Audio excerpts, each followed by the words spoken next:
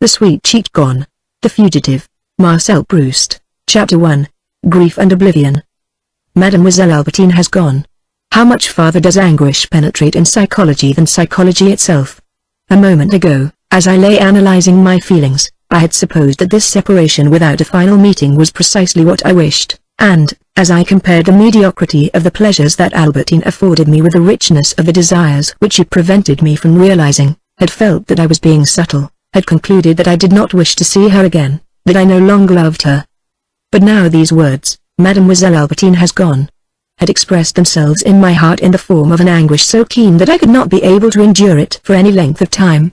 And so what I had supposed to mean nothing to me was the only thing in my whole life. How ignorant we are of ourselves. The first thing to be done was to make my anguish cease at once.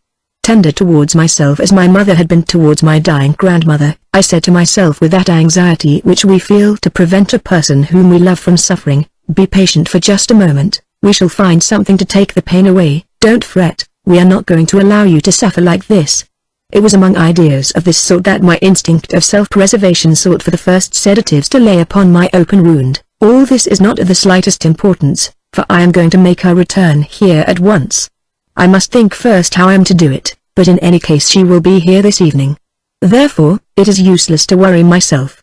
All this is not of the slightest importance. I had not been content with giving myself this assurance. I had tried to convey the same impression to Françoise by not allowing her to see what I was suffering, because, even at the moment when I was feeling so keen an anguish, my love did not forget how important it was that it should appear a happy love, a mutual love, especially in the eyes of Françoise, who, as she disliked Albertine, had always doubted her sincerity. Yes, a moment ago, before Françoise came into the room, I had supposed that I was no longer in love with Albertine. I had supposed that I was leaving nothing out of account, a careful analyst. I had supposed that I knew the state of my own heart. But our intelligence, however great it may be, cannot perceive the elements that compose it and remain unsuspected so long as, from the volatile state in which they generally exist, a phenomenon capable of isolating them has not subjected them to the first stages of solidification. I had been mistaken in thinking that I could see clearly into my own heart. But this knowledge which had not been given me by the finest mental perceptions had now been brought to me, hard, glittering, strange, like a crystallized salt, by the abrupt reaction of grief. I was so much in the habit of seeing Albertine in the room, and I saw, all of a sudden, a fresh aspect of habit. Hitherto I had regarded it chiefly as an annihilating force which suppresses the originality and even our consciousness of our perceptions. Now I beheld it as a dread deity, so riveted to ourselves, its meaningless aspect so encrusted in our heart, that if it detaches itself, if it turns away from us, this deity which we can barely distinguish inflicts upon us sufferings more terrible than any other and is then as cruel as death itself. The first thing to be done was to read Albertine's letter, since I was anxious to think of some way of making her return. I felt that this lay in my power, because, as the future is what exists only in our mind, it seems to us to be still alterable by the intervention, in extremis, of our will. But, at the same time, I remembered that I had seen act upon it forces other than my own, against which, however long an interval had been allowed me, I could never have prevailed. Of what use is it that the hour has not yet struck if we can do nothing to influence what is bound to happen? When Albertine was living in the house, I had been quite determined to retain the initiative in our parting. And now she had gone. I opened her letter. It ran as follows. My dear friend. Forgive me for not having dared to say to you in so many words what I am now writing, but I am such a coward. I have always been so afraid in your presence that I have never been able to force myself to speak. This is what I should have said to you. Our life together has become impossible. You must, for that matter, have seen, when you turned upon me the other evening, that there had been a change in our relations. What we were able to straighten out that night would become irreparable in a few days' time. It is better for us, therefore, since we have had the good fortune to be reconciled, to part as friends. That is why, my darling, I am sending you this line, and beg you to be so kind as to forgive me if I am causing you a little grief when you think of the immensity of mine. My dear old boy, I do not wish to become your enemy. It will be bad enough to become by degrees, and very soon, a stranger to you, and so, as I have absolutely made up my mind, before sending you this letter by Françoise, I shall have asked her to let me have my boxes. Goodbye, I leave with you the best part of myself. Albertine. All this means nothing, I told myself. It is even better than I thought. for as she doesn't mean a word of what she says, she has obviously written her letter only to give me a severe shock, so that I shall take fright, and not be horrid to her again. I must make some arrangement at once. Albertine must be brought back this evening. It is sad to think that the Bontemps are no better than blackmailers who make use of their niece to extort money from me. But what does that matter? Even if, to bring Albertine back here this evening, I have to give half my fortune to Bontemps, we shall still have enough left, Albertine and I, to live in comfort. And, at the same time, I calculated whether I had time to go out that morning and order the yacht and the Rolls-Royce which she coveted, quite forgetting, now that all my hesitation had vanished, that I had decided that it would be unwise to give her them. Even if Bontemps' support is not sufficient, if Albertine refuses to obey her aunt and makes it a condition of her returning to me that she shall enjoy complete independence, well, however much it may distress me, I shall leave her to herself. She shall go out by herself, whenever she chooses. One must be prepared to make sacrifices, however painful they may be, for the thing to which one attaches most importance, which is, in spite of everything that I decided this morning, on the strength of my scrupulous and absurd arguments, that Albertine shall continue to live here. Can I say for that matter that to leave her free to go where she chose would have been altogether painful to me? I should be lying. Often already I had felt that the anguish of leaving her free to behave improperly out of my sight was perhaps even less than that sort of misery which I used to feel when I guessed that she was bored in my company, under my roof. No doubt at the actual moment of her asking me to let her go somewhere, the act of allowing her to go, with the idea of an organized orgy, would have been an appalling torment.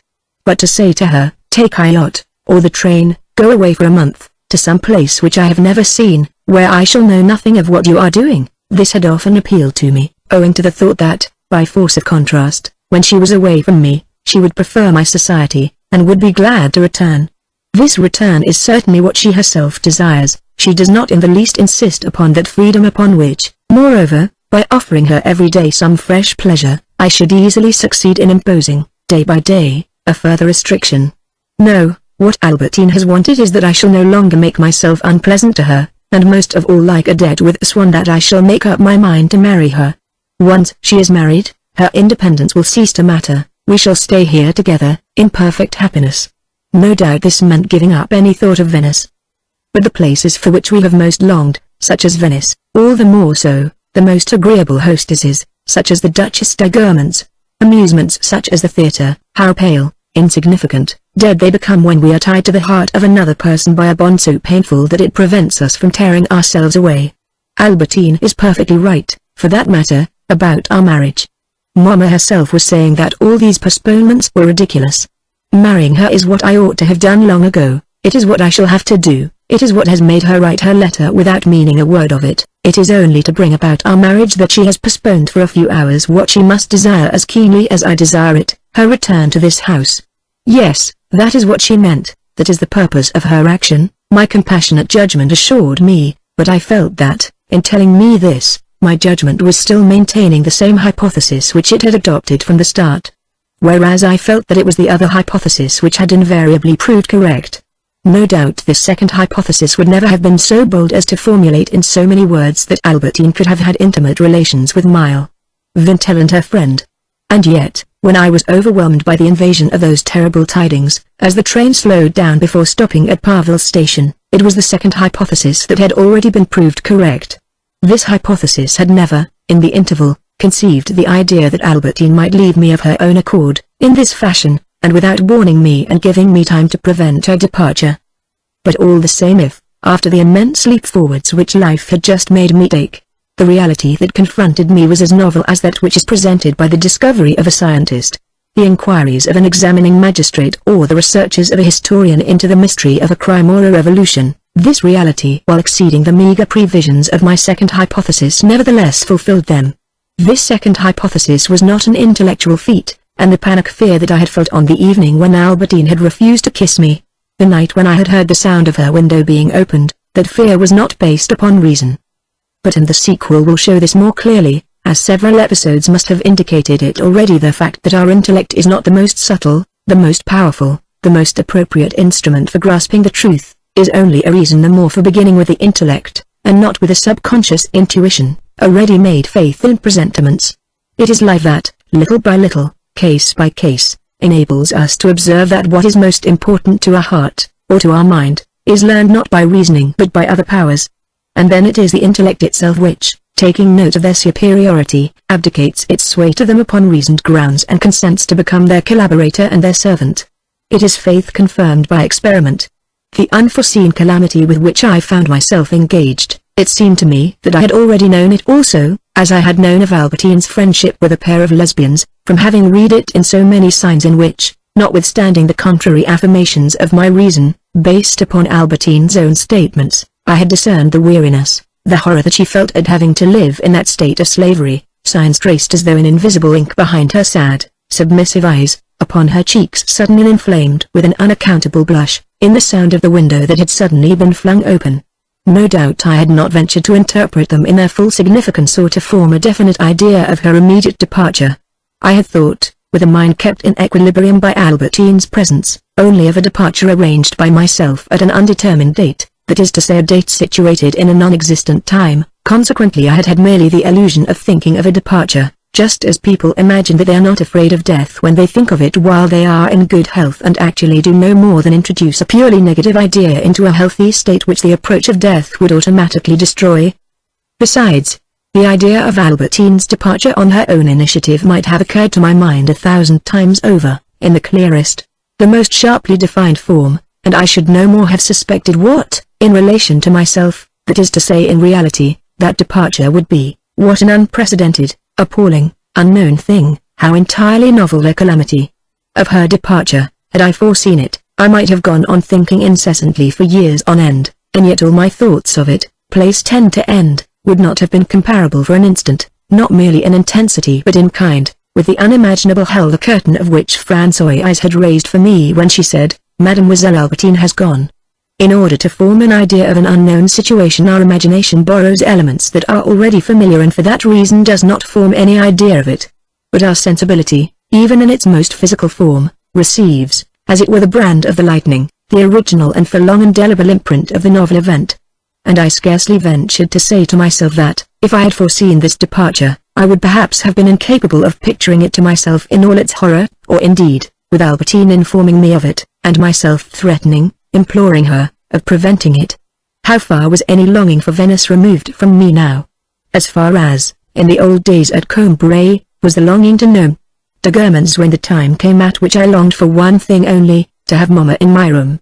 And it was indeed all these anxieties that I had felt ever since my childhood, which, at the bidding of this new anguish, had come hastening to reinforce it, to amalgamate themselves with it in a homogeneous mass that was stifling me. To be sure, the physical blow which such a parting strikes at the heart, and which, because of that terrible capacity for registering things with which the body is endowed, makes our suffering somehow contemporaneous with all the epochs in our life in which we have suffered. To be sure, this blow at the heart upon which the woman speculates a little, perhaps so little compunction do we show for the sufferings of other people, who is anxious to give the maximum intensity to regret, whether it be that, merely hinting at an imaginary departure, she is seeking only to demand better terms, or that, leaving us forever she desires to wound us, or, in order to avenge herself, or to continue to be loved, or to enhance the memory that she will leave behind her, to rend us under the net of weariness, of indifference which she has felt being woven about her. To be sure, this blow at our heart, we had vowed that we would avoid it, had assured ourselves that we would make a good finish. But it is rarely indeed that we do finish well, for, if all was well, we would never finish. And besides, the woman to whom we show the utmost indifference feels nevertheless in an obscure fashion that while we have been growing tired of her, by virtue of an identical force of habit, we have grown more and more attached to her, and she reflects that one of the essential elements in a good finish is to warn the other person before one goes. But she is afraid, if she warns us, of preventing her own departure. Every woman feels that, if her power over a man is great, the only way to leave him is sudden flight. A fugitive because a queen, precisely. To be sure, there is an unspeakable interval between the boredom which she inspired a moment ago and, because she has gone, this furious desire to have her back again. But for this, apart from those which have been furnished in the course of this work and others which will be furnished later on, there are reasons. For one thing, a departure occurs as often as not at the moment when our indifference, real or imagined, is greatest, at the extreme point of the oscillation of the pendulum. The woman says to herself, "No, this sort of thing cannot go on any longer. simply because the man speaks of nothing but leaving her, or thinks of nothing else, and it is she who leaves him. Then, the pendulum swinging back to its other extreme, the interval is all the greater. In an instant it returns to this point, once more, apart from all the reasons that have been given. It is so natural. Our heart still beats, and besides, the woman who has gone is no longer the same as the woman who was with us. Her life under our roof, all too well known, is suddenly enlarged by the addition of the lives with which she is inevitably to be associated, and it is perhaps to associate herself with them that she has left us. So that this novel richness of the life of the woman who has gone reacts upon the woman who was with us and was perhaps planning her departure. To the series of psychological facts which we are able to deduce and which form part of her life with us, our too evident boredom in her company, our jealousy also, the effect of which is that the men who have been left by a number of women have been left almost always in the same manner because of their character and of certain always identical reactions which can be calculated. Each man has his own way of being betrayed, as he has his own way of catching cold. To this series not too mysterious for us, there corresponds doubtless a series of facts of which we were unaware.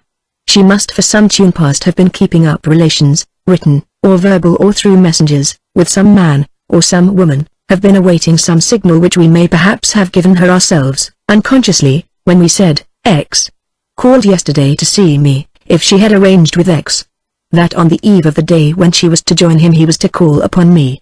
How many possible hypotheses? Possible only. I constructed the truth so well, but in the realm of possibility only, that, having one day opened, and then by mistake, a letter addressed to my mistress, from this letter which was written in a code, and said, "Go on waiting for a signal to go to the Marquis de Saint-Loup, let me know tomorrow by telephone," I reconstructed a sort of projected flight. The name of the Marquis de Saint-Loup was there only as a substitute for some other name, for my mistress did not know Saint-Loup well enough, but had heard me speak of him, and moreover the signature was some sort of nickname, without any intelligible form. As it happened, the letter was addressed not to my mistress but to another person in the building who bore a different name which had been misread. The letter was written not in code, but in bad French, because it was written by an American woman, who was indeed a friend of Saint-Loup as he himself told me. And the odd way in which this American woman wrote certain letters had given the appearance of a nickname to a name which was quite genuine, only foreign. And so I had on that occasion been entirely at fault in my suspicions. But the intellectual structure which had in my mind combined these facts, all of them false, was itself so accurate, so inflexible form of the truth that when 3 months later my mistress, who had at that time been meaning to spend the rest of her life with me, left me, it was in a fashion absolutely identical with that which I had imagined on the former occasion. A letter arrived, containing the same peculiarities which I had wrongly attributed to the former letter, but this time it was indeed meant as a signal. This calamity was the greatest that I had experienced in my life. And, when all was said, the suffering that it caused me was perhaps even exceeded by my curiosity to learn the causes of this calamity which Albertine had deliberately brought about. But the sources of great events are like those of rivers, in vain do we explore the earth's surface, we can never find them. So Albertine had for a long time past been planning lyre flight, I have said, and at the time it had seemed to me simply a sign of affectation and ill humor, what Françoise called lifting her head, that, from the day upon which she had ceased to kiss me, she had gone about as though tormented by a devil, stiffly erect, unbending, saying the simplest things in a sorrowful tone, slow in her movements, never once smiling. I cannot say that there was any concrete proof of conspiracy with the outer world.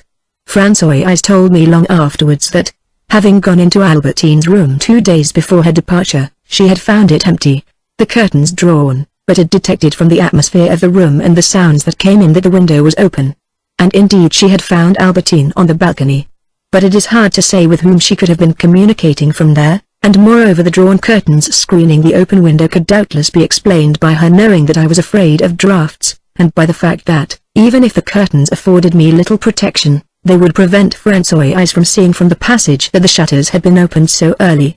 No, I can see nothing save one trifling incident which proves merely that on the day before her departure she knew that she was going.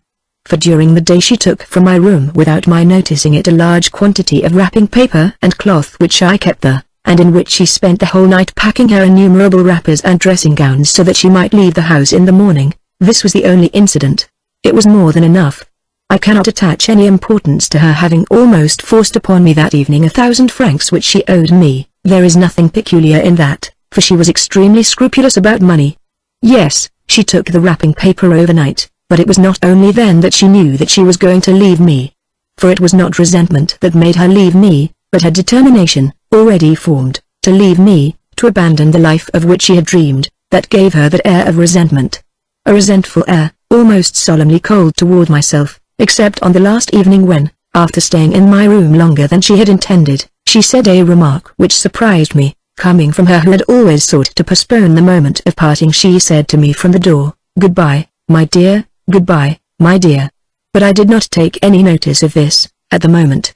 Françoise told me that next morning when Albertine informed her that she was going, but this, for that matter, may be explained also by exhaustion, for she had spent the whole night in packing all her clothes, except the things for which she had to ask Françoise, as they were not in her bedroom or her dressing room. She was still so sad, so much more erect, so much stiffer than during the previous days, that Françoise, when Albertine said to her, "Goodbye, Françoise," almost expected to see her fall to the ground. When we are told anything like this, we realize that the woman who appealed to us so much less than any of the women whom we meet so easily in the course of the briefest outing, the woman who makes us resent our having to sacrifice them to herself, is on the contrary she whom now we would 1,000 times rather possess. For the choice lies no longer between a certain pleasure which has become by force of habit, and perhaps by the insignificance of its object, almost nothing, and other pleasures, which tempt and thrill us, but between these latter pleasures and something that is far stronger than they, compassion for suffering. When I vowed to myself that Albertine would be back in the house before night, I had proceeded in hot haste to cover with a fresh belief the open wound from which I had torn the belief that had been my mainstay until then. But however rapidly my instinct of self-preservation might have acted, I had, when Françoise spoke to me, been left for an instant without relief, and it was useless my knowing now that Albertine would return that same evening. The pain that I had felt in the instant in which I had not yet assured myself of her return, the instant that had followed the words, "Mademoiselle Albertine has asked for her boxes, Mademoiselle Albertine has gone," this revived in me of its own accord as keen as it had been before, that is to say, as if I had still been unaware of Albertine's immediate return. However, it was essential that she should return, but of her own accord. Upon every hypothesis, to appear to be taking the first step, to be begging her to return would be to defeat my own object. To be sure, I had not the strength to give her up as I had given up Gilberty. Even more than to see Albertine again, what I wished was to put an end to the physical anguish which my heart, less stout than of old, could endure no longer. Then, by dint of accustoming myself to not wishing anything, whether it was a question of work or of anything else, I had become more cowardly. But above all, this anguish was incomparably keener for several reasons, the most important of which was perhaps not that I had never tasted any sensual pleasure with de Guermantes or with Gilberty, but that, not seeing them every day, and at every hour of the day, having no opportunity and consequently no need to see them, there had been less prominent, in my love for them, the immense force of habit. Perhaps, now that my heart, incapable of wishing and of enduring of its own free will what I was suffering, found only one possible solution, that Albertine should return at all costs, perhaps the opposite solution, a deliberate renunciation, gradual resignation, would have seemed to me a novelist's solution, improbable in real life, had I not myself decided upon it in the past when Gilberty was concerned. I knew therefore that this other solution might be accepted also and by the same man, for I had remained more or less the same. Only time had played its part, time which had made me older, time which moreover had kept Albertine perpetually in my company while we were living together. But I must add that, without my giving up the idea of that life, there survived in me of all that I had felt about Gilberty the pride which made me refuse to be to Albertine a repellent plaything by insisting upon her return. I wished her to come back without my appearing to attach any importance to her return. I got out of bed, so as to lose no more time, but was arrested by my anguish. This was the first time that I had got out of bed since Albertine had left me. Yet I must dress myself at once in order to go and make inquiries of her porter. Suffering, the prolongation of a spiritual shock that has come from without, keeps on endeavoring to change its form. We hope to be able to dispel it by making plans, by seeking information. We wish it to pass through its countless metamorphoses. This requires less courage than retaining our suffering intact. The bed appears so narrow, hard and cold on which we lie down with our grief. I put my feet to the ground. I stepped across the room with endless precautions, took up a position from which I could not see Albertine's chair, the pianola upon the pedals of which she used to press her golden slippers, nor a single one of the things which she had used and all of which, in the secret language that my memory had imparted to them, seemed to be seeking to give me a fresh translation, a different version, to announce to me for the second time the news of her departure. But even without looking at them I could see them. My strength left me. I sank down upon one of those blue satin armchairs, the glossy surface of which an hour earlier, in the dimness of my bedroom anesthetized by a ray of morning light, had made me dream dreams which then I had passionately caressed, which were so far from me now. Alas, I had never sat down upon any of them until this minute save when Albertine was still with me. And so I could not remain sitting there. I rose, and thus, at every moment there was one more of those innumerable and humble selves that compose our personality which was still unaware of Albertine's departure and must be informed of it. I was obliged, and this was more cruel than if they had been strangers and had not borrowed my sensibility to paint, to describe to all these selves who did not yet know of it, the calamity that had just occurred. It was necessary that each of them in turn should hear for the first time the words, "Albertine has asked for her boxes," those coffin-shaped boxes which I had seen put on the train at Baalbek with my mother's "Albertine has gone." To each of them I had to relate my grief, the grief which is in no way a pessimistic conclusion freely drawn from a number of lamentable circumstances, but is the intermittent and involuntary revival of a specific impression, come to us from without and not chosen by us. There were some of these selves which I had not encountered for a long time past. For instance, I had not remembered that it was the day on which the barber called, the self that I was when I was having my hair cut. I had forgotten this self. The barber's arrival made me burst into tears, as, at a funeral, does the appearance of an old pensioned servant who has not forgotten the deceased. Then all of a sudden I recalled that, during the last week, I had from time to time been seized by panic fears which I had not confessed to myself. At such moments, however, I had debated the question, saying to myself, useless, of course, to consider the hypothesis of her suddenly leaving me. It is absurd.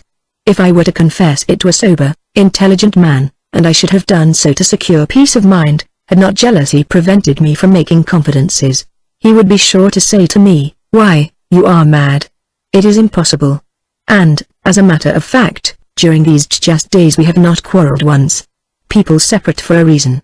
They tell you their reason. They give you a chance to reply. They do not run away like that. No, it is perfectly childish. It is the only hypothesis that is absurd. And yet, every day, when I found that she was still there in the morning when I rang my bell, I had heaved a vast sigh of relief. And when Françoise handed me Albertine's letter, I had at once been certain that it referred to the one thing that could not happen, to this departure which I had in a sense perceived many days in advance, in spite of the logical reasons for my feeling reassured. I had said this to myself almost with satisfaction at my own perspicacity in my despair, like a murderer who knows that his guilt cannot be detected, but is nevertheless afraid and all of a sudden sees his victim's name written at the head of a document on the table of the police official who has sent for him. My only hope was that Albertine had gone to Touraine, to her aunt's house where, after all, she would be fairly well guarded and could not do anything very serious in the interval before I brought her back. My worst fear was that she might be remaining in Paris, or have gone to Amsterdam or to Montjuïc, in other words that she had escaped in order to involve herself in some intrigue the preliminaries of which I had failed to observe. But in reality when I said to myself Paris, Amsterdam, Montjuïc, that is to say various names of places, I was thinking of places which were merely potential. And so, when Albertine's hall porter informed me that she had gone to Touraine, this place of residence which I supposed myself to desire seemed to me the most terrible of them all, because it was real, and because, tormented for the first time by the certainty of the present and the uncertainty of the future, I pictured to myself Albertine starting upon a life which she had deliberately chosen to lead apart from myself, perhaps for a long time, perhaps forever, and in which she would realize that unknown element which in the past had so often distressed me when, nevertheless, I had enjoyed the happiness of possessing, of caressing what was its outer shell, the charming face impenetrable and captive. It was this unknown element that formed the core of my love. Outside the door of Albertine's house I found a poor little girl who gazed at me open-eyed and looked so honest that I asked her whether she would care to come home with me, as I might have taken home a dog with faithful eyes. She seemed pleased by my suggestion. When I got home, I held her for some time on my knee, but very soon her presence, by making me feel too keenly Albertine's absence, became intolerable. And I asked her to go away, giving her first a 500-franc note. And yet, a moment later, the thought of having some other little girl in the house with me, of never being alone, without the comfort of an innocent presence, was the only thing that enabled me to endure the idea that Albertine might perhaps remain away for some time before returning.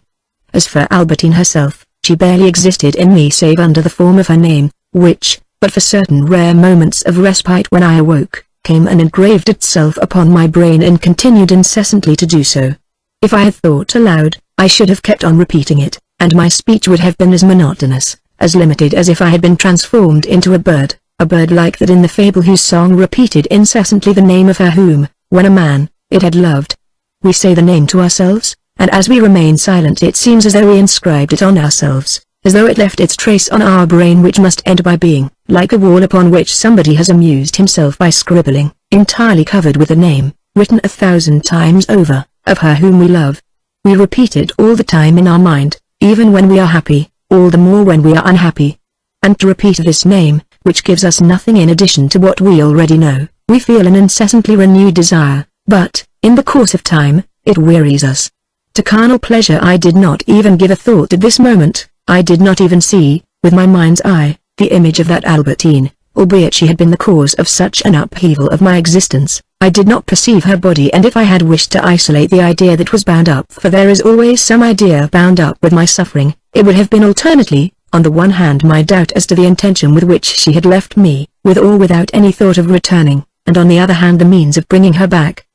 Perhaps there is something symbolical and true in the minute place occupied in our anxiety by the person who is its cause. The fact is that the person counts for little or nothing. What is almost everything is the series of emotions, of agonies which similar mishaps have made us feel in the past in connection with her and which habit has attached to her.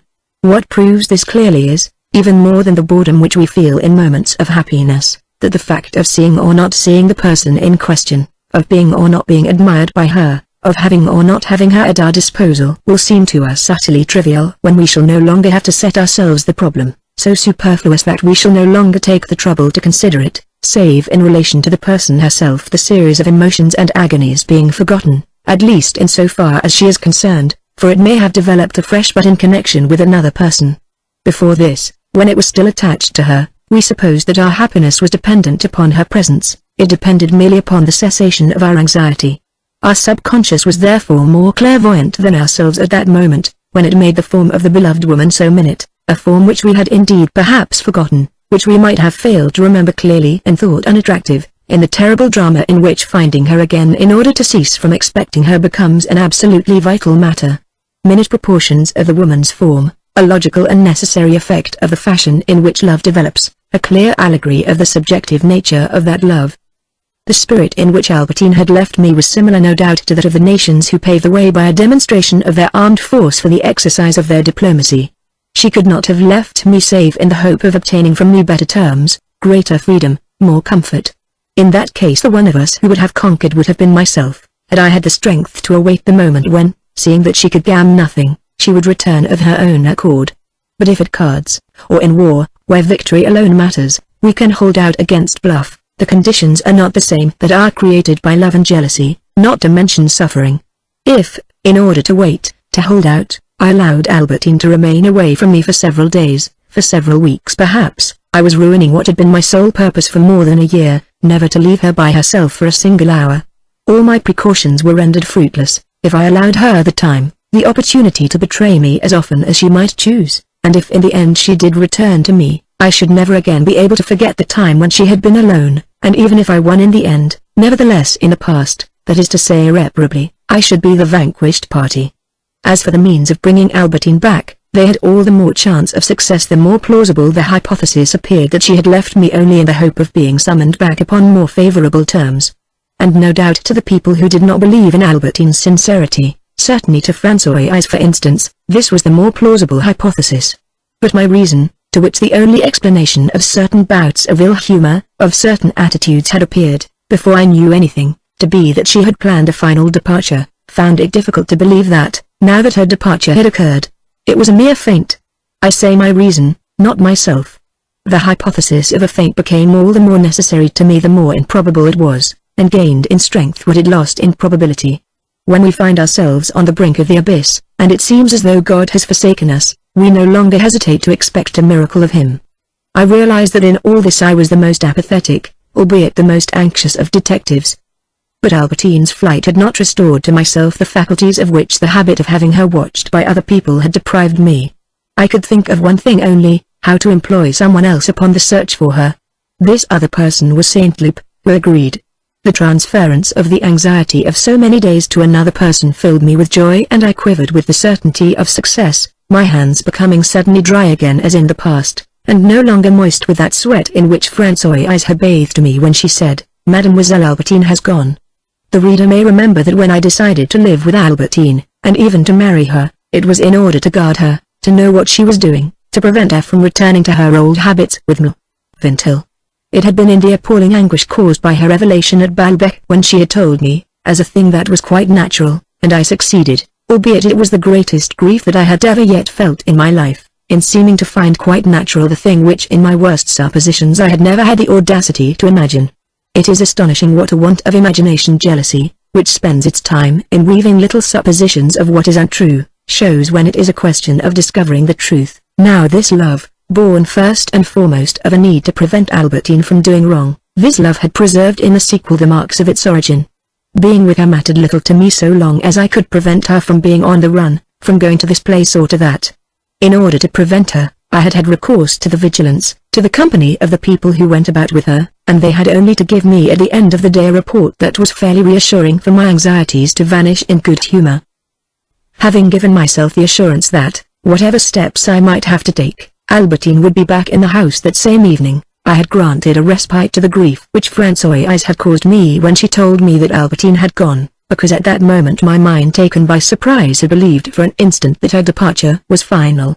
But after an interruption, when with an impulse of its own independent life the initial suffering revived spontaneously in me, it was just as keen as before, because it was anterior to the consoling promise that I had given myself to bring Albertine back that evening.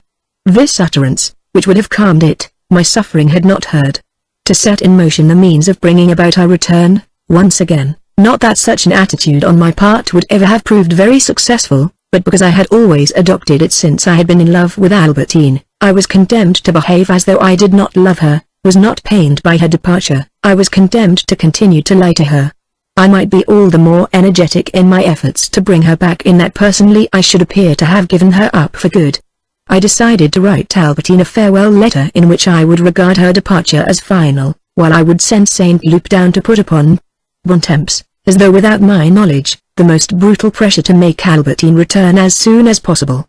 No doubt I had had experience with Gilberty of the danger of letters expressing an indifference which, feigned at first, ends by becoming genuine. And this experience ought to have restrained me from writing to Albertine letters of the same sort as those that I had written to Gilberty. But what we call experience is merely the revelation to our own eyes of a trait in our character which naturally reappears, and reappears all the more markedly because we have already brought it into prominence once of our own accord, so that the spontaneous impulse which guided us on the first occasion finds itself reinforced by all the suggestions of memory. The human plagiarism which it is most difficult to avoid, for individuals, and even for nations which persevere in their faults and continue to aggravate them, is the plagiarism of ourselves. Knowing that Saint Loup was in Paris, I had sent for him immediately. He came in haste to my rescue, swift and efficient as he had been long ago at Danciers, and agreed to set off at once for Turin. I suggested to him the following arrangement. He was to take the train to Châtellerault, find out where Bontemps lived, and wait until Albertine should have left the house, since there was a risk of her recognizing him. "But does the girl you are speaking of know me, then?" he asked. I told him that I did not think so. This plan of action filled me with indescribable joy. It was nevertheless diametrically opposed to my original intention, to arrange things so that I should not appear to be seeking Albertine's return, whereas by so acting I must inevitably appear to be seeking it. But this plan had inestimable advantage over the proper thing to do, that it enabled me to say to myself that someone sent by me was going to see Albertine, and would doubtless bring her back with him. And if I had been able to read my own heart clearly at the start, I might have foreseen that it was this solution, hidden in the darkness, which I felt to be deplorable, that would ultimately prevail over the alternative course of patience which I had decided to choose, from want of willpower. As Saint Loup already appeared slightly surprised to learn that a girl had been living with me through the whole winter without my having said a word to him about her, as moreover he had often spoken to me of the girl who had been at Balbec and I had never said in reply, "But she is living here," he might be annoyed by my want of confidence. There was always the risk of Bontemps's mentioning Balbec to him. But I was too impatient for his departure, for his arrival at the other end, to wish, to be able to think of the possible consequences of his journey. As for the risk of his recognizing Albertine, at whom he had resolutely refrained from looking when he had met her at Dancier's, she had, as everyone admitted, so altered and had grown so much stouter that it was hardly likely. He asked me whether I had not a picture of Albertine. I replied at first that I had not, so that he might not have a chance, from her photograph, taken about the time of our stay at Baalbek, of recognizing Albertine, though he had had no more than a glimpse of her in the railway carriage. But then I remembered that in the photograph she would be already as different from the Albertine of Baalbek as the living Albertine now was, and that he would recognize her no better from her photograph than in the flesh. While I was looking for it, he laid his hand gently upon my brow, by way of consoling me. I was touched by the distress which the grief that he guessed me to be feeling was causing him. For one thing, however final his rupture with Rachel, what he had felt at that time was not yet so remote that he had not a special sympathy, a special pity for this sort of suffering, as we feel ourselves more closely akin to a person who is afflicted with the same malady as ourselves. Besides, he had so strong an affection for myself that the thought of my suffering was intolerable to him. And so he conceived, towards her who was the cause of my suffering, a rancor mingled with admiration. He regarded me as so superior a being that he supposed that if I were to subject myself to another person she must be indeed extraordinary. I quite expected that he would think Albertine, in her photograph, pretty, but as at the same time I did not imagine that it would produce upon him the impression that Helen made upon the Trojan elders. As I continued to look for it, I said modestly, "Oh, you know, you mustn't imagine things. For one thing it is a bad photograph, and besides there's nothing startling about her. She is not a beauty, she is merely very nice." "Oh, yes, she must be wonderful," he said with a simple, sincere enthusiasm as he sought to form a mental picture of the person who was capable of plunging me in such despair and agitation. "I am angry with her because she has hurt you, but at the same time one can't help seeing that a man who is an artist to his fingertips like you, that you, who love beauty in everything and with so passionate a love, were predestined to suffer more than the ordinary person when you found it in a woman." At last I managed to find her photograph. "She is bound to be wonderful," still came from Robert, who had not seen that I was holding out the photograph to him. All at once he caught sight of it. He held it for a moment between his hands. His face expressed a stupefaction which amounted to stupidity. "Is this the girl you are in love with?" he said at length in a tone from which astonishment was banished by his fear of making me angry. He made no remark upon it. He had assumed the reasonable, prudent, inevitably somewhat disdainful air which we assume before a sick person even if he has been in the past a man of outstanding gifts, and our friend who is now nothing of the sort, for, raving mad, he speaks to us of a celestial being who has appeared to him, and continues to behold this being where we, the sane man, can see nothing but a quilt on the bed. I at once understood Robert's astonishment and that it was the same in which the sight of his mistress had plunged me, with this difference only that I had recognized in her a woman whom I already knew, whereas he supposed that he had never seen Albertine. But no doubt the difference between our respective impressions of the same person was equally great. The time was past when I had timidly begun at Baalbek by adding to my visual sensations when I gazed at Albertine's sensations of taste, of smell, of touch. Since then, other more profound, more pleasant, more indefinable sensations had been added to them, and afterwards painful sensations. In short, Albertine was merely, like a stone round which snow has gathered, the generating center of an immense structure which rose above the plane of my heart. Robert, to whom all this stratification of sensations was invisible, grasped only a residue of it which it prevented me, on the contrary, from perceiving. What had disconcerted Robert when his eyes fell upon Albertine's photograph was not the consternation of the Trojan elders when they saw Helen go by and said, "All our misfortunes are not worth a single glance from her eyes," but the exactly opposite impression which may be expressed by, "What, it is for this that he has worked himself into such a state, has grieved himself so, has done so many idiotic things." It must indeed be admitted that this sort of reaction at the sight of the person who has caused the suffering, upset the life, sometimes brought about the death of someone whom we love, is infinitely more frequent than that felt by the Trojan elders, and is in short habitual. This is not merely because love is individual, nor because, when we do not feel it, finding it avoidable and philosophizing upon the folly of other people come naturally to us. No, it is because, when it has reached the stage at which it causes such misery, the structure composed of the sensations interposed between the face of the woman and the eyes of her lover, the huge egg of pain which encases it and conceals it as a mantle of snow conceals a fountain, is already raised so high that the point at which the lover's gaze comes to rest, The point at which he finds his pleasure and his sufferings, is as far from the point which other people see as is the real sun from the place in which its condensed light enables us to see it in the sky. And what is more, during this time, beneath the chrysalis of griefs and affections which render invisible to the lover the worst metamorphoses of the beloved object, her face has had time to grow old and to change. With the result that if the face which the lover saw on the first occasion is very far removed from that which he has seen since he has been in love and has been made to suffer, it is, in the opposite direction, equally far from the face which may now be seen by the indifferent onlooker. What would have happened if, instead of the photograph of one who was still a girl, Robert had seen the photograph of an elderly mistress? And indeed we have no need to see for the first time the woman who has caused such an upheaval, in order to feel this astonishment. Often we know her already, as my great-uncle knew Odette. Then the optical difference extends not merely to the bodily aspect, but to the character, to the individual importance. It is more likely than not that the woman who is causing the man who is in love with her to suffer has already behaved perfectly towards someone who was not interested in her, just as Odette who was so cruel to Swann had been the sedulous lady in pink to my great-uncle, or indeed that the person whose every decision is calculated in advance with as much dread as that of a deity by the man who is in love with her, appears as a person of no importance, only too glad to do anything that he may require of her, in the eyes of the man who is not in love with her, as St. Luke's mistress appeared to me who saw in her nothing more than that Rachel, when from the Lord who had so repeatedly been offered me. I recalled my own stupefaction, that first time that I met her with St. Luke, at the thought that anybody could be tormented by not knowing what such a woman had been doing, by the itch to know what she might have said in a whisper to some other man, why she had desired a rupture.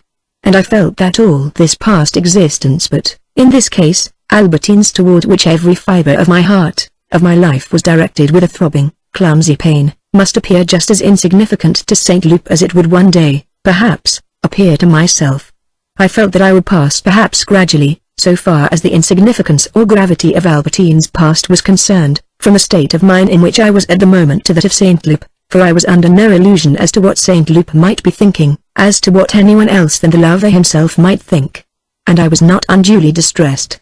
Let us leave pretty women to men devoid of imagination. I recalled that tragic explanation of so many of us which is furnished by an inspired but not lifelike portrait, such as Elster's portrait of Odette, which is a portrait not so much of a mistress as of our degrading love for her. There was lacking only what we find in so many portraits, that the painter should have been at once a great artist and a lover, and even then it was said that Elster had been in love with Odette. This disparity, the whole life of a lover whose acts of folly nobody understands, the whole life of a swan goes to prove. But let the lover be embodied in a painter like Elster, and then we have the clue to the enigma. We have at length before our eyes those lips which the common herd have never perceived, that nose which nobody has ever seen, that unsuspected carriage. The portrait says, "What I have loved, what has made me suffer, what I have never ceased to behold is this."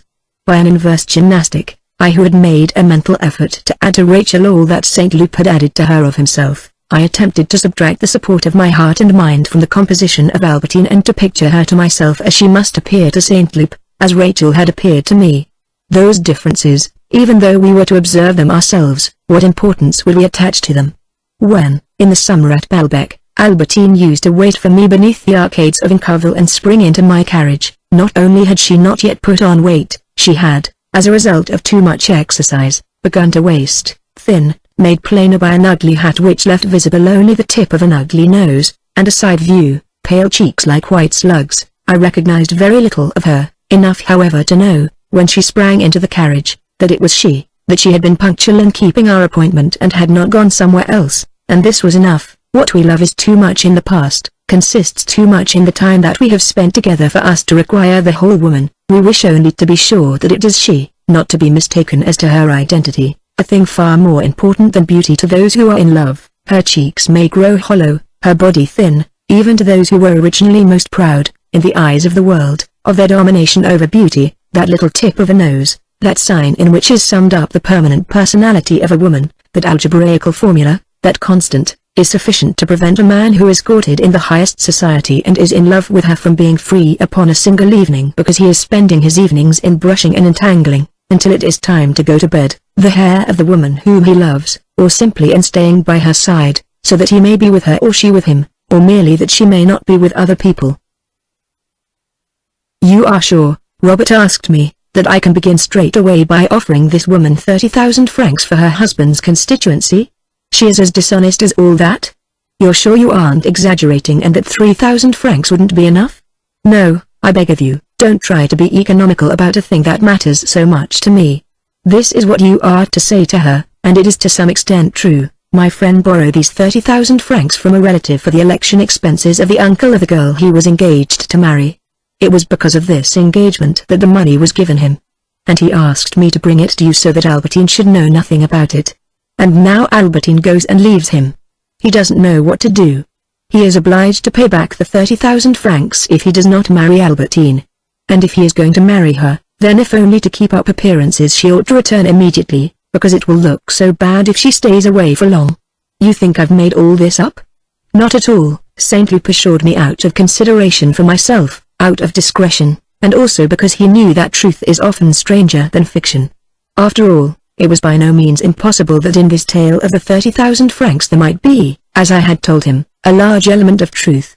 It was possible, but it was not true, and this element of truth was in fact a lie. But we lied to each other, Robert and I, as in every conversation when one friend is genuinely anxious to help another who is desperately in love. The friend who is being counselor, prop, comforter, may pity the other's distress but cannot share it, and the kinder he is to him the more he has to lie. And the other confesses to him as much as is necessary in order to secure his help, but, simply perhaps in order to secure that help, conceals many things from him. And the happy one of the two is, when all is said, he who takes trouble, goes on a journey, executes a mission, but feels no anguish in his heart. I was at this moment the person that Robert had been at Doncier's when he thought that Rachel had abandoned him. Very well, just as you like. If I get my head bitten off, I accept the snub in advance for your sake. And even if it does seem a bit queer to make such an open bargain, I know that in our own set there are plenty of duchesses, even the most stuffy of them, who if you offered them 30,000 francs would do things far more difficult than telling their nieces not to stay and touring. Anyhow, I am doubly glad to be doing you a service, since that is the only reason that will make you consent to see me. If I marry, he went on, don't you think we might see more of one another? Won't you look upon my house as your own? He stopped short, the thought having suddenly occurred to him, as I supposed at the time, that, if I too were to marry, his wife would not be able to make an intimate friend of Albertine. And I remembered what the Cambrimas had said to me as to the probability of his marrying a niece of the Prince de Guermantes. He consulted the timetable, and found that he could not leave Paris until the evening. François inquired, am I to take Albertine's bed out of the study? Not at all, I said, you must leave everything ready for her. I hoped that she would return any day and did not wish François to suppose that there could be any doubt of her return. Albertine's departure must appear to have been arranged between ourselves, and not in any way to imply that she loved me less than before. But François looked at me with an air, if not of incredulity, at any rate of doubt. She too had her alternative hypotheses. Her nostrils expanded, she could scent the quarrel, she must have felt it in the air for a long time past. And if she was not absolutely sure of it, this was perhaps because, like myself, she would hesitate to believe unconditionally what would have given her too much pleasure. Now the burden of the affair rested no longer upon my overwrought mind, but upon Saint Lupe. I became quite light-hearted because I had made a decision, because I could say to myself, I haven't lost any time, I have acted. Saint Lupe can barely have been in the train when in the hall I ran into Bloch, whose ring I had not heard, and so was obliged to let him stay with me for a minute. He had met me recently with Albertine, whom he had known at Balbec, on a day when she was in bad humor. I met M. Bontemps at dinner, he told me, and as I have a certain influence over him, I told him that I was grieved that his niece was not nicer to you, that he must make entreaties to her in that connection.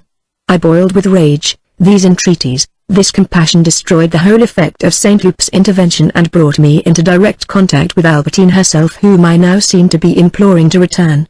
To make matters worse, François, who was lingering in the hall, could hear every word. I heaped every imaginable reproach upon Bloch, telling him that I had never authorized him to do anything of the sort and that, besides, the whole thing was nonsense. Bloch, from that moment, continued to smile, less, I imagine, from joy than from self-consciousness at having made me angry. He laughingly expressed his surprise at having provoked such anger. Perhaps he said this hoping to minimize in my mind the importance of his indiscreet intervention. Perhaps it was because he was of a cowardly nature, and lived gaily and idly in an atmosphere of falsehood, as jellyfish float upon the surface of the sea, perhaps because, even if he had not been of a different race, as other people can never place themselves at our point of view, they do not realize the magnitude of the injury that words uttered at random can do us. I had barely shown him out, unable to think of any remedy for the mischief that he had done, when the bell rang again and Francois brought me a summons from the head of the sheet. The parents of the little girl whom I had brought into the house for an hour had decided to lodge a complaint against me for corruption of a child under the age of consent. There are moments in life when a sort of beauty is created by the multiplicity of the troubles that assail us, intertwined like Wagnerian leitmotif, from the idea also, which then emerges, that events are not situated in the content of the reflections portrayed in the wretched little mirror which the mind holds in front of it and which is called the future, that they are somewhere outside, and spring up as suddenly as a person who comes to accuse us of a crime. Even when left to itself, an event becomes modified, whether frustration amplifies it for us or satisfaction reduces it. But it is rarely unaccompanied. The feelings aroused by each event contradict one another, and there comes to a certain extent, as I felt when on my way to the head of the sheet, an at least momentary revulsion which is as provocative of sentimental misery as fear. I found at the sheet the girl's parents who insulted me by saying, "We don't eat this sort of bread," and handed me back the 500 francs which I declined to take, and the head of the sheet who, setting himself the inimitable example of the judicial facility in repartee, took hold of a word from each sentence that I uttered, a word which enabled him to make a witty and crushing retort. My innocence of the alleged crime was never taken into consideration, for that was the sole hypothesis which nobody was willing to accept for an instant. Nevertheless, the difficulty of a conviction enabled me to escape with an extremely violent reprimand, while the parents were in the room. But as soon as they had gone, the head of the sheet, who had a weakness for little girls, changed his tone and admonished me as one man to another. "Next time, you must be more careful. Gad, you can't pick them up as easily as that, or you'll get into trouble. Anyhow, you can find dozens of girls better than that one, and far cheaper." It was a perfectly ridiculous amount to pay. I felt him to be so incapable of understanding me if I attempted to tell him the truth that without saying a word I took advantage of his permission to withdraw. Every passerby, until I was safely at home, seemed to me an inspector appointed to spy upon my behavior. But this leitmotif, like that of my anger with Bloch, died away, leaving the field clear for that of Albertine's departure. And this took its place once more, but in an almost joyous tone now that St. Loup had started. Now that he had undertaken to go and see Bontemps, my sufferings had been dispelled. I believed that this was because I had taken action. I believed it sincerely, for we never know what we conceal in our heart of hearts.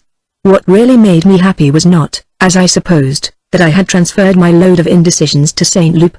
I was not, for that matter, entirely wrong. The specific remedy for an unfortunate event, and 3 events out of 4 are unfortunate, is a decision, for its effect is that, by a sudden reversal of our thoughts, it interrupts the flow of those that come from the past event and prolong its vibration, and breaks that flow with a contrary flow of contrary thoughts, come from without, from the future. But these new thoughts are most of all beneficial to us when, and this was the case with the thoughts that assailed me at this moment, from the heart of that future, it is a hope that they bring us. What really made me so happy was the secret certainty that St. Loup's mission could not fail. Albertine was bound to return. I realized this, for not having received, on the following day, any answer from St. Loup, I began to suffer afresh. My decision, my transference to him of full power of action, were not therefore the cause of my joy, which, in that case, would have persisted, but rather the success is certain which had been in my mind when I said, "Come what may." And the thought aroused by his delay, that, after all, his mission might not prove successful, was so hateful to me that I had lost my gaiety. It is in reality our anticipation, our hope of happy events that fills us with a joy which we ascribe to other causes and which ceases, letting us relapse into misery, if we are no longer so assured that what we desire will come to pass. It is always this invisible belief that sustains the edifice of our world of sensation, deprived of which it rocks from its foundations. We have seen that it created for us the merit or unimportance of other people, our excitement or boredom at seeing them. It creates similarly the possibility of enduring a grief which seems to us trivial, simply because we are convinced that it will presently be brought to an end, or its sudden enlargement until the presence of a certain person matters as much as, possibly more than our life itself. One thing however succeeded in making my heart ache as keen as it had been at the first moment and, I'm bound to admit, no longer was. This was when I read over again a passage in Albertine's letter. It is all very well our loving people.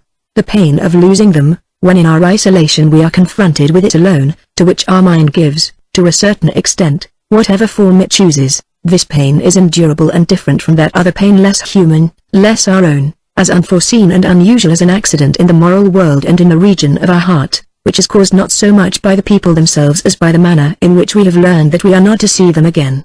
Albertine, I might think of her with gentle tears, accepting the fact that I should not be able to see her again this evening as I had seen her last night, but when I read over again, my decision is irrevocable. That was another matter. It was like taking a dangerous drug which might give me a heart attack which I could not survive. There is in inanimate objects, in events, in farewell letters a special danger which amplifies and even alters the nature of the grief that people are capable of causing us. But this pain did not last long. I was, when all was said, so sure of St. Loup's skill, of his eventual success. Albertine's return seemed to me so certain that I asked myself whether I had had any reason to hope for it. Nevertheless, I rejoiced at the thought. Unfortunately for myself, who supposed the business with the G to be over and done with, Françoise came in to tell me that an inspector had called to inquire whether I was in the habit of having girls in the house, that the porter, supposing him to refer to Albertine, had replied in the affirmative, and that from that moment it had seemed that the house was being watched. In future it would be impossible for me ever to bring a little girl into the house to console me in my grief, without the risk of being put to shame in her eyes by the sudden intrusion of an inspector, and of her regarding me as a criminal.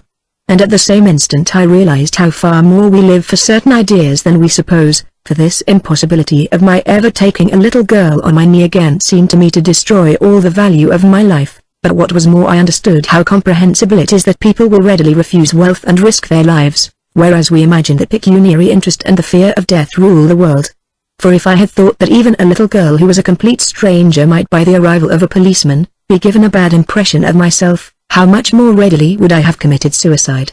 And yet there was no possible comparison between the two degrees of suffering. Now in everyday life we never bear in mind that the people to whom we offer money, whom we threaten to kill, may have mistresses or merely friends, to whose esteem they attach importance, not to mention their own self-respect. But, all of a sudden, by a confusion of which I was not aware, I did not in fact remember that Albertine, being of full age, was free to live under my roof and even to be my mistress. It seemed to me that the charge of corrupting minors might include Albertine also. Thereupon my life appeared to me to be hedged in on every side. And when I thought that I had not lived chastely with her, I found in the punishment that had been inflicted upon me for having forced an unknown little girl to accept money, that relation which almost always exists in human sanctions, the effect of which is that there is hardly ever either a fair sentence or a judicial error, but a sort of compromise between the false idea that the judge forms of an innocent action and the culpable deeds of which he is unaware. But then when I thought that Albertine's return might involve me in a scandal of a sentence which would degrade me in her eyes and would perhaps do her, too, an injury which she would not forgive me, I ceased to look forward to her return. It terrified me. I would have liked to telegraph to her not to come back. And immediately, drowning everything else, the passionate desire for her return overwhelmed me. The fact was that having for an instant considered the possibility of telling her not to return and of living without her, all of a sudden, I felt myself on the contrary ready to abandon all travel, all pleasure, all work, if only Albertine might return. Ah, how my love for Albertine, the course of which I had supposed that I could foretell, on the analogy of my previous love for Gilberty, had developed in an entirely opposite direction. How impossible it was for me to live without seeing her. And with each of my actions, even the most trivial, since they had all been steeped before in the blissful atmosphere which was Albertine's presence, I was obliged in turn, with a fresh expenditure of energy, with the same grief, to begin again the apprenticeship of separation. Then the competition of other forms of life thrust this latest grief into the background, and, during those days which were the first days of spring, I even found, as I waited until St. Loup should have seen Bontemps, in imagining Venice and beautiful, unknown women, a few moments of pleasing calm. As soon as I was conscious of this, I felt in myself a panic terror. This calm which I had just enjoyed was the first apparition of that great occasional force which was to wage war in me against grief, against love, and would in the end prove victorious. This state of which I had just had a foretaste and had received the warning, was, for a moment only, what would in time to come be my permanent state, a life in which I should no longer be able to suffer on account of Albertine, in which I should no longer be in love with her. And my love, which had just seen and recognized the one enemy by whom it could be conquered, forgetfulness, began to tremble, like a lion which in the cage in which it has been confined has suddenly caught sight of the python that is about to devour it. I thought of Albertine all the time and never was Françoise, when she came into my room, quick enough in saying, "There are no letters," to curtail my anguish. From time to time I succeeded, by letting some current or other of ideas flow through my grief, in refreshing, in aerating to some slight extent the vitiated atmosphere of my heart, but at night, if I succeeded in going to sleep, then it was as though the memory of Albertine had been the drug that had procured my sleep, whereas the cessation of its influence would awaken me. I thought all the time of Albertine while I was asleep. It was a special sleep of her own that she gave me, and one in which, moreover, I should no longer have been at liberty, as when awake, to think of other things.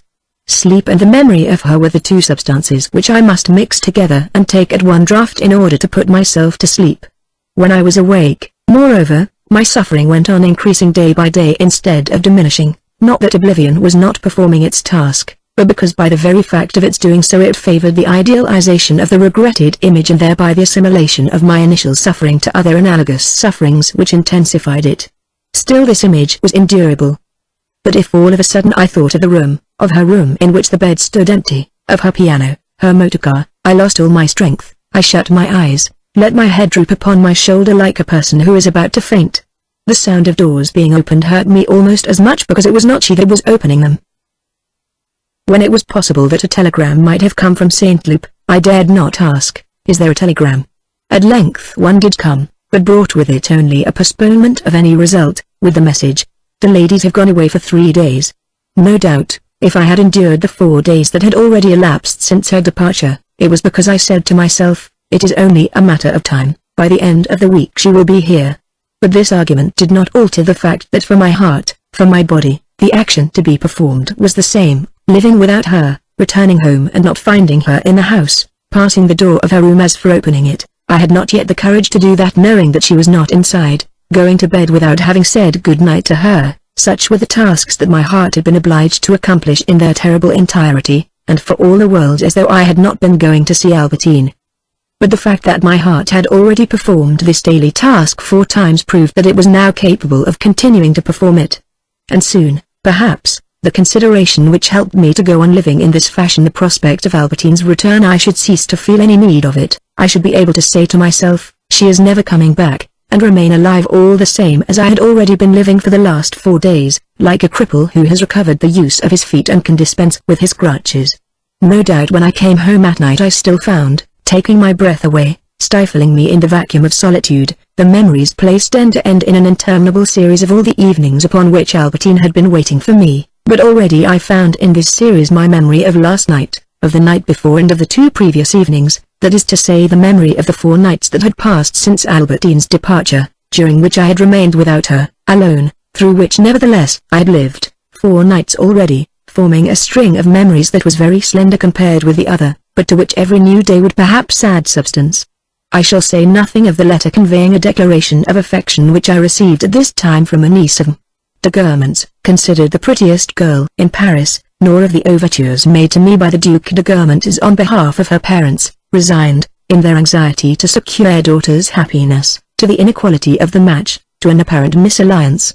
Such incidents which might prove gratifying to our self-esteem are too painful when we are in love. We feel a desire, but shrink from the indelicacy of communicating them to her who has a less flattering opinion of us, nor would that opinion be altered by the knowledge that we are able to inspire one that is very different. What the Duke's niece wrote to me could only have made Albertine angry. From the moment of waking, when I picked my grief up again at the point which I had reached when I fell asleep, like a book which had been shut for a while but which I would keep before my eyes until night, it could be only with some thought relating to Albertine that all my sensation would be brought into harmony, whether it came to me from without or from within. The bell rang. It is a letter from her. It is she herself perhaps. If I felt myself in better health, not too miserable, I was no longer jealous, I no longer had any grievance against her. I would have liked to see her at once, to kiss her, to live happily with her ever after. The act of telegraphing to her, come at once, seemed to me to have become a perfectly simple thing, as though my fresh mood had changed not merely my inclinations but things external to myself, had made them more easy. If I was in a somber mood, all my anger with her revived. I no longer felt any desire to kiss her. I felt how impossible it was that she could ever make me happy. I sought only to do her harm and to prevent her from belonging to other people. But these two opposite moods had an identical result. It was essential that she should return as soon as possible. And yet, however keen my joy at the moment of her return, I felt that very soon the same difficulties would crop up again, and that to seek happiness in the satisfaction of a moral desire was as fatuous as to attempt to reach the horizon by walking straight ahead. The farther the desire advances, the further does true possession withdraw. So that if happiness, or at least freedom from suffering, can be found, it is not the satisfaction, but the gradual reduction, the eventual extinction of our desire that we must seek. We attempt to see the person whom we love, we ought to attempt not to see her. Oblivion alone brings about an ultimate extinction of desire. And I imagine that if an author were to publish truths of this sort, he would dedicate the book that contained them to a woman to whom he would thus take pleasure in returning, saying to her, "This book is yours." And thus, while telling the truth in his book, he would be lying in his dedication, for he will attach to the book's being hers only the importance that he attaches to the stone that came to him from her, which will remain precious to him only so long as he is in love with her. The bonds that unite another person to ourselves exist only in our mind. Memory as it grows fainter relaxes them, and notwithstanding the illusion by which we would fain be cheated, and with which, out of love, friendship, politeness, deference, duty, we cheat other people, we exist alone. Man is the creature that cannot emerge from himself, that knows his fellows only in himself. When he asserts the contrary, he is lying.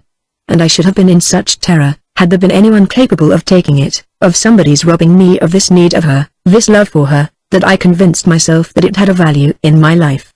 To be able to hear uttered, without being either fascinated or pained by them, the names of the stations through which the train passed on its way to Touraine, would have seemed to me a diminution of myself, for no other reason really than that it would have proved that Albertine was ceasing to interest me. It was just as well, I told myself, that by incessantly asking myself what she could be doing, thinking, longing, at every moment, whether she intended, whether she was going to return, I should be keeping open that communicating door which love had installed in me, and feeling another person's mind flood through open sluices the reservoir which must not again become stagnant.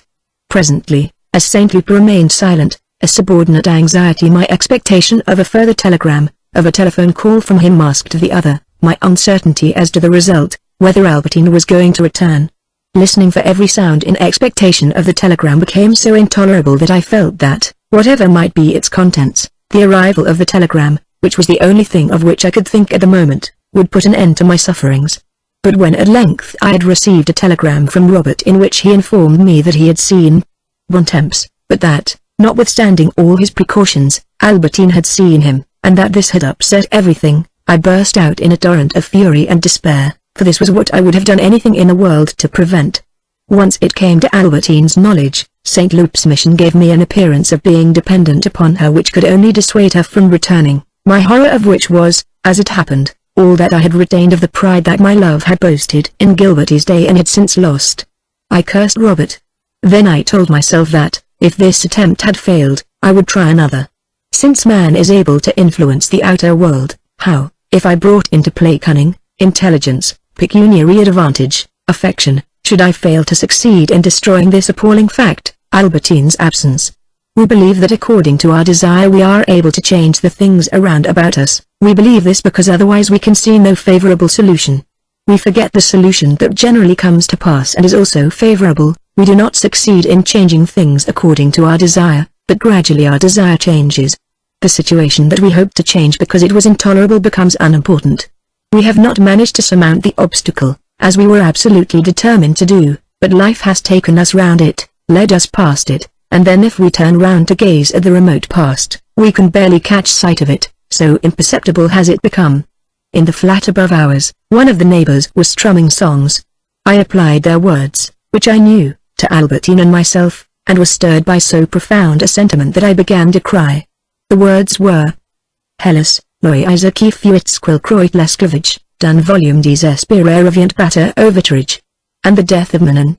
Manon, repons moi donc, sur la mort de Manon, j'ernai, sous quija erdui la bonté de ton cœur. Since Manon returned to Des Grieux, it seemed to me that I was to Albertine the one and only love of her life. Alas, it is probable that, if she had been listening at that moment to the same air, it would not have been myself that she would have cherished under the name of Des Grieux, and, even if the idea had occurred to her, the memory of myself would have checked her emotion on hearing this music, albeit it was, although better and more distinguished, just the sort of music that she admired. As for myself, I had not the courage to abandon myself to so pleasant a train of thought, to imagine Albertine calling me her heart's only love and realizing that she had been mistaken over what she had thought to be bondage. I knew that we can never read a novel without giving its heroine the form and features of the woman with whom we are in love. But be the ending as happy as it may, our love has not advanced an inch, and, when we have shut the book, she whom we love and who has come to us at last in its pages, loves us no better in real life. In a fit of fury, I telegraphed to Saint Loup to return as quickly as possible to Paris, so as to avoid at least the appearance of an aggravating insistence upon a mission which I had been so anxious to keep secret. But even before he had returned in obedience to my instructions, it was from Albertine herself that I received the following letter. My dear, you have sent your friend Saint Loup to my aunt, which was foolish. My dear boy, if you needed me, why did you not write to me myself? I should have been only too delighted to come back. Do not let us have any more of these absurd complications. I should have been only too delighted to come back. If she said this, it must mean that she regretted her departure, and was only seeking an excuse to return. So that I had merely to do what she said, to write to her that I needed her, and she would return. I was going, then, to see her again, the Albertine of Balbec, for since her departure this was what she had once more become to me, like a seashell to which we cease to pay any attention while we have it on the chest of drawers in our room. Once we have parted with it, either by giving it away or by losing it, and begin to think about it, a thing which we had ceased to do, she recalled to me all the joyous beauty of the blue mountains of the sea. And it was not only she that had become a creature of the imagination, that is to say desirable, life with her had become an imaginary life, that is to a life set free from all difficulties, so that I said to myself, how happy we are going to be. But, now that I was assured of her return, I must not appear to be seeking to hasten it, but must on the contrary efface the bad impression left by Saint Loup's intervention, which I could always disavow later on by saying that he had acted upon his own initiative, because he had always been in favor of our marriage. Meanwhile, I read her letter again, and was nevertheless disappointed when I saw how little there is of a person in a letter. Doubtless the characters traced on the paper express our thoughts, as do also our features. It is still a thought of some kind that we see before us. But all the same, in the person, the thought is not apparent to us until it has been diffused through the expanded water lily of her face. This modifies it considerably. And it is perhaps one of the causes of our perpetual disappointments in love, this perpetual deviation which brings it about that, in response to our expectation of the ideal person with whom we are in love, each meeting provides us with a person in flesh and blood in whom there is already so little trace of our dream.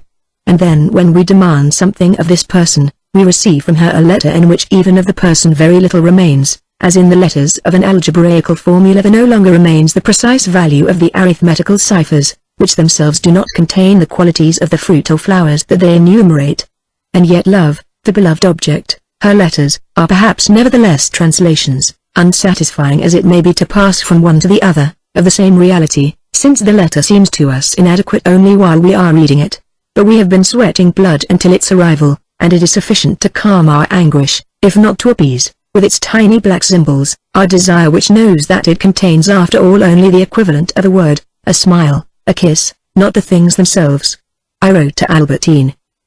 My dear, I was just about to write to you, and I thank you for telling me that if I had been in need of you would have come at once. It is like you to have so exalted a sense of devotion to an old friend, which can only increase my regard for you. But no, I did not ask and I shall not ask you to return. Our meeting for a long time to come might not be painful, perhaps, to you, a heartless girl. To me whom at times you have thought so cold, it would be most painful. Life has driven us apart. You have made a decision which I consider very wise, and which you have made at the right moment, with a marvelous presentiment, for you left me on the day on which I had just received my mother's consent to my asking you to marry me. I would have told you this when I awoke, when I received her letter, at the same moment as yours. Perhaps you would have been afraid of distressing me by leaving immediately after that. And we should perhaps have united our lives in what would have been for us, who knows, misery. If this is what was in store for us, then I bless you for your wisdom. We should lose all the fruit of it were we to meet again. This is not to say that I should not find it a temptation. But I claim no great credit for resisting it. You know what an inconstant person I am and how quickly I forget. You have told me often, I am first and foremost a man of habit. The habits which I am beginning to form in your absence are not as yet very strong. Naturally, at this moment, the habits that I had when you were with me, habits which your departure has upset, are still the stronger. they will not remain so for very long. For that reason, indeed, I had thought of taking advantage of these last few days in which our meeting would not yet be for me what it will be in a fortnight's time, perhaps even sooner. Forgive my frankness, a disturbance, I had thought of taking advantage of them, before the final oblivion, in order to settle certain little material questions with you, in which you might, as a good and charming friend, have rendered a service to him who for 5 minutes imagined himself your future husband. As I never expected that my mother would approve, as on the other hand I desired that we should each of us enjoy all that liberty of which you had too generously and abundantly made a sacrifice which might be admissible had we been living together for a few weeks, but would have become as hateful to you as to myself now that we were to spend the rest of our lives together. It almost hurts me to think as I write to you that this nearly happened, that the news came only a moment too late. I had thought of organizing our existence in the most independent manner possible, and, to begin with, I wished you to have that yacht in which you could go cruising while I, not being well enough to accompany you, would wait for you at the port. I had written to Elster to ask for his advice, since you admire his taste, and on land I wished you to have a motor car to yourself, for your very own, in which you could go out, could travel wherever you chose. The yacht was almost ready. It is named after a wish that you expressed at Balbec, Lasigan. And remembering that your favorite make of car was the Rolls, I had ordered one. But now that we are never to meet again, as I have no hope of persuading you to accept either the vessel or the car, to me they would be quite useless. I had thought, as I had ordered them through an agent, but in your name, that you might perhaps by countermanding them yourself, save me the expense of the yacht and the car which are no longer required. But this, and many other matters, would need to be discussed. Well, I find that so long as I am capable of falling in love with you again, which will not be for long, it would be madness, for the sake of a sailing vessel and a Rolls-Royce, to meet again and to risk the happiness of your life, since you have decided that it lies in your living apart from myself. No, I prefer to keep the Rolls and even the yacht. And as I shall make no use of them and they are likely to remain forever, one in its dock, dismantled, the other in its garage, I shall have engraved upon the yacht, heavens, I am afraid of misquoting the title and committing a heresy which would shock you, those lines of Malm which you used to like. Unsigned fois c'est souvent que est loué magnifique mais qui sans espoir essaie de livre pour ne voir pas chanter la région ou vivre coin du sterile hivre resplendit la nuit. You remember it is the poem that begins, La Vierge, la vivace et la belle orge, adieu. Alas, today is no longer either virginal or fair. But the men who know, as I know, that they will very soon make of it an endurable tomorrow are seldom endurable themselves. As for the Rolls, it would deserve rather those other lines of the same poet which you said you could not understand. Dis ni sous par joyeux tanneret troubazo moux devoir en l'air case fitru, avec des royaumes pas comme mara populaire du Sylvestre Chaz. Farewell forever, my little Albertine, and thanks once again for the charming drive which we took on the eve of our parting. I retain a very pleasant memory of it. P.S. I make no reference to what you tell me of the alleged suggestions which Saint Loup, whom I do not for a moment believe to be in Touraine, may have made to your aunt. It is just like a Sherlock Holmes story. For what do you take me? No doubt, just as I had said in the past to Albertine, I am not in love with you, in order that you might love me. I forget people when I do not see them, in order that you might come often to see me. I have decided to leave you, in order to forestall any idea of a parting. Now it was because I was absolutely determined that she must return within a week that he said to her, farewell forever. It was because I wished to see her again that I said to her, I think it would be dangerous to see you. It was because living apart from her seemed to me worse than death that I wrote to her, you were right, we should be wretched together. Alas, this false letter, when I wrote it in order to appear not to be dependent upon her and also to enjoy the pleasure of saying certain things which could arouse emotion only in myself and not in her, I ought to have foreseen from the start that it was possible that it would result in a negative response, that is to say one which confirmed what I had said, that this was indeed probable, for even had Albertine been less intelligent than she was, she would never have doubted for an instant that what I said to her was untrue. Indeed, without pausing to consider the intentions that I expressed in this letter, the mere fact of my writing it, even if it had not been preceded by Saint Loup's intervention, was enough to prove to her that I desired her return and to prompt her to let me become more and more inextricably ensnared. Then, having foreseen the possibility of a reply in the negative, I ought also to have foreseen that this reply would at once revive in its fullest intensity my love for Albertine. And I ought, still before posting my letter, to have asked myself whether, in the event of Albertine's replying in the same tone and refusing to return, I should have sufficient control over my grief to force myself to remain silent, not to telegraph to her, "Come back," not to send her some other messenger, which, after I had written to her that we would not meet again, would make it perfectly obvious that I could not get on without her, and would lead to her refusing more emphatically than ever, whereupon I, unable to endure my anguish for another moment, would go down to visit her and might, for all I knew, be refused admission. And, no doubt, this would have been, after 3 enormous blunders, the worst of all, after which there would be nothing left but to take my life in front of her house. But the disastrous manner in which the psychopathic universe is constructed has decreed that the clumsy action, the action which we ought most carefully to have avoided, should be precisely the action that will calm us, the action that, opening before us, until we learn its result, fresh avenues of hope, relieves us for the moment of the intolerable pain which a refusal has aroused in us. With the result that, when the pain is too keen, we dash headlong into the blunder that consists in writing, sending somebody to intercede, going in person, proving that we cannot get on without the woman we love. But I foresaw nothing of all this. The probable result of my letter seemed to me on the contrary to be that of making Albertine return to me at once. And so, as I thought of this result, I greatly enjoyed writing the letter. But at the same time I had not ceased, while writing it, from shedding tears, partly, at first, in the same way as upon the day when I had acted a pretense of separation, because, as the words represented for me the idea which they expressed to me, albeit they were aimed in the opposite direction, uttered mendaciously because my pride forbade me to admit that I was in love, they carried their own load of sorrow. But also because I felt that the idea contained a grain of truth. As this letter seemed to me to be certain of its effect, I began to regret that I had sent it. For as I pictured to myself the return, so natural, after all, of Albertine, immediately all the reasons which made our marriage a thing disastrous to myself returned in their fullest force. I hoped that she would refuse to come back. I was engaged in calculating that my liberty, my whole future depended upon her refusal, that I had been mad to write to her, that I ought to have retrieved my letter which, alas, had gone, when Françoise, with the newspaper which she had just brought upstairs, handed it back to me. She was not certain how many stamps it required. But immediately I changed my mind. I hoped that Albertine would not return, but I wished the decision to come from her, so as to put an end to my anxiety, and I handed the letter back to Françoise. I opened the newspaper. It announced a performance by Burma.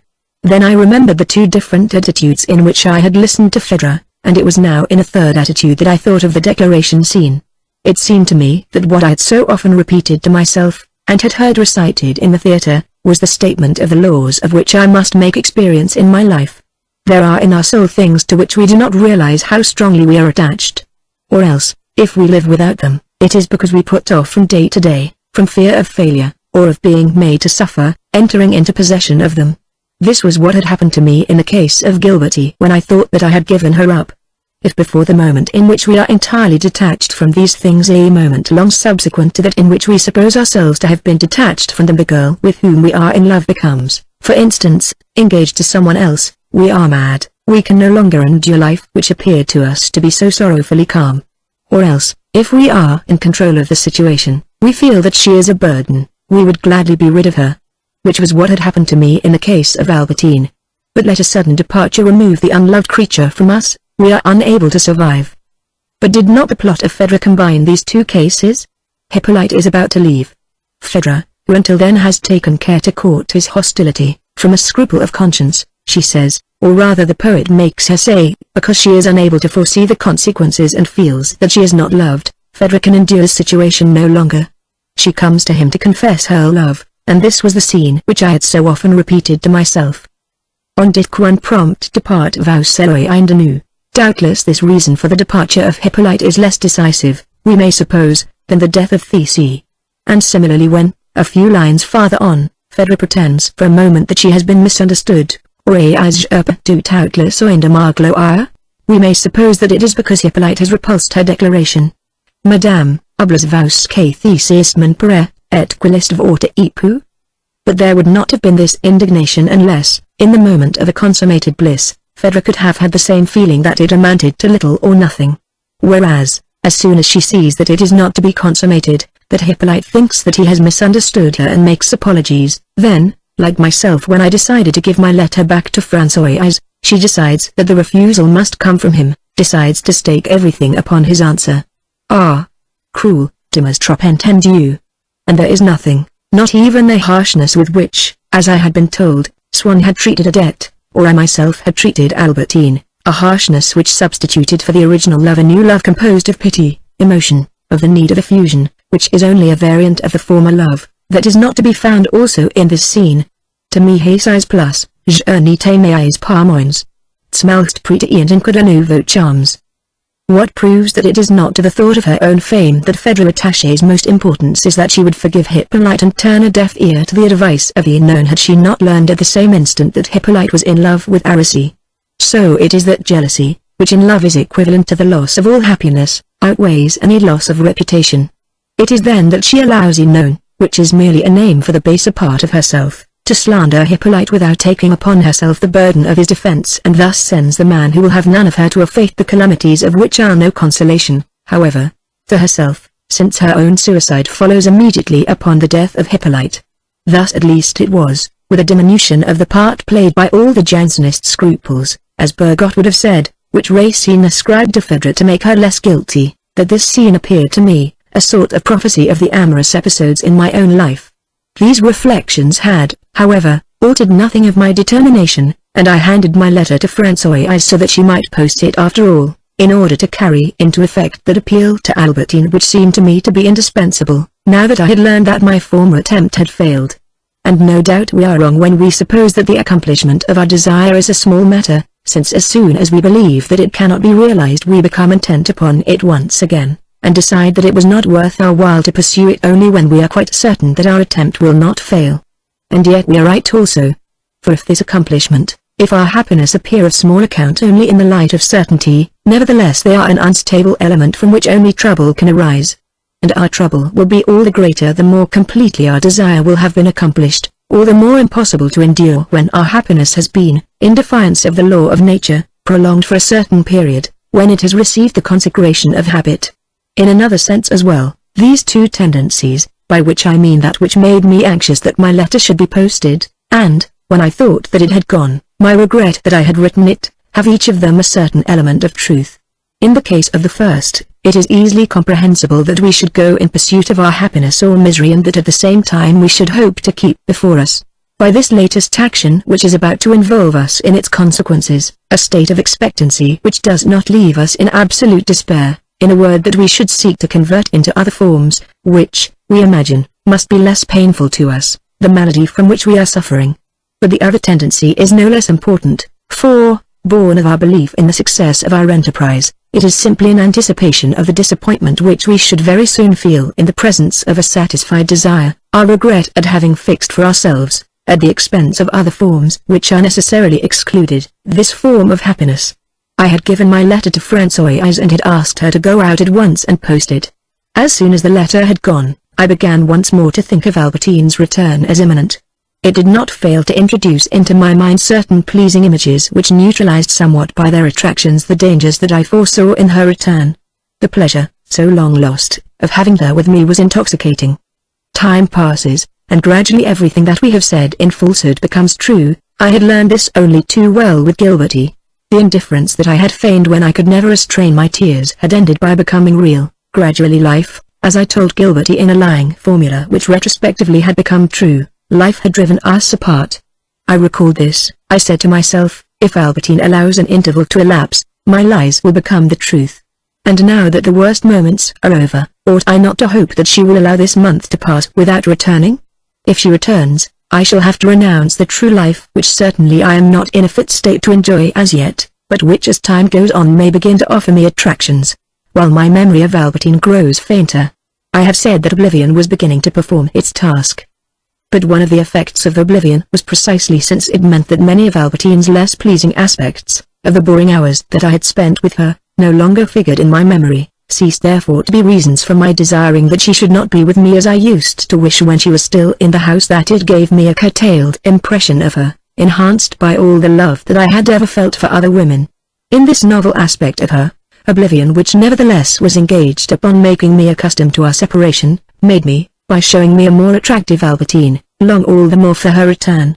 Since her departure, very often, when I was confident that I showed no trace of tears, I would ring for Françoise and say to her, we must make sure that Mademoiselle Albertine hasn't left anything behind her. Don't forget to do the room, it must be ready for her when she comes. Or merely, only the other day Mademoiselle Albertine said to me, let me think now, it was the day before she left. I was anxious to diminish Françoise's abominable pleasure at Albertine's departure by letting her see that it was not to be prolonged. I was anxious also to let Françoise see that I was not afraid to speak of this departure, to proclaim it like certain generals who describe a forced retreat as a strategic withdrawal in conformity with a prearranged plan as intended by myself, as constituting an episode the true meaning of which I concealed for the moment, but in no way implying the end of my friendship with Albertine. By repeating her name incessantly I sought in short to introduce, like a breath of air, something of herself into that room in which her departure had left a vacuum, in which I could no longer breathe. Then, moreover, we seek to reduce the dimensions of our grief by making it enter into our everyday speech between ordering a suit of clothes and ordering dinner. While she was doing Albertine's room, Françoise, out of curiosity, opened the drawer of a little rosewood table in which my mistress used to put away the ornaments which she discarded when she went to bed. Oh, monsieur, Mademoiselle Albertine has forgotten to take her rings, she has left them in the drawer. My first impulse was to say, we must send them after her. But this would make me appear uncertain of her return. Very well, I replied after a moment of silence, it is hardly worthwhile sending them to her as she is coming back so soon. Give them to me, I shall think about it. Françoise handed me the rings with a distinct misgiving. She loathed Albertine, but, regarding me in her own image, supposed that one could not hand me a letter in the handwriting of my mistress without the risk of my opening it. I took the rings. Monsieur must take care not to lose them, said Françoise, such beauties as they are. I don't know who gave them to her, if it was Monsieur or someone else, but I can see that it was someone rich, who had good taste. It was not I assured her. Besides, they don't both come from the same person, one was given her by her aunt and the other she bought for herself. Not from the same person. Françoise exclaimed, Monsieur must be joking, they are just alike, except that one of them has had a ruby added to it, there's the same eagle on both, the same initials inside. I do not know whether Françoise was conscious of the pain that she was causing me, but she began at this point to curve her lips in a smile which never left them. What, the same eagle? You are talking nonsense. It is true that the one without the ruby has an eagle upon it, but on the other it is a sort of man's head. A man's head, where did Monsieur discover that? I had only to put on my spectacles to see at once that it was one of the eagle's wings. If Monsieur will take his magnifying glass, he will see the other wing on the other side, the head and the beak in the middle. You can count the feathers. Oh, it's a fine piece of work.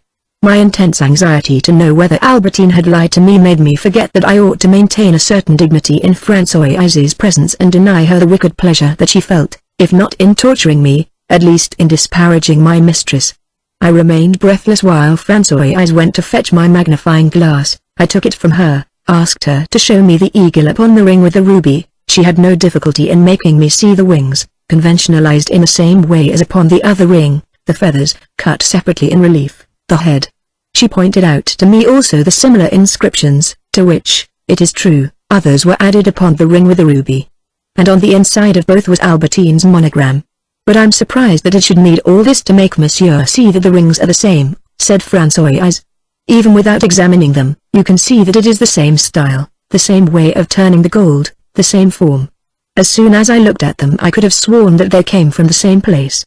You can tell it as you can tell the dishes of a good cook.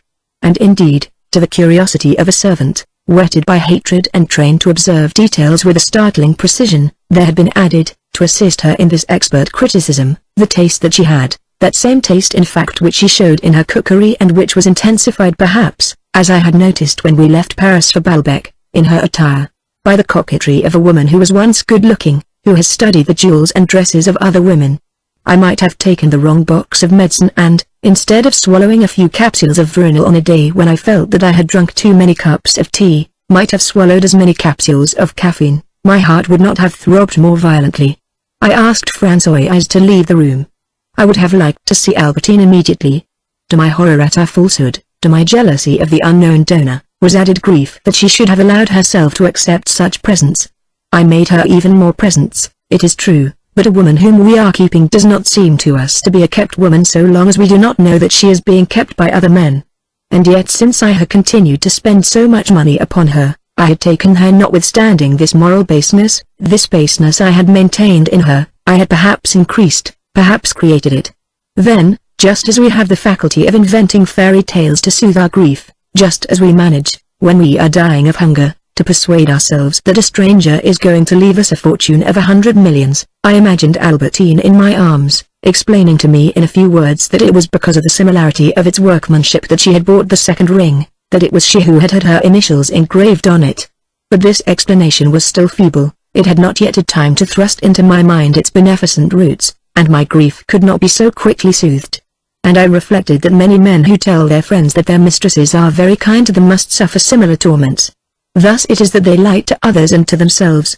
They do not altogether lie, they do spend in the woman's company hours that are really pleasant, but think of all that the kindness which their mistresses show them before their friends and which enables them to boast, and of all that the kindness which their mistresses show when they are alone with them, and which enables their lovers to bless them, conceal of unrecorded hours in which the lover has suffered, doubted, sought everywhere in vain to discover the truth.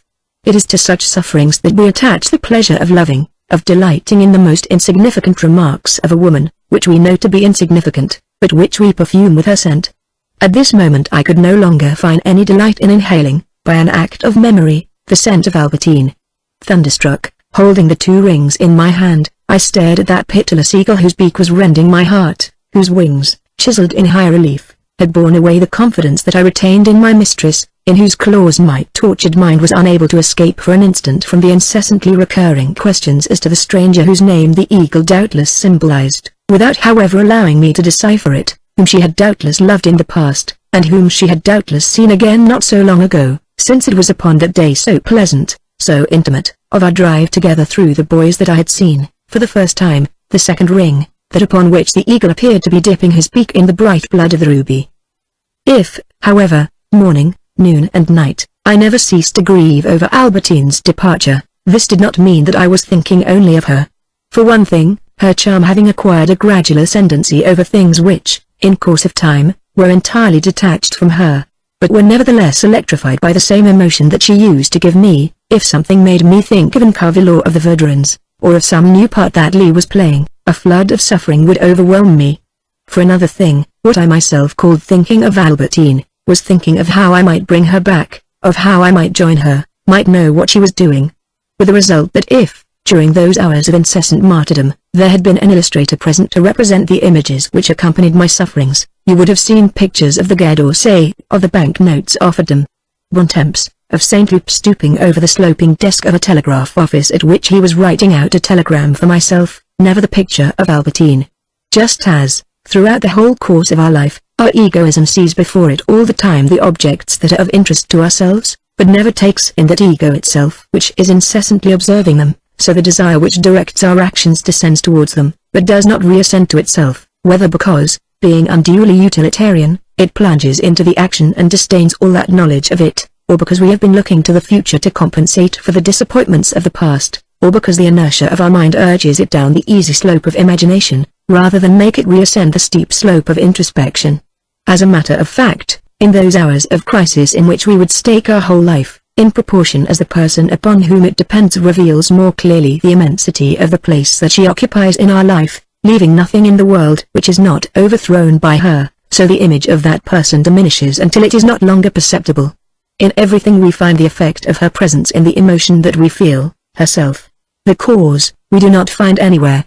I was during these days so incapable of forming any picture of Albertine that I could almost have believed that I was not in love with her, just as my mother, in the moments of desperation in which she was incapable of ever forming any picture of my grandmother, save once in the chance encounter of a dream the importance of which she felt so intensely that she employed all the strength that remained to her in her sleep to make it last, might have accused and did in fact accuse herself of not regretting her mother, whose death had been a mortal blow to her but whose features escaped her memory. Why should I have supposed that Albertine did not care for women? Because she had said, especially of late, that she did not care for them, but did not our life rest upon a perpetual lie? Never once had she said to me, why is it that I cannot go out when and where I choose? Why do you always ask other people what I have been doing? And yet, after all, the conditions of her life were so unusual that she must have asked me this had she not herself guessed the reason. and to my silence as to the causes of her claustration, was it not comprehensible that she should correspond with a similar and constant silence as to her perpetual desires, her innumerable memories and hopes? Francoise looked as though she knew that I was lying when I made an allusion to the imminence of Albertine's return. And her belief seemed to be founded upon something more than that truth which generally guided our old housekeeper, that masters do not like to be humiliated in front of their servants, and allow them to know only so much of the truth as does not depart too far from a flattering fiction, calculated to maintain respect for themselves. This time, Francoise's belief seemed to be founded upon something else, as though she had herself aroused, kept alive the distrust in Albertine's mind, stimulated her anger, driven her in short to the point at which she could predict her departure as inevitable. If this was true, my version of a temporary absence, of which I had known and approved, could be received with nothing but incredulity by Francoise.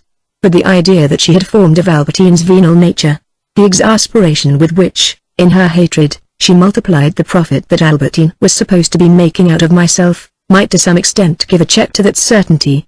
And so when in her hearing I made an allusion, as if to something that was altogether natural, to Albertine's immediate return, Francoise would look me in the face, to see whether I was not inventing, in the same way in which, when the butler, to make her angry, read out to her, changing the words, some political news which she hesitated to believe, as for instance the report of the closing of the churches and expulsion of the clergy, even from the other end of the kitchen, and without being able to read it, she would fix her gaze instinctively and greedily upon the paper, as though she had been able to see whether the report was really there. When Francoise saw that after writing a long letter I put on the envelope the address of Bontemps, this alarm, hitherto quite vague, that Albertine might return, increased in her. It grew to a regular consternation when one morning she had to bring me with the rest of my mail a letter upon the envelope of which she had recognized Albertine's handwriting. She asked herself whether Albertine's departure had not been a mere make-believe, a supposition which distressed her twice over as making definitely certain for the future Albertine's presence in the house, and as bringing upon myself, and thereby, in so far as I was Francoise's master, upon herself, the humiliation of having been tricked by Albertine. However great my impatience to read her letter, I could not refrain from studying for a moment Francoise's eyes from which all hope had fled, inducing from this presage the imminence of Albertine's return, as a lover of winter sports concludes with joy that the cold weather is at hand when he sees the swallows fly south. At length Francoise left me, and when I had made sure that she had shut the door behind her, I opened, noiselessly so as not to appear anxious, the letter which ran as follows. My dear, thank you for all the nice things that you say to me. I am at your orders to countermand the roles, if you think that I can help in any way, as I am sure I can. You have only to let me know the name of your agent. You would let yourself be taken in by these people whose only thought is of selling things, and what would you do with a motor car, you who never stir out of the house? I am deeply touched that you have kept a happy memory of our last drive together. You may be sure that for my part one shall never forget that drive in a twofold twilight, since night was falling and we were about to part, and that it will be effaced from my memory only when the darkness is complete. I felt that this final phrase was merely a phrase and that Albertine could not possibly retain until her death any such pleasant memory of this drive from which she had certainly derived no pleasure since she had been impatient to leave me. But I was impressed also, when I thought of the bicyclist, the golfer of Balbec, who had read nothing but Esther before she made my acquaintance, to find how richly endowed she was and how right I had been in thinking that she had in my house enriched herself with fresh qualities which made her different and more complete. And thus, the words that I had said to her at Balbec, I feel that my friendship would be of value to you, that I am just the person who could give you what you lack. I had written this upon a photograph which I gave her with the certainty that I was being providential. These words, which I uttered without believing them and simply that she might find some advantage in my society which would outweigh any possible boredom, these words turned out to have been true as well. Similarly, for that matter, when I said to her that I did not wish to see her for fear of falling in love with her, I had said this because on the contrary I knew that in frequent intercourse my love grew cold and that separation kindled it, but in reality our frequent intercourse had given rise to a need of her that was infinitely stronger than my love in the first weeks at Balbec.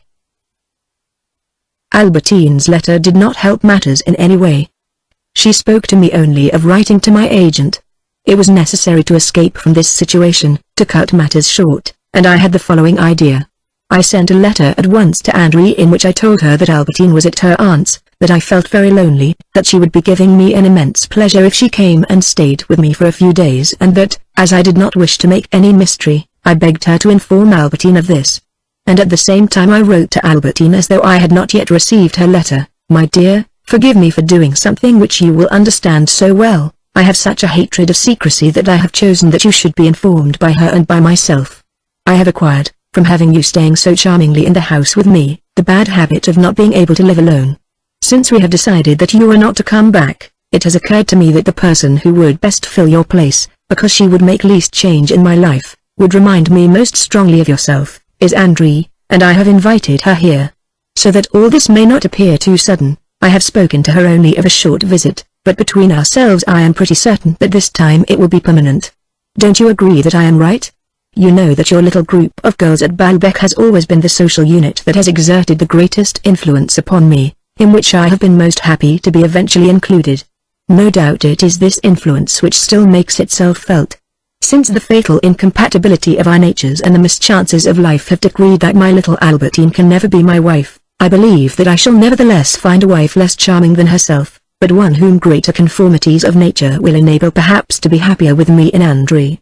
But after I had sent this letter to the post, the suspicion occurred to me suddenly that, when Albertine wrote to me, I should have been only too delighted to come back if you had written to me myself. She had said this only because I had not written to her, and that, had I done so, it would not have made any difference, that she would be glad to know that André was staying with me, to think of her as my wife, provided that she herself remained free, because she could now, as for a week past, stultifying the hourly precautions which I had adopted during more than 6 months in Paris, abandon herself to her vices and do what, minute by minute, I had prevented her from doing. I told myself that probably she was making an improper use, down there, of her freedom, and no doubt this idea which I formed seemed to me sad but remained general, showing me no special details, and, by the indefinite number of possible mistresses which it allowed me to imagine, prevented me from stopping to consider any one of them, drew my mind on in a sort of perpetual motion not free from pain but tinged with a pain which the absence of any concrete image rendered endurable. It ceased however to be endurable and became atrocious when Saint Loup arrived. Before I explain why the information that he gave me made me so unhappy, I ought to relate an incident which I place immediately before his visit and the memory of which so distressed me afterwards that it weakened, if not the painful impression that was made on me by my conversation with Saint Loup, at any rate the practical effect of this conversation. This incident was as follows. Burning with impatience to see Saint Loup, I was waiting for him upon the staircase, a thing which I could not have done had my mother been at home, for it was what she most abominated, next to talking from the window, when I heard the following speech. Do you mean to say you don't know how to get a fellow sacked whom you don't like? It's not difficult. You need only hide the things that he has to take in. Then, when they're in a hurry and ring for him, he can't find anything. He loses his head. My aunt will be furious with him, and will say to you, why, what is the man doing? When he does show his face, everybody will be raging, and he won't have what is wanted. After this has happened 4 or 5 times, you may be sure that they'll sack him, especially if you take care to dirty the things that he has to bring in clean, and all that sort of thing. I remained speechless with astonishment, for these cruel, Machiavellian words were uttered by the voice of Saint Loup. Now I had always regarded him as so good, so tender-hearted a person that this speech had the same effect upon me as if he had been acting the part of Satan in a play. It could not be in his own name that he was speaking. But after all a man has got to earn his living, said the other person, of whom I then caught sight and who was one of the Duchess de Guermantes' footmen. What the hell does that matter to you so long as you're all right? Saint Loup replied callously. It will be all the more fun for you, having a scapegoat. You can easily spill ink over his livery just when he has to go and wait at a big dinner party, and never leave him in peace for a moment until he's only too glad to give notice. Anyhow, I can put a spoke in his wheel. I shall tell my aunt that I admire your patience in working with a great lout like that, and so dirty too. I showed myself. Saint Loup came to greet me, but my confidence in him was shaken since I had heard him speak in a manner so different from anything that I knew. And I asked myself whether a person who was capable of acting so cruelly towards a poor and defenseless man had not played the part of a traitor towards myself, on his mission. Bontemps. This reflection was of most service in helping me not to regard his failure as a proof that I myself might not succeed, after he had left me. But so long as he was with me, it was nevertheless of the Saint Loup of long ago and especially of the friend who had just come from Bontemps that I thought, He began by saying, "You feel that I ought to have telephoned to you more often. But I was always told that you were engaged." But the point at which my pain became unendurable was when he said, "To begin where my last telegram left you, after passing by a sort of shed, I entered the house and at the end of a long passage was shown into a drawing room." At these words, shed, passage, drawing room, and before he had even finished uttering them, my heart was shattered more swiftly than by an electric current, for the force which girdles the earth many times in a second is not electricity, but pain. How I repeated them to myself, renewing the shock as I chose. These words, shed, passage, drawing room, after St. Loup had left me. In a shed one girl can lie down with another. And in that drawing room who could tell what Albertine used to do when her aunt was not there? What was this?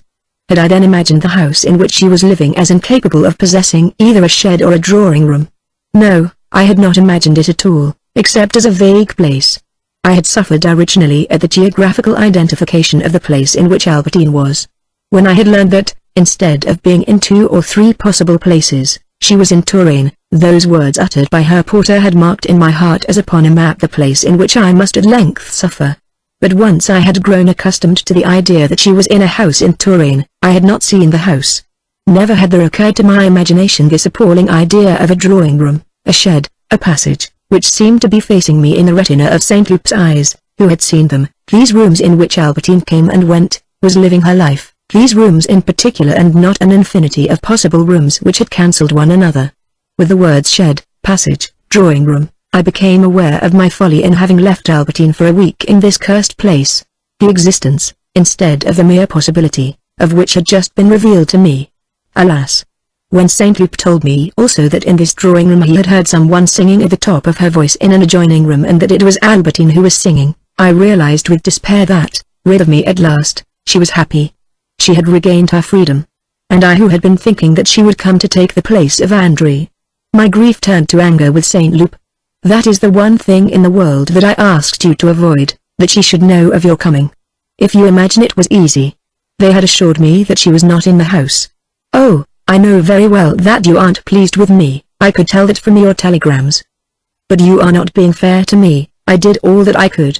Set free once more, having left the cage from which, here at home, I used to remain for days on end without making her come to my room, Albertine had regained all her value in my eyes. She had become once more the person whom everyone pursued, the marvelous bird of the earliest days. However, let us get back to business. As for the question of the money, I don't know what to say to you. I found myself addressing a woman who seemed to me to be so scrupulous that I was afraid of shocking her. However, she didn't say no when I mentioned the money to her. In fact, a little later she told me that she was touched to find that we understood one another so well.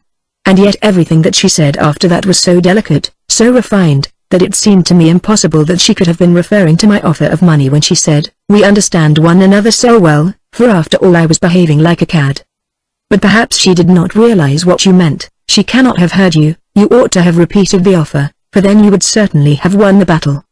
But what do you mean by saying that she cannot have heard me? I spoke to her as I am speaking to you. She is neither deaf nor mad. And she made no comment? None. You ought to have repeated the offer. How do you mean, repeat it?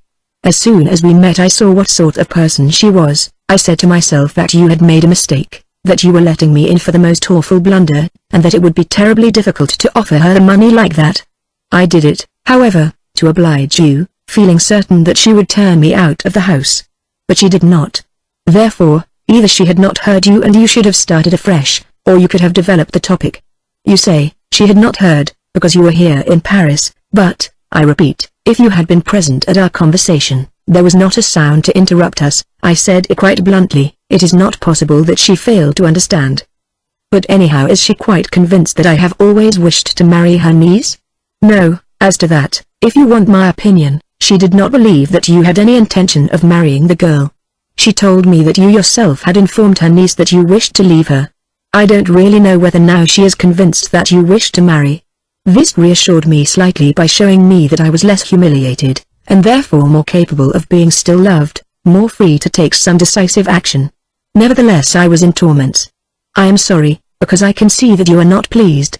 Yes, I am touched by your kindness, I am grateful to you, but it seems to me that you might. I did my best.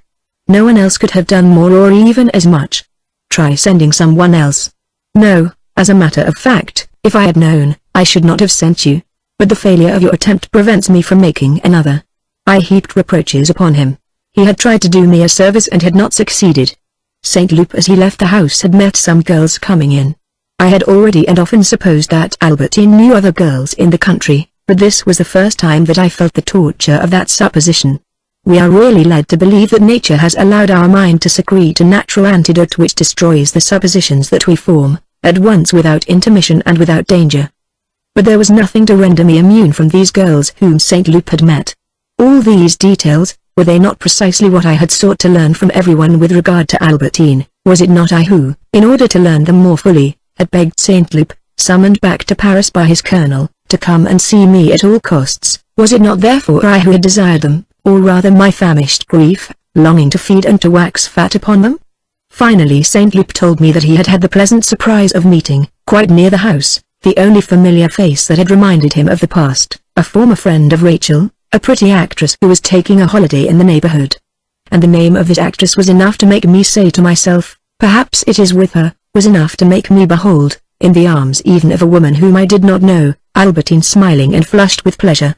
And after all, why should not this have been true? Had I found fault with myself for thinking of other women since I had known Albertine? On the evening of my first visit to the Princess d'Aiguemans, when I returned home, had I not been thinking far less of her than of the girl of whom Saint Loup had told me, who frequented disorderly houses and of put-bus's maid? Was it not in the hope of meeting the latter of these that I had returned to Balbec, and, more recently, had been planning to go to Venice? Why should not Albertine have been planning to go to Turin? Only, when it came to the point, as I now realized, I would not have left her, I would not have gone to Venice.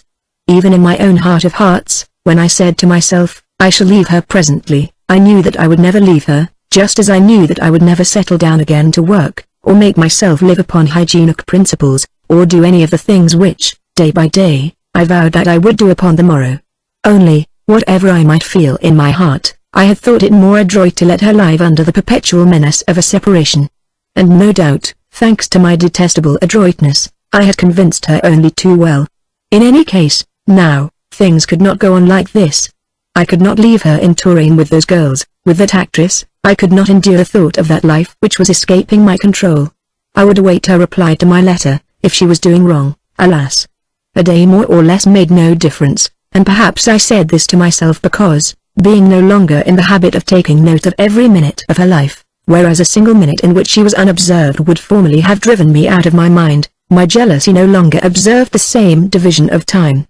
But as soon as I should have received her answer, if she was not coming back, I would go to fetch her, willy-nilly. I would tear her away from her women friends. Besides, was it not better for me to go down in person, now that I had discovered the duplicity, hitherto unsuspected by me, of Saint Loup? He might, for all I knew, have organized a plot to separate me from Albertine. And at the same time, how I should have been lying now had I written to her, as I used to say to her in Paris, that I hoped that no accident might befall her. Ah! If some accident had occurred, my life, instead of being poisoned forever by this incessant jealousy, would at once regain, if not happiness, at least a state of calm through the suppression of suffering. The suppression of suffering? Can I really have believed it, have believed that death merely eliminates what exists, and leaves everything else in its place, that it removes the grief from the heart of him for whom the other person's existence has ceased to be anything but a source of grief, that it removes the grief and substitutes nothing in its place? The suppression of grief. As I glanced at the paragraphs in the newspapers, I regretted that I had not had the courage to form the same wish as Swann. If Albertine could have been the victim of an accident, was she alive I should have had a pretext for hastening to her bedside, was she dead I should have recovered, as Swann said, my freedom to live as I chose. Did I believe this?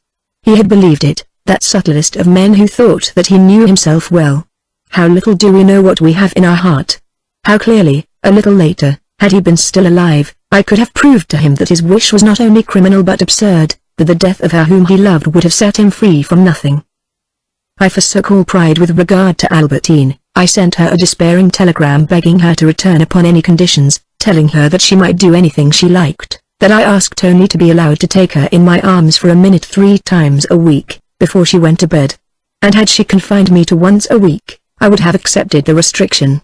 She did not, ever, return. My telegram had just gone to her when I myself received one. It was from Bontemps. The world is not created once and for all time for each of us individually. There are added to it in the course of our life things of which we have never had any suspicion. Alas! It was not a suppression of suffering that was wrought in me by the first 2 lines of the telegram. My poor friend, our little Albertine is no more. Forgive me for breaking this terrible news to you who were so fond of her. She was thrown by her horse against a tree while she was out riding. All our efforts to restore her to life were unavailing. If only I were dead in her place. No, not the suppression of suffering, but a suffering until then unimagined, that of learning that she would not come back. And yet, had I not told myself, many times, that, quite possibly, she would not come back? I had indeed told myself so, but now I saw that never for a moment had I believed it. As I needed her presence, her kisses, to enable me to endure pain that my suspicions wrought in me, I had formed, since our Balbec days, the habit of being always with her. Even when she had gone out, when I was left alone, I was kissing her still. I had continued to do so since her departure for Turin. I had less need of her fidelity than of her return. And if my reason might with impunity cast a doubt upon her now and again, my imagination never ceased for an instant to bring her before me. Instinctively I passed my hand over my throat, over my lips which felt themselves kissed by her lips still after she had gone away, and would never be kissed by them again. I passed my hands over them, as Mamma had caressed me at the time of grandmother's death, when she said, "My poor boy, your grandmother, who was so fond of you, will never kiss you again." All my life to come seemed to have been wrenched from my heart. My life to come? I had not then thought at times of living it without Albertine. Why, no. All this time had I, then, been vowing to her service every minute of my life until my death? Why, of course. This future indissolubly blended with hers I had never had the vision to perceive, but now that it had just been shattered, I could feel the place that it occupied in my gaping heart. Françoise, who still knew nothing, came into my room. In a sudden fury I shouted at her, "What do you want?" Then, there are sometimes words which set a different reality in the same place as that which confronts us. They stun us as does a sudden fit of giddiness. She said to me, "Monsieur has no need to look cross.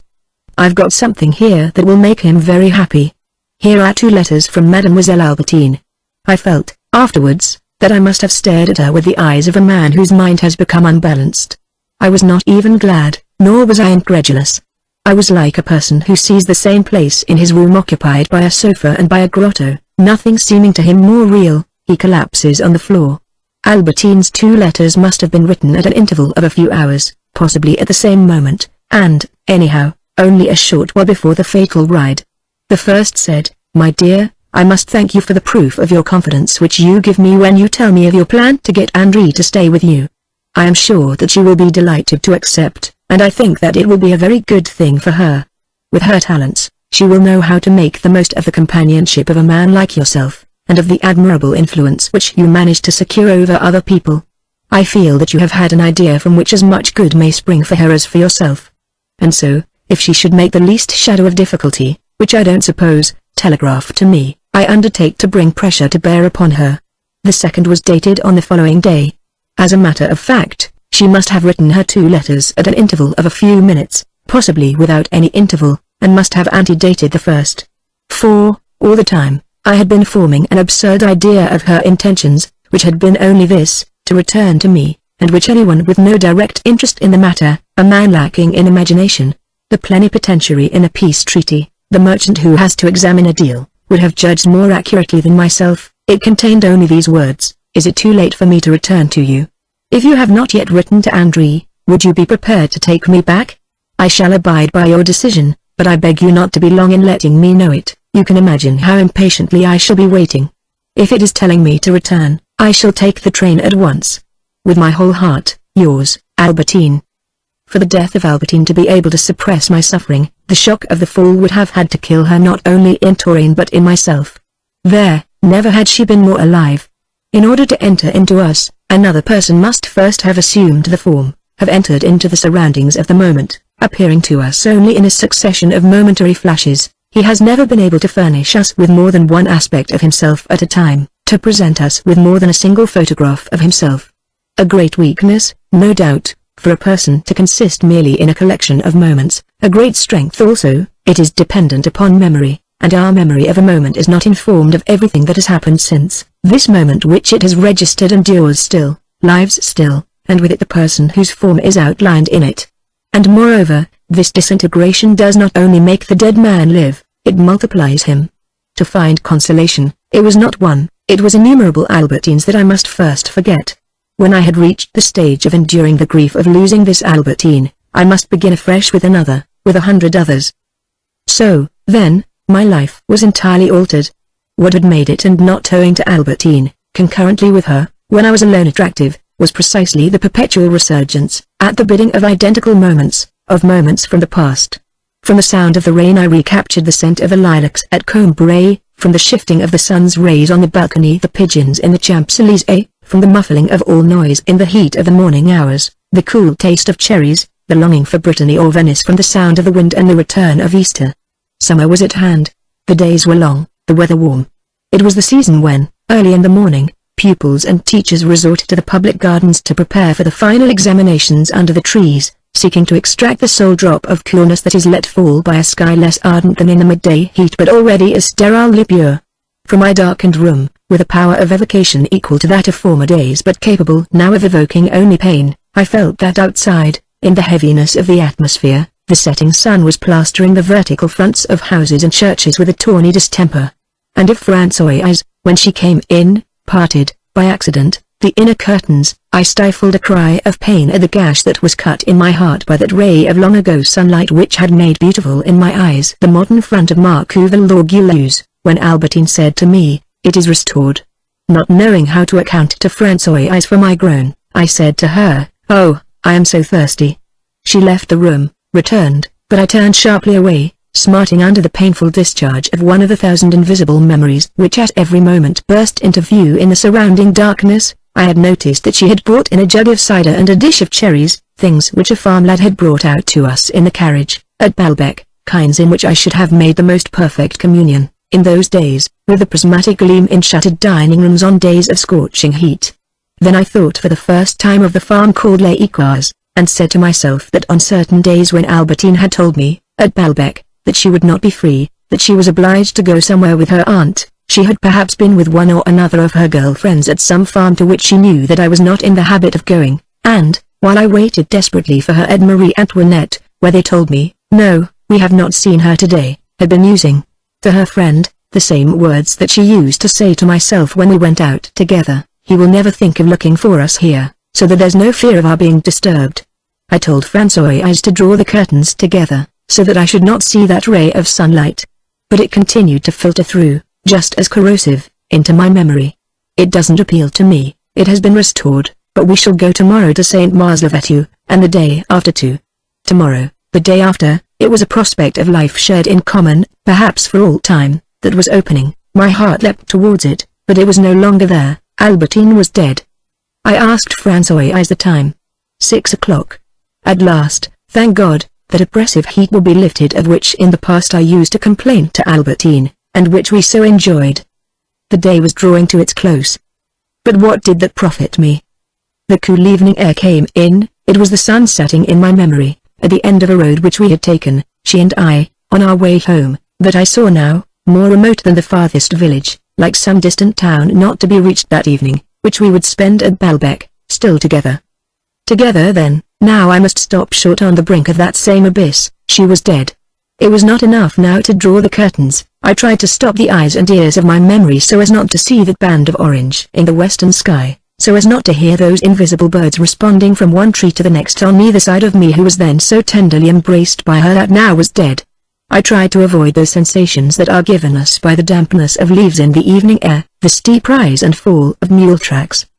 But already those sensations had gripped me afresh, carried far enough back from the present moment so that it should have gathered all the recoil, all the resilience necessary to strike me afresh, this idea that Albertine was dead. Ah! Never again would I enter a forest, I would stroll no more beneath the spreading trees. But would the broad plains be less cruel to me?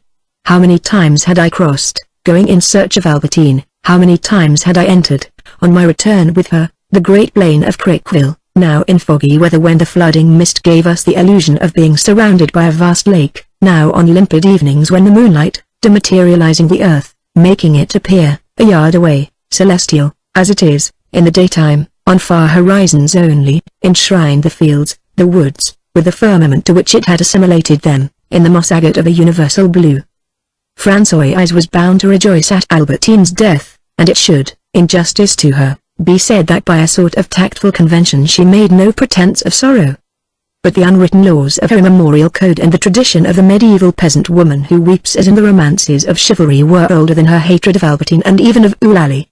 And so, on one of these late afternoons, as I was not quick enough in concealing my distress, she caught sight of my tears, served by the instinct of a little old peasant woman which at one time had led her to catch and torture animals, to feel only amusement in wringing the necks of chickens and in boiling lobsters alive, and, when I was ill, in observing, as it might be the wounds that she had inflicted upon an owl, my suffering expression which she afterwards proclaimed in a sepulchral tone and as a presage of coming disaster.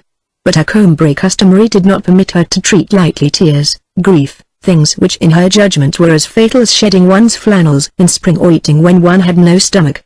"Oh, no, monsieur, it doesn't do to cry like that, it isn't good for you." And in her attempt to stem my tears she showed as much uneasiness as though they had been torrents of blood. Unfortunately I adopted a chilly air that cut short the effusions in which she was hoping to indulge and which might quite well, for that matter, have been sincere. Her attitude towards Albertine had been, perhaps, akin to her attitude towards Eulalie, and, now that my mistress could no longer derive any profit from me, Françoise had ceased to hate her.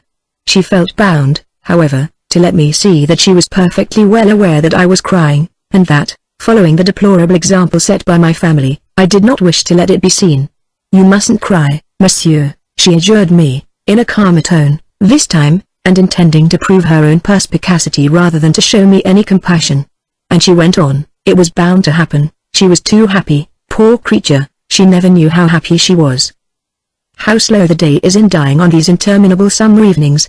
A pallid ghost of the house opposite continued indefinitely to sketch upon the sky its persistent whiteness.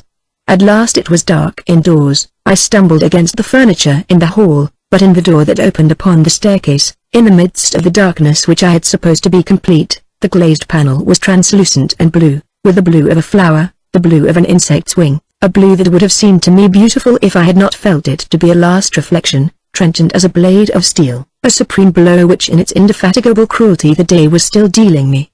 In the end, however, the darkness became complete. But then a glimpse of a star behind one of the trees in the courtyard was enough to remind me of how we used to set out in a carriage, after dinner, for the woods of Chantepie, carpeted with moonlight. And even in the streets it would so happen that I could isolate upon the back of a seat, could gather the natural purity of a moonbeam in the midst of the artificial lights of Paris, of that Paris over which it enthroned, by making the town return for a moment, in my imagination, to a state of nature, with the infinite silence of the suggested fields, the heart-rending memory of the walks that I had taken in them with Albertine. Ah! When would the night end? But at the first cool breath of dawn I shuddered, for it had revived in me the delight of that summer when, from Balbec to Incarville, from Incarville to Balbec, we had so many times escorted each other home until the break of day. I had now only one hope left for the future, a hope far more heartrending than any dread, which was that I might forget Albertine. I knew that I should one day forget her. I had quite forgotten Gilberty, the Gurmans. I had quite forgotten my grandmother. And it is our most fitting and most cruel punishment, for that so complete oblivion, as tranquil as the oblivion of the graveyard, by which we have detached ourselves from those whom we no longer love, that we can see this same oblivion to be inevitable in the case of those whom we love still. To tell the truth, we know it to be a state not painful, a state of indifference. But not being able to think at the same time of what I was and of what I should one day be, I thought with despair of all that covering mantle of caresses, of kisses, of friendly slumber, of which I must presently let myself be divested for all time. The rush of these tender memories sweeping on to break against the knowledge that Albertine was dead oppressed me by the incessant conflict of their baffled waves, so that I could not keep still. I rose. But all of a sudden I stopped in consternation. The same faint daybreak that I used to see at the moment when I had just left Albertine, still radiant and warm with her kisses, had come into the room and bared, above the curtains, its blade now a sinister portent, whose whiteness, cold, implacable and compact, entered the room like a dagger thrust into my heart. Presently the sounds from the streets would begin, enabling me to tell from the qualitative scale of their resonance the degree of the steadily increasing heat in which they were sounding. But in this heat which, a few hours later, would have saturated itself in the fragrance of cherries, what I found, as in a medicine which the substitution of one ingredient for another is sufficient to transform from the stimulant and tonic that it was into a debilitating drug, was no longer the desire for women but the anguish of Albertine's departure. Besides, the memory of all my desires was as much impregnated with her, and with suffering, as the memory of my pleasures. That Venice where I had thought that her company would be a nuisance, doubtless because I had felt in a confused way that it would be necessary to me, now that Albertine was no more, I preferred not to go there. Albertine had seemed to me to be an obstacle interposed between me and everything else, because she was for me what contained everything, and it was from her as from an urn that I might receive things. Now that this urn was shattered, I no longer felt that I had the courage to grasp things. There was nothing now from which I did not turn away, spiritless, preferring not to taste it. So that my separation from her did not in the least throw open to me the field of possible pleasures which I had imagined to be closed to me by her presence. Besides, the obstacle which her presence had perhaps indeed been in the way of my travelling, of my enjoying life, had only, as always happens, been the mask for other obstacles which reappeared intact now that this first obstacle had been removed.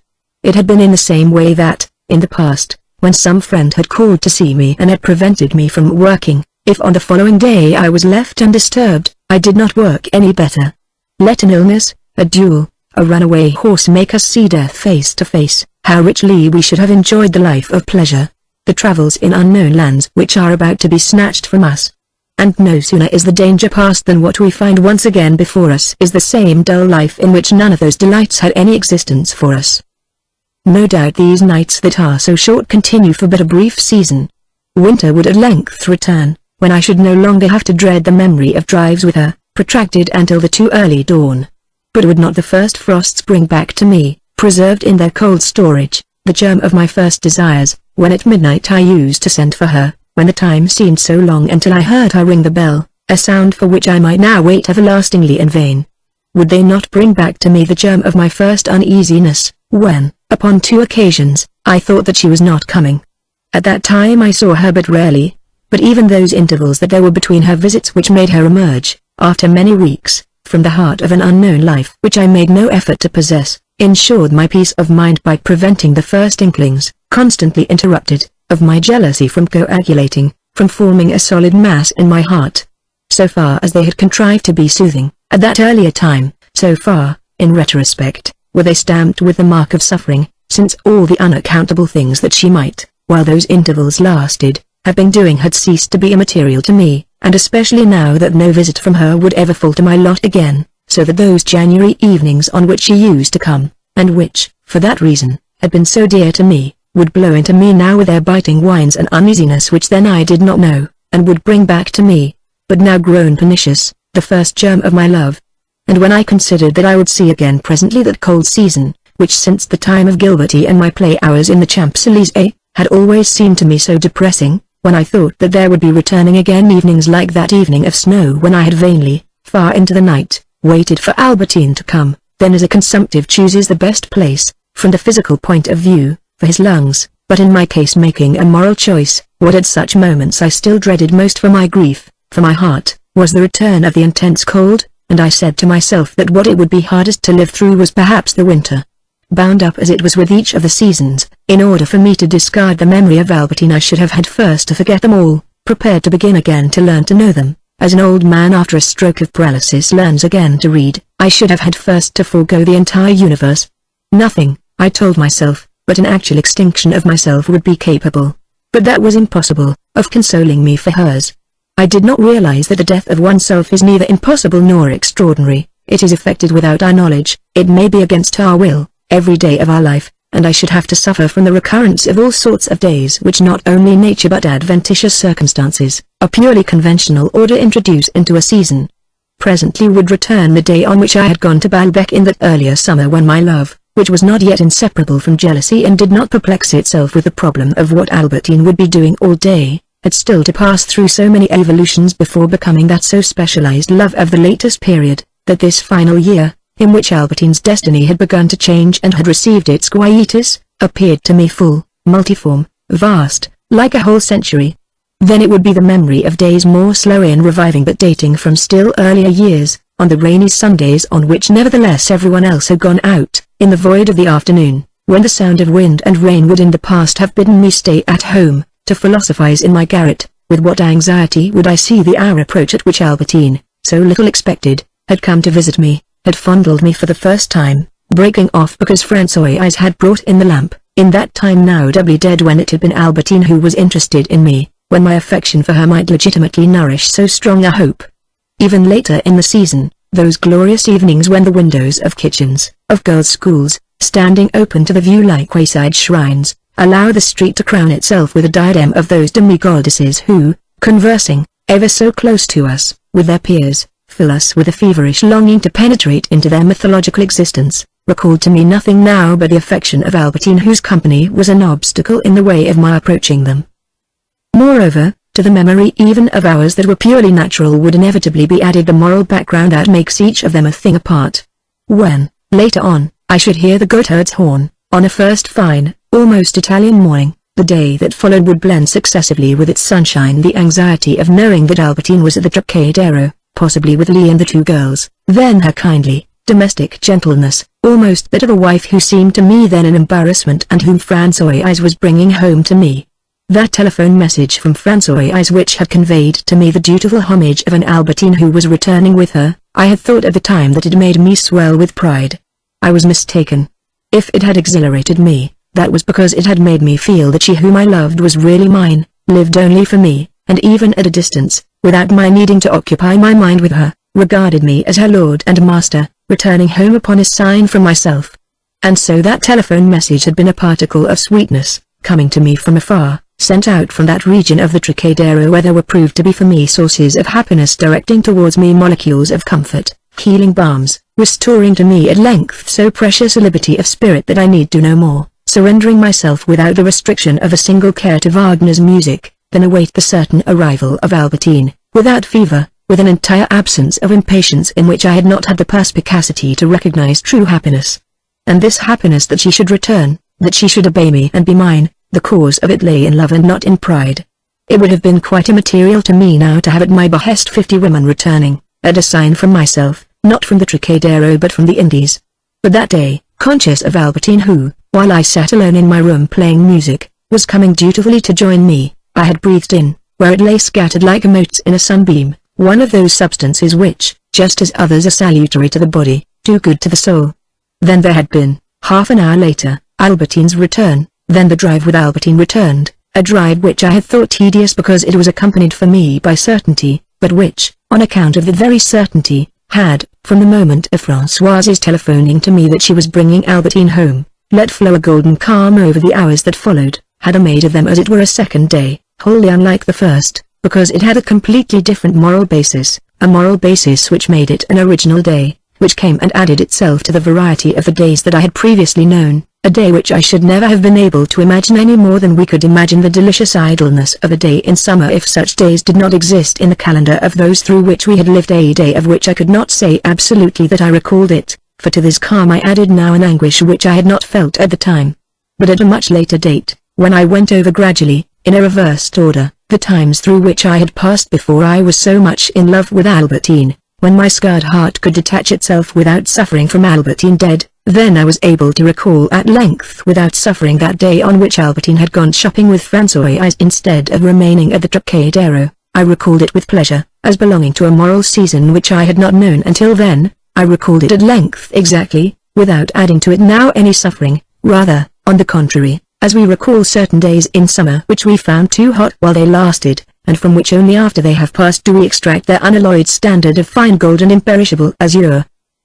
With the result that these several years imposed upon my memory of Albertine, which made them so painful, the successive coloring, the different modulations not only of their seasons or of their hours, from late afternoons in June to winter evenings, from seas by moonlight to dawn that broke as I was on my way home, from snow in Paris to fallen leaves at St. Cloud, but also of each of the particular ideas of Albertine that I successively formed, of the physical aspect in which I pictured her at each of those moments, the degree of frequency with which I had seen her during that season, which itself appeared consequently more or less dispersed or compact, the anxieties which she might have caused me by keeping me waiting, the desire which I had felt at a given moment for her, the hopes formed and then blasted, all of these modified the character of my retrospective sorrow fully as much as the impressions of light or of sense which were associated with it, and completed each of the solar years through which I had lived, years which, simply with their springs, their trees, their breezes, were already so sad because of the indissociable memory of her, complementing each of them with a sort of sentimental year in which the hours were defined not by the sun's position, but by the strain of waiting for a tryst, in which the length of the days, in which the changes of temperature were determined not by the seasons but by the soaring flight of my hopes. The progress of our intimacy, the gradual transformation of her face, the expeditions on which she had gone, the frequency and style of the letters that she had written me during her absence, her more or less eager anxiety to see me on her return. And lastly, if these changes of season, if these different days furnished me each with a fresh Albertine, it was not only by recalling to me similar moments. The reader will remember that always, even before I began to be in love, each day had made me a different person, swayed by other desires because he had other perceptions, a person who, whereas he had dreamed only of cliffs and tempests overnight, if the indiscreet spring dawn had distilled a scent of roses through the gaping portals of his house of sleep, would awake alert to set off for Italy. Even in my love, had not the changing state of my moral atmosphere, the varying pressure of my beliefs, had they not one day diminished the visibility of the love that I was feeling, had they not another day extended it beyond all bounds, one day softened it to a smile, another day condensed it to a storm? We exist only by virtue of what we possess only what is really present to us, and so many of our memories, our humors, our ideas set out to voyage far away from us, until they are lost to sight. Then we can no longer make them enter into our reckoning of the total which is our personality. But they know of secret paths by which to return to us. And on certain nights, having gone to sleep almost without regretting Albertine any more, we can regret only what we remember. On awakening I found a whole fleet of memories which had come to cruise upon the surface of my clearest consciousness, and seemed marvelously distinct. Then I wept over what I could see so plainly, what overnight had been to me non-existent. In an instant, Albertine's name, her death, had changed their meaning, her betrayals had suddenly resumed their old importance. How could she have seemed dead to me when now, in order to think of her, I had at my disposal only those same images, one or other of which I used to recall when she was alive, each one being associated with a particular moment. Rapid and bowed above the mystic wheel of her bicycle, tightly strapped upon rainy days in the Amazonian corselet of her waterproof which made her breasts protrude, while serpents writhed in her turbaned hair, she scattered terror in the streets of Balbec, on the evenings on which we had taken champagne with us to the woods of Chantepie, her voice provoking, altered, she showed on her face that pallid warmth colouring only over her cheekbones so that, barely able to make her out in the darkness of the carriage, I drew her face into the moonlight in order to see her better, and which I tried now in vain to recapture, to see again in a darkness that would never end. A little statuette as we drove to the island, a large, calm, coarsely grained face above the pianola, she was thus by turns rain-soaked and swift, provoking and diaphanous, motionless and smiling, an angel of music. So that what would have to be obliterated in me was not one only, but countless Albertines. Each of these was thus attached to a moment, to the date of which I found myself carried back when I saw again that particular Albertine. And the moments of the past do not remain still. They retain in our memory the motion which drew them towards the future, towards a future which has itself become the past, and draw us on in their train.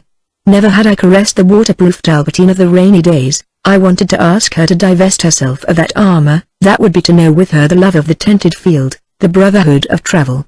But this was no longer possible, she was dead. Never either, for fear of corrupting her, had I shown any sign of comprehension on the evenings when she seemed to be offering me pleasures which, but for my self-restraint, she would not perhaps have sought from others, and which roused in me now a frantic desire. I should not have found them the same in any other woman, but she who would fain have offered me them I might scour the whole world now without encountering, for Albertine was dead.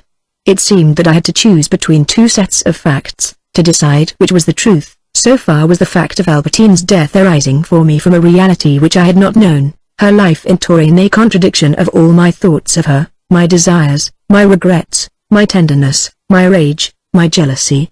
So great a wealth of memories, borrowed from the treasury of her life, such a profusion of sentiments evoking, implicating her life, seemed to make it incredible that Albertine should be dead.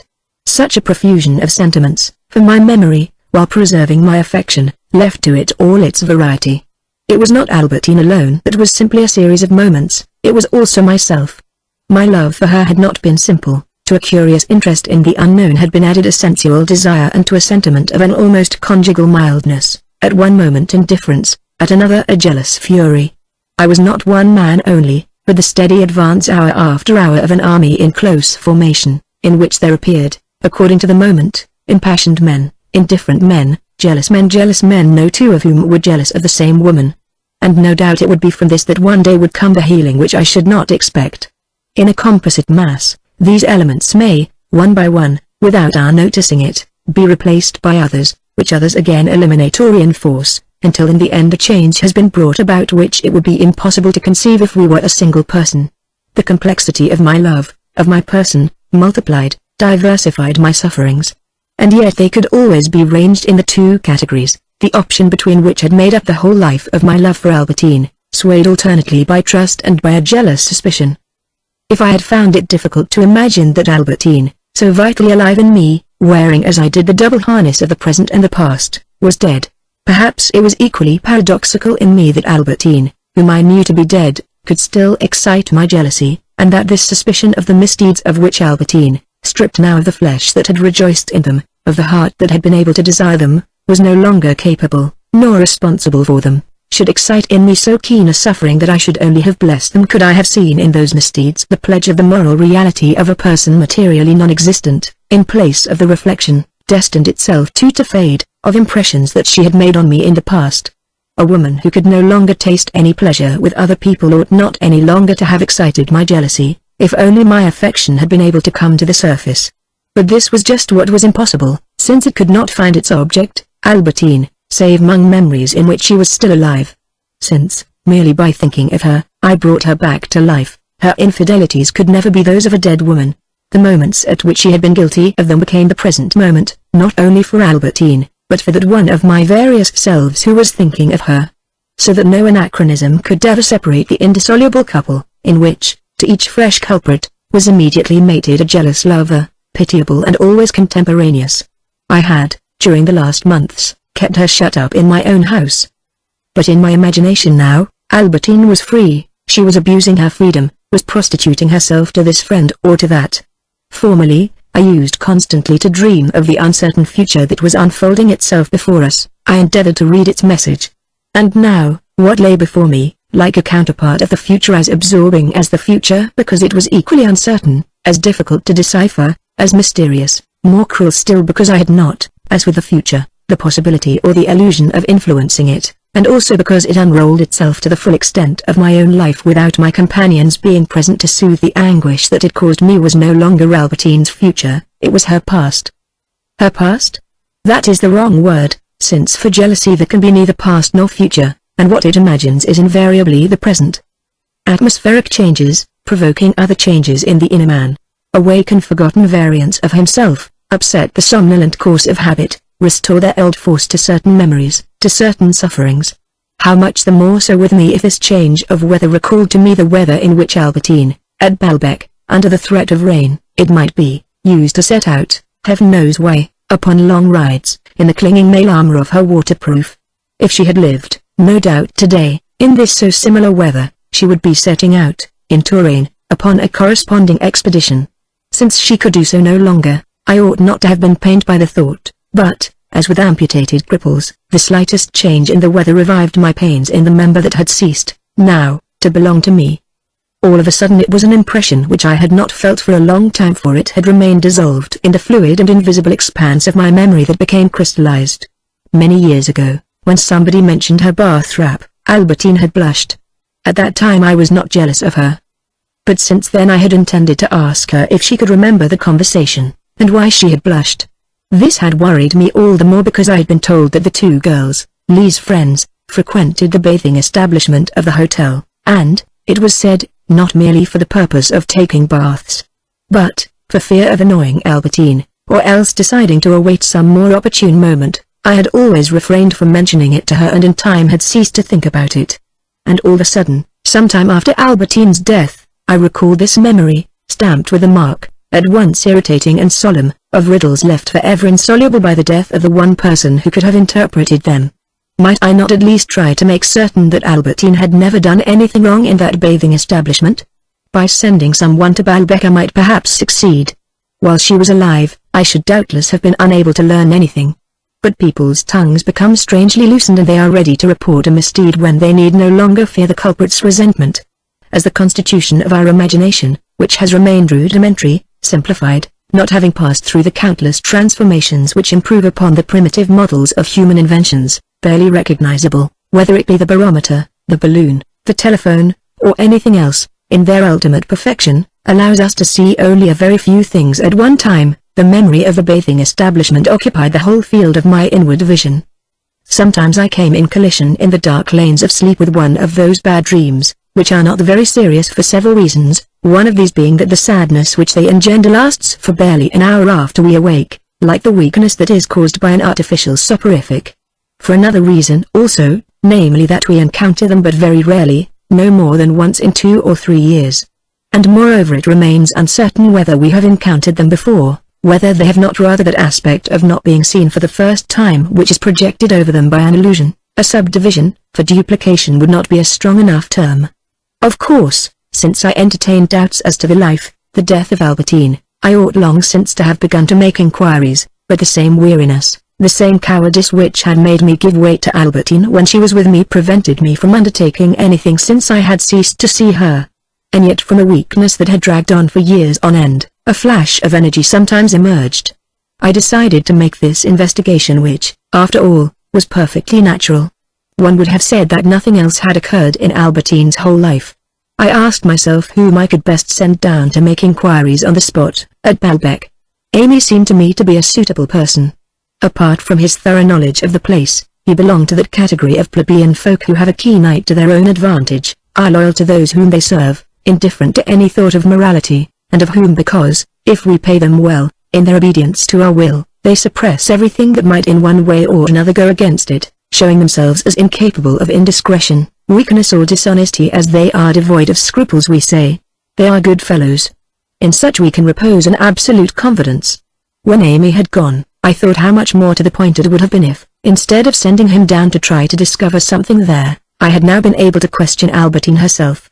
And at once the thought of this question which I would have liked, which it seemed to me that I was about to put to her, having brought Albertine into my presence not thanks to an effort of resurrection but as though by one of those chance encounters which, as is the case with photographs that are not posed, with snapshots, always make the person appear more alive at the same time in which I imagined our conversation, I felt how impossible it was. I had just approached a fresh aspect of the idea that Albertine was dead. Albertine who inspired in me that affection which we have for the absent, the sight of whom does not come to correct the embellished image, inspiring also sorrow that this absence must be eternal and that the poor child should be deprived forever of the joys of life. And immediately, by an abrupt change of mood, from the torments of jealousy I passed to the despair of separation.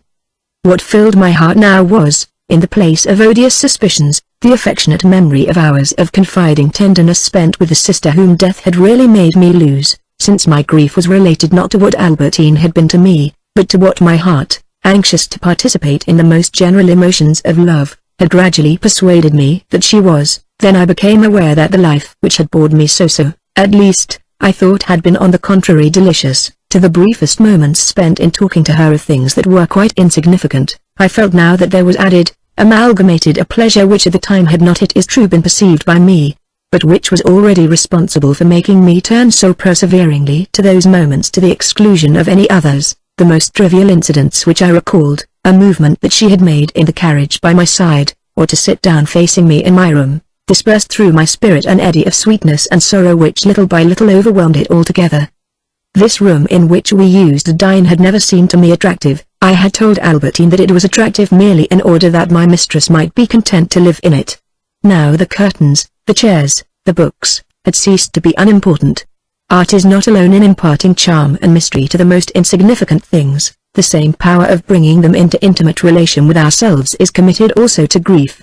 At the moment I had paid no attention to the dinner which we had eaten together after our return from the boys, before I went to the Verdurins, and towards the beauty, the solemn sweetness of which I now turned, my eyes filled with tears.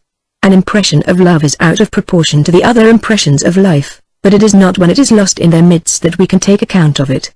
It is not from its foot, in the tumult of a street and amid the thronging houses, it is when we are far away, that from the slope of a neighboring hill, at a distance from which the whole town has disappeared, or appears only as a confused mass upon the ground, we can, in the calm detachment of solitude and dusk, appreciate, unique, persistent and pure, the height of a cathedral.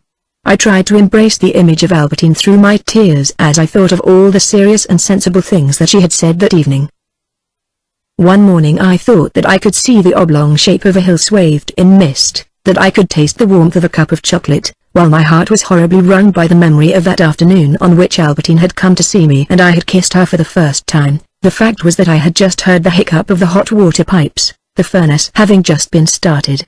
And I flung angrily away an invitation which Françoise brought me from Verdurin. How the impression that I had felt when I went to dine for the first time at La Rospilière, that death does not strike us all at the same age, overcame me with increased force now that Albertine was dead, so young, while Bricot continued to dine with Verdurin, who was still entertaining and would perhaps continue to entertain for many years to come.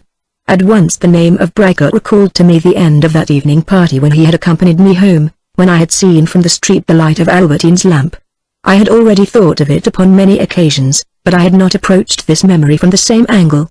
Then when I thought of the void which I should now find upon returning home, that I should never again see from the street Albertine's room, the light in which was extinguished forever, I realized how, that evening, in parting from Bricot, I had thought that I was bored, that I regretted my inability to stroll about the streets and make love elsewhere. I realized how greatly I had been mistaken, that it was only because the treasure whose reflections came down to me in the street had seemed to be entirely in my possession that I had failed to calculate its value, which meant that it seemed to me of necessity inferior to pleasures, however slight, of which however, in seeking to imagine them, I enhanced the value.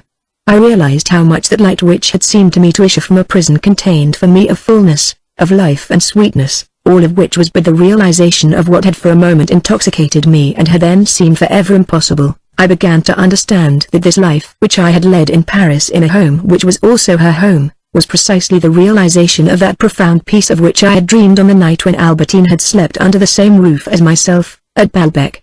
The conversation which I had had with Albertine after our return from the boys before the party at the Verdurins, I should not have been consoled had it never occurred. That conversation which had to some extent introduced Albertine into my intellectual life and in certain respects had made us one. For no doubt if I returned with melting affection to her intelligence, to her kindness to myself, it was not because they were any greater than those of other persons whom I had known. Had not de Cambremer said to me at Balbec, "What? You might be spending your days with Elster, who is a genius, and you spend them with your cousin." Albertine's intelligence pleased me because, by association, it revived in me what I called its sweetness, as we call the sweetness of a fruit a certain sensation which exists only in our palate. And in fact, when I thought of Albertine's intelligence, my lips instinctively protruded and tasted a memory of which I preferred that the reality should remain external to me and should consist in the objective superiority of another person. There could be no denying that I had known people whose intelligence was greater. But the infinitude of love, or its egoism, has the result that the people whom we love are those whose intellectual and moral physiognomy is least defined objectively in our eyes. We alter them incessantly to suit our desires and fears, we do not separate them from ourselves, they are only a vast and vague place in which our affections take root. We have not of our own body, into which flow perpetually so many discomforts and pleasures, as clear an outline as we have of a tree or house, or of a passer-by. And where I had gone wrong was perhaps in not making more effort to know Albertine in herself. Just as, from the point of view of her charm, I had long considered only the different positions that she occupied in my memory in the procession of years, and had been surprised to see that she had been spontaneously enriched with modifications which were due merely to the difference of perspective, so I ought to have sought to understand her character as that of an ordinary person, and thus perhaps, finding an explanation of her persistence in keeping her secret from me, might have averted the continuance between us, with that strange desperation, of the conflict which had led to the death of Albertine. And I then felt, with an intense pity for her, shame at having survived her. It seemed to me indeed, in the hours when I suffered least, that I had derived a certain benefit from her death, for a woman is of greater service to our life if she is in it, instead of being an element of happiness, an instrument of sorrow, and there is not a woman in the world the possession of whom is as precious as that of the truths which she reveals to us by causing us to suffer. In these moments, thinking at once of my grandmother's death and of Albertine's, it seemed to me that my life was stained with a double murder from which only the cowardice of the world could absolve me. I had dreamed of being understood by Albertine, of not being scorned by her, thinking that it was for the great happiness of being understood, of not being scorned, when so many other people might have served me better. We wish to be understood, because we wish to be loved, and we wish to be loved because we are in love. The understanding of other people is immaterial and their love importunate. My joy at having possessed a little of Albertine's intelligence and of her heart arose not from their intrinsic worth, but from the fact that this possession was a stage farther towards the complete possession of Albertine, a possession which had been my goal and my chimera, since the day on which I first set eyes on her. When we speak of the kindness of a woman, we do no more perhaps than project outside ourselves the pleasure that we feel in seeing her, like children when they say, "My dear little bed, my dear little pillow, my dear little hawthorns." Which explains incidentally why men never say of a woman who is not unfaithful to them, "She is so kind," and say it so often of a woman by whom they are betrayed. De Cambremer was right in thinking that Elster's intellectual charm was greater. But we cannot judge in the same way the charm of a person who is, like everyone else, exterior to ourselves, painted upon the horizon of our mind, and that of a person who, in consequence of an error in localization which has been due to certain accidents but is irreparable, has lodged herself in our own body so effectively that the act of asking ourselves in retrospect whether she did not look at a woman on a particular day in the corridor of a little seaside railway tram makes us feel the same anguish as would a surgeon probing for a bullet in our heart. A simple crescent of bread, but one which we are eating, gives us more pleasure than all the ortolans, young rabbits and barbavels that were set before Louis XV, and the blade of grass which, a few inches away, quivers before our eye, while we are lying upon the mountainside, may conceal from us the sheer summit of another peak, if it is several miles away. Furthermore, our mistake is our failure to value the intelligence, the kindness of a woman whom we love, however slight they may be. Our mistake is our remaining indifferent to the kindness, the intelligence of others. Falsehood begins to cause us the indignation, and kindness the gratitude which they ought always to arouse in us, only if they proceed from a woman with whom we are in love, and bodily desire has the marvelous faculty of restoring its value to intelligence and a solid base to the moral life. Never should I find again that divine thing, a person with whom I might talk freely of everything, in whom I might confide. Confide? But did not other people offer me greater confidence than Albertine? Had I not had with others more unrestricted conversations? The fact is that confidence, conversation, trivial things in themselves, what does it matter whether they are more or less imperfect, if only there enters into them love, which alone is divine. I could see Albertine now, seated at her pianola, rosy beneath her dark hair. I could feel, against my lips which she was trying to part, her tongue, her motherly, inedible, nourishing and holy tongue whose secret flame and dew meant that even when Albertine let it glide over the surface of my throat or stomach, those caresses, superficial but in a sense offered by her inmost flesh, turned outward like a cloth that is turned to show its lining, assumed even in the most external touches as it were the mysterious delight of a penetration. All these so pleasant moments which nothing would ever restore to me again, I cannot indeed say that what made me feel the loss of them was despair. To feel despair, we must still be attached to that life which could end only in disaster.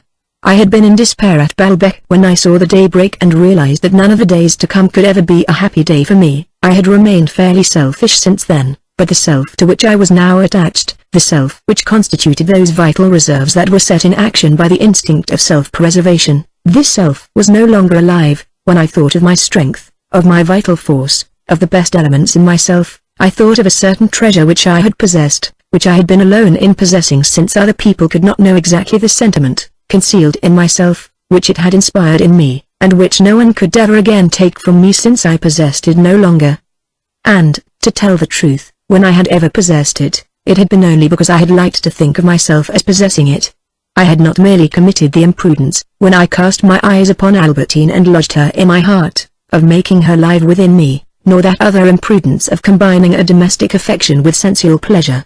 I had sought also to persuade myself that our relations were love, that we were mutually practicing the relations that are called love, because she obediently returned the kisses that I gave her, and, having come in time to believe this, I had lost not merely a woman whom I loved but a woman who loved me, my sister, my child, my tender mistress.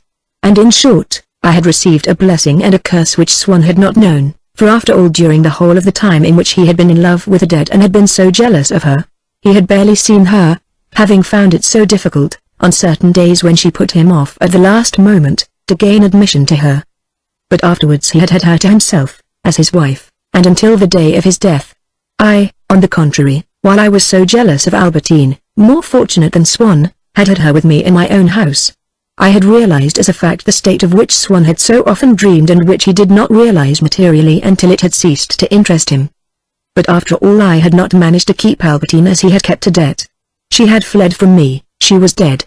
For nothing is ever repeated exactly, and the most analogous lives which, thanks to the kinship of the persons and the similarity of the circumstances, we may select in order to represent them as symmetrical, remain in many respects opposite. By losing my life I should not have lost very much, I should have lost now only an empty form. The empty frame of a work of art.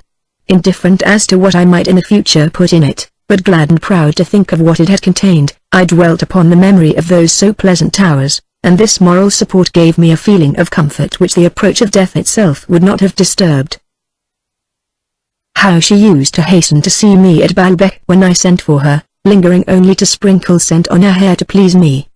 These images of Balbec and Paris which I loved to see again were the pages still so recent, and so quickly turned, of her short life. All this which for me was only memory had been for her action as precipitate as that of a tragedy towards a sudden death. People develop in one way inside us, but in another way outside us. I had indeed felt this on those evenings when I remarked in Albertine an enrichment of qualities which was due not only to my memory, and these two ways do not fail to react upon each other. Albeit I had, in seeking to know Albertine, then to possess her altogether, obeyed merely the need to reduce by experiment to elements meanly similar to those of our own self the mystery of every other person. I had been unable to do so without exercising an influence in my turn over Albertine's life. Perhaps my wealth, the prospect of a brilliant marriage had attracted her, my jealousy had kept her, her goodness or her intelligence, or her sense of guilt, or her cunning had made her accept, and had led me on to make harsher and harsher a captivity in chains forged simply by the internal process of my mental toil, which had nevertheless had, upon Albertine's life, reactions, destined themselves to set, by the natural swing of the pendulum, fresh and ever more painful problems to my psychology, since from my prison she had escaped, to go and kill herself upon a horse which but for me she would not have owned, leaving me, even after she was dead, with suspicions the verification of which, if it was to come, would perhaps be more painful to me than the discovery at Balbec that Albertine had known me. Vintil, since Albertine would no longer be present to soothe me. So that the long plaint of the soul which thinks that it is living shut up within itself is a monologue in appearance only, since the echoes of reality alter its course, and such a life is like an essay in subjective psychology spontaneously pursued, but furnishing from a distance its action to the purely realistic novel of another reality, another existence, the vicissitudes of which come in their turn to inflect the curve and change the direction of the psychological essay. How highly geared had been the mechanism, how rapid had been the evolution of our love, and, notwithstanding the sundry delays, interruptions and hesitations of the start, as in certain of Balzac's tales or Schumann's ballads, how sudden the catastrophe. It was in the course of this last year, long as a century to me, so many times had Albertine changed her appearance in my mind between Balbec and her departure from Paris, and also, independently of me and often without my knowledge, changed in herself, that I must place the whole of that happy life of affection which had lasted so short a while, which yet appeared to me with an amplitude, almost an immensity, which now was forever impossible and yet was indispensable to me. Indispensable without perhaps having been in itself and at the outset a thing that was necessary, since I should not have known Albertine had I not read in an archaeological treatise a description of the church at Balbec, had not Swan, by telling me that this church was almost Persian, directed my taste to the Byzantine Norman, had not a financial syndicate, by erecting at Balbec a hygienic and comfortable hotel, made my parents decide to hear my supplication and send me to Balbec. To be sure, in that Balbec so long desired I had not found the Persian church of my dreams, nor the eternal mists. Even the famous drain at 122 had not corresponded to my mental picture of it. But in compensation for what our imagination leaves us wanting and we give ourselves so much unnecessary trouble in trying to find, life does give us something which we were very far from imagining. You would have told me at Combray, when I lay waiting for my mother's good night with so heavy a heart, that those anxieties would be healed, and would then break out again one day, not for my mother, but for a girl who would at first be no more, against the horizon of the sea, than a flower upon which my eyes would daily be invited to gaze, but a flower that could think, and in whose mind I should be so childishly anxious to occupy a prominent place, that I should be distressed by her not being aware that I knew. De Villeparisis? Yes, it was the good night, the kiss of a stranger like this, that, in years to come, was to make me suffer as keenly as I had suffered as a child when my mother was not coming up to my room. Well, This Albertine so necessary, of love for whom my soul was now almost entirely composed. If Swann had not spoken to me of Balbec, I should never have known her. Her life would perhaps have been longer, mine would have been unprovided with what was now making it a martyrdom. And also it seemed to me that, by my entirely selfish affection, I had allowed Albertine to die just as I had murdered my grandmother. Even later on, even after I had already known her at Balbec, I should have been able not to love her as I was to love her in the sequel. When I gave up Gilberty and knew that I would be able one day to love another woman, I scarcely ventured to entertain a doubt whether, considering simply the past, Gilberty was the only woman whom I had been capable of loving. Well, in the case of Albertine I had no longer any doubt at all. I was sure that it need not have been herself that I loved, that it might have been someone else. To prove this, it would have been sufficient that Sister Maria, on the evening when I was going to take her to dine on the island in the Boys, should not have put me off. It was still not too late, and it would have been upon Sister Maria that I would have trained that activity of the imagination which makes us extract from a woman so special a notion of the individual that she appears to us unique in herself and predestined and necessary for us. At the most, adopting an almost physiological point of view, I could say that I might have been able to feel this same exclusive love for another woman but not for any other woman. For Albertine, plump and dark, did not resemble Gilberty, tall and ruddy, and yet they were fashioned of the same healthy stuff, and over the same sensual cheeks shone a look in the eyes of both which it was difficult to interpret.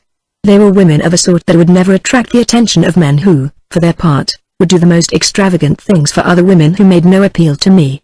A man has almost always the same way of catching cold, and so forth, that is to say, he requires to bring about the event a certain combination of circumstances. It is natural that when he falls in love he should love a certain class of woman, a class which for that matter is very numerous.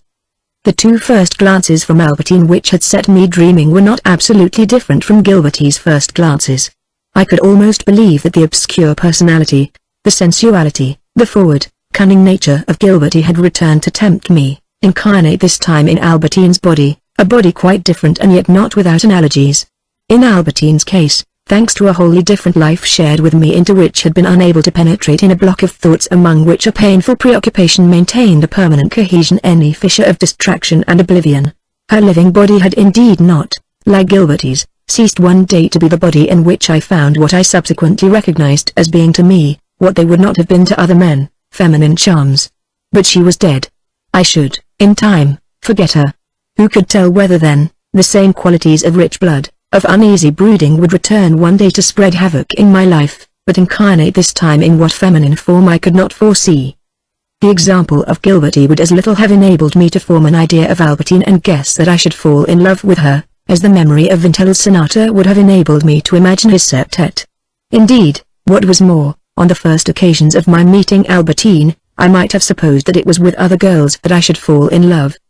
Besides, she might indeed quite well have appeared to me, had I met her a year earlier, as dull as a grey sky in which dawn has not yet broken. If I had changed in relation to her, she herself had changed also, and the girl who had come and sat upon my bed on the day of my letter to Sister Maria was no longer the same girl that I had known at Balbec, whether by a mere explosion of the woman which occurs at the age of puberty, or because of some incident which I have never been able to discover. In any case, if she whom I was one day to love must to a certain extent resemble this other, that is to say if my choice of a woman was not entirely free, this meant nevertheless that, trained in a manner that was perhaps inevitable, it was trained upon something more considerable than a person, upon a type of womankind, and this removed all inevitability from my love for Albertine. The woman whose face we have before our eyes more constantly than light itself, since, even when our eyes are shut, we never cease for an instant to adore her beautiful eyes, her beautiful nose, to arrange opportunities of seeing them again. This unique woman, we know quite well that it would have been another woman that would now be unique to us if we had been in another town than that in which we made her acquaintance, if we had explored other quarters of the town, if we had frequented the house of a different hostess. Unique, we suppose, she is innumerable.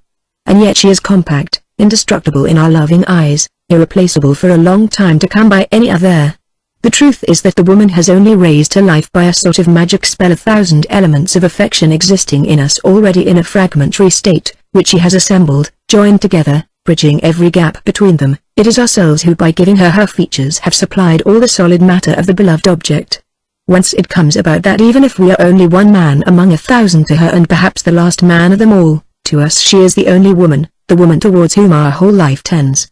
It was indeed true that I had been quite well aware that this love was not inevitable, since it might have occurred with me. Maria, but even without that, from my knowledge of the love itself, when I found it to be too similar to what I had known with other women, and also when I felt it to be vaster than Albertine, enveloping her, unconscious of her, like a tide swirling round a tiny rock. But gradually, by dint of living with Albertine, the chains which I myself had forged I was unable to fling off. The habit of associating Albertine's person with the sentiment which she had not inspired made me nevertheless believe that fate was peculiar to her, as habit gives to the mere association of ideas between two phenomena, according to a certain school of philosophy, an illusion of the force, the necessity of a law of causation. I had thought that my social relations, my wealth, would dispense me from suffering, and too effectively perhaps, since this seemed to dispense me from feeling, loving, imagining. I envied a poor country girl whom her absence of social relations, even by telegraph, allows to ponder for months on end upon a grief which she cannot artificially put to sleep. And now I began to realize that if, in the case of de Guermantes, endowed with everything that could make the gulf infinite between her and myself, I had seen that gulf suddenly bridged by the opinion that social advantages are nothing more than inert and transmutable matter, so, in a similar albeit converse fashion, my social relations, my wealth, all the material means by which not only my own position but the civilization of my age enabled me to profit, had done no more than postpone the conclusion of my struggle against the contrary inflexible will of Albertine, upon which no pressure had had any effect. True, I had been able to exchange telegrams, telephone messages with Saint Lip, to remain in constant communication with the office at Tours, but had not the delay in waiting for them proved useless, the result nil?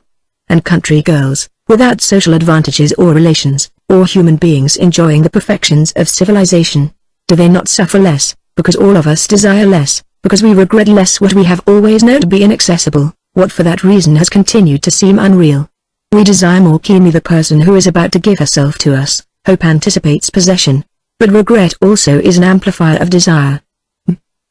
Maria's refusal to come and dine with me on the island in the Bois was what had prevented her from becoming the object of my love.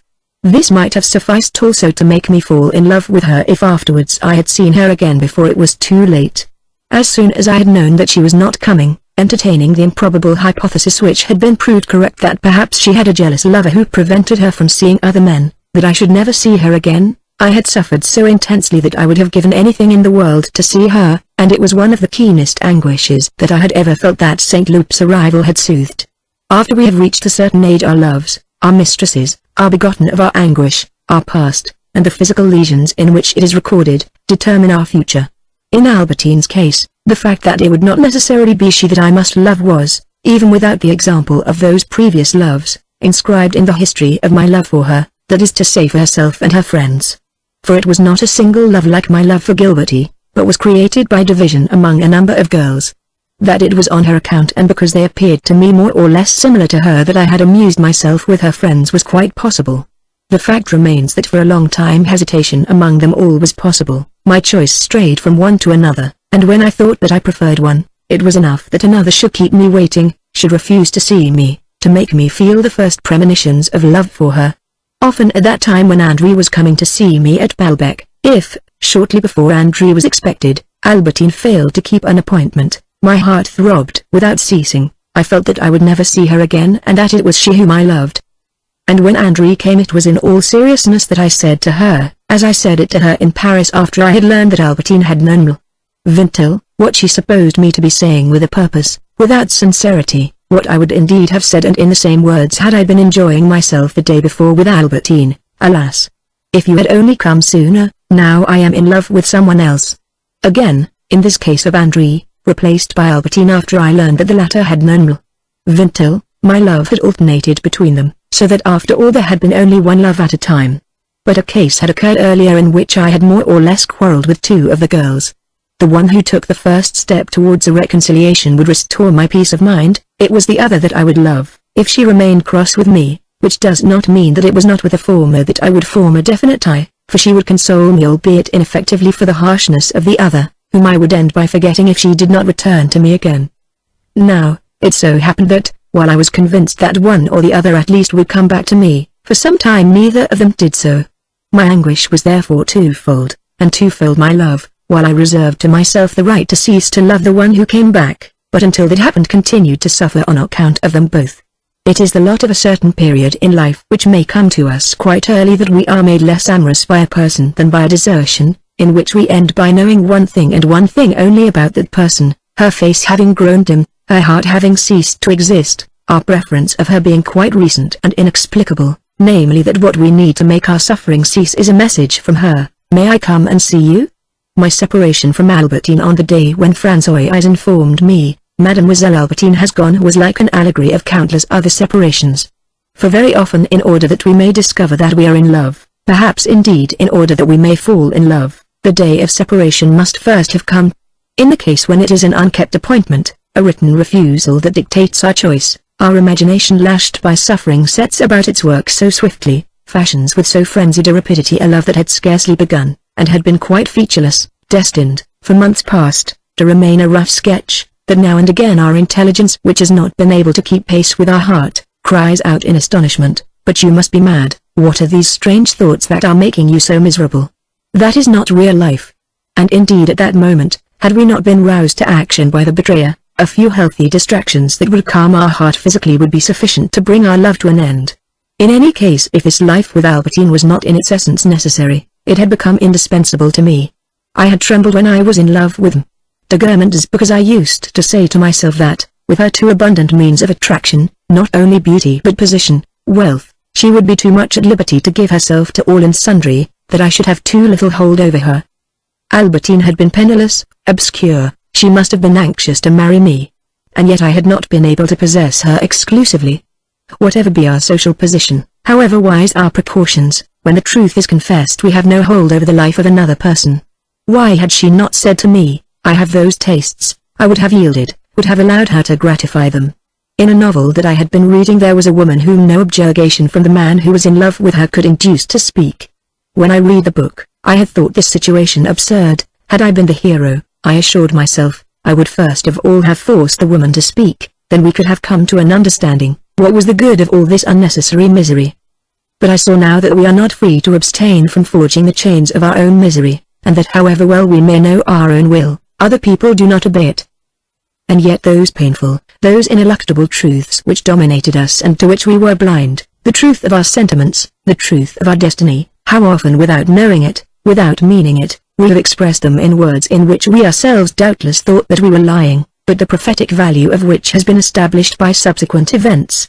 I could recall many words that each of us had uttered without knowing at the time the truth that they contained, which indeed we had said thinking that each was deceiving the other, words the falsehood of which was very slight, quite uninteresting, wholly confined within our pitiable insincerity, compared with what they contained that was unknown to us. Lies, mistakes, falling short of the reality which neither of us perceived, truth extending beyond it. The truth of our natures, the essential laws of which escape us and require time before they reveal themselves. The truth of our destinies also. I had supposed that I was lying when I said to her at Belbeck, "The more I see you, the more I shall love you," and yet it was that intimacy at every moment that had, through the channel of jealousy, attached me so strongly to her. I know that I could be of use to you intellectually, and in Paris, do be careful.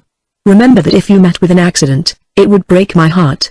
And she, but I may meet with an accident, and I in Paris on the evening when I pretended that I wished to part from her. Let me look at you once again, since presently I shall not be seeing you again, and it will be forever. And when, that same evening, she looked round the room, to think that I shall never see this room again, those books, that pianola, the whole house, I cannot believe it, and yet it is true. In her last letters again, when she wrote probably saying to herself, "This is the stuff to tell him, I leave with you the best part of myself," and was it not now indeed to the fidelity, to the strength, which too was, alas, frail, of my memory that were entrusted her intelligence, her goodness, her beauty?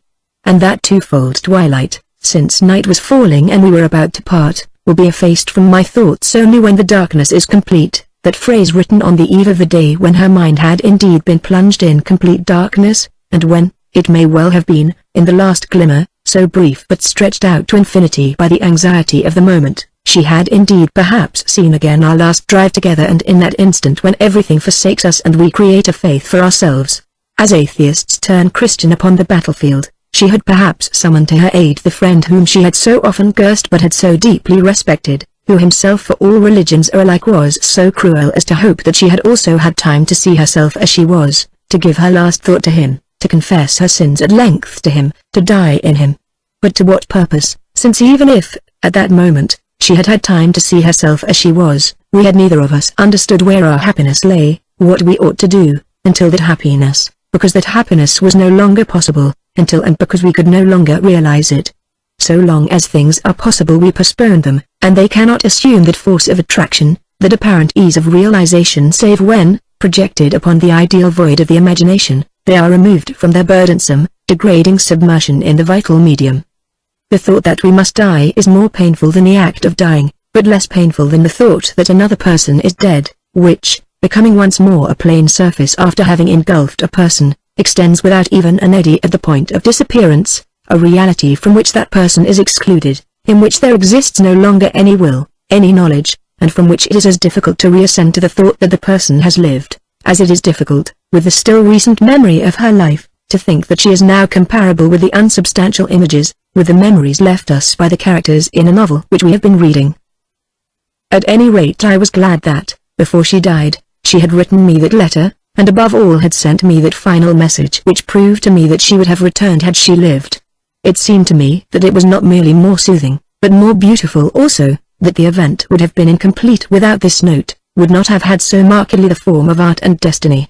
In reality it would have been just as markedly so had it been different, for every event is like a mold of a particular shape, and, whatever it be, it imposes, upon the series of incidents which it has interrupted and seems to have concluded, a pattern which we believe to be the only one possible, because we do not know the other which might have been substituted for it. I repeated to myself, why had she not said to me, I have those tastes? I would have yielded, would have allowed her to gratify them. At this moment I should be kissing her still. What a sorrow to have to remind myself that she had lied to me thus when she swore to me, 3 days before she left me, that she had never had with me. Vintel's friend those relations which at the moment when Albertine swore it her blush had confessed. Poor child, she had at least had the honesty to refuse to swear that the pleasure of seeing me. Vintel again had no part in her desire to go that day to the Verdurins.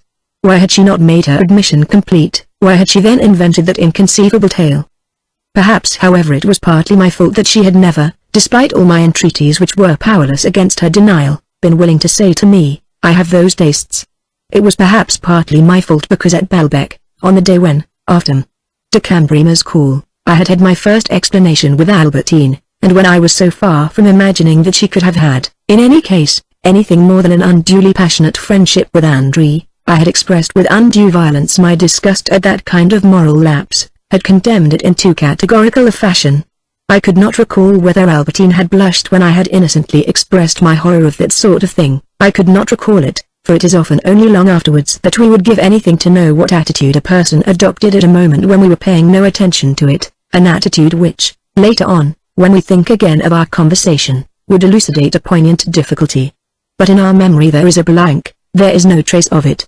And very often we have not paid sufficient attention, at the actual moment, to the things which might even then have seemed to us important. We have not properly heard a sentence, have not noticed a gesture, or else we have forgotten them.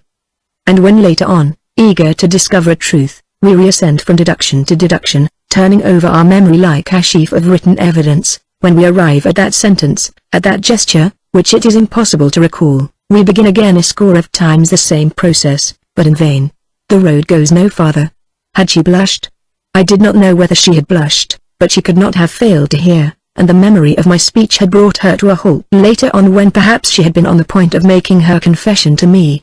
And now she no longer existed anywhere. I might scour the earth from pole to pole without finding Albertine. The reality which had closed over her was once more unbroken, had obliterated every trace of the creature who had sunk into its depths. She was no more now than a name, like that de Charles of whom the people who had known her said with indifference, she was charming. But I was unable to conceive for more than an instant the existence of this reality of which Albertine had no knowledge, for in myself my mistress existed too vividly, in myself in whom every sentiment, every thought bore some reference to her life. Perhaps if she had known, she would have been touched to see that her lover had not forgotten her, now that her own life was finished, and would have been moved by things which in the past had left her indifferent. But as we would choose to refrain from infidelities, however secret they might be, So fearful are we that she whom we love is not refraining from them. I was alarmed by the thought that if the dead do exist anywhere, my grandmother was as well aware of my oblivion as Albertine of my remembrance. And when all is said, even in the case of a single dead person, can we be sure that the joy which we should feel in learning that she knows certain things would compensate for our alarm at the thought that she knows all, and, however agonizing the sacrifice, would we not sometimes abstain from keeping after their death as friends those whom we have loved, from the fear of having them also as judges? My jealous curiosity as to what Albertine might have done was unbounded. I suborned any number of women from whom I learned nothing. If this curiosity was so keen, it was because people do not die at once for us. They remain bathed in a sort of aura of life in which there is no true immortality, but which means that they continue to occupy our thoughts in the same way as when they were alive. It is as though they were traveling abroad. This is a thoroughly pagan survival. Conversely, when we have ceased to love her, the curiosity which the person arouses dies before she herself is dead. Thus I would no longer have taken any step to find out with whom Gilberty had been strolling on a certain evening in the Champs-Élysées. Now I felt that these curiosities were absolutely alike, had no value in themselves, were incapable of lasting, but I continued to sacrifice everything to the cruel satisfaction of this transient curiosity, albeit I knew in advance that my enforced separation from Albertine, by the fact of her death, would lead me to the same indifference as had resulted from my deliberate separation from Gilberty. If she could have known what was about to happen, she would have stayed with me. But this meant no more than that, once she saw herself dead, she would have preferred, in my company, to remain alive. Simply in view of the contradiction that it implied, such a supposition was absurd. But it was not innocuous, for in imagining how glad Albertine would be, if she could know, if she could retrospectively understand, to come back to me, I saw her before me. I wanted to kiss her, and alas, it was impossible. She would never come back, she was dead. My imagination sought for her in the sky, through the nights on which we had gazed at it when still together, beyond the moonlight which she loved. I tried to raise up to her my affection so that it might be a consolation to her for being no longer alive, and this love for a being so remote was like a religion. My thoughts rose towards her like prayers. Desire is very powerful, it engenders belief. I had believed that Albertine would not leave me because I desired that she might not. Because I desired it, I began to believe that she was not dead. I took to reading books upon table turning. I began to believe in the possibility of the immortality of the soul. But that did not suffice me. I required that, after my own death, I should find her again in her body, as though eternity were like life. Life, did I say? I was more exacting still. I would have wished not to be deprived forever by death of the pleasures of which however it is not alone in robbing us. For without her death they would eventually have grown faint. They had begun already to do so by the action of long-established habit, of fresh curiosities. Besides, had she been alive, Albertine, even physically, would gradually have changed. Day by day I should have adapted myself to that change. But my memory, calling up only detached moments of her life, asked to see her again as she would already have ceased to be, had she lived. What it required was a miracle which would satisfy the natural and arbitrary limitations of memory which cannot emerge from the past. With the simplicity of the old theologians, I imagined her furnishing me not indeed with the explanations which she might possibly have given me but, by a final contradiction, with those that she had always refused me during her life. And thus, her death being a sort of dream, my love would seem to her an unlooked-for happiness. I saw in death only the convenience and optimism of a solution which simplifies, which ranges everything.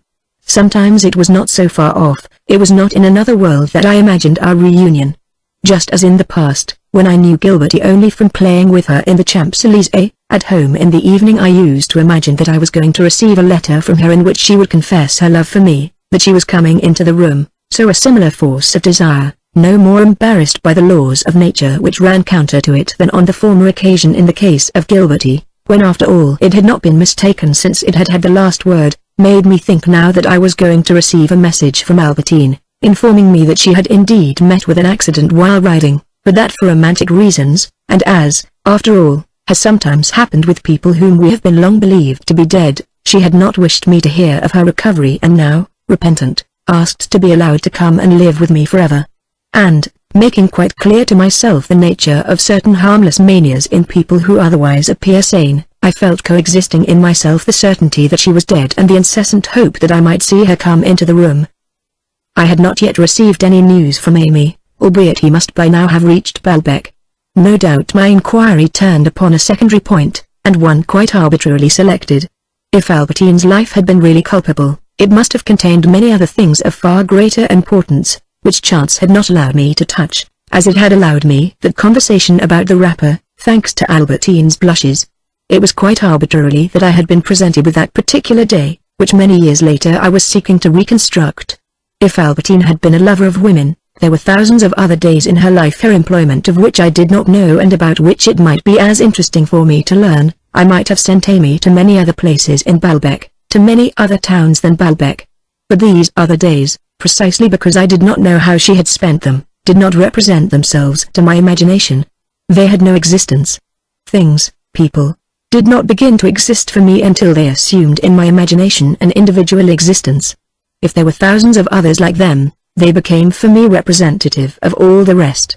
If I had long felt a desire to know, in the matter of my suspicions with regard to Albertine, what exactly had happened in the baths, it was in the same manner in which, in the matter of my desires for women, and although I knew that there were any number of girls and ladies' maids who could satisfy them and whom chance might just as easily have led me to hear mentioned, I wished to know, since it was of them that St. Loup had spoken to me, the girl who frequented houses of ill fame and put-bus's maid. The difficulties which my health, my indecision, my procrastination, as M. de Charles called it, placed in the way of my carrying out any project, had made me put off from day to day, from month to month, from year to year, the elucidation of certain suspicions as also the accomplishment of certain desires.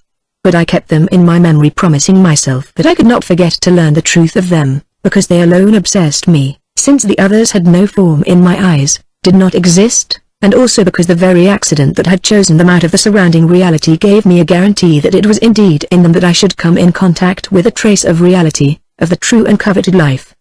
Besides, from a single fact, if it is certain, can we not, like a scientist making experiments, extract the truth as to all the orders of similar facts? Is not a single little fact, if it is well chosen, sufficient to enable the experimenter to deduce a general law which will make him know the truth as to thousands of analogous facts?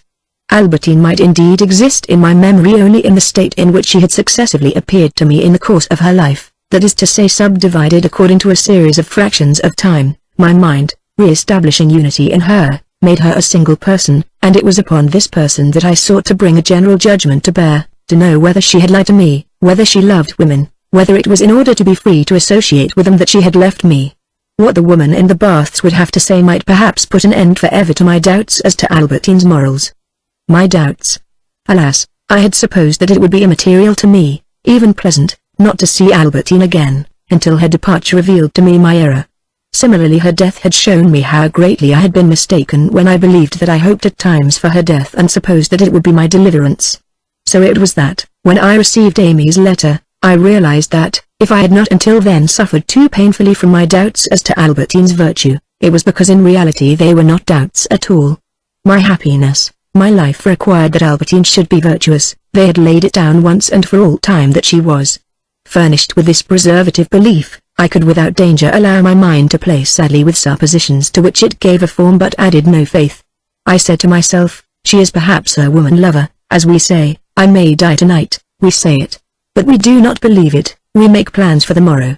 This explains why, believing mistakenly that I was uncertain whether Albertine did or did not love women, and believing in consequence that a proof of Albertine's guilt would not give me anything that I had not already taken into account, I was able to feel before the pictures, insignificant to anyone else, which Amy's letter called up to me, an unexpected anguish, the most painful that I had ever yet felt, and one that formed with those pictures, with the picture, alas, of Albertine herself, a sort of precipitate, as chemists say, in which the whole was invisible and of which the text of Amy's letter, which I isolate in a purely conventional fashion, can give no idea whatsoever, since each of the words that compose it was immediately transformed, colored forever by the suffering that it had aroused. Monsieur. Monsieur will kindly forgive me for not having written sooner to Monsieur. The person whom Monsieur instructed me to see had gone away for a few days, and, anxious to justify the confidence which Monsieur had placed in me, I did not wish to return empty-handed. I have just spoken to this person who remembers, quite well. Amy, who possessed certain rudiments of culture, meant to italicize between inverted commas. But when he meant to write inverted commas, he wrote brackets, and when he meant to write something in brackets he put it between inverted commas. Thus it was that François would say that someone stayed in my street, meaning that he abode there, and that one could abide for a few minutes, meaning stay. The mistakes of popular speech consisting merely, as often as not, in interchanging. As for that matter, the French language has done terms which in the course of centuries have replaced one another. According to her, the thing that Monsieur supposed is absolutely certain. For one thing, it was she who looked after A whenever she came to the baths. A came very often to take her bath with a tall woman older than herself, always dressed in grey, whom the bath woman, without knowing her name, recognized from having often seen her going after girls. But she took no notice of any of them after she met A.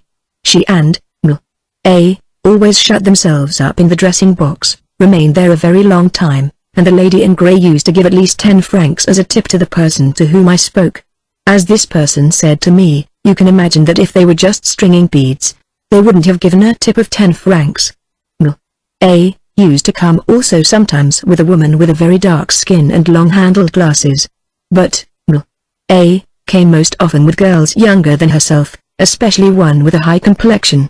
Apart from the lady in grey, the people whom A was in the habit of bringing were not from Baalbec and must indeed often have come from quite a distance. They never came in together, but A would come in and ask for the door of her box to be left unlocked as she was expecting a friend, and the person to whom I spoke knew what that meant. This person could not give me any other details, as she does not remember very well, which is easily understood after so long an interval. Besides, this person did not try to find out, because she is very discreet and it was to her advantage, for A brought her in a lot of money. She was quite sincerely touched to hear that she was dead. It is true that so young it is a great calamity for her and for her friends. I await Monsieur's orders to know whether I may leave Baalbec, where I do not think that I can learn anything more. I thank Monsieur again for the little holiday that he has procured me, and which has been very pleasant, especially as the weather is as fine as could be. The season promises well for this year. We hope that Monsieur will come and put in a little appearance. I can think of nothing else to say that will interest Monsieur. To understand how deeply these words penetrated my being, the reader must bear in mind that the questions which I had been asking myself with regard to Albertine were not subordinate, immaterial questions, questions of detail, the only questions as a matter of fact which we ask ourselves about anyone who is not ourselves, whereby we are enabled to proceed, wrapped in an impenetrable thought, through the midst of suffering, falsehood, vice or death. No, in Albertine's case, they were essential questions. In her heart of hearts, what was she? What were her thoughts? What were her loves? Did she lie to me? Had my life with her been as lamentable as Swan's life with Odette? And so the point reached by Amy's reply, even although it was not a general reply and precisely for that reason was indeed in Albertine, in myself, the uttermost depths. At last I saw before my eyes, in that arrival of Albertine at the baths along the narrow lane with the lady in grey, a fragment of that past which seemed to me no less mysterious, no less alarming than I had feared when I imagined it as enclosed in the memory, in the facial expression of Albertine. No doubt anyone but myself might have dismissed as insignificant these details, upon which my inability, now that Albertine was dead, to secure a denial of them from herself, conferred the equivalent of a sort of likelihood. It is indeed probable that for Albertine, even if they had been true, her own misdeeds, if she had admitted them, whether her conscience thought them innocent or reprehensible, whether her sensuality had found them exquisite or distinctly dull, would not have been accompanied by that inexpressible sense of horror from which I was unable to detach them. I myself, with the help of my own love of women, albeit they could not have been the same thing to Albertine, could more or less imagine what she felt. And indeed it was already a first degree of anguish, merely to picture her to myself desiring as I had so often desired, lying to me as I had so often lied to her, preoccupied with one girl or another, putting herself out for her, as I had done for Duster Maria and ever so many others, not to mention the peasant girls whom I met on country roads. Yes, all my own desires helped me to understand, to a certain degree, what hers had been. It was by this time an intense anguish in which all my desires, the keener they had been, had changed into torments that were all the more cruel, as though in this algebra of sensibility they reappeared with the same coefficient but with a minus instead of a plus sign.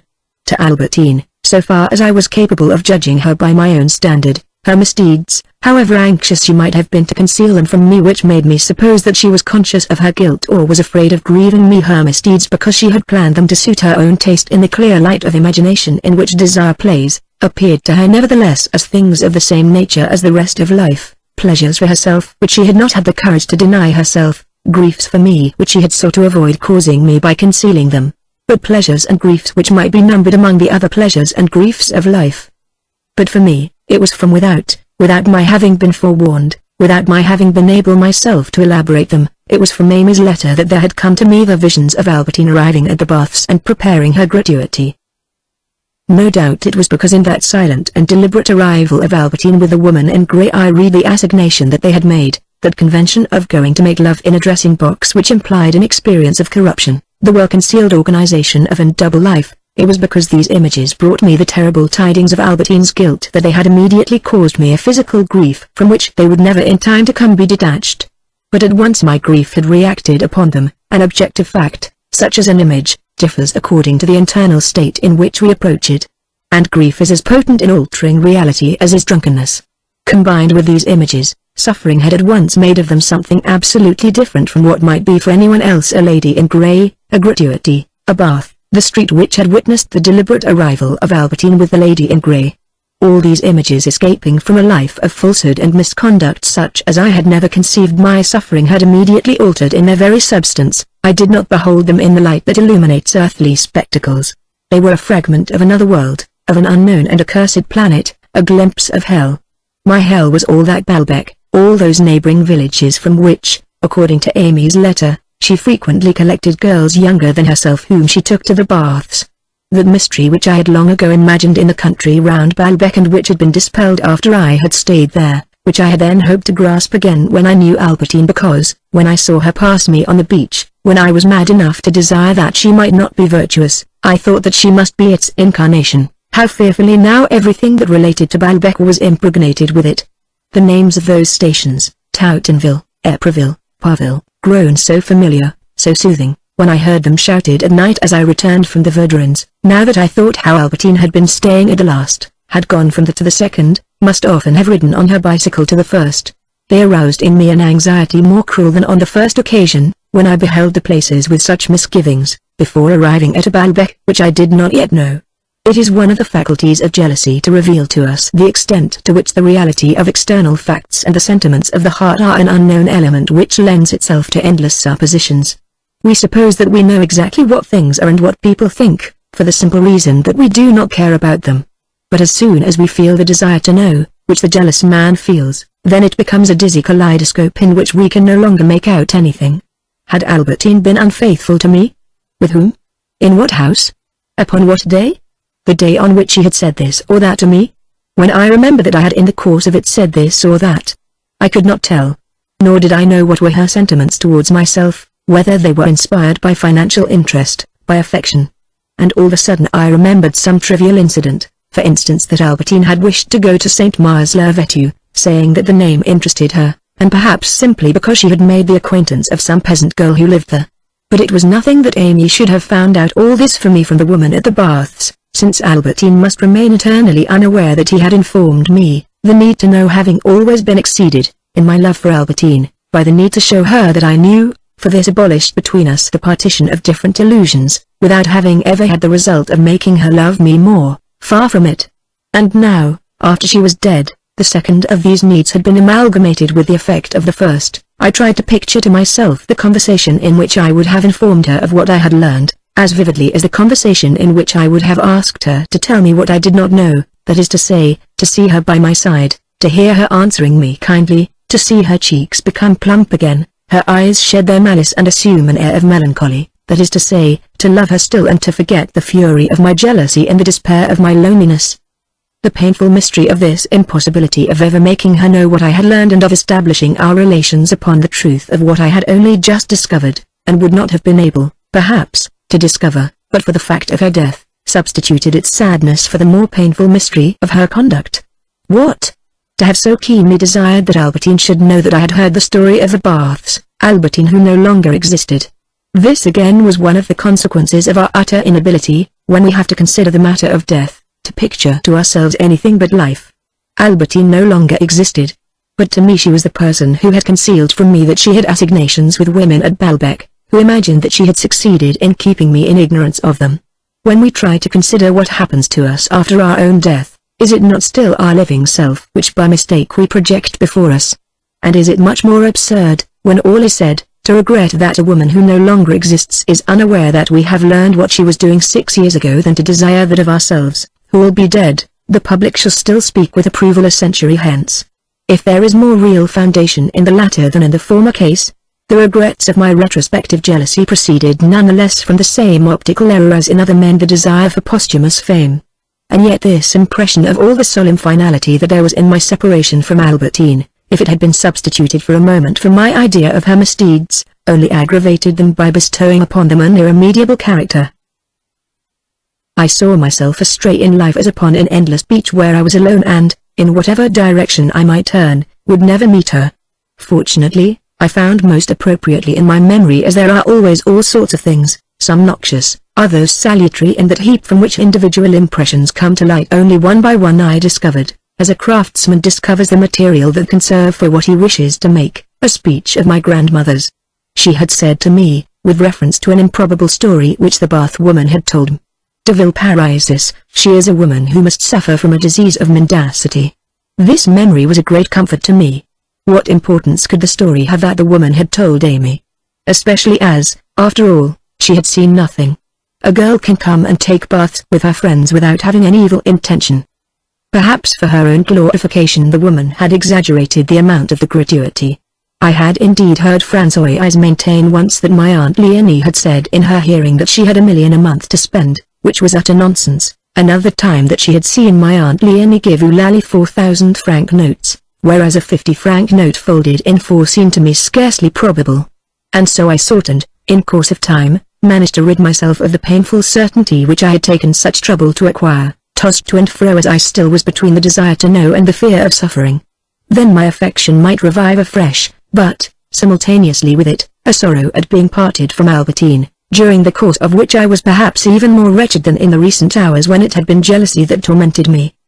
But my jealousy was suddenly revived, when I thought of Balbec, because of the vision which at once reappeared, and which until then had never made me suffer and indeed appeared one of the most innocuous in my memory, of the dining room at Balbec in the evening, with, on the other side of the windows, all that populace crowded together in the dusk, as before the luminous glass of an aquarium, producing a contact, of which I had never thought, in their conglomeration, between the fishermen and girls of the lower orders and the young ladies jealous of that splendor new to Balbec, that splendor from which, if not their means, at any rate avarice and tradition debarred their parents, young ladies among whom there had certainly been almost every evening Albertine whom I did not then know and who doubtless used to accost some little girl whom she would meet a few minutes later in the dark, upon the sands, or else in a deserted bathing hut at the foot of the cliff.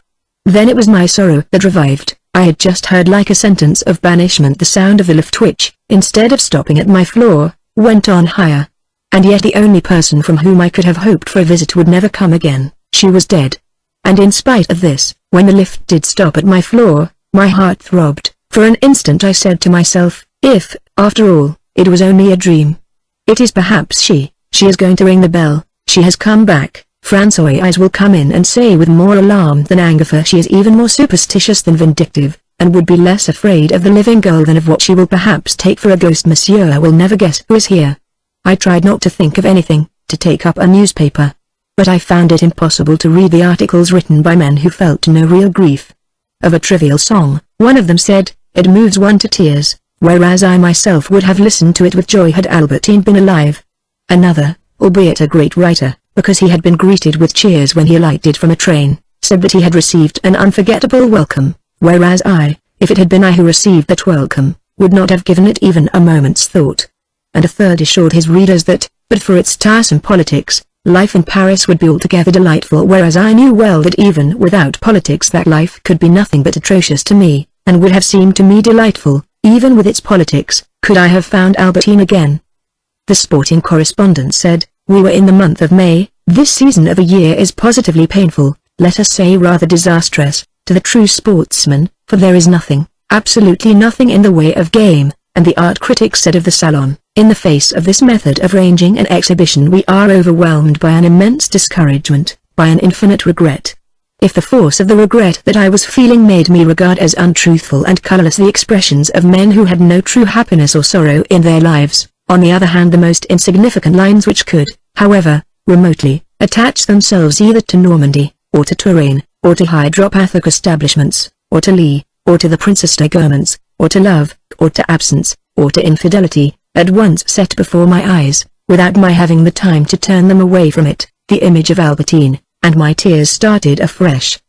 Besides, in the ordinary course, I could never read these newspapers, for the mere act of opening one of them reminded me at once that I used to open them when Albertine was alive, and that she was alive no longer. I let them drop without having the strength to unfold their pages. Each impression called up an impression that was identical but marred, because there had been cut out of it Albertine's existence, so that I had never the courage to live to the end these mutilated minutes. Indeed, when, little by little, Albertine ceased to be present in my thoughts and all-powerful over my heart, I was stabbed at once if I had occasion, as in the time when she was there, to go into her room, to grope for the light, to sit down by the pianola. Divided among a number of little household gods, she dwelt for a long time in the flame of the candle, the doorbell, the back of a chair, and other domains more immaterial such as a night of insomnia or the emotion that was caused me by the first visit of a woman who had attracted me. In spite of this the few sentences which I read in the course of a day or which my mind recalled that I had read, often aroused in me a cruel jealousy. To do this, they required not so much to supply me with a valid argument in favor of the immorality of woman as to revive an old impression connected with the life of Albertine. Transported then to a forgotten moment, the force of which my habit of thinking of it had not dulled, and in which Albertine was still alive, her misdeeds became more immediate, more painful, more agonizing. Then I asked myself whether I could be certain that the Bath woman's revelations were false. A good way of finding out the truth would be to send Amy to Touraine, to spend a few days in the neighborhood of Bontemps's villa. If Albertine enjoyed the pleasures which one woman takes with others, if it was in order not to be deprived of them any longer that she had left me, she must, as soon as she was free, have sought to indulge in them and have succeeded, in a district which she knew and to which she would not have chosen to retire had she not expected to find greater facilities there than in my house. No doubt there was nothing extraordinary in the fact that Albertine's death had so little altered my preoccupations. When our mistress is alive, a great part of the thoughts which form what we call our loves come to us during the hours when she is not by our side. Thus we acquire the habit of having as the object of our meditation an absent person, and one who, even if she remains absent for a few hours only, during those hours is no more than a memory. And so death does not make any great difference. When Amy returned, I asked him to go down to Châtellerault, and thus not only by my thoughts, my sorrows, the emotion caused me by a name connected, however remotely, with a certain person, but even more by all my actions, by the inquiries that I undertook, by the use that I made of my money, all of which was devoted to the discovery of Albertine's actions, I may say that throughout this year my life remained filled with love, with a true bond of affection. And she who was its object was a corpse. We say at times that something may survive of a man after his death, if the man was an artist and took a certain amount of pains with his work. It is perhaps in the same way that a sort of cutting taken from one person and grafted on the heart of another continues to carry on its existence, even when the person from whom it had been detached has perished. Amy established himself in quarters close to Bontemps's villa. He made the acquaintance of a maid-servant, of a job-master from whom Albertine had often hired a carriage by the day. These people had noticed nothing. In a second letter, Amy informed me that he had learned from a young laundress in the town that Albertine had a peculiar way of gripping her arm when she brought back the clean linen. But, she said, the young lady never did anything more. I sent Amy the money that paid for his journey, that paid for the harm which he had done me by his letter, and at the same time I was making an effort to discount it by telling myself that this was a familiarity which gave no proof of any vicious desire. When I received a telegram from Amy, have learned most interesting things of abundant proofs. Letter follows. On the following day came a letter the envelope of which was enough to make me tremble. I had guessed that it came from Amy, for everyone, even the humblest of us, has under his control those little familiar spirits at once living and couched in a sort of trance upon the paper, the characters of his handwriting which he alone possesses. At first the young laundress refused to tell me anything. She assured me that Albertine had never done anything more than pinch her arm. But to get her to talk, I took her out to dinner, I made her drink. Then she told me that Albertine used often to meet her on the bank of the Loire, when she went to bathe, that Albertine, who was in the habit of getting up very early to go and bathe, was in the habit of meeting her by the water's edge, at a spot where the trees are so thick that nobody can see you, and besides there is nobody who can see you at that hour in the morning. Then the young laundress brought her friends and they bathed, and afterwards, as it was already very hot down here and the sun scorched you even through the trees, they used to lie about on the grass getting dry and playing and caressing each other.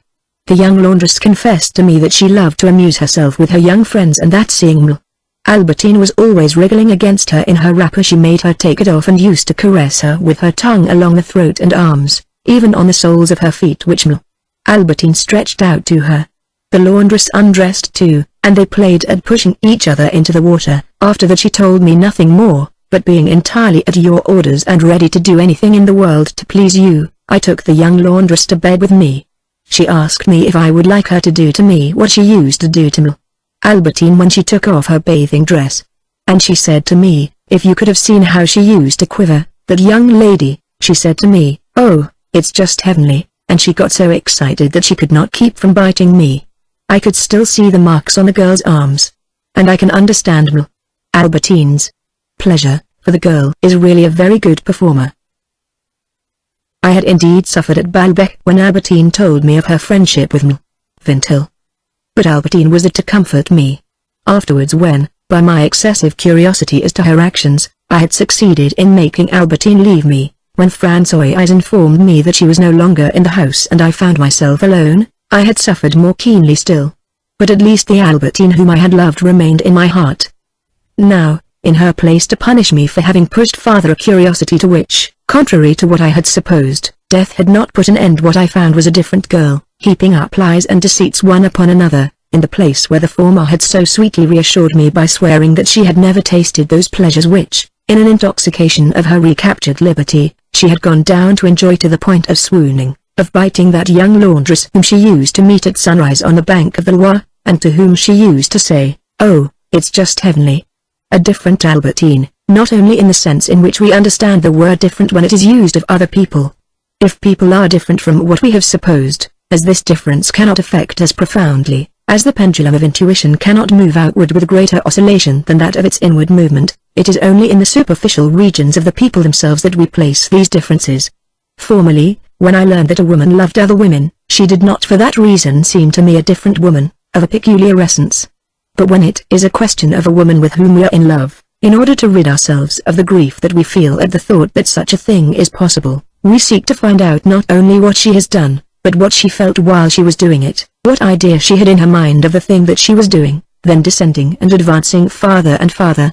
By the profundity of our grief we attain to the mystery, to the essence.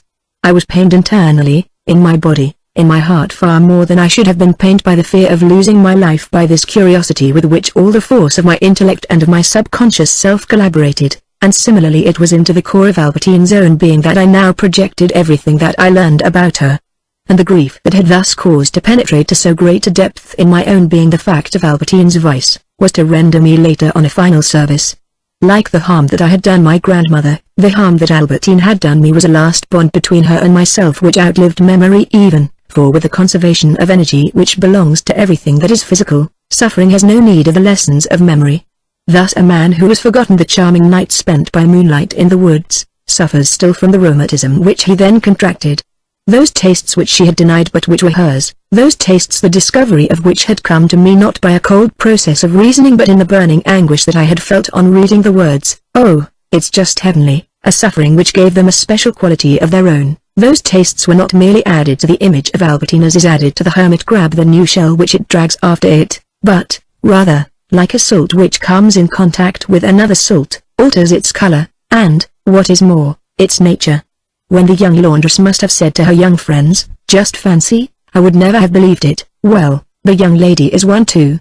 To me it was not merely a vice hitherto unsuspected by them that they added to Albertine's person, but the discovery that she was another person, a person like themselves, speaking the same language, which, by making her the compatriot of other women, made her even more alien to myself, proved that what I had possessed of her, what I carried in my heart, was only quite a small part of her, and that the rest which was made so extensive by not being merely that thing so mysteriously important, an individual desire, but being shared with others, she had always concealed from me, she had kept me aloof from it, as a woman might have concealed from me that she was a native of an enemy country and a spy, and would indeed have been acting even more treacherously than a spy, for a spy deceives us only as to her nationality, whereas Albertine had deceived me as to her profoundest humanity, the fact that she did not belong to the ordinary human race, but to an alien race which moves among it, conceals itself among it and never blends with it. I had as it happened seen 2 paintings by Elster showing against a leafy background nude women. In one of them, one of the girls is raising her foot as Albertine must have raised hers when she offered it to the laundress. With her other foot she is pushing into the water the other girl, who gaily resists, her hip bent, her foot barely submerged in the blue water. I remembered now that the raising of the thigh made the same swan's neck curve with the angle of the knee that was made by the droop of Albertine's thigh when she was lying by my side on the bed, and I had often meant to tell her that she reminded me of those paintings. But I had refrained from doing so, in order not to awaken in her mind the image of nude female bodies. Now I saw her, side by side with the laundress and her friends, recomposing the group which I had so admired when I was seated among Albertine's friends at Balbec. And if I had been an enthusiast sensitive to absolute beauty, I should have recognized that Albertine recomposed it with 1,000 times more beauty, now that its elements were the nude statues of goddesses like those which consummate sculptors scattered about the groves of Versailles or plunged in the fountains to be washed and polished by the caresses of their eddies. Now I saw her by the side of the laundress, girls by the water's edge, in their twofold nudity of marble maidens in the midst of a grove of vegetation and dipping into the water like bas-reliefs of naiads. Remembering how Albertine looked as she lay upon my bed, I thought I could see her bent hip. I saw it. It was a swan's neck. It was seeking the lips of the other girl. Then I beheld no longer a leg, but the bold neck of a swan, like that which in a frenzied sketch seeks the lips of a lady whom we see in all the palpitation peculiar to feminine pleasure, because there is nothing else but a swan, and she seems more alone, just as we discover upon the telephone the inflections of a voice which we do not distinguish so long as it is not dissociated from a face in which we materialize its expression. In this sketch, the pleasure, instead of going to seek the face which inspires it and which is absent, replaced by a motionless swan, is concentrated in her who feels it. At certain moments the communication was cut between my heart and my memory. What Albertine had done with the laundress was indicated to me now only by almost algebraical abbreviations which no longer meant anything to me, but 100 times in an hour the interrupted current was restored, and my heart was pitilessly scorched by a fire from hell, while I saw Albertine, raised to life by my jealousy, really alive, stiffen beneath the caresses of the young laundress, to whom she was saying, "Oh, it's just heavenly." As she was alive at the moment when she committed her misdeeds, that is to say at the moment at which I myself found myself placed, it was not sufficient to know of the misdeed, I wished her to know that I knew. And so, if at those moments I thought with regret that I should never see her again, this regret bore the stamp of my jealousy, and, very different from the lacerating regret of the moments in which I loved her, was only regret at not being able to say to her, "You thought that I should never know what you did after you left me. Well, I know everything." The laundress on the bank of the Loire, you said to her, "Oh, it's just heavenly, I have seen the bite." No doubt I said to myself, why torment myself? She who took her pleasure with the laundress no longer exists, and consequently was not a person whose actions retain any importance. She is not telling herself that I know. But no more is she telling herself that I do not know, since she tells herself nothing. But this line of reasoning convinced me less than the visual image of her pleasure which brought me back to the moment in which she had tasted it. What we feel is the only thing that exists for us, and we project it into the past, into the future, without letting ourselves be stopped by the fictitious barriers of death. If my regret that she was dead was subjected at such moments to the influence of my jealousy and assumed this so peculiar form, that influence extended over my dreams of occultism, of immortality, which were no more than an effort to realize what I desired. And so at those moments if I could have succeeded in evoking her by turning a table as Bergot had at one time thought possible, or in meeting her in the other life as the Abbé X thought, I would have wished to do so only in order to repeat to her, "I know about the laundress. You said to her, 'Oh, it's just heavenly, I have seen the bite.'" What came to my rescue against this image of the laundress, was certainly when it had endured for any while the image itself, because we really know only what is novel. What suddenly introduces into our sensibility a change of tone which strikes us, the things for which habit has not yet substituted its colorless facsimiles. But it was, above all, this subdivision of Albertine in many fragments, in many Albertines, which was her sole mode of existence in me. Moments recurred in which she had merely been good, or intelligent, or serious, or even addicted to nothing but sport. And this subdivision, was it not after all proper that it should soothe me? For if it was not in itself anything real, if it depended upon the successive form of the hours in which it had appeared to me, a form which remained that of my memory as the curve of the projections of my magic lantern depended upon the curve of the colored slides, did it not represent in its own manner a truth, a thoroughly objective truth too, to wit that each one of us is not a single person, but contains many persons who have not all the same moral value, and that if a vicious Albertine had existed, it did not mean that there had not been others, she who enjoyed talking to me about Saint Simon in the room, she who on the night when I had told her that we must part had said so sadly, that pianola, this room, to think that I shall never see any of these things again, and, when she saw the emotion which my lie had finally communicated to myself, had exclaimed with a sincere pity, "Oh, no, anything rather than make you unhappy. I promise that I will never try to see you again." Then I was no longer alone. I felt the wall that separated us vanish. At the moment in which the good Albertine had returned, I had found again the one person from whom I could demand the antidote to the sufferings which Albertine was causing me. True, I still wanted to speak to her about the story of the laundress, but it was no longer by way of a cruel triumph, and to show her maliciously how much I knew. As I should have done had Albertine been alive, I asked her tenderly whether the tale about the laundress was true. She swore to me that it was not, that Amy was not truthful, and that, wishing to appear to have earned the money which I had given him, he had not liked to return with nothing to show, and had made the laundress tell him what he wished to hear. No doubt Albertine had been lying to me throughout. And yet in the flux and reflux of her contradictions, I felt that there had been a certain progression due to myself. That she had not indeed made me, at the outset, admissions, perhaps, it is true, involuntary in a phrase that escaped her lips, I would not have sworn. I no longer remembered.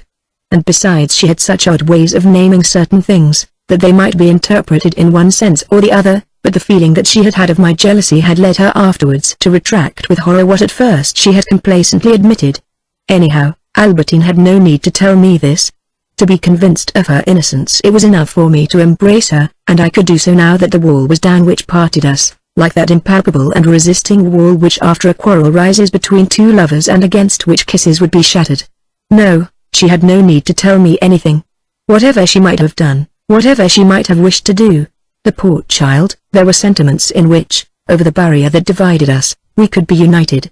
If the story was true, and if Albertine had concealed her tastes from me, it was in order not to make me unhappy. I had the pleasure of hearing this Albertine say so. Besides, had I ever known any other? The two chief causes of error in our relations with another person are, having ourselves a good heart, or else being in love with the other person. We fall in love for a smile, a glance, a bare shoulder. That is enough. Then, in the long hours of hope or sorrow, we fabricate a person, we compose a character. And when later on we see much of the beloved person, we can no longer, whatever the cruel reality that confronts us, strip off the good character, the nature of a woman who loves us, from the person who bestows that glance, bears that shoulder. Then he can, when she has grown old, eliminate her youthful face from a person whom we have known since her girlhood. I called to mind the noble glance, kind and compassionate, of that Albertine. Her plump cheeks, the coarse grain of her throat. It was the image of a dead woman, but, as this dead woman was alive, it was easy for me to do immediately what I should inevitably have done if she had been by my side in her living body, what I should do were I ever to meet her again in another life. I forgave her. The moments which I had spent with this Albertine were so precious to me that I could not have let any of them escape me. Now, at times, as we recover the remnants of a squandered fortune, I recaptured some of these which I had thought to be lost. As I tied a scarf behind my neck instead of in front, I remembered a drive of which I had never thought again, before which, in order that the cold air might not reach my throat, Albertine had arranged my scarf for me in this way after first kissing me.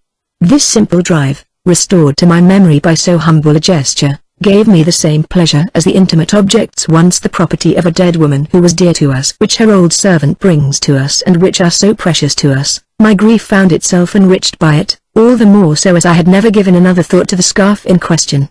And now Albertine, liberated once more, had resumed her flight. Men, women followed her. She was alive in me. I became aware that this prolonged adoration of Albertine was like the ghost of the sentiment that I had felt for her, reproduced its various elements and obeyed the same laws as the sentimental reality which it reflected on the farther side of death. For I felt quite sure that if I could place some interval between my thoughts of Albertine, or if, on the other hand, I had allowed too long an interval to elapse, I should cease to love her. A clean cut could have made me unconcerned about her, as I was now about my grandmother. A period of any length spent without thinking of her would have broken in my memory the continuity which is the very principle of life, which however may be resumed after a certain interval of time. Had not this been the case with my love for Albertine when she was alive, a love which had been able to revive after a quite long interval during which I had never given her a thought? Well, my memory must have been obedient to the same laws, have been unable to endure longer intervals, for all that it did was, like an aurora borealis, to reflect after Albertine's death the sentiment that I had felt for her. It was like the phantom of my love. At other times my grief assumed so many forms that occasionally I no longer recognized it. I longed to be loved in earnest, decided to seek for a person who would live with me. This seemed to me to be the sign that I no longer loved Albertine, whereas it meant that I loved her still, for the need to be loved in earnest was, just as much as the desire to kiss Albertine's plump cheeks, merely a part of my regret. It was when I had forgotten her that I might feel it to be wiser, happier to live without love. And so my regret for Albertine, because it was it that aroused in me the need of a sister, made that need insatiable. And in proportion as my regret for Albertine grew fainter, the need of a sister, which was only an unconscious form of that regret, would become less imperious. And yet these two residues of my love did not proceed to shrink at an equal rate. There were hours in which I had made up my mind to marry, so completely had the former been eclipsed, the latter on the contrary retaining its full strength. And then, later on, my jealous memories having died away, suddenly at times a feeling welled up into my heart of affection for Albertine, and then, thinking of my own love affairs with other women, I told myself that she would have understood, would have shared them, and her vice became almost a reason for loving her. At times my jealousy revived in moments when I no longer remembered Albertine, albeit it was of her that I was jealous. I thought that I was jealous of André, of one of whose recent adventures I had just been informed. But André was to me merely a substitute, a bypath, a conduit which brought me indirectly to Albertine. So it is that in our dreams we give a different face, a different name to a person as to whose underlying identity we are not mistaken. When all was said, notwithstanding the flux and reflux which upset in these particular instances the general law, the sentiments that Albertine had left with me were more difficult to extinguish than a memory of their original cause. Not only the sentiments, but the sensations. Different in this respect from Swann who, when he had begun to cease to love Odette, had not even been able to recreate in himself the sensation of his love, I felt myself still reliving a past which was no longer anything more than the history of another person, my ego in a sense cloven in twain, while its upper extremity was already hard and frigid, burned still at its base whenever a spark made the old current pass through it, even after my mind had long ceased to conceive Albertine. And as no image of her accompanied the cruel palpitations, the tears that were brought to my eyes by a cold wind blowing as at Baalbek upon the apple trees that were already pink with blossom, I was led to ask myself whether the renewal of my grief was not due to entirely pathological causes, and whether what I took to be the revival of a memory and the final period of a state of love was not rather the first stage of heart disease. There are in certain affections secondary accidents which the sufferer is too apartment to confuse with the malady itself. When they cease, he is surprised to find himself nearer to recovery than he has supposed. Of this sort had been the suffering caused me the complication brought about by Amy's letters with regard to the bathing establishment and the young laundress. But a healer of broken hearts, had such a person visited me, would have found that, in other respects, my grief itself was on the way to recovery. No doubt in myself, since I was a man, one of those amphibious creatures who are plunged simultaneously in the past and in the reality of the moment, there still existed a contradiction between the living memory of Albertine and my consciousness of her death. But this contradiction was, so to speak, the opposite of what it had been before. The idea that Albertine was dead, this idea which at first used to contest so furiously with the idea that she was alive that I was obliged to run away from it as children run away from a breaking wave, this idea of her death, by the very force of its incessant onslaught, had ended by capturing the place in my mind that, a short while ago, was still occupied by the idea of her life. Without my being precisely aware of it, it was now this idea of Albertine's death, no longer the present memory of her life, that formed the chief subject of my unconscious musings, with the result that if I interrupted them suddenly to reflect upon myself, what surprised me was not, as in earlier days, that Albertine so living in myself could be no longer existent upon the earth, could be dead, but that Albertine, who no longer existed upon the earth, who was dead, should have remained so living in myself. Built up by the contiguity of the memories that followed one another, the black tunnel, in which my thoughts had been straying so long that they had even ceased to be aware of it, was suddenly broken by an interval of sunlight, allowing me to see in the distance a blue and smiling universe in which Albertine was no more than a memory, unimportant and full of charm. Is it this, I asked myself, that is the true Albertine, or is it indeed the person who, in the darkness through which I have so long been rolling, seemed to me the sole reality? The person that I had been so short a time ago, who lived only in the perpetual expectation of the moment when Albertine would come in to bid him good night and to kiss him. A sort of multiplication of myself made this person appear to me as no longer anything more than a feeble part, already half detached from myself, and like a fading flower I felt the rejuvenating refreshment of an exfoliation. However, these brief illuminations succeeded perhaps only in making me more conscious of my love for Albertine, as happens with every idea that is too constant and has need of opposition to make it affirm itself. People who were alive during the War of 1870, for instance, say that the idea of war ended by seeming to them natural, not because they were not thinking sufficiently of the war, but because they could think of nothing else. And in order to understand how strange and important a fact war is, it was necessary that, some other thing tearing them from their permanent obsession, they should forget for a moment that war was being waged, should find themselves once again as they had been in a state of peace, until all of a sudden upon the momentary blank there stood out at length distinct the monstrous reality which they had long ceased to see, since there had been nothing else visible.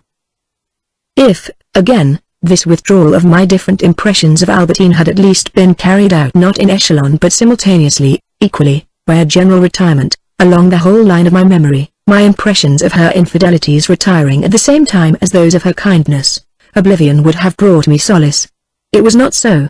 As upon a beach where the tide recedes unevenly, I would be assailed by the rush of one of my suspicions when the image of her tender presence had already withdrawn too far from me to be able to bring me its remedy.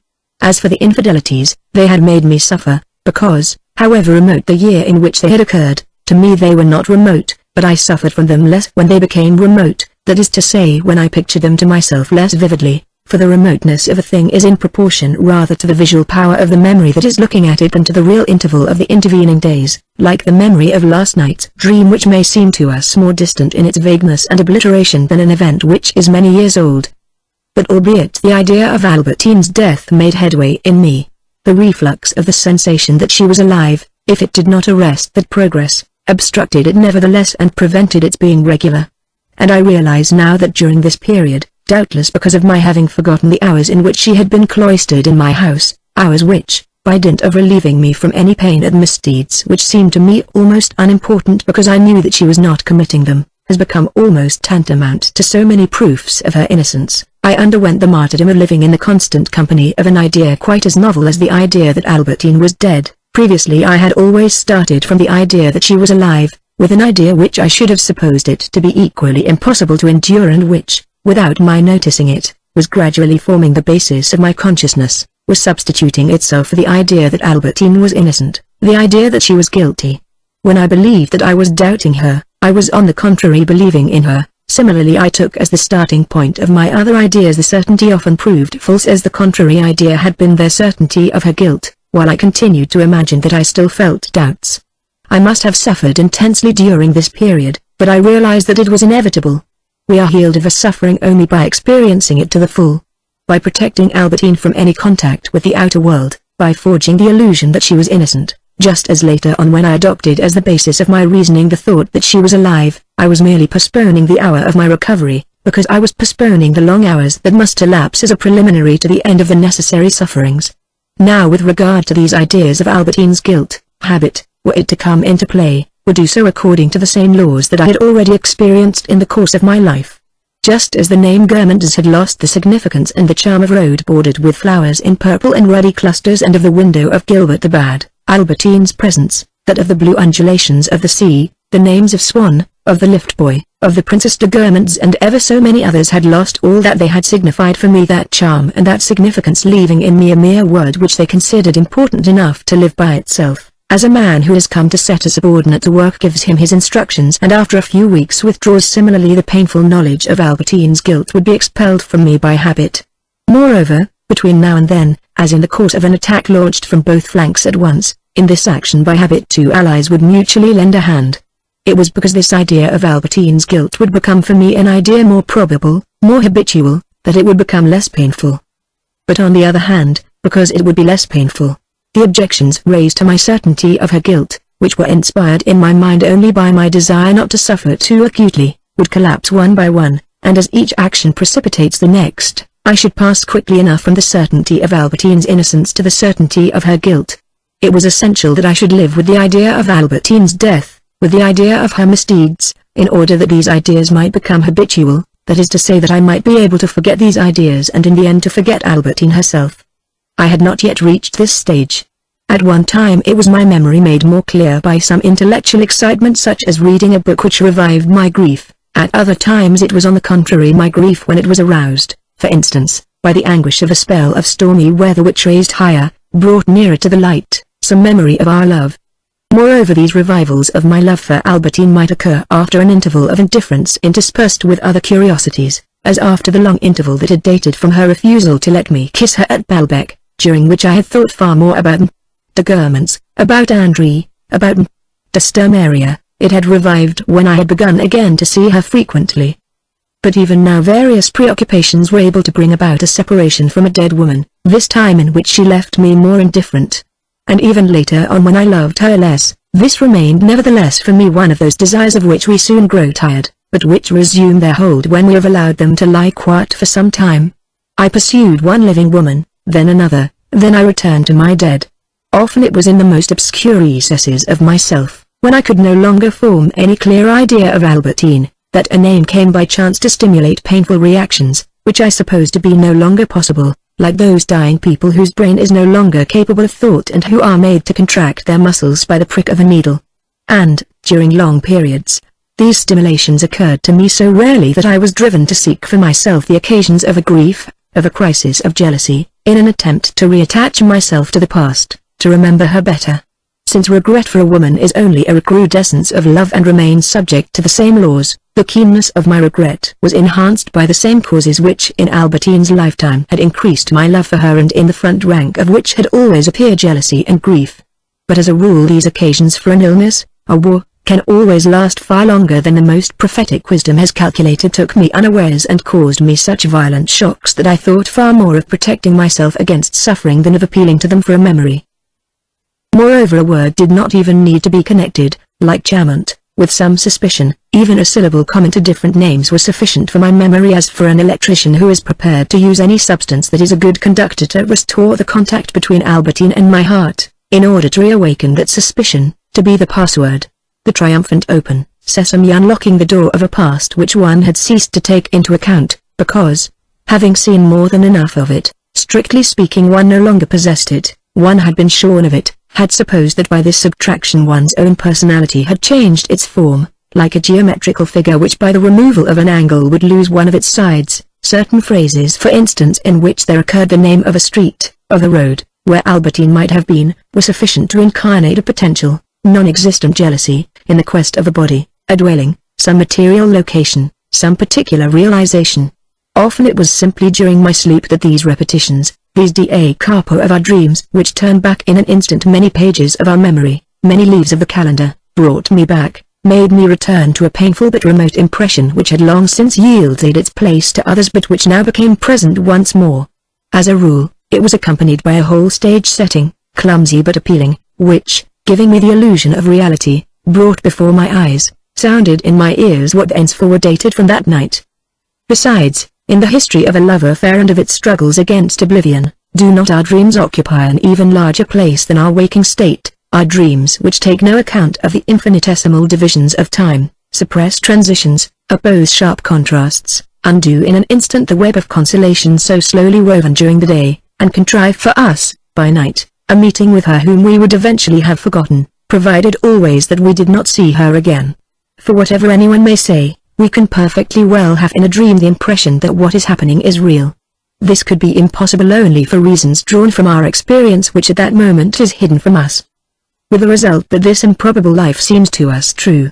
Sometimes, by a defect in the internal lighting which spoiled the success of the play, the appearance of my memories on the stage giving me the illusion of real life, I really believed that I had arranged to meet Albertine, that I was seeing her again, but then I found myself incapable of advancing to meet her, of uttering the words which I meant to say to her, to rekindle in order to see her the torch that had been quenched, impossibilities which were simply in my dream the immobility, The dumbness, the blindness of the sleeper as suddenly one sees in the faulty projection of a magic lantern a huge shadow, which ought not to be visible, obliterate the figures on the slide, which is the shadow of the lantern itself, or that of the operator. At other times Albertine appeared in my dream, and proposed to leave me once again, without my being moved by her determination. This was because from my memory there had been able to filter into the darkness of my dream a warning ray of light which, lodged in Albertine, deprived her future actions, the departure of which she informed me, of any importance. This was the knowledge that she was dead. Often this memory that Albertine was dead was combined, without destroying it, with the sensation that she was alive. I conversed with her. While I was speaking, my grandmother came and went at the other end of the room. Part of her chin had crumbled away like a corroded marble, but I found nothing unusual in that. I told Albertine that I had various questions to ask her with regard to the bathing establishment at Baalbek and to a certain laundress in Touraine, but I postponed them to another occasion since we had plenty of time and there was no longer any urgency. She assured me that she was not doing anything wrong and that she had merely, the day before, kissed Marcel on the lips. What? Is she here? Yes, in fact it is time for me to leave you, for I have to go and see her presently. And since, now that Albertine was dead, I no longer kept her a prisoner in my house as in the last months of her life, her visit to Marcel disturbed me. I sought to prevent Albertine from seeing her. Albertine told me that she had done no more than kiss her, but she was evidently beginning to lie again as in the days when she used to deny everything. Presently she would not be content, probably, with kissing Marcel. No doubt from a certain point of view I was wrong to let myself be disturbed like this, since, according to what we are told, the dead can feel, can do nothing. People say so, but this did not explain the fact that my grandmother, who was dead, had continued nevertheless to live for many years, and at that moment was passing to and fro in my room. And no doubt, once I was awake, this idea of a dead woman who continued to live ought to have become as impossible for me to understand as it is to explain. But I had already formed it so many times in the course of those transient periods of insanity which are our dreams, that I had become in time familiar with it. Our memory of dreams may become lasting, if they repeat themselves sufficiently often. And long after my dream had ended, I remained tormented by that kiss which Albertine had told me that she had bestowed in words which I thought that I could still hear. And indeed, they must have passed very close to my ear since it was I myself that had uttered them. All day long, I continued to converse with Albertine. I questioned her, I forgave her, I made up for my forgetfulness of the things which I had always meant to say to her during her life. And all of a sudden I was startled by the thought that to the creature invoked by memory to whom all these remarks were addressed, no reality any longer corresponded, that death had destroyed the various parts of the face to which the continual urge of the will to live, now abolished, had alone given the unity of a person. At other times, without my having dreamed, as soon as I awoke, I felt that the wind had changed in me. It was blowing coldly and steadily from another direction, issuing from the remotest past, bringing back to me the sound of a clock striking far-off hours, of the whistle of departing trains which I did not ordinarily hear. One day I tried to interest myself in a book, a novel by Bergot, of which I had been especially fond. Its congenial characters appealed to me strongly, and very soon, reconquered by the charm of the book, I began to hope, as for a personal pleasure, that the wicked woman might be punished. My eyes grew moist when the happiness of the young lovers was assured. But then, I exclaimed in despair, from my attaching so much importance to what Albertine may have done, I must conclude that her personality is something real which cannot be destroyed, that I shall find her one day in her own likeness in heaven, if I invoke with so many prayers, await with such impatience, learn with such floods of tears the success of a person who has never existed save in Bergot's imagination, whom I have never seen, whose appearance I am at liberty to imagine as I please. Besides, in this novel, there were seductive girls, amorous correspondences, deserted paths in which lovers meet. This reminded me that one may love clandestinely. It revived my jealousy, as though Albertine had still been able to stroll along deserted paths. And there was also the incident of a man who meets after 50 years a woman whom he loved in her youth, does not recognize her, is bored in her company. And this reminded me that love does not last forever and crushed me as though I were destined to be parted from Albertine and to meet her again with indifference in my old age. If I caught sight of the map of France, my timorous eyes took care not to come upon Touraine so that I might not be jealous, nor, so that I might not be miserable, upon Normandy where the map marked at least Baalbek and Doncières, between which I placed all those roads that we had traversed so many times together. In the midst of other names of towns or villages of France, names which were merely visible or audible. The name of Tours, for instance, seemed to be differently composed, no longer of immaterial images, but of venomous substances which acted in an immediate fashion upon my heart, whose beatings they quickened and made painful. And if this force extended to certain names, which it had made so different from the rest, how, when I remained more shut up in myself, when I confined myself to Albertine herself, could I be astonished that, emanating from this girl who was probably just like any other girl, this force which I found irresistible, and to produce which any other woman might have served, had been the result of a confusion and of the bringing in contact of dreams, desires, habits, affections, with the requisite interference of alternate pains and pleasures. And this continued after her death, memory being sufficient to carry on the real life, which is mental. I recalled Albertine alighting from a railway carriage and telling me that she wanted to go to St. Mars-la-Vertu, and I saw her again also with her polo pulled down over her cheeks. I found once more possibilities of pleasure, towards which I sprang, saying to myself, we might have gone on together to Incarville, to Doncières. There was no watering place in the neighborhood of Balbec in which I did not see her, with the result that that country, like a mythological land which had been preserved, restored to me, living and cruel, the most ancient, the most charming legends, those that had been most obliterated by the sequel of my love.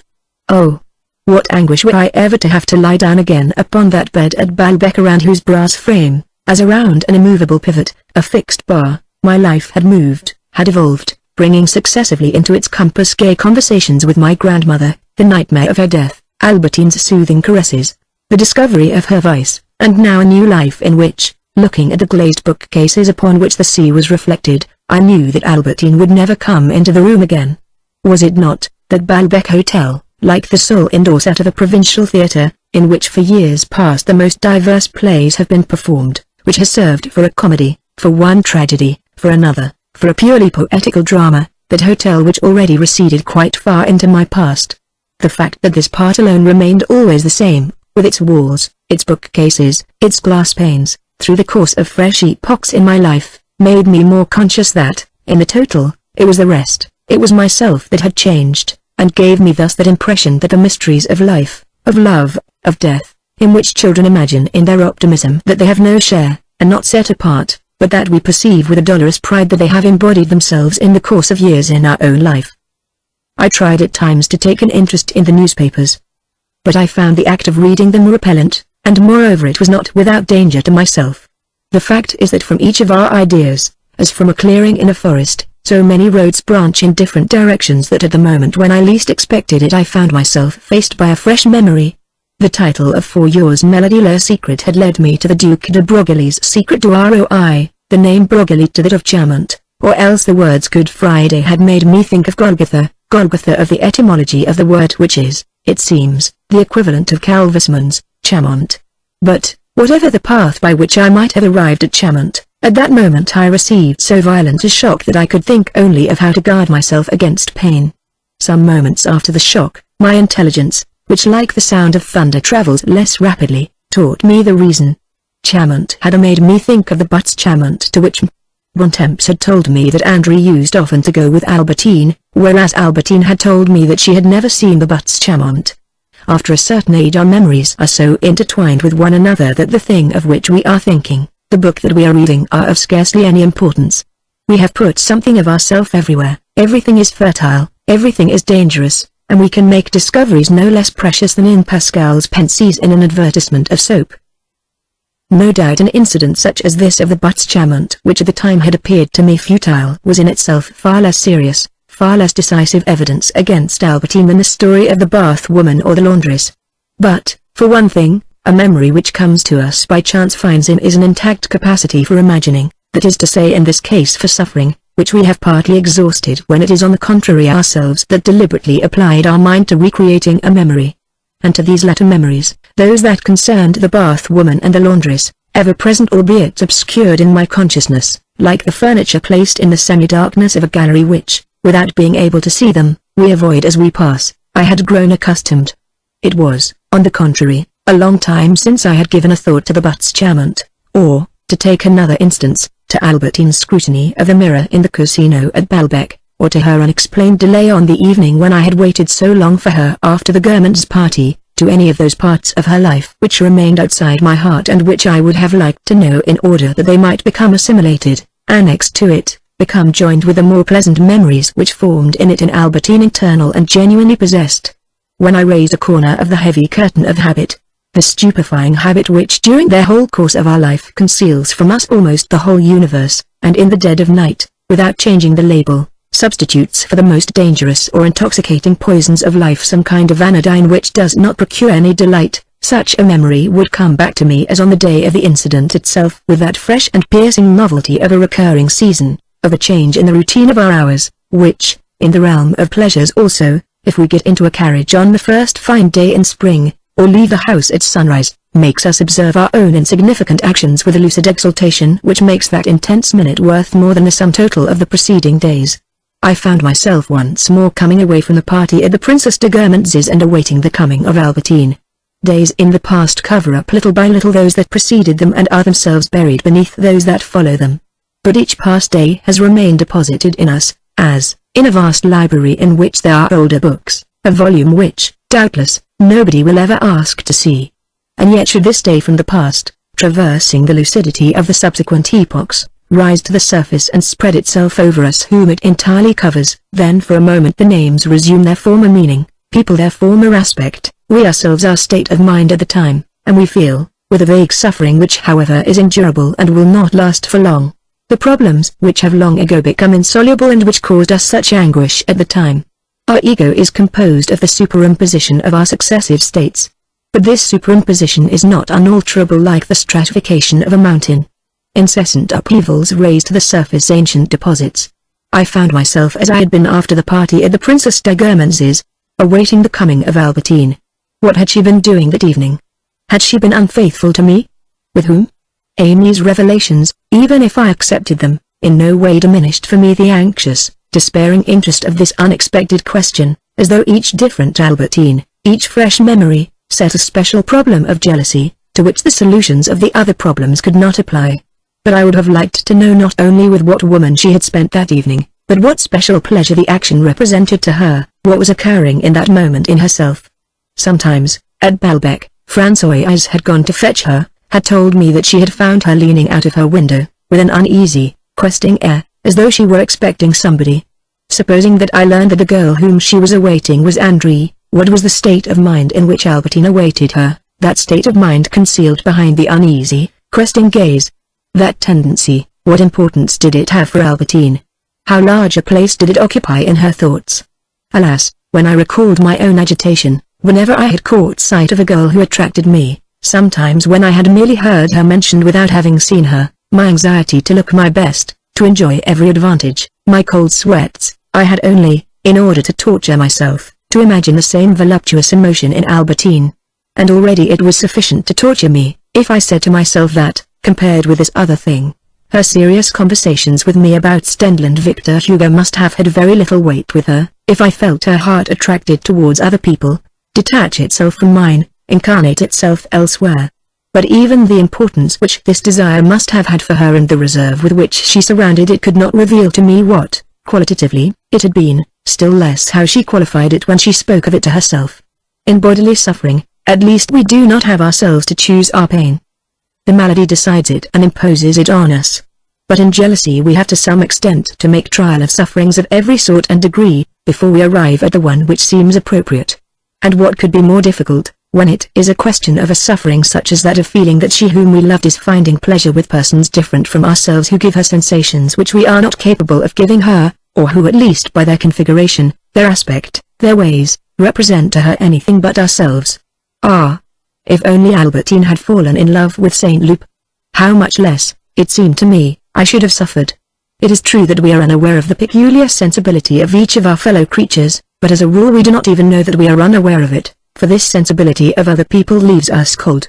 So far as Albertine was concerned, my misery or happiness would have depended upon the nature of this sensibility. I knew well enough that it was unknown to me, and the fact that it was unknown to me was already a grief than unknown desires and pleasures that Albertine felt. Once I was under the illusion that I beheld them, when, some time after Albertine's death, André came to see me. For the first time she seemed to me beautiful. I said to myself that her almost woolly hair, her dark, shadowed eyes, were doubtless what Albertine had so dearly loved, the materialization before my eyes of what she used to take with her in her amorous dreams, of what she beheld with the prophetic eyes of desire on the day when she had so suddenly decided to leave Baalbek. Like a strange, dark flower that was brought to me from beyond the grave, from the innermost being of a person in whom I had been unable to discover it, I seemed to see before me the unlooked-for exhumation of a priceless relic, the incarnate desire of Albertine, which André was to me, as Venus was the desire of Jove. André regretted Albertine, but I felt at once that she did not miss her. Forcibly removed from her friend by death, she seemed to have easily taken her part in a final separation which I would not have dared to ask of her while Albertine was alive, so afraid would I have been of not succeeding in obtaining André's consent. She seemed on the contrary to accept without difficulty this renunciation, but precisely at the moment when it could no longer be of any advantage to me. André abandoned Albertine to me, but dead, and when she had lost for me not only her life but retrospectively a little of her reality, since I saw that she was not indispensable, unique to André, who had been able to replace her with other girls. While Albertine was alive, I would not have dared to ask André to take me into her confidence as to the nature of their friendship both mutually and with me. Vintel's friend, since I was never absolutely certain that André did not repeat to Albertine everything that I said to her. But now such an inquiry, even if it must prove fruitless, would at least be unattended by danger. I spoke to André not in a questioning tone but as though I had known all the time, perhaps from Albertine, of the fondness that André herself had for women and of her own relations with me. Vintel's friend. She admitted everything without the slightest reluctance, smiling as she spoke. From this avowal, I might derive the most painful consequences, first of all because André, so affectionate and coquettish with many of the young men at Baalbek, would never have been suspected by anyone of practices which she made no attempt to deny, so that by analogy, when I discovered this novel André, I might think that Albertine would have confessed them with the same ease to anyone other than myself whom she felt to be jealous. But on the other hand, André having been Albertine's dearest friend, and a friend for whose sake she had probably returned in haste from Baalbek, now that André was proved to have these tastes, the conclusion that was forced upon my mind was that Albertine and André had always indulged them together. Certainly, just as in a stranger's presence, we do not always dare to examine the gift that he has brought us, the wrapper of which we shall not unfasten until the donor has gone. So long as André was with me I did not retire into myself to examine the grief that she had brought me, which, I could feel, was already causing my bodily servants, my nerves, my heart, a keen disturbance which, out of good breeding, I pretended not to notice, speaking on the contrary with the utmost affability to the girl who was my guest without diverting my gaze to these internal incidents. It was especially painful to me to hear André say, speaking of Albertine, "Oh yes, she always loved going to the Chevreuse Valley." To the vague and non-existent universe in which Albertine's excursions with André occurred, it seemed to me that the latter had, by a posterior and diabolical creation, added an accursed valley.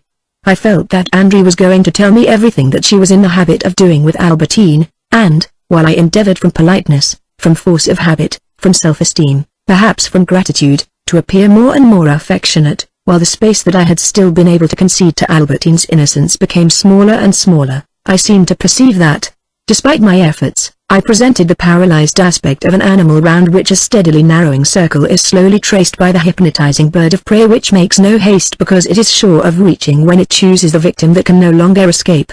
I gazed at her nevertheless, and, with such liveliness, naturalness and assurance as a person can muster who is trying to make it appear that he is not afraid of being hypnotized by the other's stare, I said casually to André, "I have never mentioned the subject to you for fear of offending you. But now that we both find a pleasure in talking about her, I may as well tell you that I found out long ago all about the things of that sort that you used to do with Albertine. And I can tell you something that you will be glad to hear although you know it already. Albertine adored you." I told André that it would be of great interest to me if she would allow me to see her, even if she simply confined herself to caresses which would not embarrass her unduly in my presence, performing such actions with those of Albertine's friends who shared her tastes, and I mentioned Rosamond, Bertha, each of Albertine's friends, in the hope of finding out something.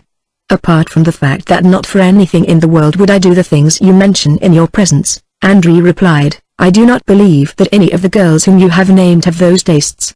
Drawing closer in spite of myself to the monster that was attracting me, I answered, "What? You are not going to expect me to believe that, of all your band, Albertine was the only one with whom you did that sort of thing?" "But I have never done anything of the sort with Albertine. Come now, my dear André, why deny things which I have known for at least 3 years? I see no harm in them, far from it. Talking of such things, that evening when she was so anxious to go with you the next datum. Verdurins, you may remember perhaps. Before I had completed my sentence, I saw in Andre's eyes, which it sharpened to a pinpoint like those stones which for that reason jewelers find it difficult to use, a fleeting, worried stare, like the heads of persons privileged to go behind the scenes who draw back the edge of the curtain before the play has begun and at once retire in order not to be seen. This uneasy stare vanished, everything had become quite normal, but I felt that anything which I might see hereafter would have been specially arranged for my benefit. At that moment I caught sight of myself in the mirror. I was struck by a certain resemblance between myself and Andre. If I had not long since ceased to shave my upper lip and had but the faintest shadow of a moustache, this resemblance would have been almost complete. It was perhaps when she saw, at Balbec, my moustache which had scarcely begun to grow, that Albertine had suddenly felt that impatient, furious desire to return to Paris. But I cannot, all the same, say things that are not true, for the simple reason that you see no harm in them. I swear to you that I never did anything with Albertine, and I am convinced that she detested that sort of thing. The people who told you were lying to you, probably with some ulterior motive, she said with a questioning, defiant air. Oh, very well then, since you won't tell me, I replied. I preferred to appear to be unwilling to furnish a proof which I did not possess. And yet I uttered vaguely and at random the name of the Buttes-Chaumont. I may have gone to the Buttes-Chaumont with Albertine, but is it a place that has a particularly evil reputation? I asked her whether she could not mention the subject to Giselle, who had at one time been on intimate terms with Albertine. But Andre assured me that after the outrageous way in which Giselle had behaved to her recently, asking a favor of her was the one thing that she must absolutely decline to do for me. If you see her, she went on, do not tell her what I have said to you about her. There is no use in making an enemy of her. She knows what I think of her. But I have always preferred to avoid having violent quarrels with her which only have to be patched up afterwards. And besides, she is a dangerous person. But you can understand that when one has read the letter which I had in my hands a week ago, and in which she lied with such absolute treachery, nothing, not even the noblest actions in the world, can wipe out the memory of such a thing. In short, if, albeit Andre had those tastes to such an extent that she made no pretense of concealing them, and Albertine had felt for her that strong affection which she had undoubtedly felt, notwithstanding this Andre had never had any carnal relations with Albertine and had never been aware that Albertine had those tastes. This meant that Albertine did not have them, and had never enjoyed with anyone those relations which, rather than with anyone else, she would have enjoyed with Andre. And so when Andre had left me, I realized that so definite a statement had brought me peace of mind. But perhaps it had been dictated by a sense of the obligation, which Andre felt that she owed to the dead girl whose memory still survived in her, not to let me believe what Albertine had doubtless, while she was alive, begged her to deny. Novelists sometimes pretend in an introduction that while traveling in a foreign country they have met somebody who has told them the story of a person's life. They then withdraw in favor of this casual acquaintance, and the story that he tells them is nothing more or less than their novel. Thus the life of Fabrice del Dongo was related to Stendhal by a canon of Padua. How gladly would we, when we are in love, that is to say when another person's existence seems to us mysterious, find some such well-informed narrator. And undoubtedly he exists. Do we not ourselves frequently relate, without any trace of passion, the story of some woman or other, to one of our friends, or to a stranger, who has known nothing of her love affairs and listens to us with keen interest? The person that I was when I spoke to Bloch of the Duchess de Guermantes, of Swann, that person still existed, who could have spoken to me of Albertine. That person exists always. But we never come across him. It seemed to me that, if I had been able to find women who had known her, I should have learned everything of which I was unaware. And yet to strangers it must have seemed that nobody could have known so much of her life as myself. Did I even know her dearest friend, Andre? Thus it is that we suppose that the friend of a minister must know the truth about some political affair or cannot be implicated in a scandal. Having tried and failed, the friend has found that whenever he discussed politics with the minister the latter confined himself to generalizations and told him nothing more than what had already appeared in the newspapers, or that if he was in any trouble, his repeated attempts to secure ministers' help have ended invariably in an, "It is not in my power," against which the friend is himself powerless. I said to myself, if I could have known such and such witnesses, from whom, if I had known them, I should probably have been unable to extract anything more than from Andre, herself the custodian of a secret which she refused to surrender. Differing in this respect also from Swann who, when he was no longer jealous, ceased to feel any curiosity as to what Odette might have done with Forteville. Even after my jealousy had subsided, the thought of making the acquaintance of Albertine's laundress, of the people in her neighborhood, of reconstructing her life in it, her intrigues, this alone had any charm for me. And as desire always springs from a preliminary sense of value, as had happened to me in the past with Gilberty, with the Duchess de Guermantes, it was, in the districts in which Albertine had lived in the past, the women of her class that I sought to know, and whose presence alone I could have desired. Even without my being able to learn anything from them, they were the only women towards whom I felt myself attracted, as being those whom Albertine had known or whom she might have known, women of her class or of the classes with which she liked to associate, in a word those women who had in my eyes the distinction of resembling her or of being of the type that had appealed to her. As I recalled thus either Albertine herself, or the type for which she had doubtless felt a preference, these women aroused in me an agonizing feeling of jealousy or regret, which afterwards when my grief had been dulled changed into a curiosity not devoid of charm.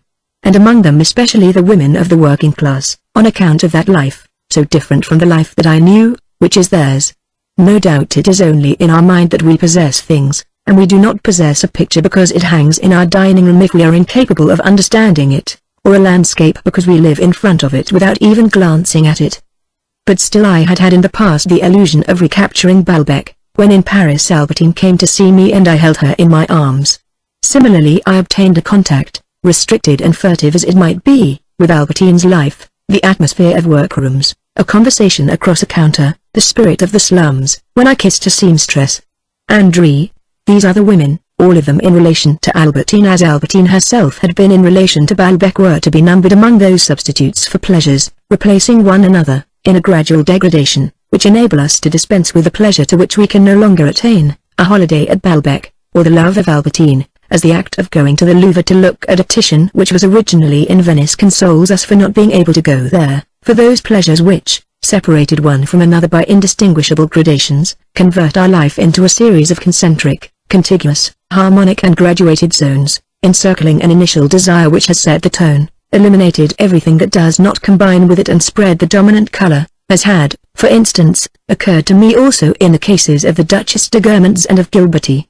André, these women, were to the desire, for the gratification of which I knew that it was hopeless, now, to pray, to have Albertine by my side, what one evening, before I knew Albertine save by sight, had been the many-faceted and refreshing luster of a bunch of grapes.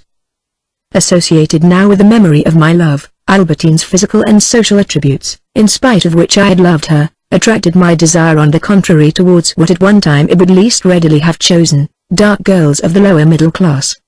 Indeed what was beginning to a certain extent to revive in me was that immense desire which my love for Albertine had not been able to assuage, that immense desire to know life which I used to feel on the roads round Balbec, in the streets of Paris, the desire which had caused me so much suffering when, supposing it to exist in Albertine's heart also, I had sought to deprive her of the means of satisfying it with anyone but myself.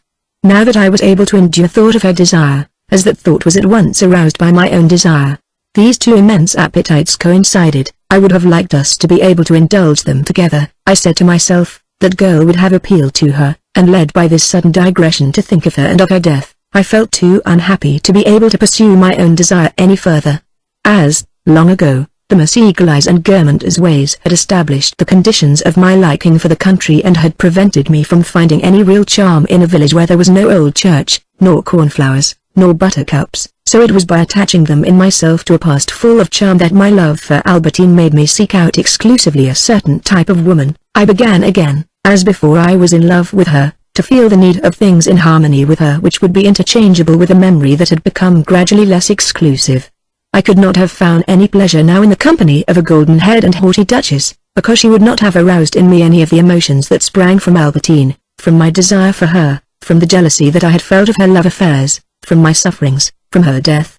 For our sensations, in order to be strong, need to release in us something different from themselves, a sentiment, which will not find any satisfaction, in pleasure, but which adds itself to desire, enlarges it, makes it cling desperately to pleasure.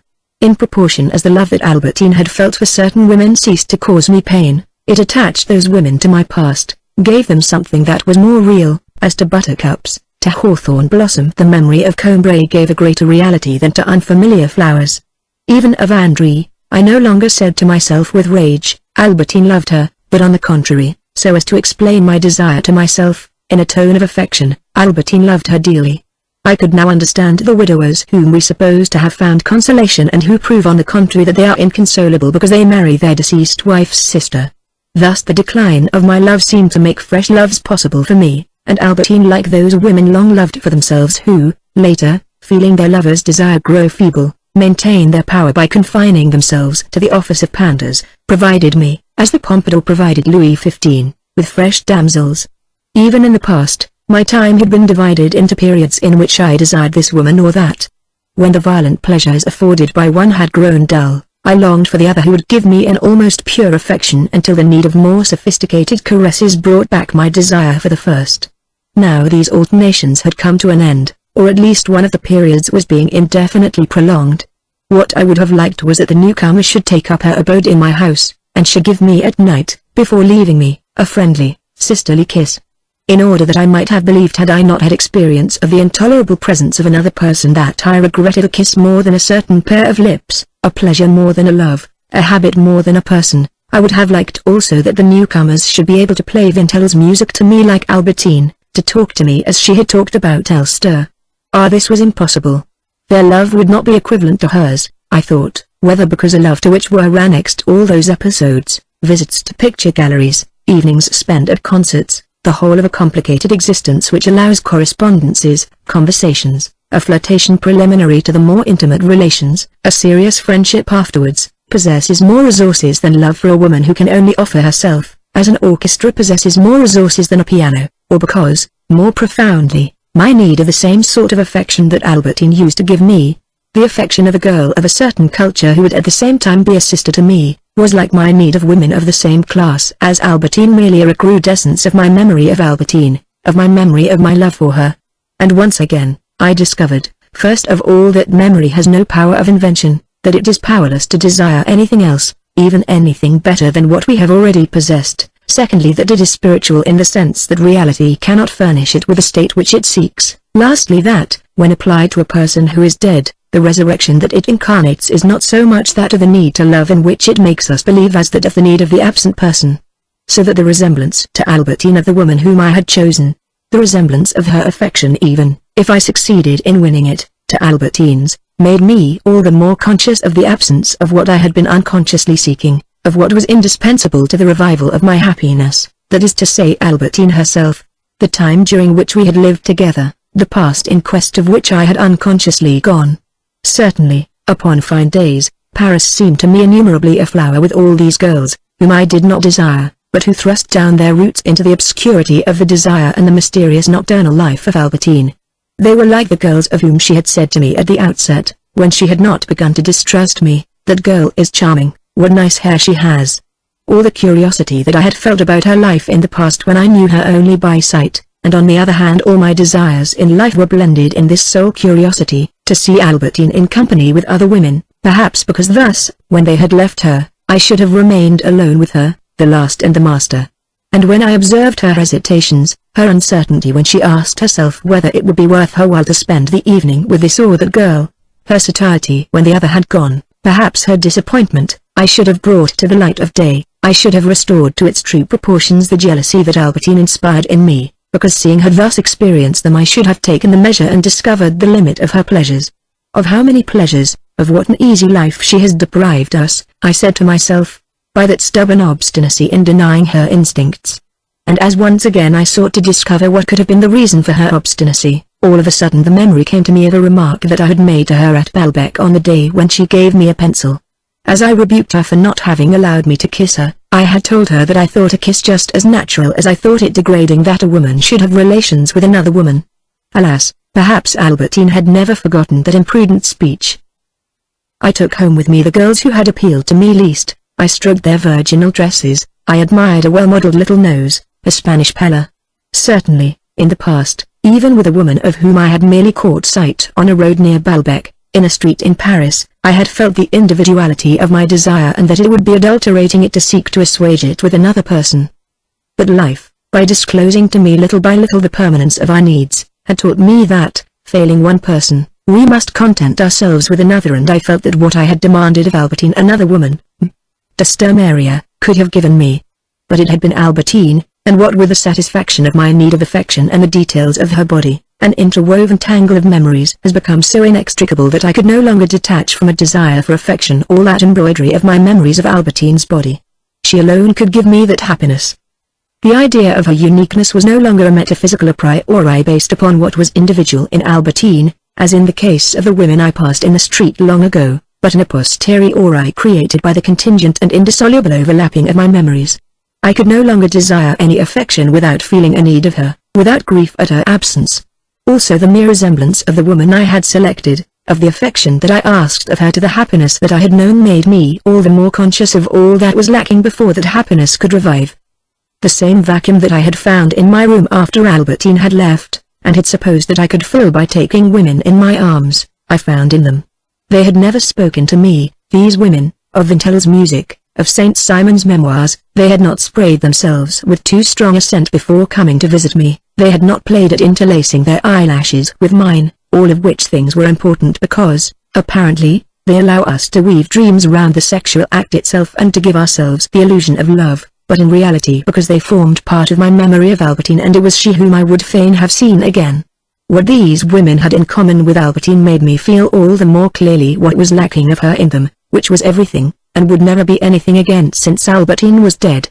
And so my love for Albertine which had drawn me towards these women made me indifferent to them, and perhaps my regret for Albertine and the persistence of my jealousy, which had already outlasted the period fixed for them in my most pessimistic calculations, would never have altered appreciably, had their existence, isolated from the rest of my life, been subjected merely to the play of my memories, to the actions and reactions of a psychology applicable to immobile states, and had it not been drawn into a vaster system in which souls move in time as bodies move in space. As there is a geometry in space, so there is a psychology in time, in which the calculations of a plane psychology would no longer be accurate because we should not be taking into account time and one of the forms that it assumes, oblivion, the force of which I was beginning to feel and which is so powerful an instrument of adaptation to reality because it gradually destroys in us the surviving past which is a perpetual contradiction of it. And I ought really to have discovered sooner that one day I should no longer be in love with Albertine. When I had realized, from the difference that existed between what the importance of her person and of her actions was to me and what it was to other people, that my love was not so much a love for her as a love in myself, I might have deduced various consequences from this subjective nature of my love and that, being a mental state, it might easily long survive the person, but also that having no genuine connection with that person, it must, like every mental state, even the most permanent, find itself one day obsolete, be replaced, and that when that day came everything that seemed to attach me so pleasantly, indissolubly, to the memory of Albertine would no longer exist for me. It is the tragedy of other people that they are to us merely showcases for the very perishable collections of our own mind. For this very reason we base upon them projects which have all the ardor of our mind, but our mind grows tired, our memory crumbles. The day would arrive when I would readily admit the first comer to Albertine's room, as I had without the slightest regret given Albertine the agate marble or other gifts that I had received from Gilberty.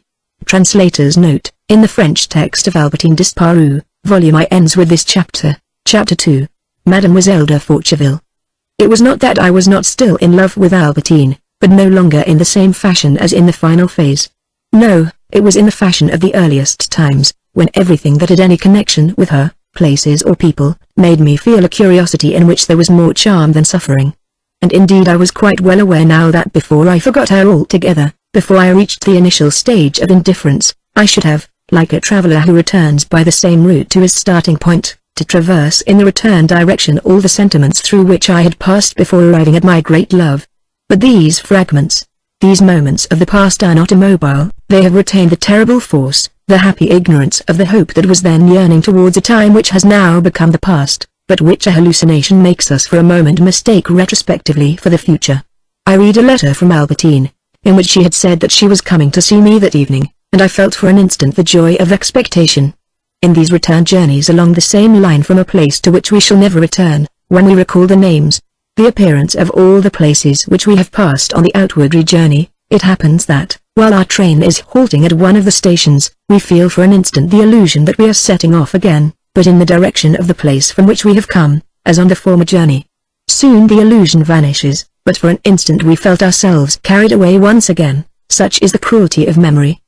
At times the reading of a novel that was at all sad carried me sharply back, for certain novels are like great but temporary bereavements. They abolish our habits, bring us in contact once more with the reality of life, but for a few hours only, like a nightmare, since the force of habit, the oblivion that it creates, the gaiety that it restores to us because our brain is powerless to fight against it and to recreate the truth, prevails to an infinite extent over the almost hypnotic suggestion of a good book which, like all suggestions, has but a transient effect. And yet, if we cannot, before returning to the state of indifference from which we started, dispense ourselves from covering in the reverse direction the distances which we had traversed in order to arrive at love, the trajectory, the line that we follow, are not of necessity the same. They have this in common, that they are not direct, because oblivion is no more capable than love of progressing along a straight line. But they do not of necessity take the same paths. And on the path which I was taking on my return journey, there were in the course of a confused passage 3 halting points which I remember, because of the light that shone round about me, when I was already nearing my goal, stages which I recall especially, doubtless because I perceived in them things which had no place in my love for Albertine, or at most were attached to it only to the extent to which what existed already in our heart before a great passion associates itself with it, whether by feeding it, or by fighting it, or by offering to our analytical mind a contrast with it. The first of these halting points began with the coming of winter, on a fine Sunday, which was also All Saints' Day, when I had ventured out of doors. As I came towards the boys, I recalled with sorrow how Albertine had come back to join me from the Trocadero, for it was the same day, only without Albertine. With sorrow and yet not without pleasure all the same, for the repetition in a minor key, in a despairing tone, of the same motif that had filled my day in the past, the absence even of Françoise's telephone message, of that arrival of Albertine which was not something negative, but the suppression in reality of what I had recalled, of what had given the day a sorrowful aspect, made of it something more beautiful than a simple, unbroken day, because what was no longer there, what had been torn from it, remained stamped upon it as on a mold. In the boys, I hummed phrases from Vintel's sonata. I was no longer hurt by the thought that Albertine had fooled me, for almost all my memories of her had entered into that secondary chemical state in which they no longer cause any anxious oppression of the heart, but rather comfort.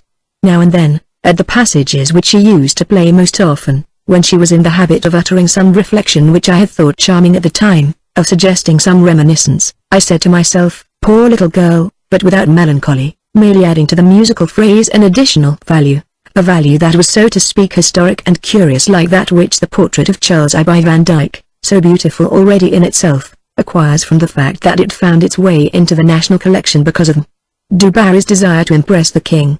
When the little phrase, before disappearing altogether, dissolved into its various elements in which it floated still for a moment in scattered fragments, it was not for me as it had been for Swann, a messenger from Albertine who was vanishing. It was not altogether the same association of ideas that the little phrase had aroused in me as in Swann. I had been impressed, most of all, by the elaboration, the attempts, the repetitions, the outcome of a phrase which persisted throughout the sonata as that love had persisted throughout my life. And now, when I realized how, day by day, one element after another of my love departed, the jealous side of it, then some other, drifted gradually back in a vague remembrance to the feeble bait of the first outset, it was my love that I seemed, in the scattered notes of the little phrase, to see dissolving before my eyes. As I followed the paths separated by undergrowth, carpeted with a grass that diminished daily, the memory of a drive during which Albertine had been by my side in the carriage, from which she had returned home with me, during which I felt that she was enveloping my life, floated now round about me, in the vague mist of the darkening branches in the midst of which the setting sun caused to gleam, as though suspended in the empty air, a horizontal web embroidered with golden leaves. Moreover, my heart kept fluttering at every moment, as happens to anyone in whose eyes a rooted idea gives to every woman who has halted at the end of a path. The appearance, the possible identity of the woman of whom he is thinking. It is perhaps she. We turn round, the carriage continues on its way and we do not return to the spot. These leaves, I did not merely behold them with the eyes of my memory, they interested me, touched me, like those purely descriptive pages into which an artist, to make them more complete, introduces a fiction, a whole romance, and this work of nature thus assumed the sole charm of melancholy which was capable of reaching my heart. The reason for this charm seemed to me to be that I was still as much in love with Albertine as ever, whereas the true reason was on the contrary that oblivion was continuing to make such headway in me that the memory of Albertine was no longer painful to me, that is to say, it had changed, but however clearly we may discern our impressions, As I then thought that I could discern the reason for my melancholy, we are unable to trace them back to their more remote meaning. Like those maladies the history of which the doctor hears his patient relate to him, by the help of which he works back to a more profound cause, of which the patient is unaware, similarly our impressions, our ideas, have only a symptomatic value. My jealousy being held aloof by the impression of charm and agreeable sadness which I was feeling, my senses reawakened. Once again, as when I had ceased to see Gilberty, the love of woman arose in me, rid of any exclusive association with any particular woman already loved, and floated like those spirits that have been liberated by previous destructions and stray suspended in the springtime air, asking only to be allowed to embody themselves in a new creature. Nowhere do there bud so many flowers, forget-me-not though they be styled, as in a cemetery. I looked at the girls with them this fine day so countlessly blossomed, as I would have looked at them long ago from de Villeparisis' carriage or from the carriage in which, upon a similar Sunday, I had come there with Albertine. At once, the glance which I had just cast at one or other of them was matched immediately by the curious, stealthy, enterprising glance, reflecting unimaginable thoughts, which Albertine had furtively cast at them and which, duplicating my own with a mysterious, swift, steel-blue wing, wafted along these paths which had hitherto been so natural the tremor of an unknown element with which my own desire would not have sufficed to animate them had it remained alone, for it, to me, contained nothing that was unknown. Moreover at Balbec, when I had first longed to know Albertine, was it not because she had seemed to me typical of those girls the sight of whom had so often brought me to a standstill in the streets, upon country roads, and because she might furnish me with a specimen of their life? And was it not natural that now the cooling star of my love in which they were condensed should explode afresh in this scattered dust of nebulae? They all of them seemed to me Albertine's the image that I carried inside me, making me find copies of her everywhere, and indeed, at the turning of an avenue, the girl who was getting into a motor car recalled her so strongly, was so exactly of the same figure, that I asked myself for an instant whether it were not she that I had just seen, whether people had not been deceiving me when they sent me the report of her death. I saw her again thus at the corner of an avenue, as perhaps she had been at Balbec, getting into a car in the same way, when she was so full of confidence in life. And this other girl's action in climbing into the car, I did not merely record with my eyes, as one of those superficial forms which occur so often in the course of a walk, become a sort of permanent action. It seemed to me to extend also into the past in the direction of the memory which had been superimposed upon it and which pressed so deliciously, so sadly against my heart. But by this time the girl had vanished.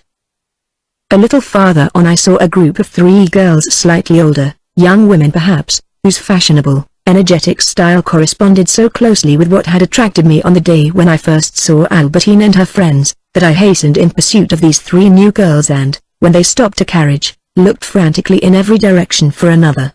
I found one, but it was too late. I did not overtake them. A few days later, however, as I was coming home, I saw, emerging from the portico of our house, the 3 girls whom I had followed and the boys. They were absolutely, the 2 dark ones especially, save that they were slightly older, the type of those young ladies who so often, seen from my window or encountered in the street, had made me form 1,000 plans, fall in love with life, and whom I had never been able to know. The fair one had a rather more delicate, almost an invalid air, which appealed to me less.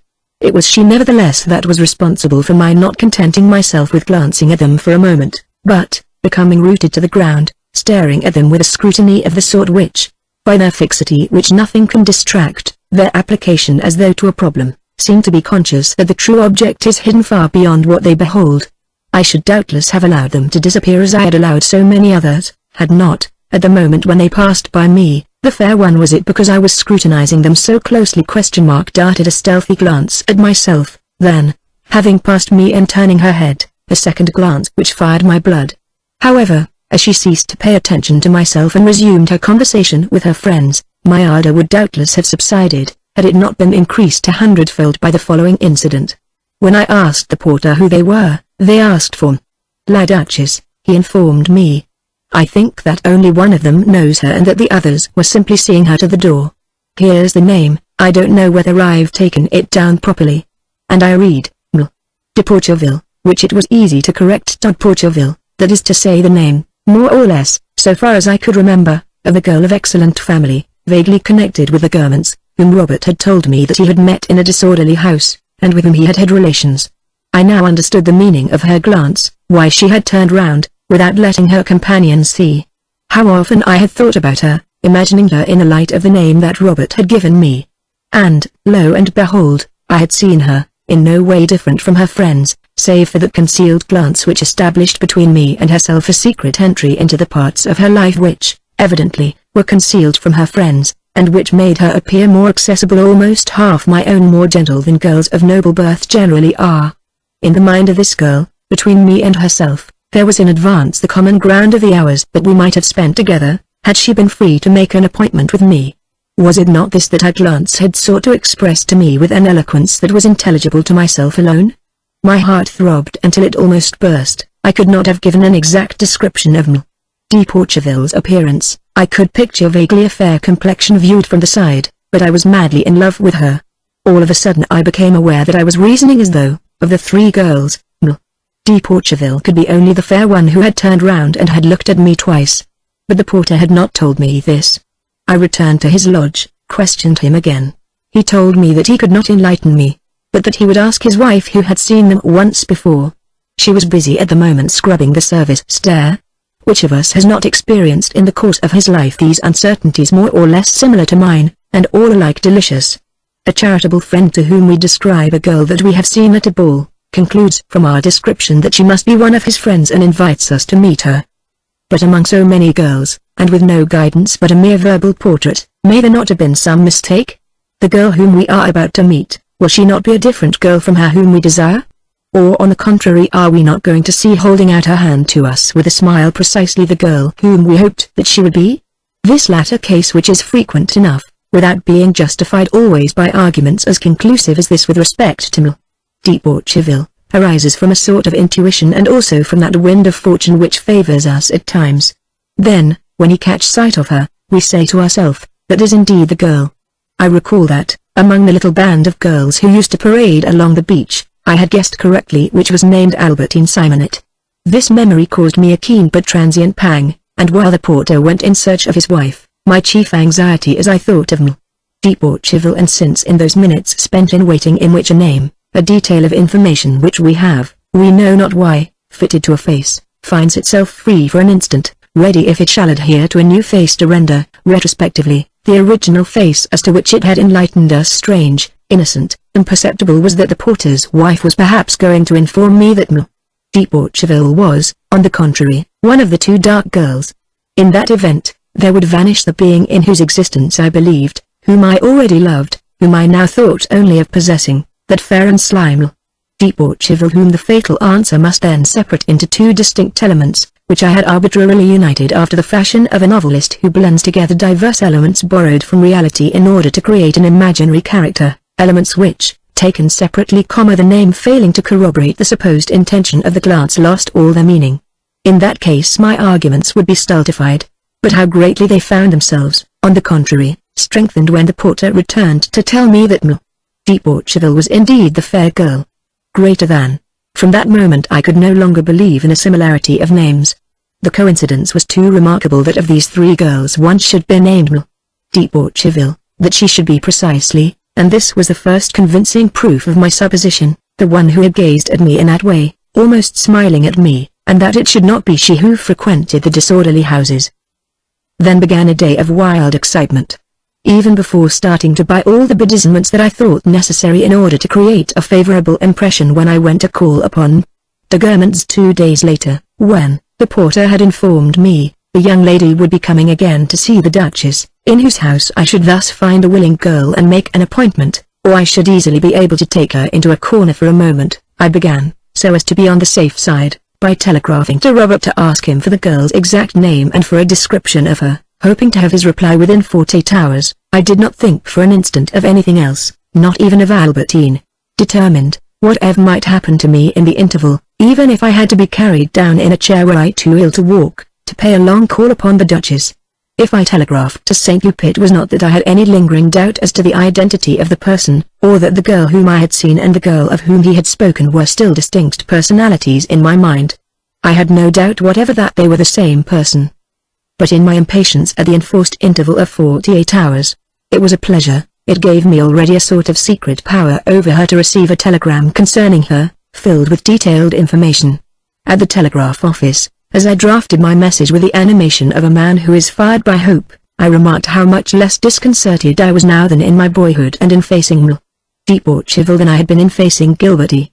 From the moment in which I had merely taken the trouble to write out my telegram, the clerk had only to take it from me, the swiftest channels of electric communication to transmit it across the extent of France and the Mediterranean, and all Robert's sensual past would be set to work to identify the person whom I had seen in the street, would be placed at the service of the romance which I had sketched in outline, and to which I need no longer give a thought, for his answer would undertake to bring about a happy ending before 24 hours had passed. Whereas in the old days, brought home by François from the Champs-Élysées, brooding alone in the house over my impotent desires, unable to employ the practical devices of civilization, I loved like a savage, or indeed, for I was not even free to move about, like a flower. From this moment I was in a continual fever. A request from my father that I would go away with him for a couple of days, which would have obliged me to forego my visit to the Duchess, filled me with such rage and desperation that my mother interposed and persuaded my father to allow me to remain in Paris. But for many hours my anger was unable to subside, while my desire for Deportcheville was increased 100-fold by the obstacle that had been placed between us, by the fear which I had felt for a moment that those hours, at which I smiled in constant anticipation, of my call upon the garments, as it an assured blessing of which nothing could deprive me, might not occur. Certain philosophers assert that the outer world does not exist, and that it is in ourselves that we develop our life. However that may be, love, even in its humblest beginnings, is a striking example of how little reality means to us. Had I been obliged to draw from memory a portrait of Deportcheville, to furnish a description, an indication of her, or even to recognize her in the street, I should have found it impossible. I had seen her in profile, on the move, she had struck me as being simple, pretty, tall and fair. I could not have said anything more.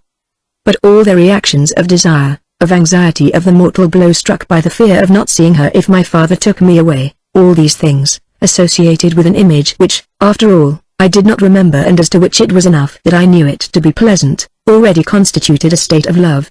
Finally, on the following morning, after a night of happy sleeplessness I received St. Lup's telegram, de Lorgeville, de Preposition, Udge the grain, barley, Ville town, small, dark, plump, is at present in Switzerland. It was not she. A moment before François brought me the telegram, my mother had come into my room with my letters, had laid them carelessly on my bed, as though she were thinking of something else. And withdrawing at once to leave me by myself, she had smiled as she left the room. And I, who was familiar with my dear mother's little subterfuges and knew that one could always read the truth in her face, without any fear of being mistaken, if one took as a key to the cipher her desire to give pleasure to other people, I smiled and thought, there must be something interesting for me in the post, and Mamma has assumed that indifferent air so that my surprise may be complete and so as not to be like the people who take away half your pleasure by telling you of it beforehand. And she has not stayed with me because she is afraid that in my pride I may conceal the pleasure that I shall feel and so feel it less keenly. Meanwhile, as she reached the door she met François who was coming into the room, the telegram in her hand. As soon as she had handed it to me, my mother had forced François to turn back, and had taken her out of the room, startled, offended and surprised. For François considered that her office conferred the privilege of entering my room at any hour of the day and of remaining there if she chose.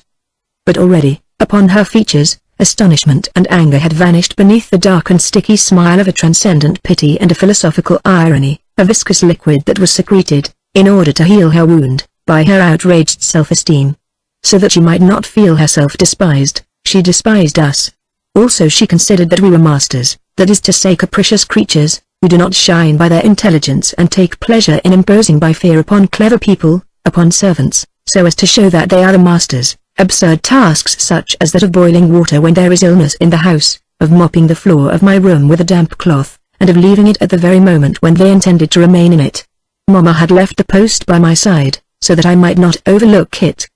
But I could see that there was nothing but newspapers. No doubt there was some article by a writer whom I admired, which, as he wrote seldom, would be a surprise to me. I went to the window, and drew back the curtains. Above the pale and misty daylight, the sky was all red, as at the same hour the newly lighted fires in kitchens, and the sight of it filled me with hope and with a longing to pass the night in a train and awake at the little country station where I had seen the milk girl with the rosy cheeks. Meanwhile I could hear François who, indignant at having been banished from my room, into which she considered that she had the right of entry, was grumbling, "If that isn't a tragedy, a boy once saw brought into the world. I didn't see him when his mother bore him, to be sure. But when I first knew him, to say the most, it wasn't 5 years since he was birthed." I opened the Figaro. What a bore! The very first article had the same title as the article which I had sent to the paper and which had not appeared, but not merely the same title.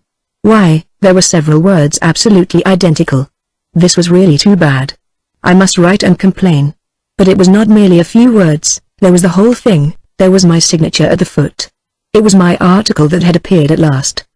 But my brain which, even at this period, had begun to show signs of aging to be easily tired, continued for a moment longer to reason as though it had not understood that this was my article, just as we see an old man obliged to complete a movement that he has begun even if it is no longer necessary, even if an unforeseen obstacle, in the face of which he ought at once to draw back, makes it dangerous.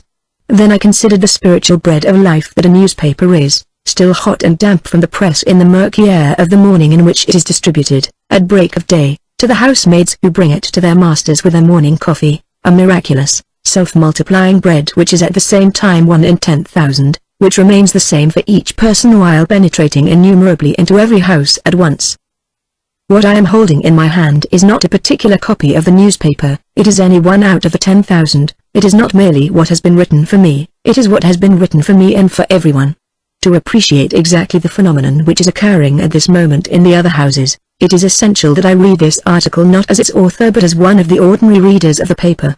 For what I held in my hand was not merely what I had written, it was the symbol of its incarnation in countless minds. And so, in order to read it, it was essential that I should cease for a moment to be its author, that I should be simply one of the readers of the Figaro. But then came an initial anxiety. Would the reader who had not been forewarned catch sight of this article? I opened the paper carelessly as would this not forewarned reader, even assuming an air of not knowing what there is this morning in my paper, of being in a hurry to look at the social paragraphs and the political news. But my article is so long that my eye which avoids it, to remain within the bounds of truth and not to put chance on my side, as a person who is waiting counts very slowly on purpose, catches a fragment of it in its survey. But many of those readers who notice the first article and even read it do not notice the signature. I myself would be quite incapable of saying who had written the first article of the day before. And I now promise myself that I will always read them, including the author's name, but, like a jealous lover who refrains from betraying his mistress in order to believe in her fidelity, I reflect sadly that my own future attention will not compel the reciprocal attention of other people. And besides, there are those who are going out shooting, those who have left the house in a hurry. And yet after all some of them will read it. I do as they do, I begin. I may know full well that many people who read this article will find it detestable. At the moment of reading it, the meaning that each word conveys to me seems to me to be printed on the paper. I cannot believe that each other reader as he opens his eyes will not see directly the images that I see, believing the author's idea to be directly perceived by the reader, whereas it is a different idea that takes shape in his mind, with the simplicity or people who believe that it is the actual word which they have uttered that proceeds along the wires of the telephone. At the very moment in which I mean to be a reader, my mind adjusts, as its author, the attitude of those who will read my article. If M. de Guermantes did not understand some sentences which would appeal to Bloch, he might, on the other hand, be amused by some reflection which Bloch would scorn. Thus for each part which the previous reader seemed to overlook, a fresh admirer presenting himself, the article as a whole was raised to the clouds by a swarm of readers and so prevailed over my own mistrust of myself which had no longer any need to analyze it. The truth of the matter is that the value of an article, however remarkable it may be, is like that of those passages in parliamentary reports in which the words, "wait and see," uttered by the minister, derive all their importance only from their appearing in the setting. The President of the Council, Minister of the Interior and of religious bodies, wait and see. Outcry on the extreme left. Here, here. From the left and center the main part of their beauty dwells in the minds of the readers. And it is the original sin of this style of literature, of which the famous Lundis are not guiltless, that their merit resides in the impression that they make on their readers. It is a synthetic Venus, of which we have but one truncated limb if we confine ourselves to the thought of the author, for it is realized in its completeness only in the minds of his readers. In them it finds its fulfillment. And as a crowd, even a select crowd, is not an artist, this final seal of approval which it sets upon the article must always retain a certain element of vulgarity. Thus Saint-Yves, on a Monday, could imagine Desoin in her bed with its 8 columns reading his article in the Constitutional, appreciating some charming phrase in which he had long delighted and which might never, perhaps, have flowed from his pen had he not thought it expedient to load his article with it in order to give it along the range. Doubtless the Chancellor, reading it for himself, would refer to it during the call which we would pay upon his old friend a little later. And as he took her out that evening in his carriage, the Duc de Noailles in his grey pantaloons would tell her what had been thought of it in society, unless a word let fall by him. D'Urberville had already informed her. I saw thus at that same hour, for so many people, my idea or even failing my idea, for those who are incapable of understanding it, the repetition of my name and as it were a glorified suggestion of my personality, shine upon them, in a daybreak which filled me with more strength and triumphant joy than the innumerable daybreak which at that moment was blushing at every window. I saw Bloch, M. de Guermantes, Legrandin, extracting each in turn from every sentence the images that it enclosed. At the very moment in which I endeavour to be an ordinary reader, I read as an author, but not as an author only. In order that the impossible creature that I am endeavouring to be may combine all the contrary elements which may be most favourable to me, if I read as an author, I judge myself as a reader, without any of the scruples that may be felt about a written text by him who confronts in it the ideal which he has sought to express in it. Those phrases in my article, when I wrote them, were so colourless in comparison with my thought, so complicated and opaque in comparison with my harmonious and transparent vision, so full of gaps which I had not managed to fill, that the reading of them was a torture to me. They had only accentuated in me the sense of my own impotence and of my incurable want of talent. But now, in forcing myself to be a reader, if I transferred to others the painful duty of criticizing me, I succeeded at least in making a clean sweep of what I had attempted to do in first reading what I had written. I read the article forcing myself to imagine that it was written by someone else. Then all my images, all my reflections, all my epithets taken by themselves and without the memory of the check which they had given to my intentions, charmed me by their brilliance, their amplitude, their depth. And when I felt a weakness that was too marked taking refuge in the spirit of the ordinary and astonished reader, I said to myself, bah! How can a reader notice that there is something missing there? It is quite possible. But, be damned to them, if they are not satisfied. There are plenty of pretty passages, more than they are accustomed to find. And resting upon this 10,000-fold approval which supported me, I derived as much sense of my own strength and hope in my own talent from the article which I was reading at that moment as I had derived distrust when what I had written addressed itself only to myself. No sooner had I finished this comforting perusal than I, who had not had the courage to reread my manuscript, longed to begin reading it again immediately, for there is nothing much like an old article by oneself of which one can say more aptly that when one has read it one can read it again.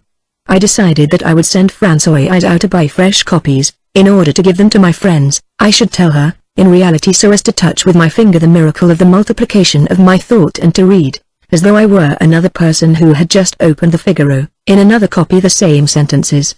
It was, as it happened, ever so long since I had seen the Guermantes. I must pay them, next day, the call which I had planned with such agitation in the hope of meeting M. de Bourcheville, when I telegraphed to St. Loup. I should find out from them what people thought of my article. I imagined some female reader into whose room I would have been so glad to penetrate and to whom the newspaper would convey if not my thought, which she would be incapable of understanding, at least my name, like a tribute to myself. But these tributes paid to one whom we do not love do not enchant our heart any more than the thoughts of a mind which we are unable to penetrate reach our mind. With regard to other friends, I told myself that if the state of my health continued to grow worse and if I could not see them again, it would be pleasant to continue to write to them so as still to have, in that way, access to them, to speak to them between the lines, to make them share my thoughts, to please them, to be received into their hearts. I told myself this because, social relations having previously had a place in my daily life, a future in which they would no longer figure alarmed me, and because this expedient which would enable me to keep the attention of my friends fixed upon myself, perhaps to arouse their admiration, until the day when I should be well enough to begin to see them again, consoled me. I told myself this, but I was well aware that it was not true, that if I chose to imagine their attention as the object of my pleasure, that pleasure was an internal, spiritual, ultimate pleasure which they themselves could not give me, and which I might find not in conversing with them, but in writing remote from them, and that if I began to write in the hope of seeing them indirectly, so that they might have a better idea of myself, so as to prepare for myself a better position in society. Perhaps the act of writing would destroy in me any wish to see them, and that the position which literature would perhaps give me in society, I should no longer feel any wish to enjoy, for my pleasure would be no longer in society, but in literature. After luncheon, when I went down to the Germans, it was less for the sake of de Pourcheville, who had been stripped, by St. Loup's telegram, of the better part of her personality, than in the hope of finding in the Duchess herself one of those readers of my article who would enable me to form an idea of the impression that it had made upon the public subscribers and purchasers of the Figaro. It was not, however, without pleasure that I went to see the Germans. It was all very well my telling myself that what made her house different to me from all the rest was the fact that it had for so long haunted my imagination. By knowing the reason for this difference, I did not abolish it. Moreover, the name Germans existed for me in many forms. If the form which my memory had merely noted, as in an address book, was not accompanied by any poetry, older forms, those which dated from the time when I did not know the Germans, were liable to renew themselves in me, especially when I had not seen her for some time, and when the glaring light of the person with human features did not quench the mysterious radiance of the name. Then once again I began to think of the home of the Germans as of something that was beyond the bounds of reality, in the same way as I began to think again of the misty Baalbek of my early dreams, and as though I had not since then made that journey, of the 1:22 train as though I had never taken it. I forgot for an instant my own knowledge that such things did not exist, as we think at times of a beloved friend forgetting for an instant that he is dead. Then the idea of reality returned as I set foot in the Duchess's hall. But I consoled myself with the reflection that in spite of everything it was for me the actual point of contact between reality and dreams. When I entered the drawing-room, I saw the fair girl whom I had supposed for 24 hours to be the girl of whom St. Loup had spoken to me. It was she who asked the Duchess to reintroduce me to her. And indeed, the moment I came into the room I had the impression that I knew her quite well, which the Duchess however dispelled by saying, "Oh, you have met M. de Pourcheville before." I myself, on the contrary, was certain that I had never been introduced to any girl of that name, which would certainly have impressed me, so familiar was it in my memory ever since I had been given a retrospective account of Odette's love affairs and Swann's jealousy. In itself my twofold error as to the name, in having remembered de Lorgeville as Pourcheville and in having reconstructed as de Pourcheville what was in reality Pourcheville, was in no way extraordinary. Our mistake lies in our supposing that things present themselves ordinarily as they are in reality, names as they are written, people as photography and psychology give an unalterable idea of them. As a matter of fact, this is not at all what we ordinarily perceive. We see, we hear, we conceive the world quite topsy-turvy. We repeat a name as we have heard it spoken until experience has corrected our mistake, which does not always happen. Everyone at Combray had spoken to Françoise for 25 years of Césaret, and Françoise continued to same. Césarine, not from that deliberate and proud perseverance in her mistakes which was habitual with her, was strengthened by our contradiction, and was all that she had added of herself to the France of Saint André des Champs. Of the equalitarian principles of 1789 she claimed only one civic right, that of not pronouncing words as we did, and of maintaining that hotel, it and air were of the feminine gender, but because she really did continue to hear Césarine. This perpetual error, which is precisely life, does not bestow its thousand forms merely upon the visible and the audible universe, but upon the social universe, the sentimental universe, the historical universe, and so forth. The Princess de Luxembourg is no better than a prostitute in the eyes of the chief magistrate's wife, which as it happens is of little importance. What is slightly more important, Odette is a difficult woman to Swann, whereupon he builds up a whole romance which becomes all the more painful when he discovers his error. What is more important still, the French are thinking only of revenge in the eyes of the Germans.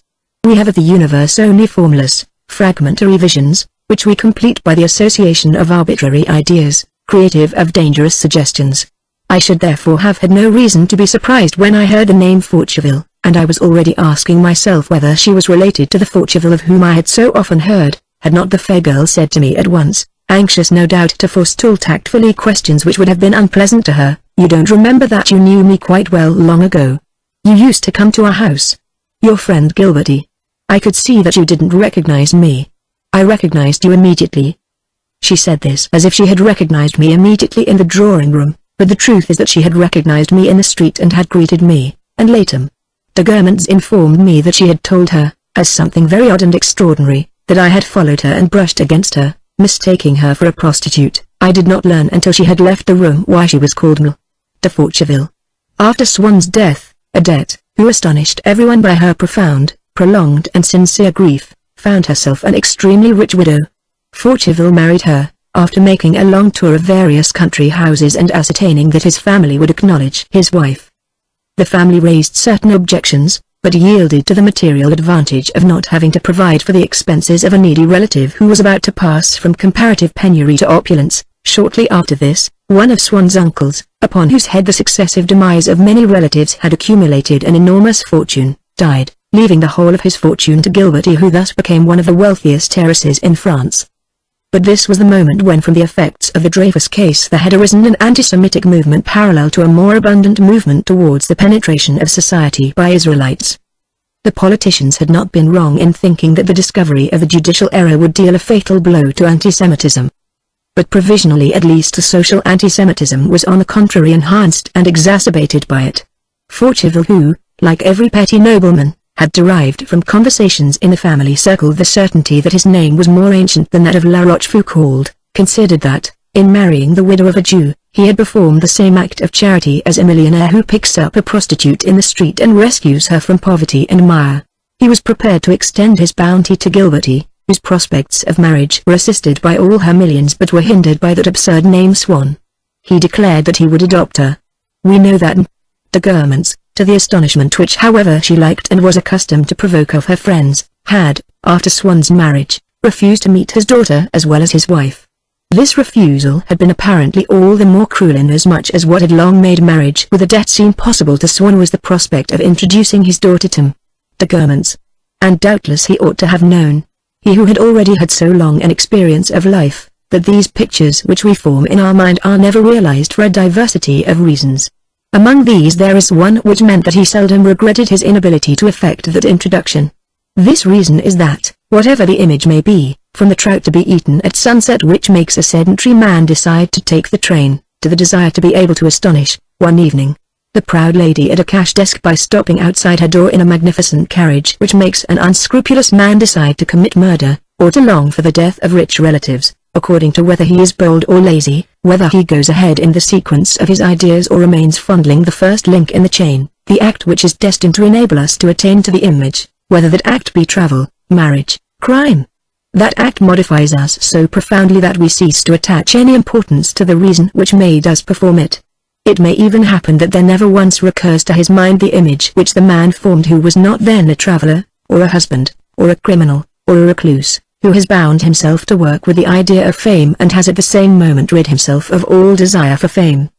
Besides, even if we include an obstinate refusal to seem to have desired to act in vain, it is probable that the effect of the sunlight would not be repeated, that feeling cold at the moment we would long for a bowl of soup by the chimney corner and not for a trout in the open air, that our carriage would leave the cashier unmoved who perhaps for wholly different reasons had a great regard for us and in whom this sudden opulence would arouse suspicion.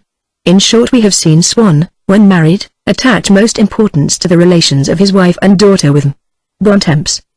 To all the reasons, derived from the Guermantes' way of regarding social life, which had made the Duchess decide never to allow and Swan to be introduced to her, we may add also that blissful assurance with which people who are not in love hold themselves aloof from what they condemn in lovers and what is explained by their love. Oh, I don't mix myself up in that. If it amuses poor Swan to do stupid things and ruin his life, it is his affair, but one never knows with that sort of thing, it may end in great trouble. I leave them to clear it up for themselves. It is the suave mare magno which Swan himself recommended to me with regard to the Verdrins, when he had long ceased to be in love with Odette and no longer formed part of the little clan. It is everything that makes so wise the judgments of third persons with regard to the passions which they do not feel and the complications of behavior which those passions involve. De Guermantes had indeed applied to the ostracism of and Swan a perseverance that caused general surprise. When de Marcel had begun to make friends with Swan and to bring a quantity of society ladies to see her, de Guermantes had remained intractable but had made arrangements to blow up the bridges and to see that her cousin the Princess de Guermantes followed her example. On one of the gravest days of the crisis when, during Rouvier's ministry, it was thought that there was going to be war with Germany, upon going to dine with de Brete and de Guermantes, I found the Duchess looking worried. I supposed that, since she was always dabbling in politics, she intended to show that she was afraid of war, as one day when she had appeared at the dinner table so pensive, barely replying in monosyllables, upon somebody's inquiring timidly what was the cause of her anxiety, she had answered with a grave air, "I am anxious about China." But a moment later, the government, herself volunteering an explanation of that anxious air which I had put down to fear of a declaration of war, said to M. de Brete, "I am told that Marie Anard means to establish the Swans. I simply must go and see Marie Gilbert tomorrow and make her help me to prevent it. Otherwise, there will be no society left. The Dreyfus case is all very well. But then the grocer's wife round the corner has only to call herself a nationalist and expect us to invite her to our houses in return." And I felt at this speech, so frivolous in comparison with the speech that I expected to hear, the astonishment of the reader who, turning to the usual column of the Figaro for the latest news of the Russo-Japanese War, finds instead the list of people who have given wedding presents to M. de Mortemart, the importance of an aristocratic marriage having displaced to the end of the paper battles upon land and sea. The Duchess had come in time moreover to derive from this perseverance, pursued beyond all normal limits, a satisfaction to her pride which she lost no opportunity of expressing.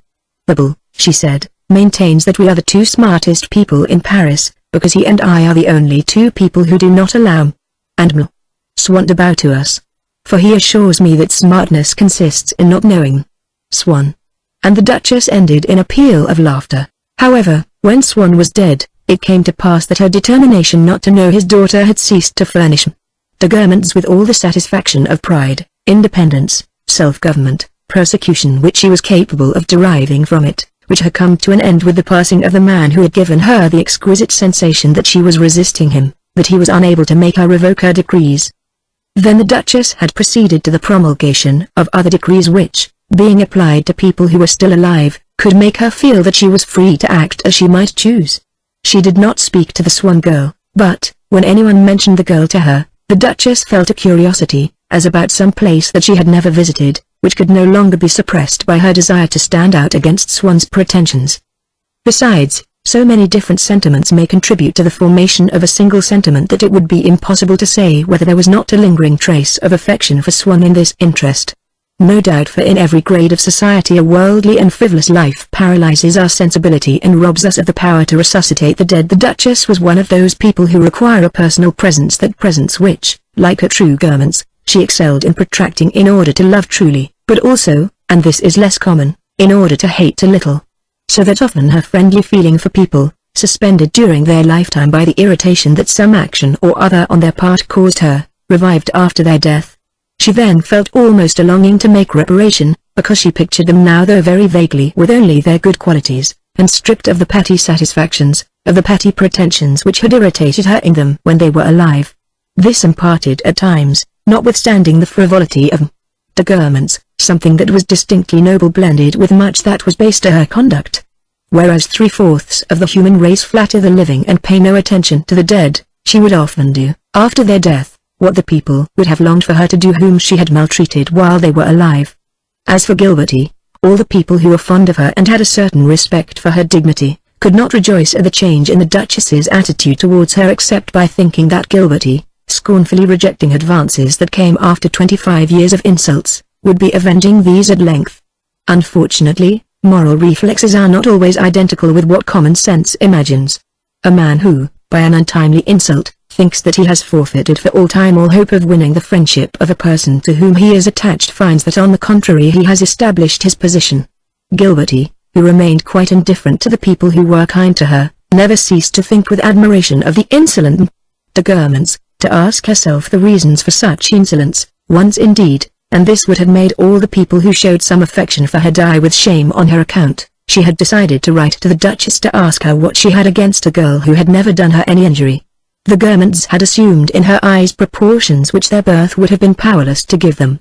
She placed them not only above all the nobility, but even above all the royal houses. Certain women who were old friends of Swan took a great interest in Gilberty. When the aristocracy learned of her latest inheritance, they began to remark how well bred she was and what a charming wife she would make. People said that a cousin of de Guermantes, the Princess de Nevers, was thinking of Gilberty for her son. De Guermantes hated de Nevers. She announced that such a marriage would be a scandal. De Nevers took fright and swore that she had never thought of it. One day, after luncheon, as the sun was shining, and de Guermantes was going to take his wife out. De Guermantes was arranging her hat in front of the mirror, her blue eyes gazing into their own reflection, and at her still golden hair, her maid holding in her hand various sunshades among which her mistress might choose. The sun came flooding in through the window, and they had decided to take advantage of the fine weather to pay a call at St. Cloud, and de Guermantes, ready to set off, wearing pearl grey gloves and a tall hat on his head, said to himself, "Oriane is really astounding still. I find her delicious," and went on, aloud, seeing that his wife seemed to be in a good humor. "By the way, I have a message for you from de Villef. She wanted to ask you to come on Monday to the opera, but as she's having the Swan Girl, she did not dare and asked me to explore the ground. I don't express any opinion, I simply convey the message. But really, it seems to me that we might," he added evasively, for their attitude towards anyone else being a collective attitude and taking an identical form in each of them. He knew from his own feelings that his wife's hostility to Swan had subsided and that she was anxious to meet her. De Guermantes settled her veil to her liking and chose a sunshade. "But just as you like, what difference do you suppose it can make to me? I see no reason against our meeting the girl. I simply did not wish that we should appear to be countenancing the dubious establishments of our friends. That is all." "And you were perfectly right," replied the Duke. "You are wisdom incarnate, madame. And you are more ravishing than ever in that hat." "You are very kind," said de Guermantes with a smile at her husband as she made her way to the door. But, before entering the carriage, she felt it her duty to give him a further explanation. "There are plenty of people now who call upon the mother, besides she has the sense to be ill for 9 months of the year. It seems that the child is quite charming. Everybody knows that we were greatly attached to Swan. People will think it quite natural," and they set off together for St. Cloud. A month later, the Swan Girl, who had not yet taken the name of Forteville, came to luncheon with the Guermantes. Every conceivable subject was discussed. At the end of the meal, Gilbert he said timidly, "I believe you knew my father quite well." "Why, of course we did," said de Guermantes in a melancholy tone which proved that she understood the daughter's grief, and with a deliberate excess of intensity which gave her the air of concealing the fact that she was not sure whether she did remember the father. "We knew him quite well, I remember him quite well." As indeed she might, seeing that he had come to see her almost every day for 25 years, "I know quite well who he was. Let me tell you," she went on, as though she were seeking to explain to the daughter whom she had had for a further and to give the girl information about him. "He was a great friend of my mother-in-law, and besides he was very intimate with my brother-in-law the maid. He used to come here too. Indeed he used to come to luncheon here," added de Guermantes with an ostentatious modesty and a scrupulous exactitude. "You remember, Oriane? What a fine man your father was. One felt that he must come of a respectable family. For that matter I saw once, long ago, his own father and mother. They and he, what worthy people. One felt that if they had, parents and son, been still alive, the Duc de Guermantes would not have had a moment's hesitation in recommending them for a post as gardeners. And this is how the Faubourg Saint-Germain speaks to any bourgeois of the other bourgeois, whether in order to flatter him with the exception made during the course of the conversation in favor of the listener, or rather and at the same time in order to humiliate him. Thus it is that an anti-Semite in addressing a Jew, at the very moment when he is smothering him in affability, speaks evil of Jews, in a general fashion which enables him to be wounding without being rude. But while she could shower compliments upon a person, when she met him, and could then never bring herself to let him take his leave, de Guermantes was also a slave to this need of personal contact. Swan might have managed, now and then, in the excitement of conversation, to give the Duchess the illusion that she regarded him with a friendly feeling. He could do so no longer. "He was charming," said the Duchess with a wistful smile and fastening upon Gilbert a kindly gaze which would at least, supposing the girl to have delicate feelings, show her that she was understood, and that de Guermantes, had the two been alone together and had circumstances allowed it, would have loved to reveal to her all the depth of her own feelings. But de Guermantes, whether because he was indeed of the opinion that the circumstances forbade such effusions, or because he considered that any exaggeration of sentiment was a matter for women and that men had no more part in it than in the other feminine departments, save the kitchen and the wine cellar which he had reserved to himself, knowing more about them than the Duchess, felt it incumbent upon him not to encourage, by taking part in it, this conversation to which he listened with a visible impatience. Moreover, de Guermantes, when this outburst of sentiment had subsided, added with a worldly frivolity, addressing Gilbert, "Why, he was not only a great friend of my brother-in-law Charles, he was also a great favorite at Voisin, the country house of the Prince de Guermantes, as though Swan's acquaintance with M. de Charles and the Prince has been a mere accident, as through the Duchess's brother-in-law and cousin were two men with whom Swan had happened to be intimate for some special reason, whereas Swan had been intimate with all the people in that set, and as though de Guermantes were seeking to make Gilberty understand who, more or less, her father had been, to place him by one of those character sketches by which, when we seek to explain how it is that we happen to know somebody whom we would not naturally know, or to give an additional point to our story, we name the sponsors by whom a certain person was introduced. As for Gilberty, she was all the more glad to find that the subject was dropped, in that she herself was anxious only to change it, having inherited from Swan his exquisite tact combined with an intellectual charm that was appreciated by the Duke and Duchess, who begged her to come again soon. Moreover, with a minute observation of people whose lives have no purpose, they would discern, one after another, in the people with whom they associated, the most obvious merits, exclaiming their wonder at them with the artless astonishment of a townsman who on going into the country discovers a blade of grass, or on the contrary magnifying them as with a microscope, making endless comments, taking offense at the slightest faults, and often applying both processes alternately to the same person. In Gilberty's case it was first of all upon these minor attractions that the idle perspicacity of M. and de Guermantes was brought to bear. Did you notice the way in which she pronounced some of her words? The Duchess said to her husband after the girl had left them, "It was just like Swan, I seemed to hear him speaking. I was just about to say the very same, Orien. She is witty, she is just like her father. I consider that she is even far superior to him. Think how well she told that story about the sea bathing, she has a vivacity that Swan never had." "Oh. But he was, after all, quite witty." "I am not saying that he was not witty, I say that he lacked vivacity," said M. de Guermantes in a complaining tone, for his gout made him irritable, and when he had no one else upon whom to vent his irritation, it was to the Duchess that he displayed it.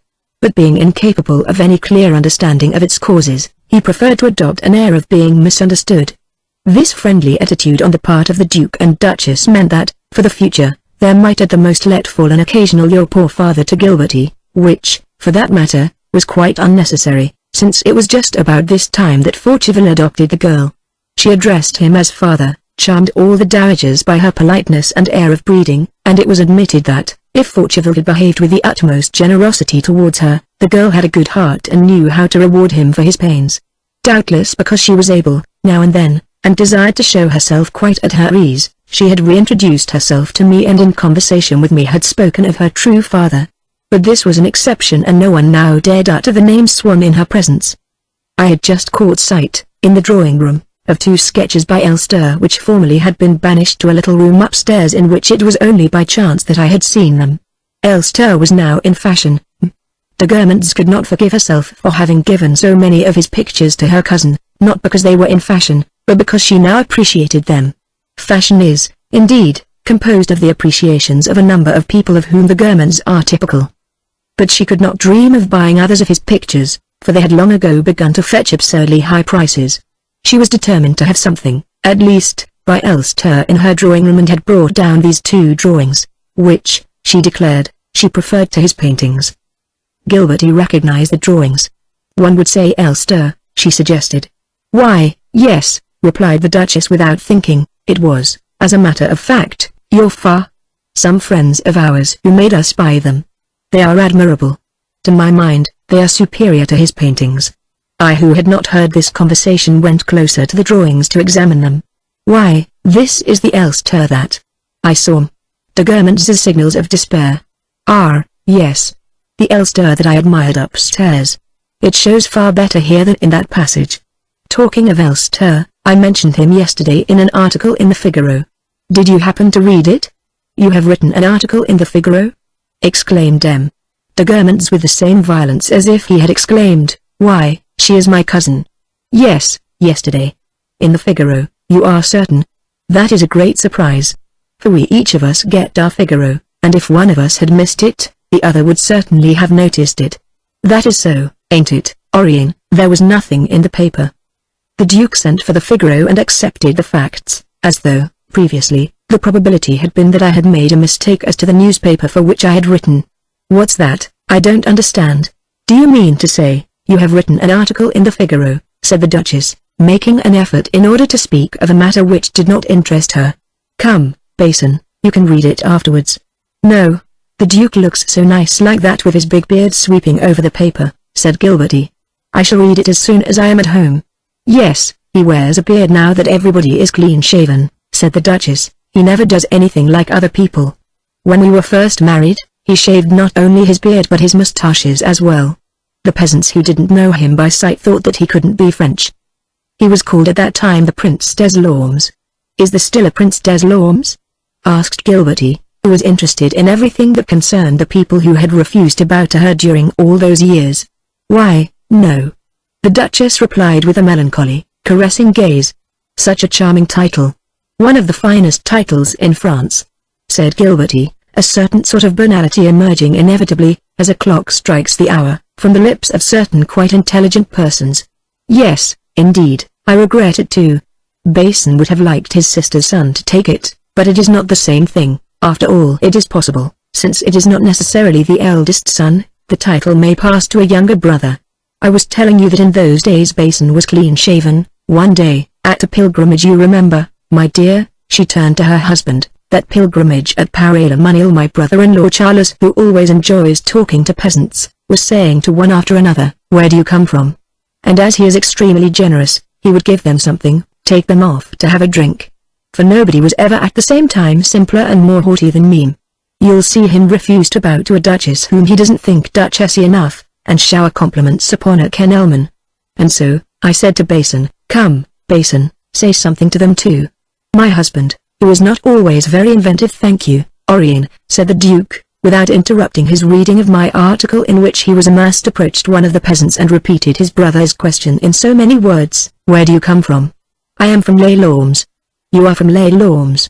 Why, I am your prince. Then the peasant looked at Basin's smooth face and replied, "It's not true. You're an English." One saw thus in these anecdotes told by the Duchess those great and eminent titles, such as that of the Prince des Lormes, rise to their true position, in their original state and their local color, as in certain books of ours one sees, amid the mob of the period, the soaring steeple of bridges. Some cards were brought to her which a footman had just left at the door.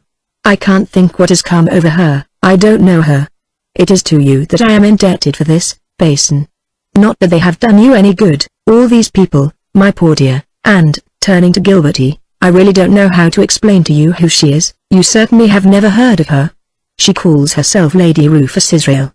Gilberty flushed crimson. I do not know her, she said, which was all the more untrue in that Lady Israel and Swan had been reconciled 2 years before the latter's death, and she addressed Gilberty by her Christian name, but I know quite well, from hearing about her, who it is that you mean. The truth is that Gilberty had become a great snob. For instance, another girl having one day, whether in malice or from a natural want of tact, asked her what was the name of her real, not her adoptive father, in her confusion, and as though to mitigate the crudity of what she had to say, instead of pronouncing the name as Swan she said Svan, a change, as she soon realized, for the worse, since it made this name of English origin a German patronymic. And she had even gone on to say, abasing herself so as to rise higher, all sorts of stories have been told about my birth, but of course I know nothing about that. Ashamed as Gilberty must have felt at certain moments when she thought of her parents, for even Swan represented to her and was a good mother, of such an attitude towards life, we must, alas, bear in mind that its elements were borrowed doubtless from her parents, for we do not create the whole of our own personality. But with a certain quantity of egoism which exists in the mother, a different egoism, inherent in the father's family, is combined, which does not invariably mean that it is added, nor even precisely that it serves as a multiple, but rather that it creates a fresh egoism infinitely stronger and more redoubtable. And, in the period that has elapsed since the world began, during which families in which some defect exists in one form have been intermarrying with families in which the same defect exists in another, thereby creating a peculiarly complex and detestable variety of that defect in the offspring, the accumulated egoisms, to confine ourselves, for the moment, to this defect, would have acquired such force that the whole human race would have been destroyed, did not the malady itself bring forth, with the power to reduce it to its true dimensions, natural restrictions analogous to those which prevent the infinite proliferation of the infusoria from destroying our planet, the unisexual fertilization of plants from bringing about the extinction of the vegetable kingdom, and so forth. From time to time a virtue combines with this egoism to produce a new and disinterested force. The combinations by which, In the course of generations, moral chemistry thus stabilizes and renders inoffensive the elements that were becoming too formidable, are infinite and would give an exciting variety to family history. Moreover, with these accumulated egoisms such as must have been embodied in Gilberty there coexists some charming virtue of the parents. It appears for a moment to perform an interlude by itself, to play its touching part with an entire sincerity. No doubt Gilberty did not always go so far as when she insinuated that she was perhaps the natural daughter of some great personage, but as a rule she concealed her origin. Perhaps it was simply too painful for her to confess it and she preferred that people should learn of it from others. Perhaps she really believed that she was hiding it, with that uncertain belief which at the same time is not doubt, which reserves a possibility for what we would like to think true, of which Musset furnishes an example when he speaks of hope in God. I do not know her personally, Gilberty went on. Had she after all, when she called herself M. de Forteville, a hope that people would not know that she was Swan's daughter? Some people, perhaps, who, she hoped, would in time become everybody. She could not be under any illusion as to their number at the moment, and knew doubtless that many people must be murmuring, "Isn't that Swan's daughter?" But she knew it only with that information which tells us of people taking their lives in desperation while we are going to a ball, that is to say a remote and vague information for which we are at no pains to substitute a more precise knowledge, founded upon a direct impression. Gilberty belonged, during these years at least, to the most widespread variety of the human ostrich, the kind which buries its head in the hope not of not being seen, which it considers hardly probable, but of not seeing that other people see it, which seems to it something to the good and enables it to leave the rest to chance. As distance makes things smaller, more uncertain, less dangerous, Gilberty preferred not to be near other people at the moment when they made the discovery that she was by birth a Swan. And as we are near the people whom we picture to ourselves, as we can picture people reading their newspaper, Gilberty preferred the papers to style her M. de Forteville. It is true that with the writings for which she herself was responsible, her letters, she prolonged the transition for some time by signing herself G.S. Forteville. The real hypocrisy in this signature was made manifest by the suppression not so much of the other letters of the word Swan as of those of the word Gilberty. In fact, by reducing the innocent Christian name to a simple G. M. de Forteville seemed to insinuate to her friends that the similar amputation applied to the name Swan was due merely to the necessity of abbreviation. Indeed, she gave a special importance to the S, and gave it a sort of long tail which ran across the G, but which one felt to be transitory and destined to disappear like the tail which, still long in a monkey, has ceased to exist in man. Notwithstanding this, in her snobbishness, there remained the intelligent curiosity of Swan. I remember that, during this same afternoon, she asked M. de Guermantes whether she could meet M. Dulaw, and that when the Duchess replied that he was an invalid and never went out, Gilberty asked what sort of man he was, for, she added with a faint blush, she had heard a great deal about him. The Marquis Dulaw had indeed been one of Swan's most intimate friends before the latter's marriage, and Gilberty may perhaps herself have seen him. But at a time when she was not interested in such people, would M. de Brete or the Prince Agrigenti be at all like him? She asked. Oh, not in the least, exclaimed M. de Guermantes, who had a keen sense of these provincial differences and drew portraits that were sober, but coloured by her harsh, golden voice, beneath the gentle blossoming of her violet eyes. No, not in the least. Dulaw was the gentleman from the Perigord, charming, with all the good manners and the absence of a ceremony of his province. At Guermantes, when we had the King of England, with whom Dulaw was on the friendliest terms, we used to have a little meal after the men came in from shooting. It was the hour when Dulaw was in the habit of going to his room to take off his boots and put on big woolen slippers. Very well, the presence of King Edward and all the Grand Dukes did not disturb him in the least. He came down to the great hall at Guermantes in his woolen slippers. He felt that he was the Marquis Dulaw d'Olmans who had no reason to put himself out for the King of England. He and that charming Quasimodo de Brete, they were the two that I liked best. They were, for that matter, great friends of... She was about to say your father and stopped short. No, there is no resemblance at all, either to Gregory or to Brete. He was the genuine nobleman from the Perigord. For that matter, Mean quotes a page from St. Simon about a Marquis d'Olmans. It is just like him. I repeated the opening words of the portrait, M. d'Olmans, who was a man of great distinction among the nobility of the Perigord, from his own birth and from his merit, and was regarded by every soul alive there as a general arbiter to whom each had recourse because of his probity, his capacity and the suavity of his manners, as it were the cock of his province. Yes, he's like that, said M. de Guermantes, all the more so as Dulaw was always as red as a cock. Yes, I remember hearing that description quoted, said Gilberty, without adding that it had been quoted by her father, who was, as we know, a great admirer of Saint Simon. She liked also to speak of the Prince Agrigenti and of M. de Brete, for another reason. The Prince Agrigenti was prince by inheritance from the House of Aragon, but his lordship was Poitevin. As for his country house, the house that is to say in which he lived, it was not the property of his own family, but had come to him from his mother's former husband, and was situated almost halfway between Martinville and Germans. And so Gilberty spoke of him and of M. de Brete as of neighbors in the country who reminded her of her old home. Strictly speaking, there was an element of falsehood in this attitude, since it was only in Paris, through the Comtesse Mole, that she had come to know M. de Brete, albeit he had been an old friend of her father. As for her pleasure in speaking of the country round Tansonville, it may have been sincere. Snobbishness is, with certain people, analogous to those pleasant beverages with which they mix nutritious substances. Gilberty took an interest in some lady of fashion because she possessed priceless books and portraits by Natia which my former friend would probably not have taken the trouble to inspect in the National Library or at the Louvre, and I imagined that notwithstanding the even greater proximity, the magnetic influence of Tansonville would have had less effect in drawing Gilberty towards M. Cesaratum Goupil than towards M. de Agrigenti. "Oh, poor Bubble and poor Grey," said M. de Germans, "they are in a far worse state than Dulaw, I'm afraid. They haven't long to live, either of them." When M. de Germans had finished reading my article, he paid me compliments which however he took care to qualify.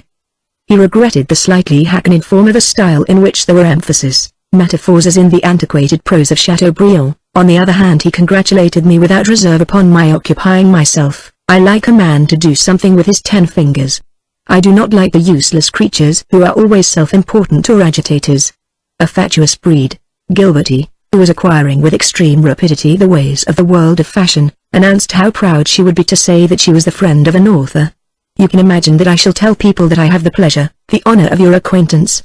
You wouldn't care to come with us, tomorrow, to the Opera Comique?" The Duchess asked me, and I thought that it would be doubtless in that same box in which I had first beheld her, and which had seemed to me then as inaccessible as the submarine realm of the Nereids. But I replied in a melancholy tone, "No, I am not going to the theatre just now. I have lost a friend to whom I was greatly attached." The tears almost came to my eyes as I said this, and yet, for the first time, I felt a sort of pleasure in speaking of my bereavement. It was from this moment that I began to write to all my friends that I had just experienced great sorrow, and to cease to feel it. When Gilberty had gone, M. de Germans said to me, "You did not understand my signals. I was trying to hint to you not to mention Swann." And, as I apologized, "But I quite understand. I was on the point of mentioning him myself." I stopped short just in time. It was terrible. Fortunately I bridled my tongue. "You know, it is a great bore," she said to her husband, seeking to mitigate my own error by appearing to believe that I had yielded to a propensity common to everyone, and difficult to resist. "What do you expect me to do?" replied the Duke. "You have only to tell them to take those drawings upstairs again, since they make you think about Swann. If you don't think about Swann, you won't speak about him." On the following day I received 2 congratulatory letters which surprised me greatly, one from Goupil whom I had not seen for many years and to whom, even at Combray, I had not spoken more than twice. A public library had given her the chance of seeing the Figaro. Thus, when anything occurs in our life which makes some stir, messages come to us from people situated so far outside the zone of our acquaintance, our memory of whom is already so remote that these people seem to be placed at a great distance, especially in the dimension of depth. A forgotten friendship of our school days, which has had a score of opportunities of recalling itself to our mind, gives us a sign of life. Not that there are not negative results also. For example, Bloch, from whom I would have been so glad to learn what he thought of my article, did not write to me. It is true that he had read the article and was to admit it later, but by a counterstroke. In fact, he himself contributed, some years later, an article to the Figaro and was anxious to inform me immediately of the event. As he ceased to be jealous of what he regarded as a privilege, as soon as it had fallen to him as well. The envy that had made him pretend to ignore my article ceased, as though by the raising of a lever. He mentioned it to me but not at all in the way in which he hoped to hear me mention his article. "I know that you too," he told me, "have written an article. But I did not think that I ought to mention it to you, for fear of hurting your feelings, for we ought not to speak to our friends of the humiliations that occur to them. And it is obviously a humiliation to supply the organ of sabres and aspergills with 5 o'clocks, not forgetting the holy water stoup. His character remained unaltered, but his style had become less precious, as happens to certain people who shed their mannerisms, when, ceasing to compose symbolist poetry, they take to writing newspaper serials. To console myself for his silence, I read Goupil's letter again, but it was lacking in warmth, for if the aristocracy employ certain formulas which slip into watertight compartments, between the initial monsieur and the sentiments distincts of the close, cries of joy, of admiration may spring up like flowers, and their clusters waft over the barriers their entrancing fragrance. But middle-class conventionality enwraps even the content of letters in a net of your well-deserved success, at best your great success.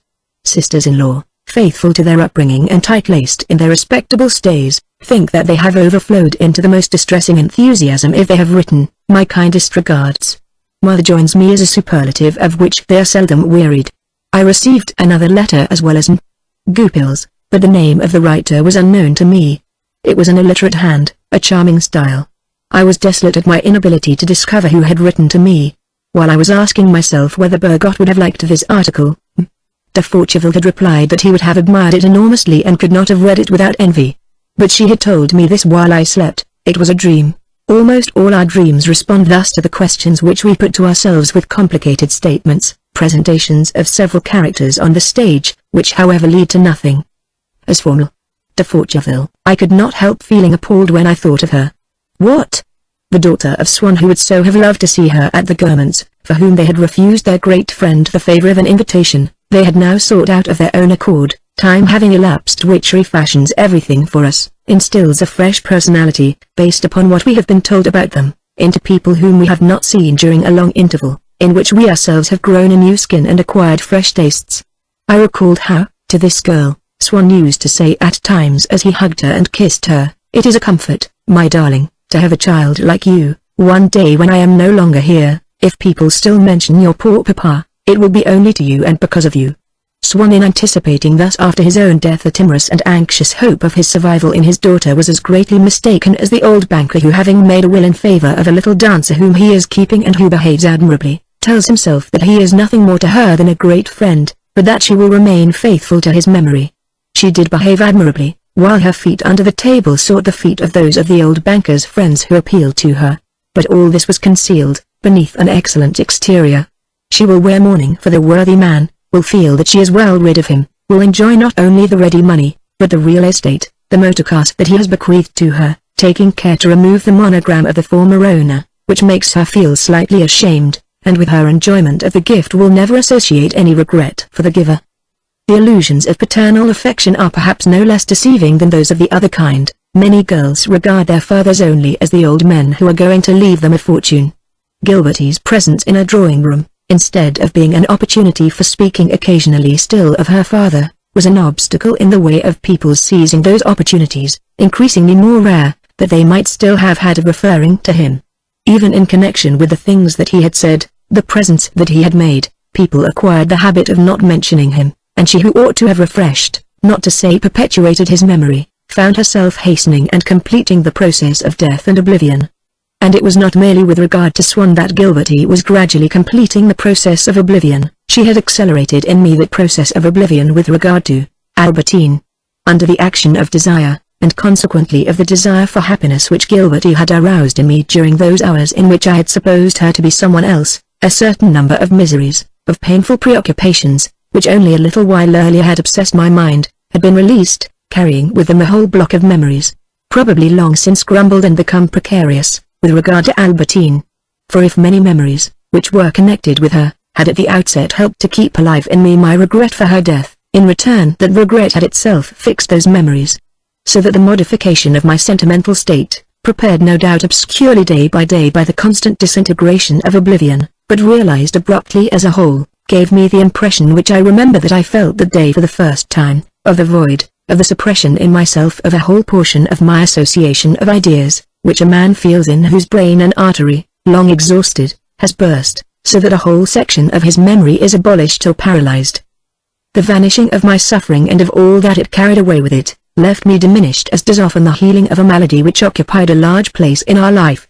No doubt it is because memories are not always genuine that love is not eternal, and because life is made up of a perpetual renewal of ourselves. But this renewal, in the case of memories, is nevertheless retarded by the attention which arrests, and fixes a moment that is bound to change. And since it is the case with grief as with the desire for women that we increase it by thinking about it, the fact of having plenty of other things to do should, like chastity, make oblivion easy. By another reaction, albeit it was the distraction the desire for deep evil that had made my oblivion suddenly apparent and perceptible, if the fact remains that it is time that gradually brings oblivion, oblivion does not fail to alter profoundly our notion of time. There are optical errors in time as there are in space. The persistence in myself of an old tendency to work, to make up for lost time, to change my way of life, or rather to begin to live gave me the illusion that I was still as young as in the past, and yet the memory of all the events that had followed one another in my life, and also of those that had followed one another in my heart, for when we have greatly changed, we are led to suppose that our life has been longer, in the course of those last months of Albertine's existence, had made them seem to me much longer than a year, and now this oblivion of so many things, separating me by gulfs of empty space from quite recent events which they made me think remote, because I had had what is called the time to forget them, by its fragmentary, irregular interpolation in my memory like a thick fog at sea which obliterates all the landmarks confused, destroyed my sense of distances in time, contracted in one place, extended in another, and made me suppose myself now farther away from things, now far closer to them than I really was. And as in the fresh spaces, as yet unexplored, which extended before me, there would be no more trace of my love for Albertine than there had been, in the time past which I had just traversed, of my love for my grandmother. My life appeared to me offering a succession of periods in which, after a certain interval, nothing of what had sustained the previous period survived in that which followed as something so devoid of the support of an individual, identical and permanent self, something so useless in the future and so protracted in the past, that death might just as well put an end to its course here or there, without in the least concluding it, as with those courses of French history which, in the rhetoric class, stop short indifferently, according to the whim of the curriculum or the professor, at the Revolution of 1830, or at that of 1848, or at the end of the Second Empire. Perhaps then the fatigue and distress which I was feeling were due not so much to my having loved in vain what I was already beginning to forget, as to my coming to take pleasure in the company of fresh living people, purely social figures, mere friends of the garments, offering no interest in themselves. It was easier perhaps to reconcile myself to the discovery that she whom I had loved was nothing more, after a certain interval of time, than a pale memory, than to the rediscovery in myself of that futile activity which makes us waste time in decorating our life with a human vegetation that is alive but is parasitic, which likewise will become nothing when it is dead, which already is alien to all that we have ever known, which, nevertheless, our garrulous, melancholy, conceited senility seeks to attract. The newcomer who would find it easy to endure prospect of life without Albertine had made his appearance in me, since I had been able to speak of her at the Gourmandises in the language of grief without any real suffering. These strange selves which were to bear each a different name, the possibility of their coming had, by reason of their indifference to the object of my love, always alarmed me, long ago in connection with Gilberty when her father told me that if I went to live in Oceania I would never wish to return, quite recently when I had read with such a pang in my heart the passage in Bergot's novel where he treats of the character who, separated by the events of life from a woman whom he had adored when he was young, as an old man meets her without pleasure, without any desire to see her again. Now, on the contrary, he was bringing me with oblivion an almost complete elimination of suffering, a possibility of comfort, this person so dreaded, so beneficent who was none other than one of those spare selves whom destiny holds in reserve for us, and, without paying any more heed to our entreaties than a clear-sighted and so all the more authoritative physician, substitutes without our aid, by an opportune intervention, for the self that has been too seriously injured. This renewal, as it happens, nature performs from time to time, as by the decay and refashioning of our tissues, but we notice this only if the former self contained a great grief, a painful foreign body, which we are surprised to find no longer there, in our amazement at having become another self to whom the sufferings of his precursor are nothing more than the sufferings of a stranger, of which we can speak with compassion because we do not feel them. Indeed we are unaffected by our having undergone all those sufferings, since we have only a vague remembrance of having suffered them. It is possible that similarly our dreams, during the night, may be terrible. But when we awake we are another person to whom it is of no importance that the person whose place he takes has had to fly during our sleep from a band of cutthroats. No doubt this self had maintained some contact with the old self, as a friend, unconcerned by a bereavement, speaks of it nevertheless, to those who come to the house, in a suitable tone of sorrow, and returns from time to time to the room in which the widower who has asked him to receive the company for him may still be heard weeping. I made this contact even closer when I became once again for a moment the former friend of Albertine.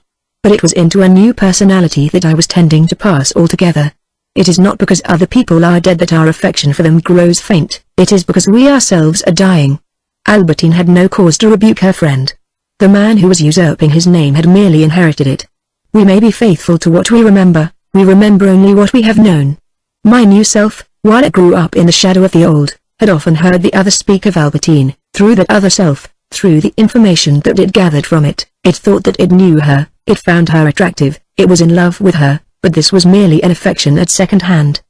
Another person in whom the process of oblivion, so far as concerned Albertine, was probably more rapid at this time, and enabled me in return to realize a little later a fresh advance which that process has made in myself, and this is my memory of a second stage before the final oblivion, was André. I can scarcely, indeed, refrain from citing this oblivion of Albertine as, if not the sole cause, if not even the principal cause, at any rate a conditioning and necessary cause of a conversation between André and myself about 6 months after the conversation which I have already reported, when her words were so different from those that she had used on the former occasion. I remember that it was in my room because at that moment I found a pleasure in having semi-carnal relations with her, because of the collective form originally assumed and now being resumed by my love for the girls of the little band, a love that had long been undivided among them, and for a while associated exclusively with Albertine's person during the months that had preceded and followed her death. We were in my room for another reason as well which enables me to date this conversation quite accurately. This was that I had been banished from the rest of the apartment because it was Mamma's day. Notwithstanding its being her day, and after some hesitation, Mamma had gone to luncheon with Césaret, thinking that as Césaret always contrived to invite one to meet boring people, she would be able without sacrificing any pleasure to return home in good time. And she had indeed returned in time and without regret. Césaret having had nobody but the most deadly people who were frozen from the start by the special voice that she adopted when she had company, what Mamma called her Wednesday voice. My mother was, nevertheless, extremely fond of her, was sorry for her poverty, the result of the extravagance of her father who had been ruined by the Duchesse d'Aix. A poverty which compelled her to live all the year round at Combray, with a few weeks at her cousin's house in Paris and a great pleasure trip every 10 years. I remember that the day before this, at my request repeated for months past, and because the princess was always begging her to come, Mamma had gone to call upon the Princess de Parme who, herself, paid no calls, and at whose house people as a rule contented themselves with writing their names, but who had insisted upon my mother's coming to see her, since the rules and regulations prevented her from coming to us. My mother had come home thoroughly cross. "You have sent me on a fool's errand," she told me. The Princess de Parme barely greeted me. She turned back to the ladies to whom she was talking without paying me any attention, and after 10 minutes, as she hadn't uttered a word to me, I came away without her even offering me her hand. I was extremely annoyed, however. On the doorstep, as I was leaving, I met the Duchesse de Guermantes, who was very kind and spoke to me a great deal about you. What a strange idea that was to tell her about Albertine. She told me that you had said to her that her death had been such a grief to you. I shall never go near the Princess de Parme again. You have made me make a fool of myself. Well, the next day, which was my mother's at-home day, as I have said, André came to see me. She had not much time, for she had to go and call for Giselle, with whom she was very anxious to dine. I know her faults, but she is after all my best friend and the person for whom I feel most affection, she told me. And she even appeared to feel some alarm at the thought that I might ask her to let me dine with them. She was hungry for people, and a third person who knew her too well, such as myself, would, by preventing her from letting herself go, at once prevent her from enjoying complete satisfaction in their company. The memory of Albertine had become so fragmentary in me that it no longer caused me any sorrow, and was no more now than a transition to fresh desires, like a chord which announces a change of key. And indeed the idea of a momentary sensual caprice being ruled out, in so far as I was still faithful to Albertine's memory, I was happier at having André in my company than I would have been at having an Albertine miraculously restored to life. For André could tell me more things about Albertine than Albertine herself had ever told me. Now the problems concerning Albertine still remained in my mind when my affection for her, both physical and moral, had already vanished. And my desire to know about her life, because it had diminished less, was now relatively greater than my need of her presence. On the other hand, the thought that a woman had perhaps had relations with Albertine no longer provoked in me anything save the desire to have relations myself also with that woman. I told André this, caressing her as I spoke. Then, without making the slightest effort to harmonize her speech with what she had said a few months earlier, André said to me with a lurking smile, "Ah. Yes, but you are a man. And so we can't do quite the same things as I used to do with Albertine." And whether it was that she considered that this increased my desire, in the hope of extracting confidences, I had told her that I would like to have relations with a woman who had had them with Albertine, or my grief, or perhaps destroyed a sense of superiority to herself which she might suppose me to feel at being the only person who had had relations with Albertine. We spent many happy hours together. She was so caressing, so passionate. Besides, it was not only with me that she liked to enjoy herself. She had met a nice boy at Verdurins, Marcel. They understood each other at once. He undertook, with her permission, to enjoy himself with them too, for he liked virgins, to procure little girls for her. As soon as he had set their feet on the path, he left them. And so he made himself responsible for attracting young fisher girls in some quiet watering place, young laundresses, who would fall in love with a boy, but would not have listened to a girl's advances. As soon as the girl was well under his control, he would bring her to a safe place, where he handed her over to Albertine. For fear of losing Marcel, who took part in it all too, the girl always obeyed, and yet she lost him all the same, for, as he was afraid of what might happen and also as once or twice was enough for him, he would slip away leaving a false address. Once he had the nerve to bring one of these girls, with Albertine, to a brothel at Corleville, where 4 or 5 of the women had her at once, or in turn. That was his passion, and Albertine's also. But Albertine suffered terrible remorse afterwards. I believe that when she was with you she had conquered her passion and put off indulging it from day to day. Then her affection for yourself was so strong that she felt scruples. But it was quite certain that, if she ever left you, she would begin again. She hoped that you would rescue her, that you would marry her. She felt in her heart that it was a sort of criminal lunacy, and I have often asked myself whether it was not after an incident of that sort, which had led to a suicide in a family, that she killed herself on purpose. I must confess that in the early days of her life with you she had not entirely given up her games with me. There were days when she seemed to need it, so much so that once, when it would have been so easy elsewhere, she could not say goodbye without taking me to bed with her, in your house. We had no luck, we were very nearly caught. She had taken her opportunity when Françoise had gone out on some errand, and you had not come home. Then she had turned out all the lights so that when you let yourself in with your key it would take you some time to find the switch, and she had not shut the door of her room. We heard you come upstairs. I had just time to make myself tidy and begin to come down. Which was quite unnecessary, for by an incredible accident you had left your key at home and had to ring the bell. But we lost our heads all the same, so that to conceal our awkwardness we both of us, without any opportunity of discussing it, had the same idea, to pretend to be afraid of the scent of syringa which as a matter of fact we adored.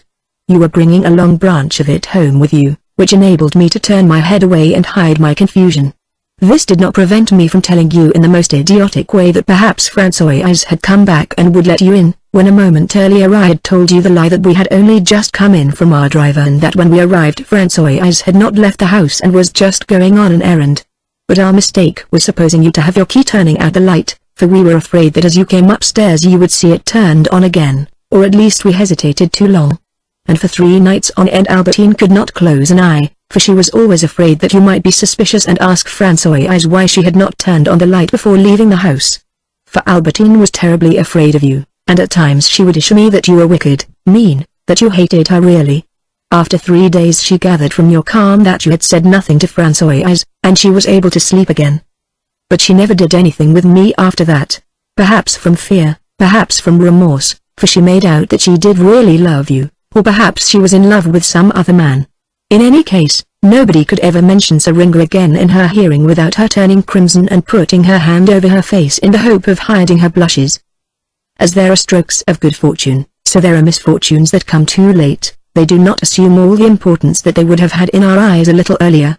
Among these was the calamity that André's terrible revelation was to me. No doubt, even when bad tidings ought to make us unhappy, it so happens that in the diversion, the balanced give and take of conversation, they pass by us without stopping. and that we ourselves, preoccupied with 1,000 things which we have to say in response, transformed by the desire to please our present company into someone else, protected for a few moments in this new environment against the affections, the sufferings that he has discarded upon entering it and will find again when the brief spell is broken, have not the time to take them in. And yet if those affections, those sufferings are too predominant, we enter only distractedly into the zone of a new and momentary world, in which, too faithful to our sufferings, we are incapable of becoming another person, and then the words that we hear said enter at once into relation with our heart, which has not remained out of action. But for some time past words that concerned Albertine, had, like a poison that has evaporated, lost their toxic power. She was already too remote from me. As a wayfarer seeing in the afternoon a misty crescent in the sky, says to himself, that is it. The vast moon, so I said to myself, what, so that truth which I have sought so earnestly, which I have so dreaded, is nothing more than these few words uttered in the course of conversation, words to which we cannot even give our whole attention since we are not alone. Besides, it took me at a serious disadvantage. I had exhausted myself with André. With a truth of such magnitude, I would have liked to have more strength to devote to it. It remained outside me, but this was because I had not yet found a place for it in my heart.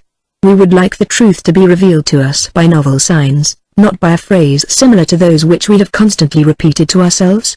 The habit of thinking prevents us at times from feeling reality, makes us immune to it, makes it seem no more than another thought.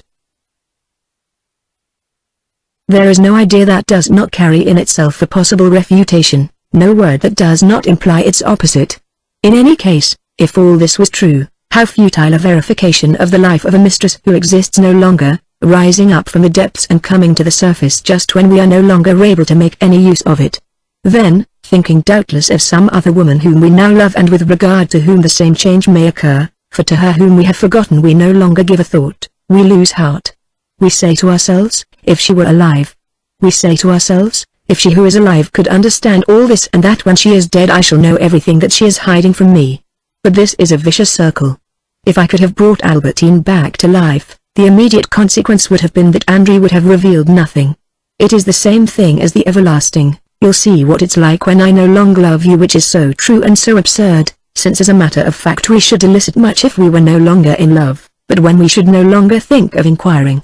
It is precisely the same. For the woman whom we see again when we are no longer in love with her, if she tells us everything, the fact is that she is no longer herself, or that we are no longer ourselves. The person who was in love has ceased to exist. There also death has passed by, and has made everything easy and unnecessary. I pursued these reflections, adopting the hypothesis that André had been telling the truth which was possible and had been prompted to sincerity with me, precisely because she now had relations with me. By that Saint André des Champs side of her nature which Albertine, too, had shown me at the start.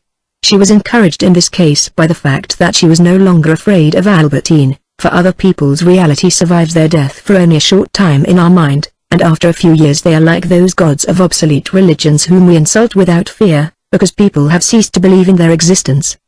But the fact that André no longer believed in the reality of Albertine might mean that she no longer feared, any more than to betray a secret which she had promised not to reveal, to invent a falsehood which slandered retrospectively her alleged accomplice. This absence of fear permitted her to reveal at length, in speaking as she did, the truth, or rather to invent a falsehood, if, for some reason, she supposed me to be full of happiness and pride, and wished to pain me.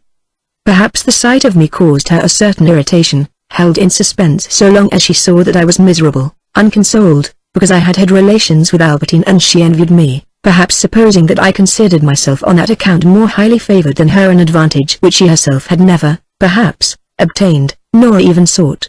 Thus it was that I had often heard her say how ill they were looking to people whose air of radiant health, and what was more their consciousness of their own air of radiant health, exasperated her, and say in the hope of annoying them that she herself was very well, a fact that she did not cease to proclaim when she was seriously ill until the day when, in the detachment of death, it no longer mattered to her that other fortunate people should be well and should know that she was dying. But this day was still remote.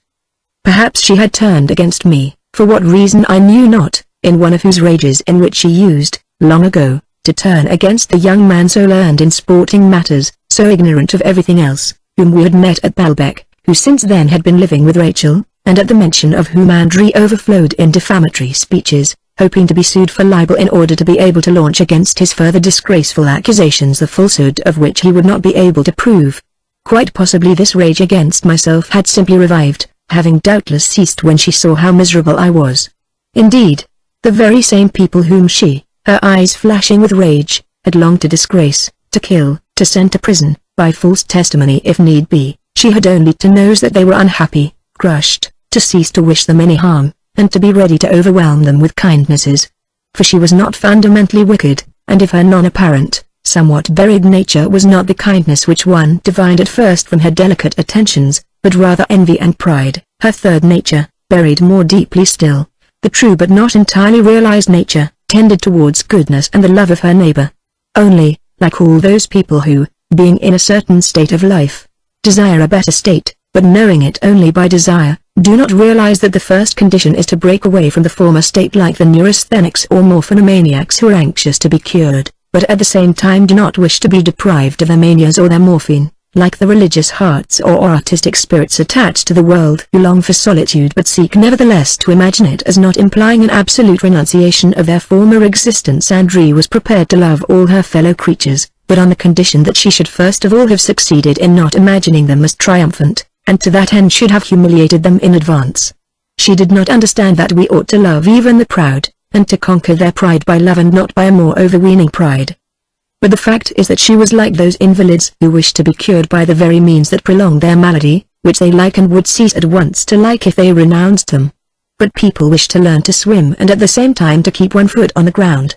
As for the young sportsman, the Verdurin's nephew, whom I had met during my 2 visits to Baalbek, I'm bound to add, as an accessory statement and in anticipation, that some time after Andrée's visit, a visit my account of which will be resumed in a moment, certain events occurred which caused a great sensation. First of all, this young man, perhaps remembering Albertine with whom I did not then know that he had been in love, became engaged to Andrée and married her, notwithstanding the despair of Rachel, to which he paid not the slightest attention. Andrée no longer said then, that is to say some months after the visit of which I have been speaking, that he was a wretch, and I realized later on that she had said so only because she was madly in love with him and thought that he did not want to have anything to do with her.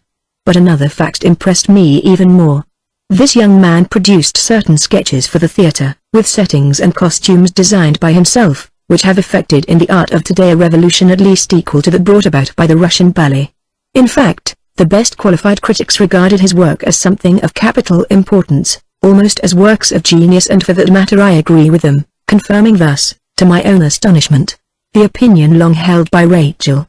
The people who had known him at Baalbek, anxious only to be certain whether the cut of the clothes of the men with whom he associated was or was not smart, who had seen him spend all his time at baccarat, at the races, on the golf course or on the polo ground, who knew that at school he had always been a dunce, and had even been expelled from the lycée. To annoy his parents, he had spent 2 months in the smart brothel in which M. de Charles had hoped to surprise Morel, thought that perhaps his work was done by Andrée, who, in her love for him, chose to leave him the renown, or that more probably he was paying, out of his huge private fortune at which his excesses had barely nibbled, some inspired but needy professional to create it. People in this kind of wealthy society, not purified by mingling with the aristocracy, and having no idea of what constitutes an artiste, a word which to them is represented only by an actor whom they engage to recite monologues at the party given for their daughter's betrothal, at once handing him his fee discreetly in another room, or by a painter to whom they make her sit after she is married, before the children come and when she is still at her best, our apartment, to believe that all the people in society who write, compose or paint, have their work done for them and pay to obtain a reputation as an author as other men pay to make sure of a seat in Parliament. But all this was false, and the young man was indeed the author of those admirable works. When I learned this, I was obliged to hesitate between contrary suppositions. Either he had indeed been for years on end the coarse brute that he appeared to be, and some physiological cataclysm had awakened in him the dormant genius, like a sleeping beauty, or else at the period of his tempestuous schooldays, of his failures to matriculate in the final examination, of his heavy gambling losses at Baalbek, of his reluctance to show himself in the tram with his Aunt Verdurin's faithful, because of their unconventional attire, he was already a man of genius, distracted perhaps from his genius, having left its key beneath the doormat in the effervescence of juvenile passions, or again, already a conscious man of genius, and at the bottom of his classes, because, while the master was uttering platitudes about Cicero, he himself was reading Rimbaud or Goethe. Certainly, there was no ground for any such hypothesis when I met him at Baalbek, where his interests seemed to me to be centered solely in turning out a smart carriage and pair and in mixing cocktails. But even this is not an insuperable objection. He might be extremely vain, and this may be allied to genius, and might seek to shine in a manner which he knew to be dazzling in the world in which he lived, which did not mean furnishing a profound knowledge of elective affinities, but far rather a knowledge of how to drive four in hand.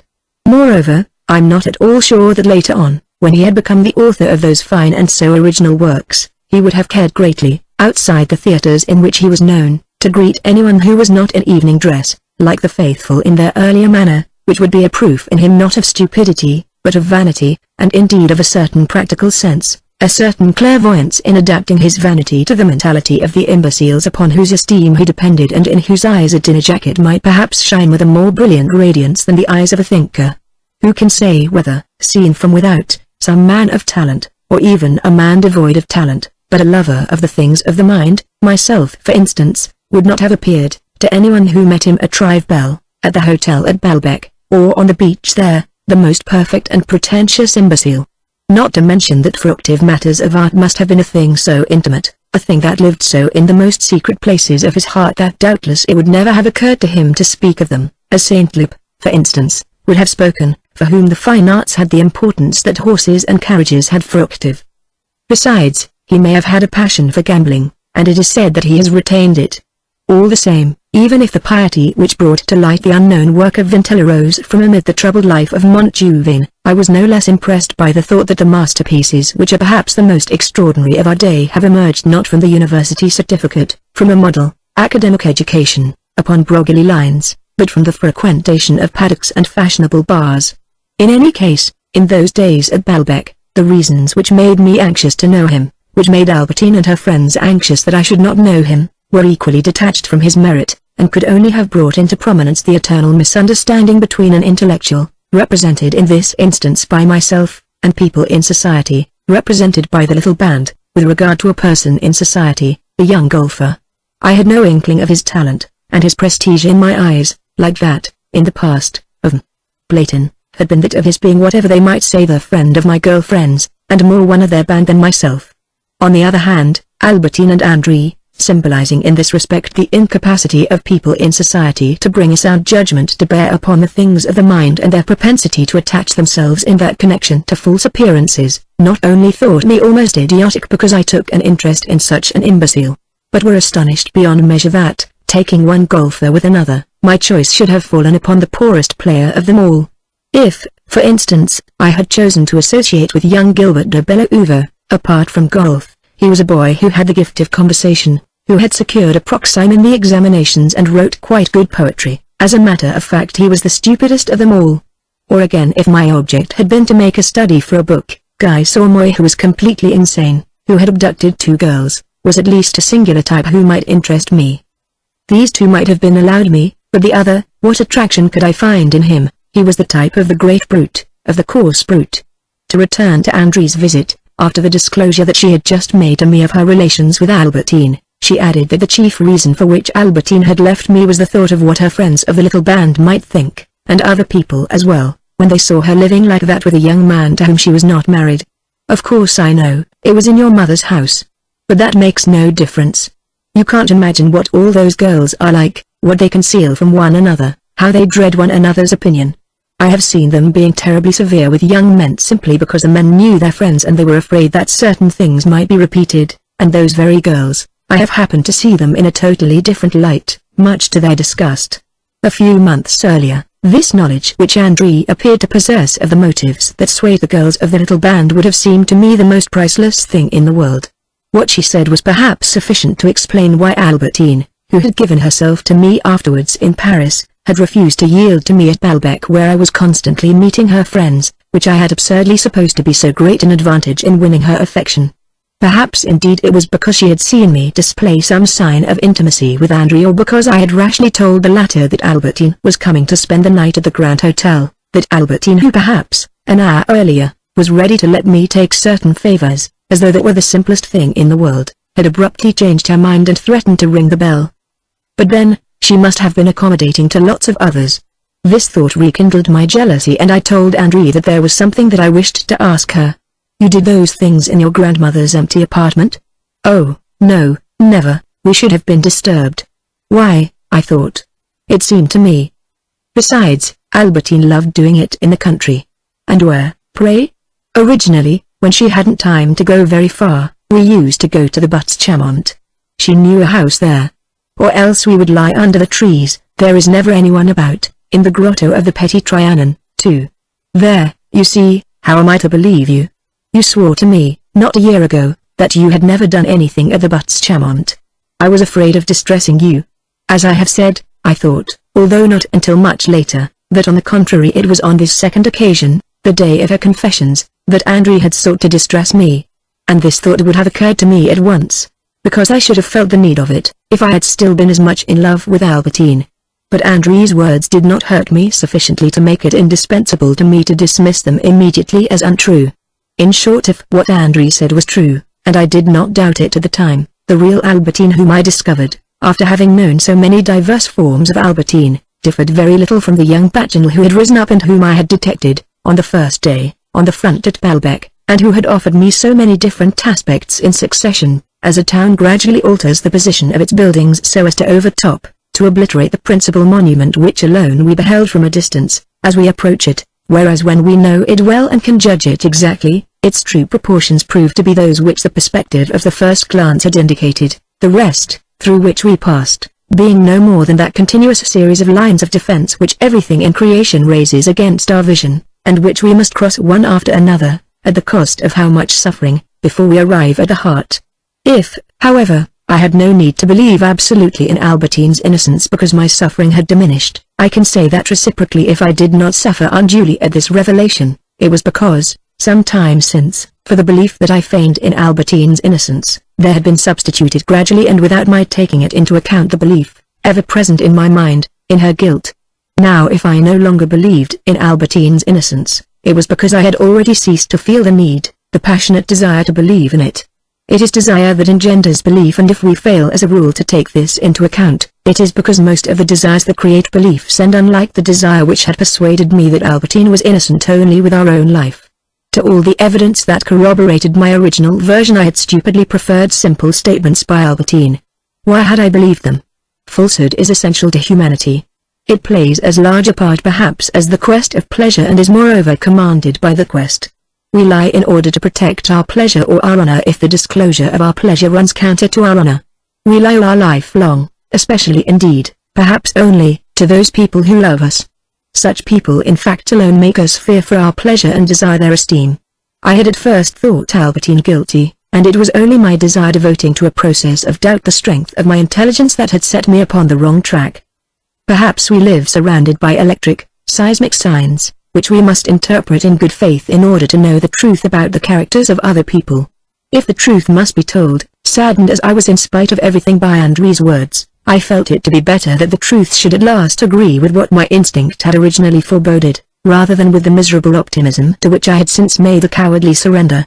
I would have preferred that life should remain at the high level of my intuitions.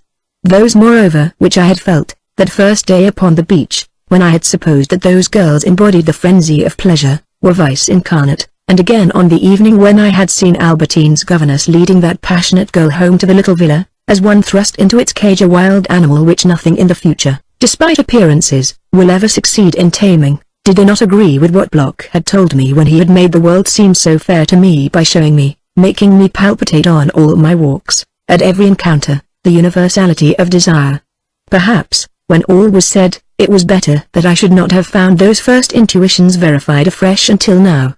While the whole of my love for Albertine endured, they would have made me suffer too keenly, and it was better that there should have subsisted of them only a trace, my perpetual suspicion of things which I did not see and which nevertheless happened continually so close to me, and perhaps another trace as well, earlier, more vast, which was my love itself.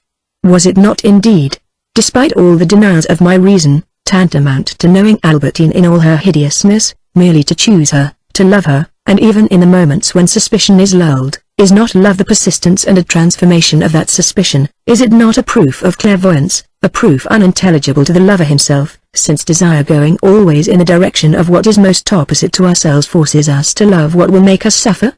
Certainly they enter into a person's charm, into the attraction of her eyes, her lips, her figure, the elements unknown to us which are capable of making us suffer most intensely, so much so that to feel ourselves attracted by the person, to begin to love her, is, however innocent we may pretend it to be, to read already, in a different version, all her betrayals and her faults. And those charms which, to attract me, materialize thus the noxious, dangerous, fatal parts of a person, did they perhaps stand in a more direct relation of cause to effect to those secret poisons than do the seductive luxuriance and the toxic juice of certain venomous flowers? It was perhaps, I told myself, Albertine's vice itself, the cause of my future sufferings, that had produced in her that honest, frank manner, creating the illusion that one could enjoy with her the same loyal and unrestricted comradeship as with a man, just as a parallel vice had produced in M. the childless a feminine refinement of sensibility and mind. Through a period of the most utter blindness, perspicacity persists beneath the very form of predilection and affection. Which means that we are wrong in speaking of a bad choice in love, since whenever there is a choice it can only be bad. Did those excursions to the Butts Chamont take place when you used to call for her here? I asked Andre. Oh, no, from the day when Albertine came back from Baalbek with you, except the time I told you about, she never did anything again with me. She would not even allow me to mention such things to her. But, my dear Andre, why go on lying to me?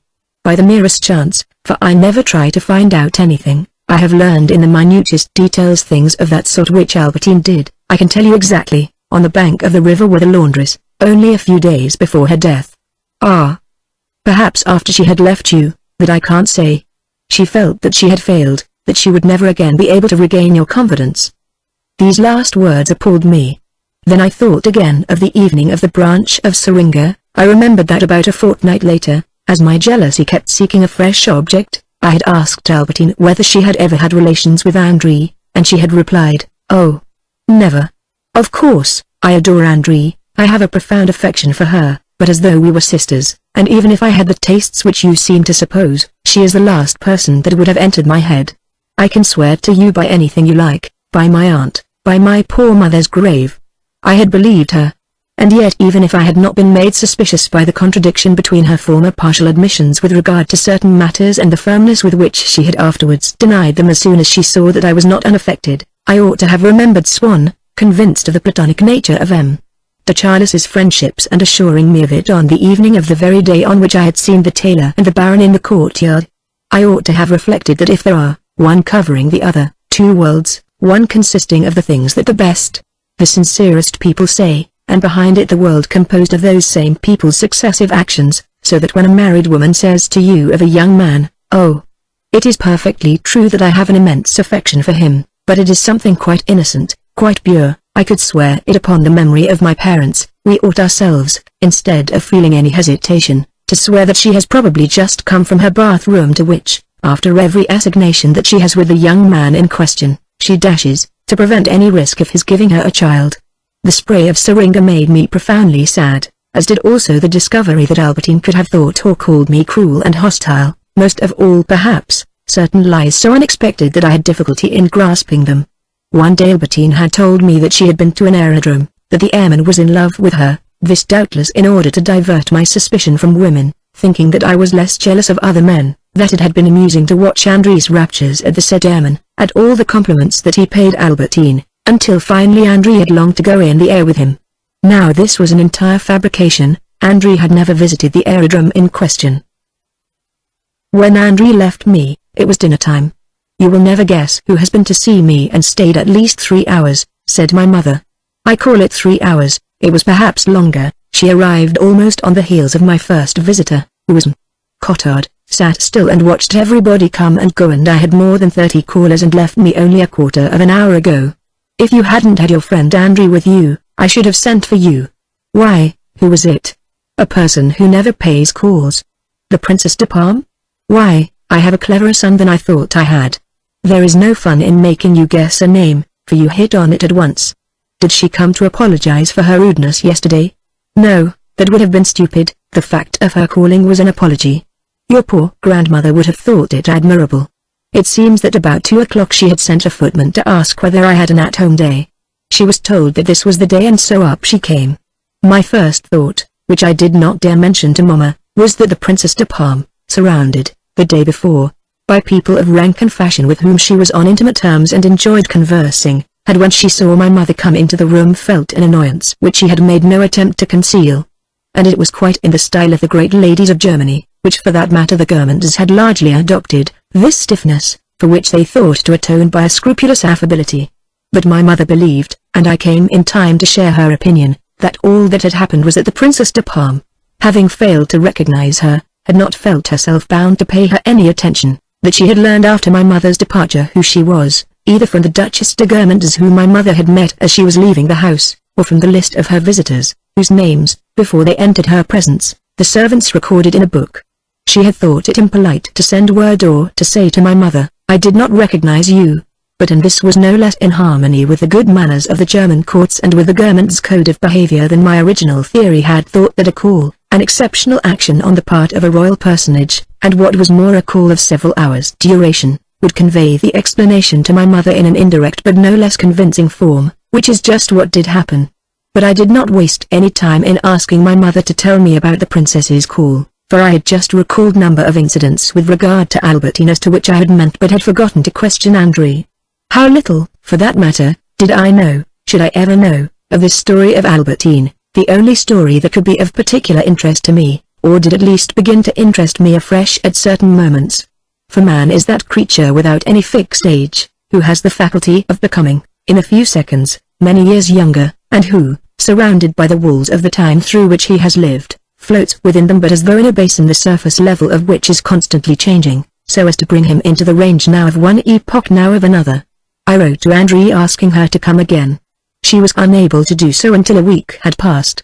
Almost as soon as she entered the room, I said to her, "Very well, then, since you maintain that Albertine never did that sort of thing while she was staying here, according to you, it was to be able to do it more freely that she left me, but for which of her friends? Certainly not, it was not that at all. Then because I was too unkind to her? No, I don't think so. I believe that she was forced to leave you by her aunt who had designs for her future upon that guttersnipe, you know, the young man whom you used to call lamb in the soup, the young man who was in love with Albertine and had proposed for her. Seeing that you did not marry her, they were afraid that the shocking length of her stay in your house might prevent the young man from proposing. Bontemps, after the young man had brought continual pressure to bear upon her, summoned Albertine home. Albertine after all needed her uncle and aunt, and when she found that they expected her to make up her mind she left you. I had never in my jealousy thought of this explanation, but only of Albertine's desire for other women and of my own vigilance. I had forgotten that there was also Bontemps who might presently regard as strange what had shocked my mother from the first. At least Bontemps was afraid that it might shock this possible husband whom she was keeping in reserve for Albertine, in case I failed to marry her. Was this marriage really the cause of Albertine's departure, and out of self-respect, so as not to appear to be dependent on her aunt, or to force me to marry her, had she preferred not to mention it? I was beginning to realize that the system of multiple causes for a single action, of which Albertine showed her mastery in her relations with her girl friends when she allowed each of them to suppose that it was for her sake that she had come, was only a sort of artificial, deliberate symbol of the different aspects that an action assumes according to the point of view that we adopt. The astonishment, I might almost say the shame that I felt at never having even once told myself that Albertine, in my house, was in a false position, which might give offense to her aunt. It was not the first, nor was it the last time that I felt it. How often has it been my lot, after I have sought to understand the relations between two people and the crises that they bring about, to hear, all of a sudden, a third person speak to me of them from his own point of view, for he has even closer relations with one of the two, a point of view which has perhaps been the cause of the crisis. And if people's actions remain so indefinite, how should not the people themselves be equally indefinite? If I listened to the people who maintained that Albertine was a schemer who had tried to get one man after another to marry her, it was not difficult to imagine how they would have defined her life with me. And yet to my mind she had been a victim who perhaps was not altogether pure, but in that case guilty for other reasons, on account of vices to which people did not refer. But we must above all say to ourselves this: on the one hand, lying is often a trait of character; on the other hand, in women who would not otherwise be liars, it is a natural defense, improvised at first, then more and more organized, against that sudden danger which would be capable of destroying all life, love. On the other hand again, it is not the effect of chance if men who are intelligent and sensitive invariably give themselves to insensitive and inferior women, and are at the same time so attached to them that the proof that they are not loved does not in the least cure them of the instinct to sacrifice everything else in the attempt to keep such a woman with them. If I say that such men need to suffer, I am saying something that is accurate while suppressing the preliminary truths which make that need involuntary in a sense to suffer a perfectly comprehensible consequence of those truths. Without taking into account that, complete natures being rare, a man who is highly sensitive and highly intelligent will generally have little willpower, will be the plaything of habit and of the fear of suffering in the immediate present which condemns us to perpetual suffering, and that in those conditions he will never be prepared to repudiate the woman who does not love him. We may be surprised that he should be content with so little love, but we ought rather to picture to ourselves the grief that may be caused him by the love which he himself feels. A grief which we ought not to pity unduly, for those terrible commotions which are caused by an unrequited love, by the departure, the death of a mistress, are like those attacks of paralysis which at first leave us helpless, but after which our muscles begin by degrees to recover their vital elasticity and energy. What is more, this grief does not lack compensation. These sensitive and intelligent men are as a rule little inclined to falsehood. This takes them all the more by surprise inasmuch as, intelligent as they may be, they live in the world of possibilities, react little, live in the grief which a woman has just inflicted on them, rather than in the clear perception of what she had in mind, what she was doing, of the man with whom she was in love, a perception granted chiefly to deliberate natures which require it in order to prepare against the future instead of lamenting the past. And so these men feel that they are betrayed without quite knowing how. Wherefore the mediocre woman with whom we were surprised to see them fall in love enriches the universe for them far more than an intelligent woman would have done. Behind each of her words, they feel that a lie is lurking, behind each house to which she says that she has gone, another house, behind each action, each person, another action, another person. Doubtless they do not know what or whom, have not the energy, would not perhaps find it possible to discover. A lying woman, by an extremely simple trick, can beguile, without taking the trouble to change her method, any number of people, and, what is more, the very person who ought to have discovered the trick. All this creates, in front of the sensitive and intelligent man, a universe all depth which his jealousy would fain plumb and which is not without interest to his intelligence. Albeit I was not exactly a man of that category, I was going perhaps, now that Albertine was dead, to learn the secret of her life. Here again, do not these indiscretions which occur only after a person's life on earth is ended, prove that nobody believes, really, in a future state? If these indiscretions are true, we ought to fear the resentment of her whose actions we are revealing fully as much on the day when we shall meet her in heaven, as we feared it so long as she was alive, when we felt ourselves bound to keep her secret.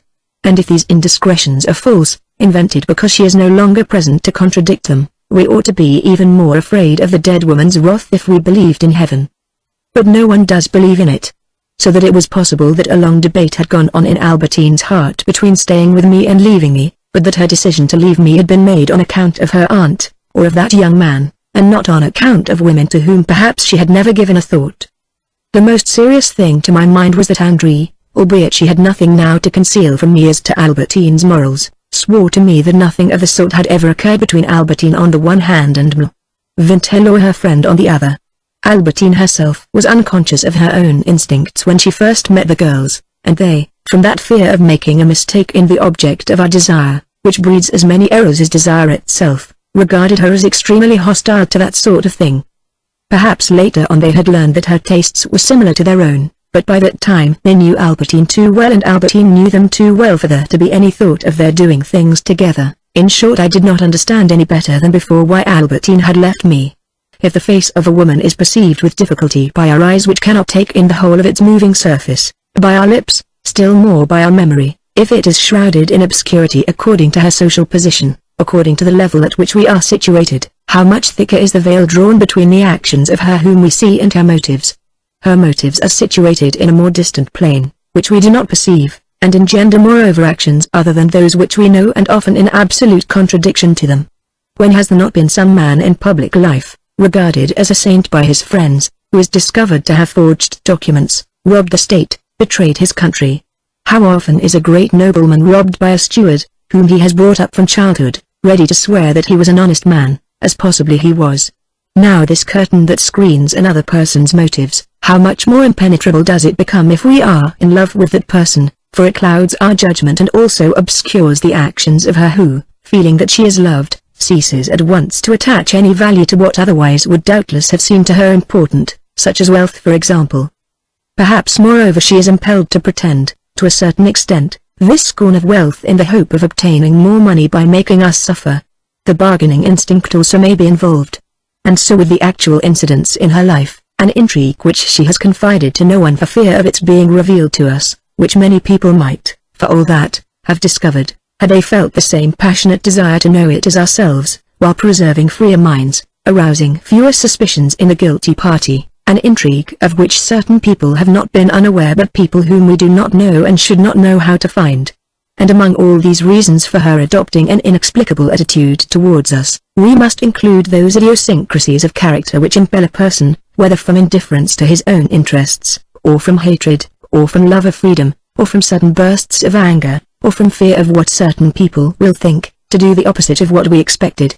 And then there are the differences of environment, of upbringing, in which we refuse to believe because, when we are talking together, they are effaced by our speech, but which return, when we are apart, to direct the actions of each of us from so opposite a point of view that there is no possibility of their meeting. But, my dear André, you are lying again. Remember you admitted it to me yourself, I telephoned to you the evening before, you remember Albertine had been so anxious, and kept it from me as though it had been something that I must not know about, to go to the afternoon party at the Verdurins at which Vintel was expected. Yes, but Albertine had not the slightest idea that Vintel was to be there. What? You yourself told me that she had met Verdurin a few days earlier. Besides, André, there is no point in our trying to deceive one another. I found a letter one morning in Albertine's room, a note from Verdurin begging her to come that afternoon. And I showed her the note which, as a matter of fact, Françoise had taken care to bring to my notice by placing it on the surface of Albertine's possessions a few days before her departure, and, I am afraid, leaving it there to make Albertine suppose that I had been rummaging among her things, to let her know in any case that I had seen it. And I had often asked myself whether Françoise's ruse had not been largely responsible for the departure of Albertine, who saw that she could no longer conceal anything from me, and felt disheartened, vanquished. I showed André the letter. I feel no compunction, everything is excused by this strong family feeling. You know very well, André, that Albertine used always to say that Vintel's friend was indeed a mother, an elder sister to her. But you have misinterpreted this note. The person that Verdurin wished Albertine to meet that afternoon was not at all Vintel's friend, it was a young man you call I am in the soup, and the strong family feeling is what Verdurin felt for the brute who is after all her nephew. At the same time I think that Albertine did hear afterwards that Vintel was to be there. Verdurin may have let her know separately. Of course the thought of seeing her friend again gave her pleasure, reminded her of happy times in the past, but just as you would be glad, if you were going to some place, to know that Elster would be there, but no more than that, not even as much. No, if Albertine was unwilling to say why she wanted to go to Verdurin's, it is because it was a rehearsal to which Verdurin had invited a very small party, including that nephew of hers whom you had met at Balbec, to whom Bontemps was hoping to marry Albertine and to whom Albertine wanted to talk. A fine lot of people. And so Albertine, in spite of what André's mother used to think, had after all the prospect of a wealthy marriage. And when she had wanted to visit Verdurin, when she spoke to her in secret, when she had been so annoyed that I should have gone that evening without warning her, the plot that had been woven by her and Verdurin had as its object her meeting not Vintel but the nephew with whom Albertine was in love and for whom Verdurin was acting as go-between, with the satisfaction in working for the achievement of one of those marriages which surprise us in certain families into whose state of mind we do not enter completely, supposing them to be intent upon a rich bride. Now I had never given another thought to this nephew who had perhaps been the initiator thanks to whom I had received her first kiss. And for the whole plane of Albertine's motives which I had constructed, I must now substitute another, or rather superimpose it, for perhaps it did not exclude the other. A preference for women did not prevent her from marrying. And anyhow there is no need to seek out all these explanations, André went on. Heaven only knows how I loved Albertine and what a good creature she was. But really, after she had typhoid, a year before you first met us all, she was an absolute madcap. All of a sudden she would be disgusted with what she was doing. All her plans would have to be changed at once, and she herself probably could not tell you why. You remember the year when you first came to Baalbek, the year when you met us all? One fine day she made someone send her a telegram calling her back to Paris. She had barely time to pack her trunks. But there was absolutely no reason for her to go. All the excuses that she made were false. Paris was impossible for her at the moment. We were all of us still at Baalbek. The golf club wasn't closed. Indeed, the heats for the cup which she was so keen on winning weren't finished. She was certain to win it. It only meant staying on for another week. Well, off she went. I have often spoken to her about it since. She said herself that she didn't know why she had left, that she felt homesick, the home being Paris. You can imagine how likely that was, that she didn't feel happy at Baalbek, that she thought that there were people there who were laughing at her. And I told myself that there was this amount of truth in what André said, that, if differences between minds account for the different impressions produced upon one person and another by the same work, for differences of feeling, for the impossibility of captivating a person to whom we do not appeal, there are also the differences between characters, the peculiarities of a single character, which are also motives for action. Then I ceased to think about this explanation and said to myself how difficult it is to know the truth in this world. I had indeed observed Albertine's anxiety to go to Verdurins and her concealment of it, and I had not been mistaken. But then even if we do manage to grasp one fact like this, there are others which we perceive only in their outward appearance, for the reverse of the tapestry. The real side of the action, of the intrigue, as well as that of the intellect, of the heart, is hidden from us, and we see pass before us only flat silhouettes of which we say to ourselves, it is this, it is that, it is on her account, or on someone's else. The revelation of the fact that Vintel was expected had seemed to me an explanation all the more logical, seeing that Albertine had anticipated it by mentioning her to me. And subsequently had she not refused to swear to me that Vintel's presence gave her no pleasure? And here, with regard to this young man, I remembered a point which I had forgotten. A little time earlier, while Albertine was staying with me, I had met him, and he had been, in contradiction of his attitude at Baalbek, extremely friendly, even affectionate with me, had begged me to allow him to call upon me, which I had declined to do for a number of reasons. And now I realized that it was simply because, knowing that Albertine was staying in the house, he had wished to be on good terms with me so as to have every facility for seeing her and for carrying her off from me, and I concluded that he was a scoundrel. Some time later, when I attended the first performances of this young man's works, no doubt I continued to think that if he had been so anxious to call upon me, it was for Albertine's sake, but, while I felt this to be reprehensible, I remembered that in the past if I had gone down to Doncières, to see Saint Loup, it was really because I was in love with de Gourmans. It is true that the situation was not identical, since Saint Loup had not been in love with de Gourmans, with the result that there was in my affection for him a trace of duplicity perhaps, but no treason. But I reflected afterwards that this affection which we feel for the person who controls the object of our desire, we feel equally if the person controls that object while loving it himself. No doubt, we have then to struggle against a friendship which will lead us straight to treason. And I think that this is what I have always done. But in the case of those who have not the strength to struggle, we cannot say that in them the friendship that they affect for the controller is a mere ruse. They feel it sincerely and for that reason display it with an ardor which, once the betrayal is complete, means that the betrayed husband or lover is able to say with a stupefied indignation, if you had heard the protestations of affection that the wretch showered on me. That a person should come to rob a man of his treasure, that I can understand. But that he should feel the diabolical need, to assure him first of all of his friendship, is a degree of ignominy and perversity which it is impossible to imagine. Now, there is no such perversity in the action, nor even an absolutely clear falsehood. The affection of this sort which Albertine's pseudo-fiancé had manifested for me that day had yet another excuse, being more complex than a simple consequence of his love for Albertine. It had been for a short time only that he had known himself, confessed himself, been anxious to be proclaimed an intellectual. For the first time values other than sporting or amatory existed for him.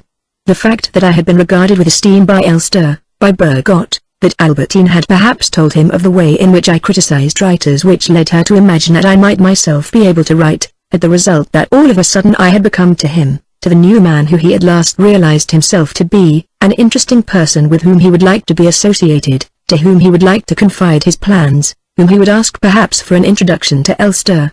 With the result that he was sincere when he asked if he might call upon me, expressing a regard for me to which intellectual reasons as well as the thought of Albertine imparted sincerity. No doubt it was not for that he was so anxious to come and see me and would have sacrificed everything else with that object. But of this last reason, which did little more than raise to a sort of impassioned paroxysm the two other reasons, he was perhaps unaware himself, and the other two existed really, as might have existed really in Albertine when she had been anxious to go, on the afternoon of the rehearsal, to Verdurins, the perfectly respectable pleasure that she would feel in meeting again friends of her childhood, who in her eyes were no more vicious than she was in theirs, in talking to them, in showing them, by the mere fact of her presence at the Verdurins, that the poor little girl whom they had known was now invited to a distinguished house. The pleasure also that she might perhaps have felt in listening to Vintel's music. If all this was true, the blush that had risen to Albertine's cheeks when I mentioned Vintel was due to what I had done with regard to that afternoon party which she had tried to keep secret from me, because of that proposal of marriage of which I was not to know. Albertine's refusal to swear to me that she would not have felt any pleasure in meeting Vintel again at that party had at the moment intensified my torment, strengthened my suspicions, but proved to me in retrospect that she had been determined to be sincere, and even over an innocent matter, perhaps simply because it was an innocent matter. There remained what André had told me about her relations with Albertine. Perhaps, however, even without going so far as to believe that André had invented the story solely in order that I might not feel happy and might not feel myself superior to her, I might still suppose that she had slightly exaggerated her account of what she used to do with Albertine, and that Albertine, by a mental restriction, diminished slightly also what she had done with André, making use systematically of certain definitions which I had stupidly formulated upon the subject, finding that her relations with André did not enter into the field of what she was obliged to confess to me and that she could deny them without lying. But why should I believe that it was she rather than André who was lying? Truth and life are very arduous, and there remained to me from them, without my really knowing them, an impression in which sorrow was perhaps actually dominated by exhaustion. As for the third occasion on which I remember that I was conscious of approaching an absolute indifference with regard to Albertine, and on this third occasion I felt that I had entirely arrived at it, it was one day, at Venice, a long time after André's last visit. Chapter 3, Venice. My mother had brought me for a few weeks to Venice, and as there may be beauty in the most precious as well as in the humblest things, I was receiving the impressions analogous to those which I had felt so often in the past at Combray, but transposed into a wholly different and far richer key. When at 10 o'clock in the morning my shutters were thrown open, I saw a blaze in the sunlight, instead of the black marble into which the slates of St. Hilaire used to turn, the golden angel on the campanile of San Marco. In its dazzling glitter, which made it almost impossible to fix it in space, it promised me with its outstretched arms, for the moment, half an hour later, when I was to appear on the Piazzetta, a joy more certain than any that it could ever in the past have been bidden to announce to men of good will. I could see nothing but itself, so long as I remained in bed, but as the whole world is merely a vast sundial, a single lighted segment of which enables us to tell what o'clock it is, on the very first morning I was reminded of the shops in the Place de l'Église at Combray, which, on Sunday mornings, were always on the point of shutting when I arrived for Mass, while the straw in the marketplace smelt strongly in the already hot sunlight. But on the second morning, what I saw, when I awoke, what made me get out of bed, because they had taken the place in my consciousness and in my desire of my memories of Combray, were the impressions of my first morning stroll in Venice, Venice whose daily life was no less real than that of Combray, whereas at Combray on Sunday mornings one had the delight of emerging upon a festive street, but where that street was paved with water of a sapphire blue, refreshed by little ripples of cooler air, and of so solid a color that my tired eyes might, in quest of relaxation and without fear of its giving way, rest their gaze upon it. Like, at Combray, the worthy folk of the Rue de l'Oise, so in this strange town also, the inhabitants did indeed emerge from houses drawn up in line, side by side, along the principal street, but the part played by houses that cast a patch of shade before them was in Venice entrusted to palaces of porphyry and jasper, over the arched door of which the head of a bearded god, projecting from its alignment, like the knocker on a door at Combray, had the effect of darkening with its shadow, not the brownness of the soil but the splendid blue of the water. On the piazza, the shadow that would have been cast at Combray by the linen draper's awning and the barber's pole, turned into the tiny blue flowers scattered at its feet upon the desert of sun-scorched tiles by the silhouette of Renaissance façade, which is not to say that, when the sun was hot, we were not obliged, in Venice as at Combray, to pull down the blinds between ourselves and the canal, but they hung behind the quatrefoils and foliage of Gothic windows.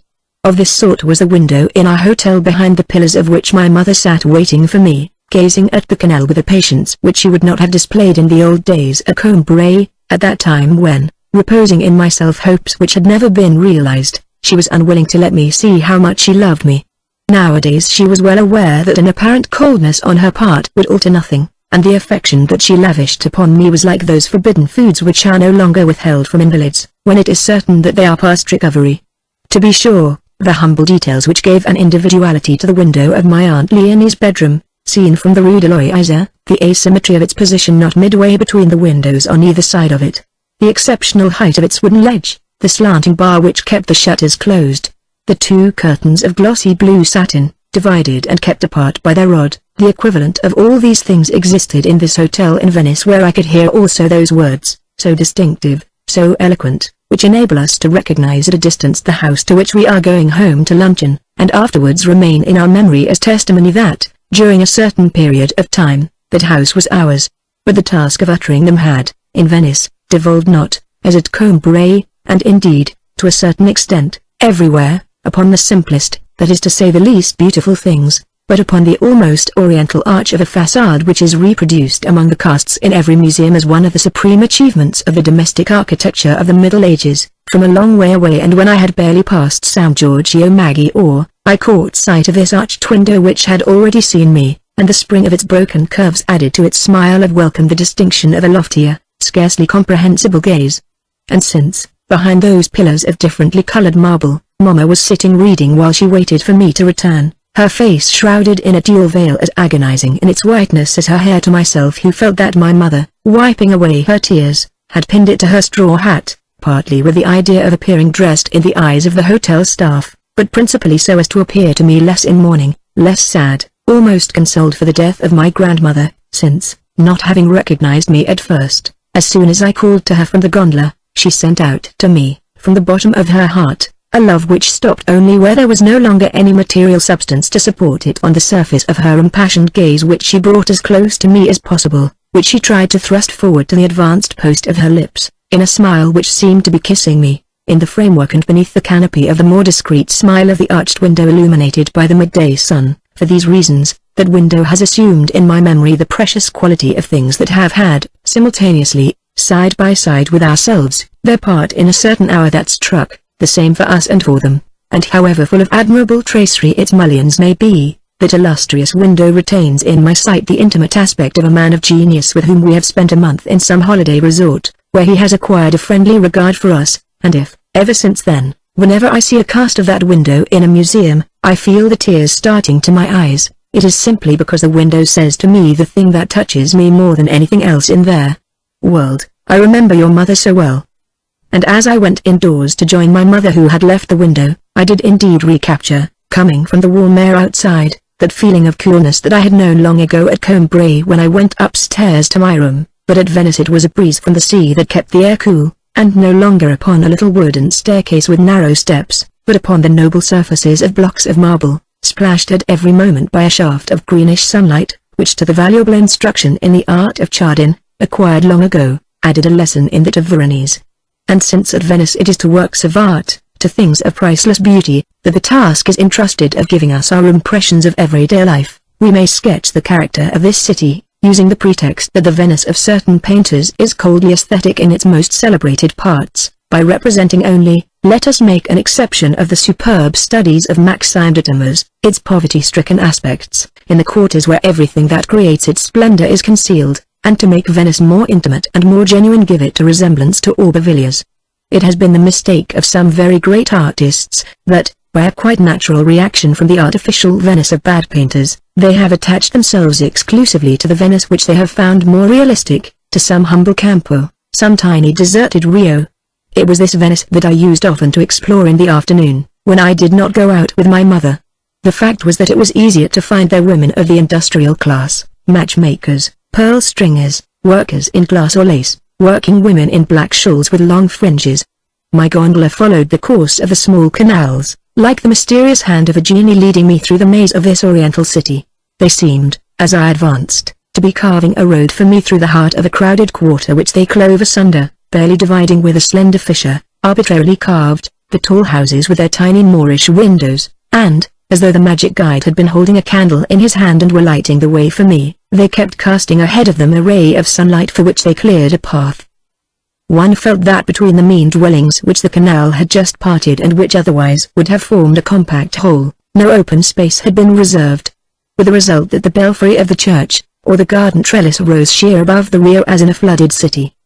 But with churches as with gardens, thanks to the same transposition as in the Grand Canal, the sea formed so effective a way of communication, a substitute for street or alley, that on either side of the canal the churches rose from the water in this ancient, plebeian quarter, degraded into humble, much frequented mission chapels, bearing upon their surface the stamp of their necessity, of their use by crowds of simple folk, that the gardens crossed by the line of the canal allowed their astonished leaves or fruit to trail in the water, and that on the doorstep of the house whose roughly hewn stone was still wrinkled as though it had only just been sawn, little boys surprised by the gondola and keeping their balance allowed their legs to dangle vertically, like sailors seated upon a swing bridge the two halves of which have been swung apart, allowing the sea to pass between them.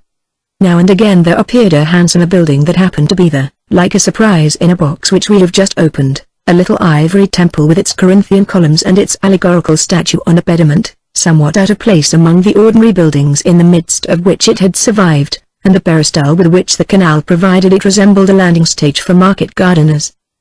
The sun had barely begun to set when I went to fetch my mother from the piazzetta.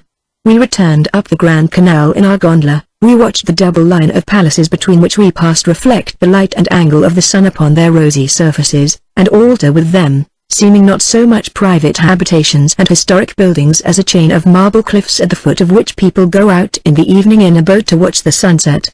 In this way, the mansions arranged along either bank of the canal made one think of objects of nature, but of a nature which seemed to have created its works with a human imagination.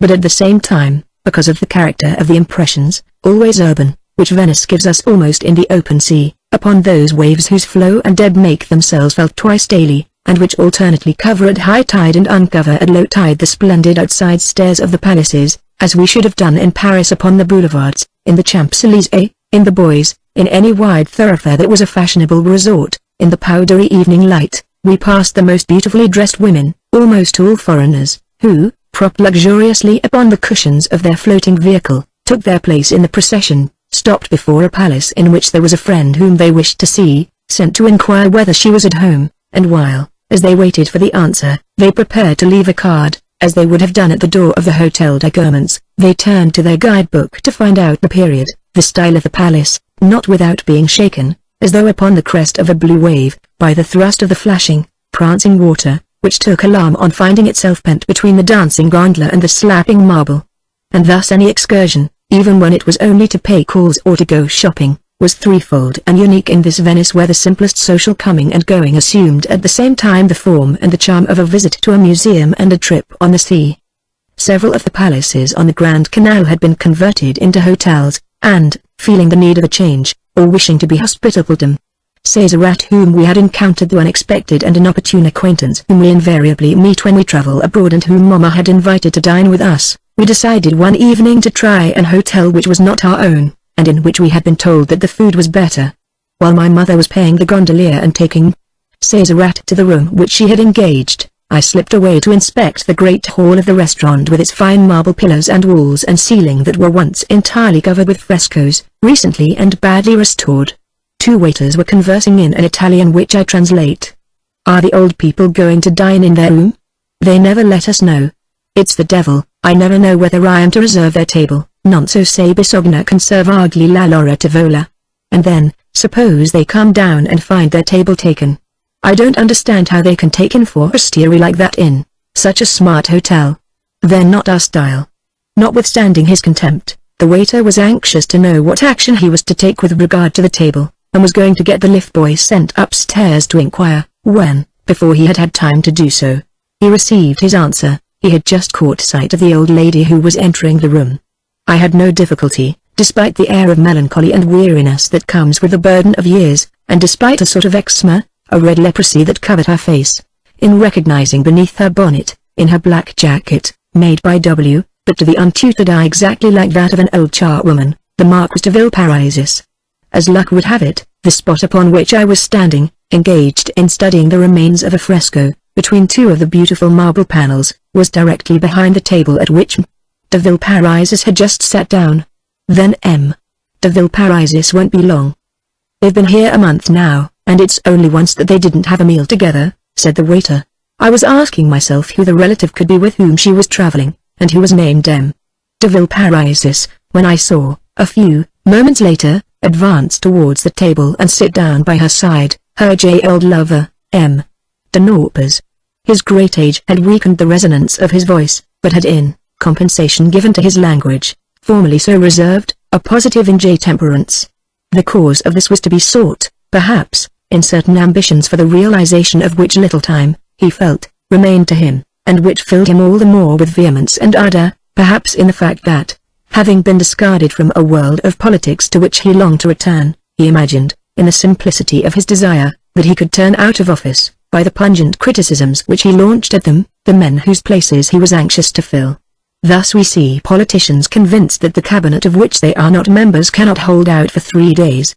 It would, however, be an exaggeration to suppose that de Norpes had entirely lost the traditions of diplomatic speech.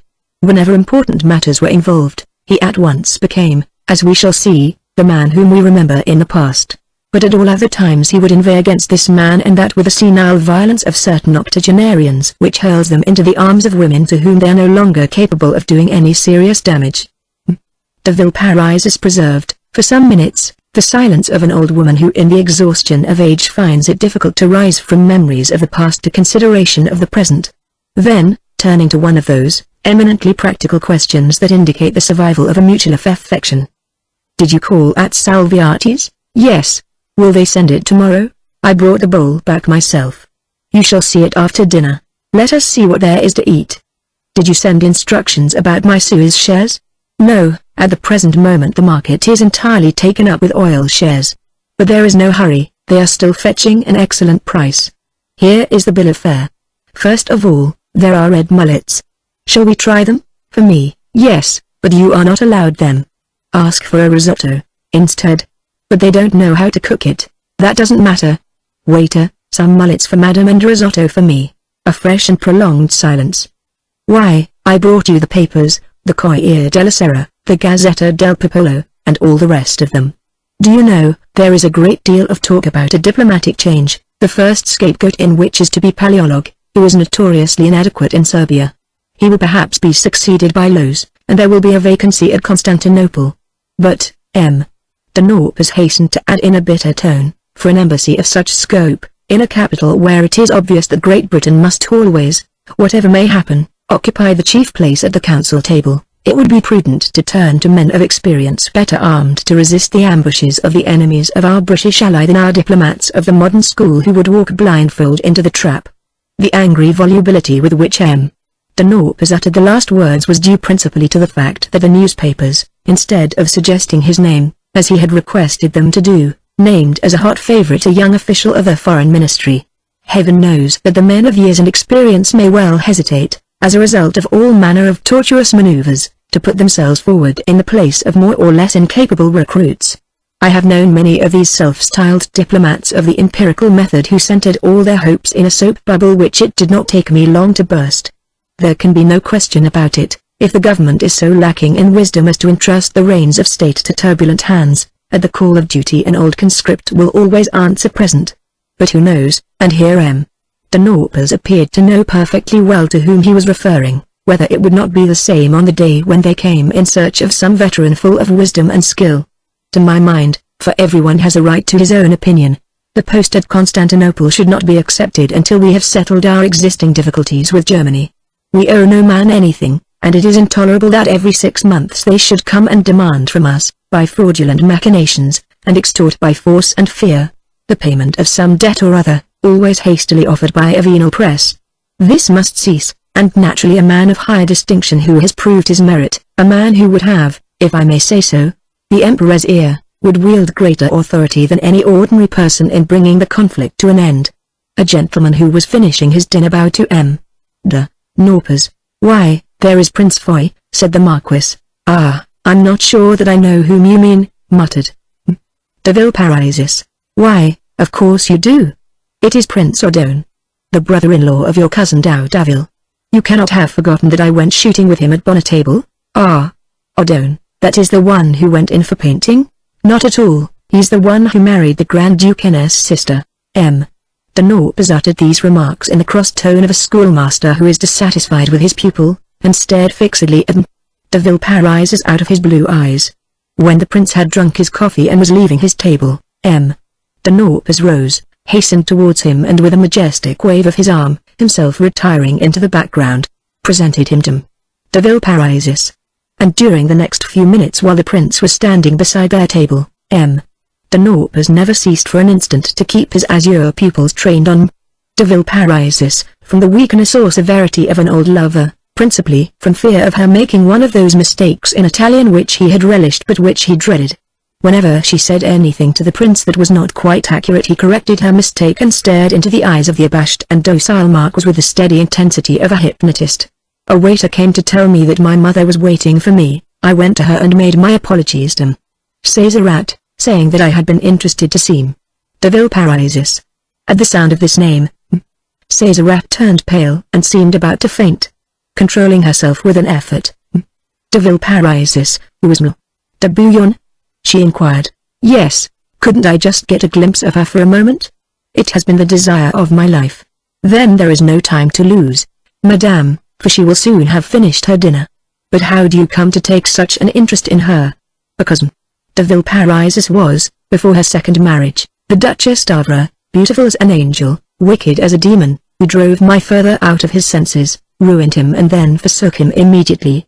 Well, she may have behaved to him like any girl out of the gutter. She may have been the cause of our having to live, my family and myself, in a humble position at Combray. Now that my father is dead, my consolation is to think that he was in love with the most beautiful woman of his generation, and as I have never set eyes on her, it will, after all, be a pleasure. I escorted M. Césarat, trembling with emotion, to the restaurant and pointed out M. De Villeparisis. But, like a blind person who turns his face in the wrong direction, so M. Césarat did not bring her gaze to rest upon the table at which M. De Villeparisis was dining, but, looking towards another part of the room, said, "But she must have gone, I don't see her in the place you're pointing to." And she continued to gaze round the room, in quest of the loathed, adored vision that had haunted her imagination for so long. "Yes, there she is, at the second table. Then we can't be counting from the same point. At what I call the second table there are only two people, an old gentleman and a little hunchbacked, red-faced woman, quite hideous. That is she." In the meantime, M. De Villeparisis having asked M. De Norpes to make Prince Foy sit down, a friendly conversation followed among the three of them. They discussed politics. The prince declared that he was not interested in the fate of the cabinet and would spend another week at least at Venice. He hoped that in the interval all risk of a ministerial crisis would have been obviated. Prince Foy supposed for a moment that these political topics did not interest M. De Norpes, for the latter who until then had been expressing himself with such vehemence has become suddenly absorbed in an almost angelic silence which he seemed capable of breaking, should his voice return, only by singing some innocent melody by Mendelssohn or César Franck. The prince supposed also that this silence was due to the reserve of a Frenchman who naturally would not wish to discuss Italian affairs in the presence of an Italian. Now in this, the prince was completely mistaken. Silence, and air of indifference were, in M. De Norpes, not a sign of reserve but the regular prelude to an intervention in important affairs. The Marquis had his eye upon nothing less, as we have seen, than Constantinople, with a preliminary settlement of the German question, with a view to which he hoped to force the hand of the Rome cabinet. He considered, in fact, that an action on his part of international range might be the worthy crown of his career, perhaps even an avenue to fresh honors, to difficult tasks to which he had not relinquished his pretensions. For old age makes us incapable of performing our duties but not, at first, of desiring them. It is only in a third period that those who live to a very great age have relinquished desire, as they have had already to forego action. They no longer present themselves as candidates at futile elections which they tried so often to win, the presidential election, for instance. They content themselves with taking the air, eating, reading the newspapers. They have outlived themselves. The prince, to put the Marquis at his ease and to show him that he regarded him as a compatriot, began to speak of the possible successors to the Prime Minister then in office. A successor who would have a difficult task before him. When Prince Fugitive mentioned more than 20 names of politicians who seemed to him suitable for office, names to which the ex-ambassador listened with his eyelids drooping over his blue eyes and without moving a muscle, de Norpez broke his silence at length to utter those words which were for a score of years to supply the chanceries with food for conversation, and afterwards, when they had been forgotten, would be exhumed by some personage signing himself one who knows or Testis or Machiavelli in a newspaper in which the very oblivion into which they had fallen entitled them to create a fresh sensation. As I say, Prince Fugitive mentioned more than 20 names to the diplomat who remained as motionless and mute as though he were stone deaf when de Norpez raised his head slightly, and, in the form that had been assumed by those of his diplomatic interventions which had had the most far-reaching consequences, albeit this time with greater audacity and less brevity, asked shrewdly, "And has no one mentioned the name of Signor Giolitti?" At these words the scales fell from Prince Fugitive's eyes, he could hear a celestial murmur. Then at once de Norpez began to speak about one thing and another, no longer afraid to make a sound, as, when the last note of a sublime aria by Bach has been played, the audience are no longer afraid to talk aloud, to call for their hats and coats in the cloakroom. He made the difference even more marked by begging the prince to pay his most humble respects to their majesties the king and queen when next he should see them, a phrase of dismissal which corresponds to the shout for a coachman at the end of a concert, Auguste, from the Rue de Belleuil. We cannot say what exactly were Prince Fugitive's impressions. He must certainly have been delighted to have heard the gem, and Signor Giolitti. Has no one mentioned his name? For de Norpez, in whom age had destroyed or deranged his most outstanding qualities, had on the other hand, as he grew older, perfected his bravura, as certain aged musicians, who in all other respects have declined, acquire and retain until the end, in the matter of chamber music, a perfect virtuosity which they did not formerly possess. However that may be, Prince Fugitive, who had intended to spend a fortnight in Venice, returned to Rome that very night and was received a few days later in audience by the king in connection with the property which, as we may perhaps have mentioned already, the prince owned in Sicily. The cabinet hung on for longer than could have been expected. When it fell, the king consulted various statesmen as to the most suitable head of the new cabinet. Then he sent for Signor Giolitti, who accepted. 3 months later a newspaper reported Prince Fugitive's meeting with de Norpez. The conversation was reported as we have given it here, with the difference that, instead of de Norpez asked shrewdly, "One read, de Norpez said with that shrewd and charming smile which is so characteristic of him. De Norpez considered that shrewdly had in itself sufficient explosive force for a diplomat, and that this addition was, to say the least, untimely. He had even asked the Quai d'Orsay to issue an official contradiction, but the Quai d'Orsay did not know which way to turn. As a matter of fact, ever since the conversation had been made public, Barry had been telegraphing several times hourly to Paris, pointing out that there was already an accredited ambassador at the Quirinal and describing the indignation with which the incident had been received throughout the whole of Europe. This indignation was non-existent, but the other ambassadors were too polite to contradict Barry when he assured them that there could be no question about everybody's being furious. Barry, listening only to his own thoughts, mistook this courteous silence for assent. Immediately he telegraphed to Paris, "I have just had an hour's conversation with the Marchese Visconti Venister," and so forth. His secretaries were worn to skin and bone. De Norpez, however, could count upon the devotion of a French newspaper of very long standing, which indeed in 1870, when he was French minister in a German capital, had rendered him an important service. This paper, especially its leading article, which was unsigned, was admirably written. But the paper became 1,000 times more interesting when this leading article, styled Premier Paris in those far-off days and now, no one knows why, editorial, was on the contrary badly expressed, with endless repetitions of words. Everyone felt then, with emotion, that the article had been inspired. Perhaps by de Norpez, perhaps by some other leading man of the hour. To give an anticipatory idea of the Italian incident, let us show how de Norpez made use of this paper in 1870, to no purpose, it may be thought, since war broke out nevertheless most efficaciously, according to de Norpez, whose axiom was that we ought first and foremost to prepare public opinion. His articles, every word in which was weighed, resembled those optimistic bulletins which are at once followed by the death of the patient. For instance, on the eve of the declaration of war, in 1870, when mobilization was almost complete, de Norpez, remaining, of course, in the background, had felt it to be his duty to send to this famous newspaper the following editorial. The opinion seems to prevail in authoritative circles, that since the afternoon hours of yesterday, the situation, without of course being of an alarming nature, might well be envisaged as serious and even, from certain angles, as susceptible of being regarded as critical. M. Le Marquis de Norpas would appear to have held several conversations with the Prussian minister, in order to examine in a firm and conciliatory spirit, and in a wholly concrete fashion, the different causes of friction that, if we may say so, exist. Unfortunately, we have not yet heard, at the hour of going to press, that their excellencies have been able to agree upon a formula that may serve as base for a diplomatic instrument. Latest intelligence, we have learned with satisfaction in well-informed circles that a slight slackening of tension appears to have occurred in Franco-Prussian relations. We may attach especially distinct importance to the fact that M. de Norpas is reported to have met the British minister Unter den Linden and to have conversed with him for fully 20 minutes. This report is regarded as highly satisfactory. There was added, in brackets, after the word satisfactory its German equivalent before intelligent, and on the following day one read in the editorial, it would appear that, notwithstanding all the dexterity of M.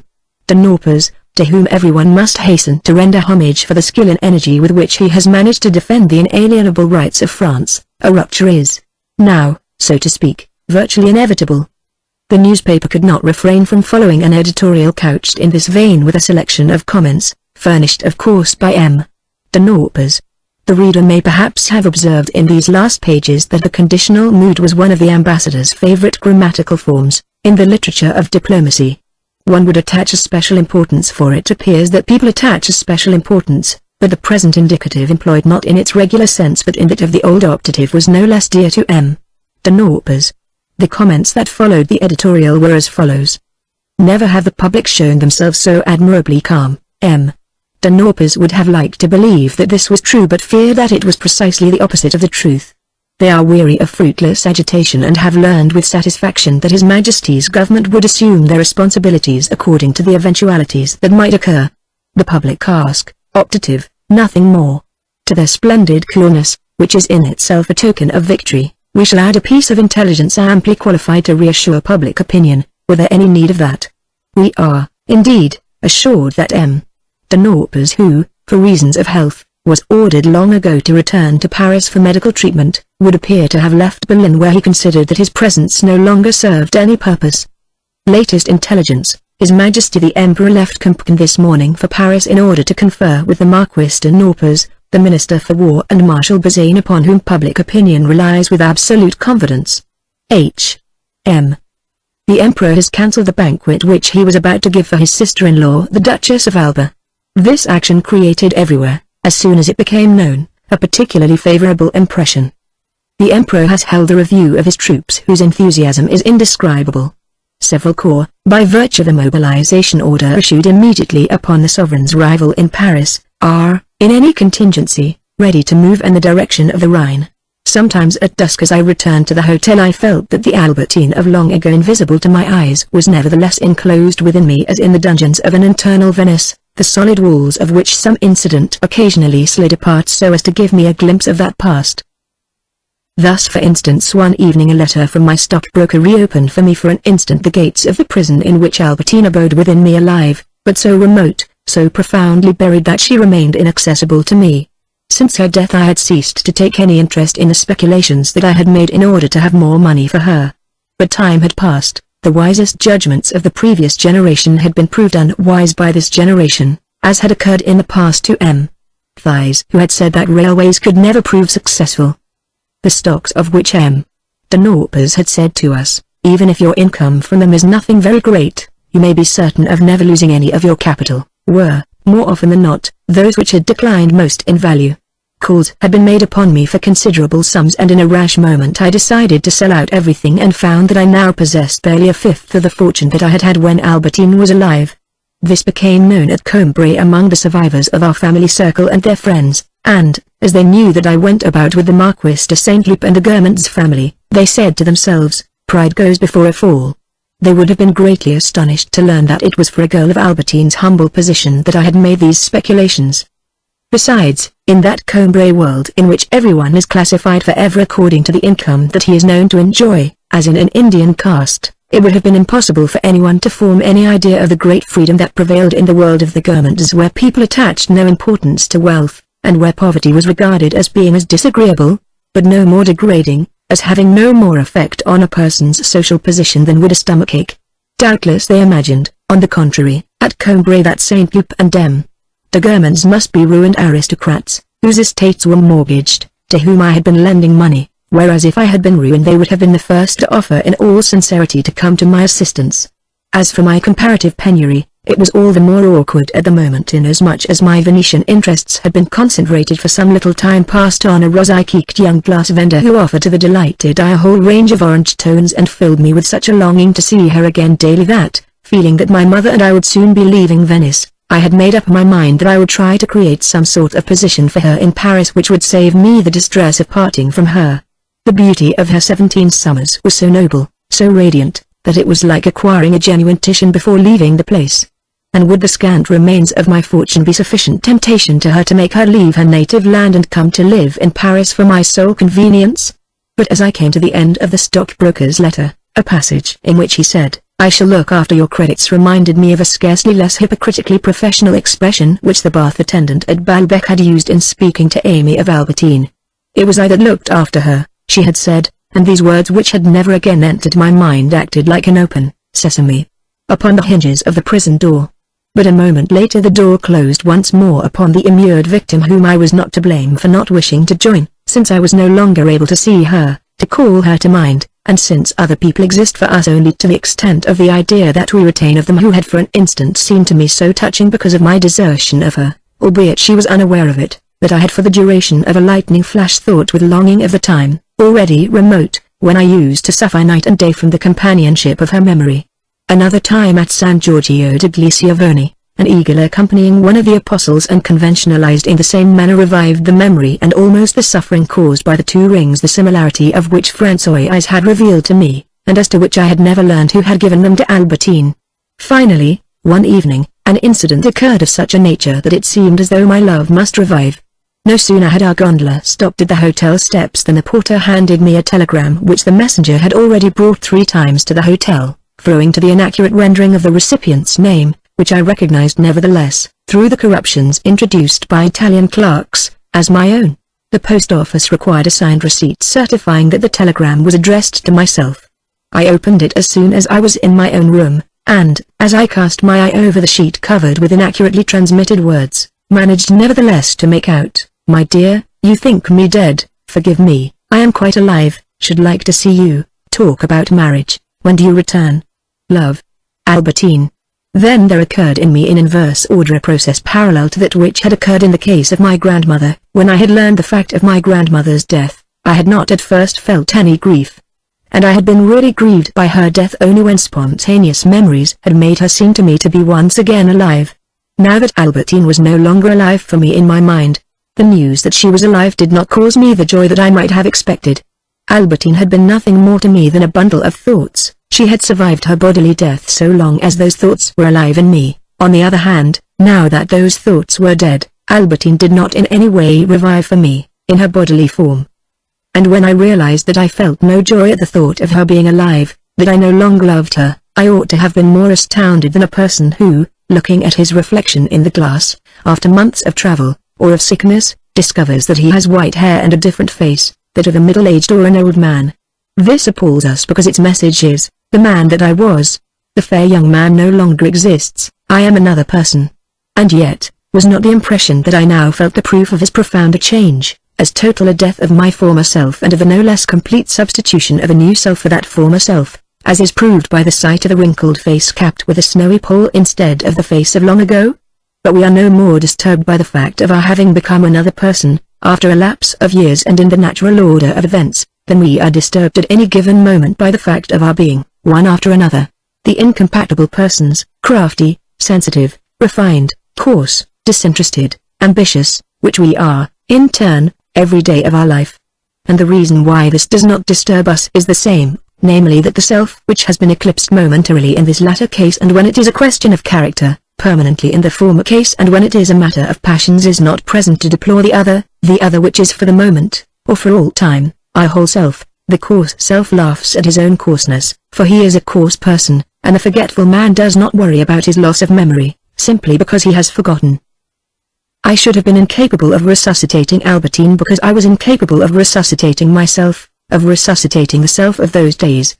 Life, according to its habit which is, by incessant, infinitesimal labors, to change the face of the world, had not said to me on the morrow of Albertine's death, become another person, but, by changes too imperceptible for me to be conscious even that I was changing, had altered almost every element in me, with the result that my mind was already accustomed to its new master, my new self. When it became aware that it had changed, it was upon this new master that it depended.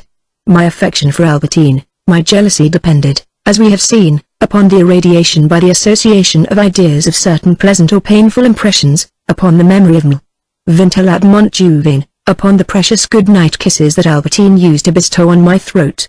But in proportion as these impressions had grown fainter, the vast field of impressions which they colored with a hue that was agonizing or soothing began to resume its neutral tint.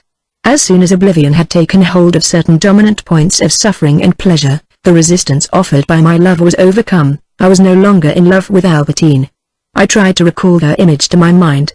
I had been right in my presentiment when, a couple of days after Albertine's flight, I was appalled by the discovery that I had been able to live for 48 hours without her. It had been the same thing when I wrote to Gilberty long ago, saying to myself, if this goes on for a year or two, I shall no longer be in love with her. And if, when Swan asked me to come and see Gilberty again, this had seemed to me as embarrassing as greeting a dead woman, in Albertine's case death, or what I had supposed to be death, had achieved the same result as a prolonged rupture in Gilberty's. Death acts only in the same way as absence. The monster at whose apparition my love had trembled, oblivion, had indeed, as I had feared, ended by devouring that love. Not only did the news that she was alive fail to revive my love, not only did it allow me to realize how far I had already proceeded on the way towards indifference, it at once and so abruptly accelerated that process that I asked myself whether in the past the converse report, that of Albertine's death, had not in like manner, by completing the effect of her departure, exalted my love and delayed its decline.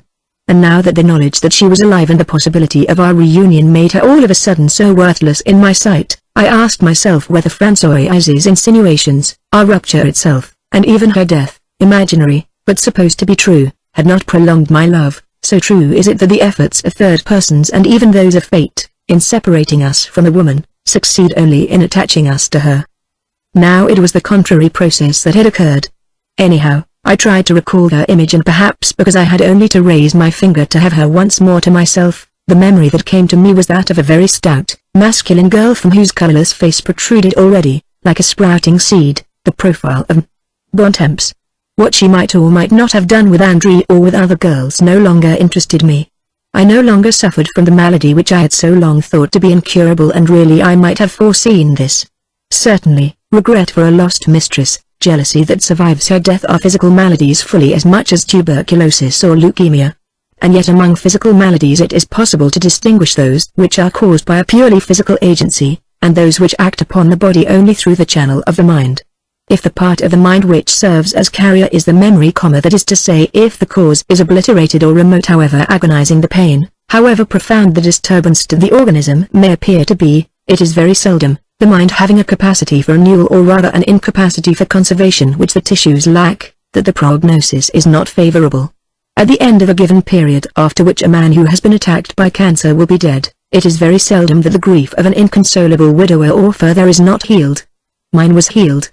Was it for this girl whom I saw in my mind's eye so fleshy, and who had certainly grown older as the girls whom she had loved had grown older? Was it for her that I must renounce the dazzling girl who was my memory of yesterday, my hope for tomorrow, to whom I could give nothing, any more than to any other, if I married Albertine, renounced the new Albertine, not such as hell had beheld her but faithful, and indeed a trifle shy? It was she who was now what Albertine had been in the past. My love for Albertine had been but a transitory form of my devotion to girlhood. We think that we are in love with a girl, whereas we love in her, alas, only that dawn the glow of which is momentarily reflected on her face. The night passed. In the morning I gave the telegram back to the hotel porter explaining that it had been brought to me by mistake and that it was not addressed to me. He told me that now that it had been opened he might get into trouble, that it would be better if I kept it. I put it back in my pocket, but determined that I would act as though I had never received it. I had definitely ceased to love Albertine. so that this love after departing so widely from the course that I had anticipated, when I remembered my love for Gilberty, after obliging me to make so long and painful a detour, itself too ended, after furnishing an exception, by merging itself, just like my love for Gilberty, in the general rule of oblivion. But then I reflected, I used to value Albertine more than myself. I no longer value her now because for a certain time past I have ceased to see her. But my desire not to be parted from myself by death, to rise again after my death, this desire was not like the desire never to be parted from Albertine, it still persisted. Was this due to the fact that I valued myself more highly than her, that when I was in Jove with her I loved myself even more? No, it was because, having ceased to see her, I had ceased to love her, whereas I had not ceased to love myself because my everyday attachments to myself had not been severed like my attachments to Albertine. But if the attachments to my body, to myself were severed also? Obviously, it would be the same. Our love of life is only an old connection of which we do not know how to rid ourselves. Its strength lies in its permanence. But death which severs it will cure us of the desire for immortality. After luncheon, when I was not going to roam about Venice by myself, I went up to my room to get ready to go out with my mother. In the abrupt angles of the walls I could read the restrictions imposed by the sea, the parsimony of the soil. And when I went downstairs to join Mamma who was waiting for me, at that hour when, at Combray, it was so pleasant to feel the sun quite close at hand, in the darkness guarded by closed shutters, here, from top to bottom of the marble staircase as to which one knew no better than in a Renaissance picture, whether it was built in a palace or upon a galley, the same coolness and the same feeling of the splendor of the scene outside were imparted, thanks to the awning which stirred outside the ever-open windows through which, upon an incessant stream of air, the cool shade and the greenish sunlight moved as though over a liquid surface and suggested the weltering proximity, the glitter, the mirroring instability of the sea. After dinner, I went out by myself, into the heart of the enchanted city where I found myself wandering in strange regions like a character in the Arabian Nights. It was very seldom that I did not, in the course of my wanderings, hit upon some strange and spacious piazza of which no guidebook, no tourist had ever told me. I had plunged into a network of little alleys, clearly dissecting in all directions by their ramifications the quarter of Venice isolated between the canal and the lagoon, as if it had crystallized along these innumerable, slender, capillary lines. All of a sudden, at the end of one of these little streets, it seemed as though a bubble had occurred in the crystallized matter. A vast and splendid campo of which I could certainly never, in this network of little streets, have guessed the importance, or even found room for it, spread out before me flanked with charming palaces silvery in the moonlight. It was one of those architectural holes towards which, in any other town, the streets converge, lead you and point the way. Here it seemed to be deliberately concealed in a labyrinth of alleys, like those palaces in Oriental tales to which mysterious agents convey by night a person who, taken home again before daybreak, can never again find his way back to the magic dwelling which he ends by supposing that he visited only in a dream. On the following day I set out in quest of my beautiful nocturnal piazza. I followed calles which were exactly alike one another and refused to give me any information, except such as would lead me further astray. Sometimes a vague landmark which I seemed to recognize led me to suppose that I was about to see appear, in its seclusion, solitude and silence, the beautiful exiled piazza. At that moment, some evil genie which had assumed the form of a fresh call made me turn unconsciously from my course, and I found myself suddenly brought back to the Grand Canal. And as there is no great difference between the memory of a dream and the memory of a reality, I ended by asking myself whether it was not during my sleep that there had occurred in a dark patch of Venetian crystallization that strange interruption which offered a vast piazza flanked by romantic palaces, to the meditative eye of the moon. On the day before our departure, we decided to go as far afield as Padua where were to be found those vices and virtues of which Swann had given me reproductions. After walking in the glare of the sun across the garden of the arena, I entered the Giotto chapel, the entire ceiling of which and the background of the frescoes are so blue that it seems as though the radiant day has crossed the threshold with a human visitor, and has come in for a moment to stow away in the shade and coolness its pure sky, of a slightly deeper blue now that it is rid of the sun's gilding, as in those brief spells of respite that interrupt the finest days, when, without our having noticed any cloud, the sun having turned his gaze elsewhere for a moment, the azure, more exquisite still, grows deeper.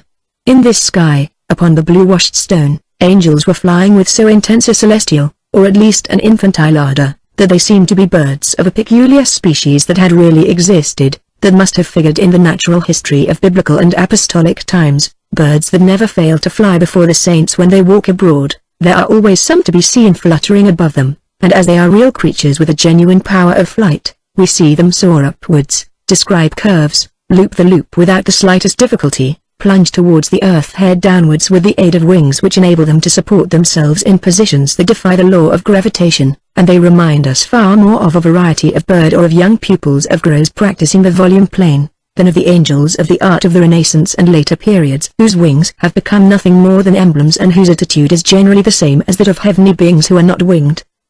When I heard, on the very day upon which we were due to start for Paris, that bus, and consequently her maid, had just arrived in Venice, I asked my mother to put off our departure for a few days. Her air of not taking my request into consideration, of not even listening to it seriously, reawakened in my nerves, excited by the Venetian springtime, that old desire to rebel against an imaginary plot woven against me by my parents, who imagined that I would be forced to obey them, that fighting spirit, the desire which drove me in the past to enforce my wishes upon the people whom I loved best in the world, prepared to conform to their wishes after I had succeeded in making them yield.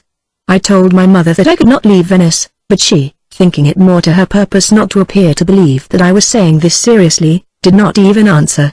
I went on to say that she would soon see whether I was serious or not.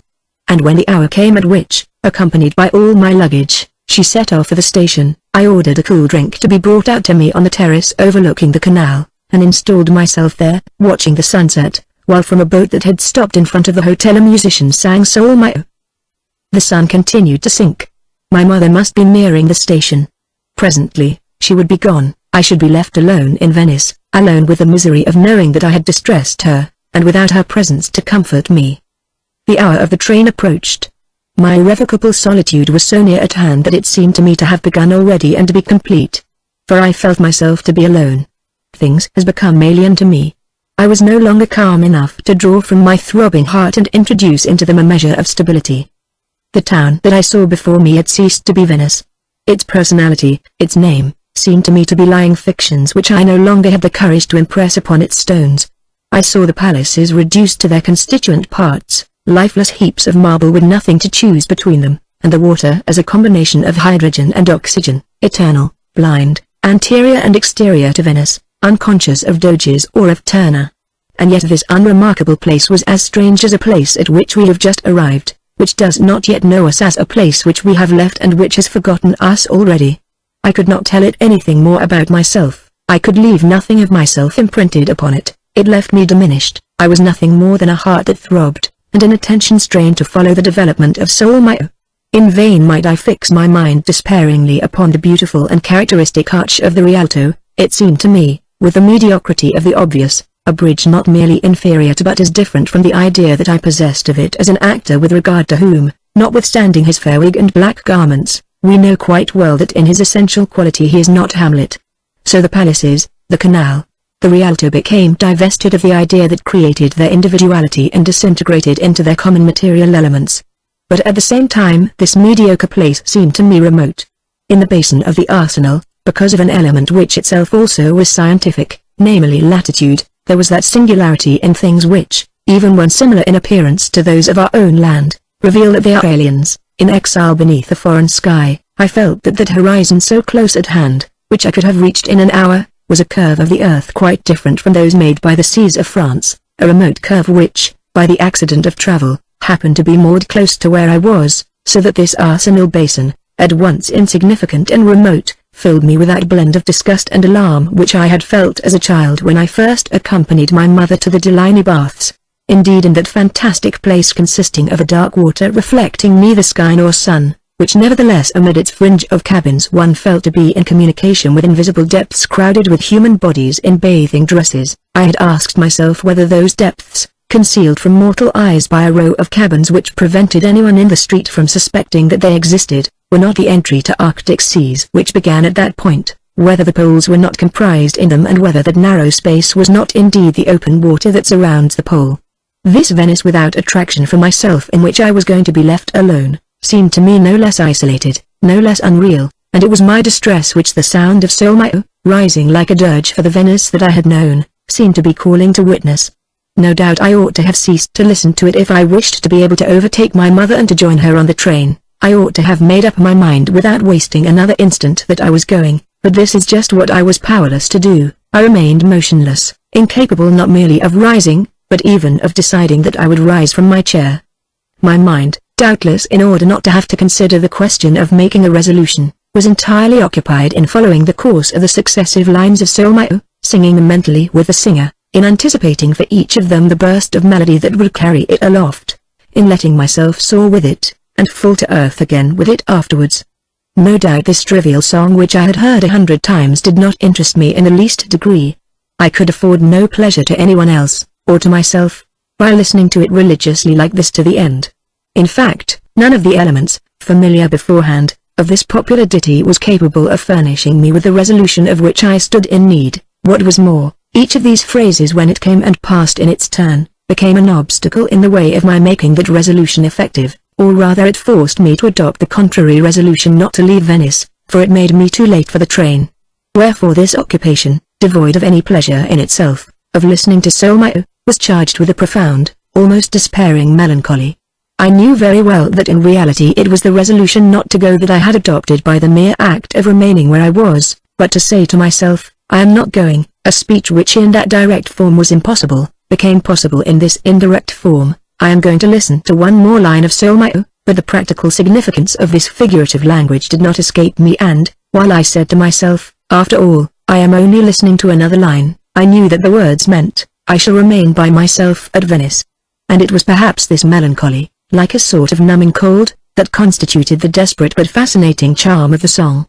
Each note that the singer's voice uttered with a force and ostentation that were almost muscular came and pierced my heart. When he had uttered his last flourish and the song seemed to be at an end, the singer had not had enough and repeated it an octave higher as though he needed to proclaim once again my solitude and despair. My mother must by now have reached the station. In a little while she would be gone. My heart was wrung by the anguish that was caused me by with the view of the canal that had become quite tiny now that the soul of Venice had escaped from it, of that commonplace Rialto which was no longer the Rialto, the wail of despair that Solmio had become, which, declaimed thus before the unsubstantial palaces, reduced them to dust and ashes and completed the ruin of Venice. I looked on at the slow realization of my misery built up artistically, without haste, note by the singer as he stood beneath the astonished gaze of the sun arrested in its course beyond San Giorgio Maggiore, with the result that the fading light was to combine forever in my memory with the throb of my emotion and the bronze voice of the singer in a dubious, unalterable and poignant alloy. Thus I remained motionless with a disintegrated willpower, with no apparent decision. Doubtless at such moments our decision has already been made. Our friends can often predict it themselves. But we are unable to do so, otherwise how much suffering would we be spared. But at length, from caverns darker than that from which flashes the comet which we can predict, thanks to the unimaginable defensive force of inveterate habit, thanks to the hidden reserves which by a sudden impulse habit hurls at the last moment into the frame, my activity was roused at length. I set out in hot haste and arrived, when the carriage doors were already shut, but in time to find my mother flushed with emotion, overcome by the effort to restrain her tears, for she thought that I was not coming. Then the train started and we saw Padua and Verona come to meet us, to speed us on our way, almost onto the platforms of their stations, and, when we had drawn away from them, returned they who were not travelling and were about to resume their normal life, one to its plain, the other to its hill. The hours went by. My mother was in no hurry to read 2 letters which she had in her hand and had merely opened, and tried to prevent me from pulling out my pocketbook at once so as to take from it the letter which the hotel porter had given me. My mother was always afraid of my finding journeys too long, too tiring, and put off as long as possible, so as to keep me occupied during the final hours, the moment at which she would seek fresh distractions for me, bring out the hard-boiled eggs, hand me newspapers, untie the parcel of books which she had bought without telling me. We had long passed Milan when she decided to read the first of her 2 letters. I began by watching my mother, who sat reading it with an air of astonishment, then raised her head, and her eyes seemed to come to rest upon a succession of distinct, incompatible memories, which she could not succeed in bringing together. Meanwhile I had recognized Gilbert's hand on the envelope which I had just taken from my pocketbook. I opened it. Gilberty wrote to inform me that she was marrying Robert de St. Loup. She told me that she had sent me a telegram about it to Venice but had had no reply. I remembered that I had been told that the telegraphic service there was inefficient. I had never received her telegram. Perhaps she would refuse to believe this. All of a sudden, I felt in my brain a fact which had installed itself there in the guise of a memory leave its place which it surrendered to another fact. The telegram that I had received a few days earlier, and had supposed to be from Albertine, was from Gilberty. As the somewhat labored originality of Gilberty's handwriting consisted chiefly, when she wrote one line, in introducing into the line above the strokes of her Ts which appeared to be underlining the words, or the dots over her Is which appeared to be punctuating the sentence above them, and on the other hand in interspersing the line below with the tails and flourishes of the words immediately above it, it was quite natural that the clerk who dispatched the telegram should have read the tail of an S or Z in a line above as an apostrophe me attached to the word Gilberty. The dot over the I of Gilberty had risen above the word to mark the end of the message. As for her capital G, it resembled a Gothic A. Add that, apart from this, 2 or 3 words had been misread, dovetailed into one another, some of them as it happened had seemed to me incomprehensible, and this was quite enough to explain the details of my error and was not even necessary. How many letters are actually read into a word by a careless person who knows what to expect, who sets out with the idea that the message is from a certain person? How many words into the sentence? We guess as we read, we create, everything starts from an initial mistake. The mistakes that follow, and not only in the reading of letters and telegrams, not only in reading as a whole, extraordinary as they may appear to a person who has not begun at the same starting point, are all quite natural. A large part of what we believe to be true, and this applies even to our final conclusions, with a persistence equaled only by our sincerity, springs from an original misconception of our premises. Chapter 4, A Fresh Light upon Robert de Saint-Loup. "Oh, it is unheard of," said my mother. "Listen, at my age, one has ceased to be astonished at anything, but I assure you that there could be nothing more unexpected than what I find in this letter." "Listen, first, to me," I replied. "I don't know what it is, but however astonishing it may be, it cannot be quite so astonishing as what I have found in my letter. It is a marriage. It is Robert de Saint-Loup who is marrying Gilberty Swan." "Ah," said my mother, "then that is no doubt what is in the other letter, which I have not yet opened, for I recognized your friend's hand." And my mother smiled at me with that faint trace of emotion which, ever since she had lost her own mother, she felt at every event however insignificant, that concerned human creatures who were capable of grief, of memory, and who themselves also mourned their dead. And so my mother smiled at me and spoke to me in a gentle voice, as though she had been afraid, were she to treat this marriage lightly, of belittling the melancholy feelings that it might arouse in Swan's widow and daughter, in Robert's mother who had resigned herself to parting from her son, all of whom my mother, in her kindness of heart, in her gratitude for their kindness to me, endowed with her own faculty of filial, conjugal and maternal emotion. Was I right in telling you that you would find nothing more astonishing? I asked her. On the contrary. She replied in a gentle tone, "It is I who can impart the most extraordinary news, I shall not say the greatest, the smallest, for the quotation from Savine which everyone makes who knows nothing else that she ever wrote used to distress your grandmother as much as what a charming thing it is to smoke. We scorn to pick up such stereotyped Savine. This letter is to announce the marriage of the Cambrima boy." "Oh," I remarked with indifference, "to whom?" But in any case the personality of the bridegroom robs this marriage of any sensational element. Unless the bride's personality supplies it. And who is the bride in question?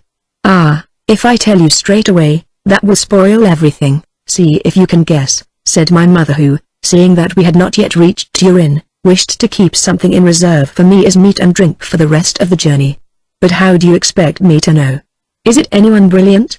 If Legrandin and his sister are satisfied, we may be sure that it is a brilliant marriage. As for Legrandin, I cannot say, but the person who informs me of the marriage says that de Cambrima is delighted. I don't know whether you will call it a brilliant marriage. To my mind, it suggests the days when kings used to marry shepherdesses, though in this case the shepherdess is even humbler than a shepherdess, charming as she is. It would have stupefied your grandmother, but would not have shocked her. But who in the world is this bride? It is Mlle d'Oléron. That sounds to me tremendous and not in the least shepherdessy, but I don't quite gather who she can be. It is a title that used to be in the Guermantes family. Precisely, and de Charlus conferred it, when he adopted her, upon Jupien's niece. Jupien's niece. It isn't possible. It is the reward of virtue. It is a marriage from the last chapter of one of Sand's novels, said my mother. It is the reward of vice. It is a marriage from the end of a Balzac novel, thought I. After all, I said to my mother, when you come to think of it, it is quite natural. Here are the Cambrimas established in that government's clan among which they never hoped to pitch their tent. What is more, the girl, adopted by M. de Charles, will have plenty of money, which was indispensable now that the Cambrimas have lost theirs, and after all she is the adopted daughter, and, in the Cambrimas' eyes, probably the real daughter, the natural daughter of a person whom they regard as a prince of the blood royal. A bastard of a semi-royal house has always been regarded as a flattering alliance by the nobility of France and other countries. Indeed, without going so far back, only the other day, not more than 6 months ago, don't you remember, the marriage of Robert's friend and that girl, the only possible justification of which was that she was supposed, rightly or wrongly, to be the natural daughter of a sovereign prince. My mother, without abandoning the caste system of Combray, which meant that my grandmother would have been scandalized by such a marriage, being principally anxious to echo her mother's judgment, added, anyhow, the girl is worth her weight in gold, and your dear grandmother would not have had to draw upon her immense goodness, her unbounded indulgence, to keep her from condemning young Cambrima's choice. Do you remember how distinguished she thought the girl, years ago, one day when she went into the shop to have a stitch put in her skirt? She was only a child then. And now, even if she has rather run to seed, and become an old maid, she is a different woman, 1,000 times more perfect. But your grandmother saw all that at a glance. She found the little niece of a jobbing tailor more noble than the Duc de Guermantes.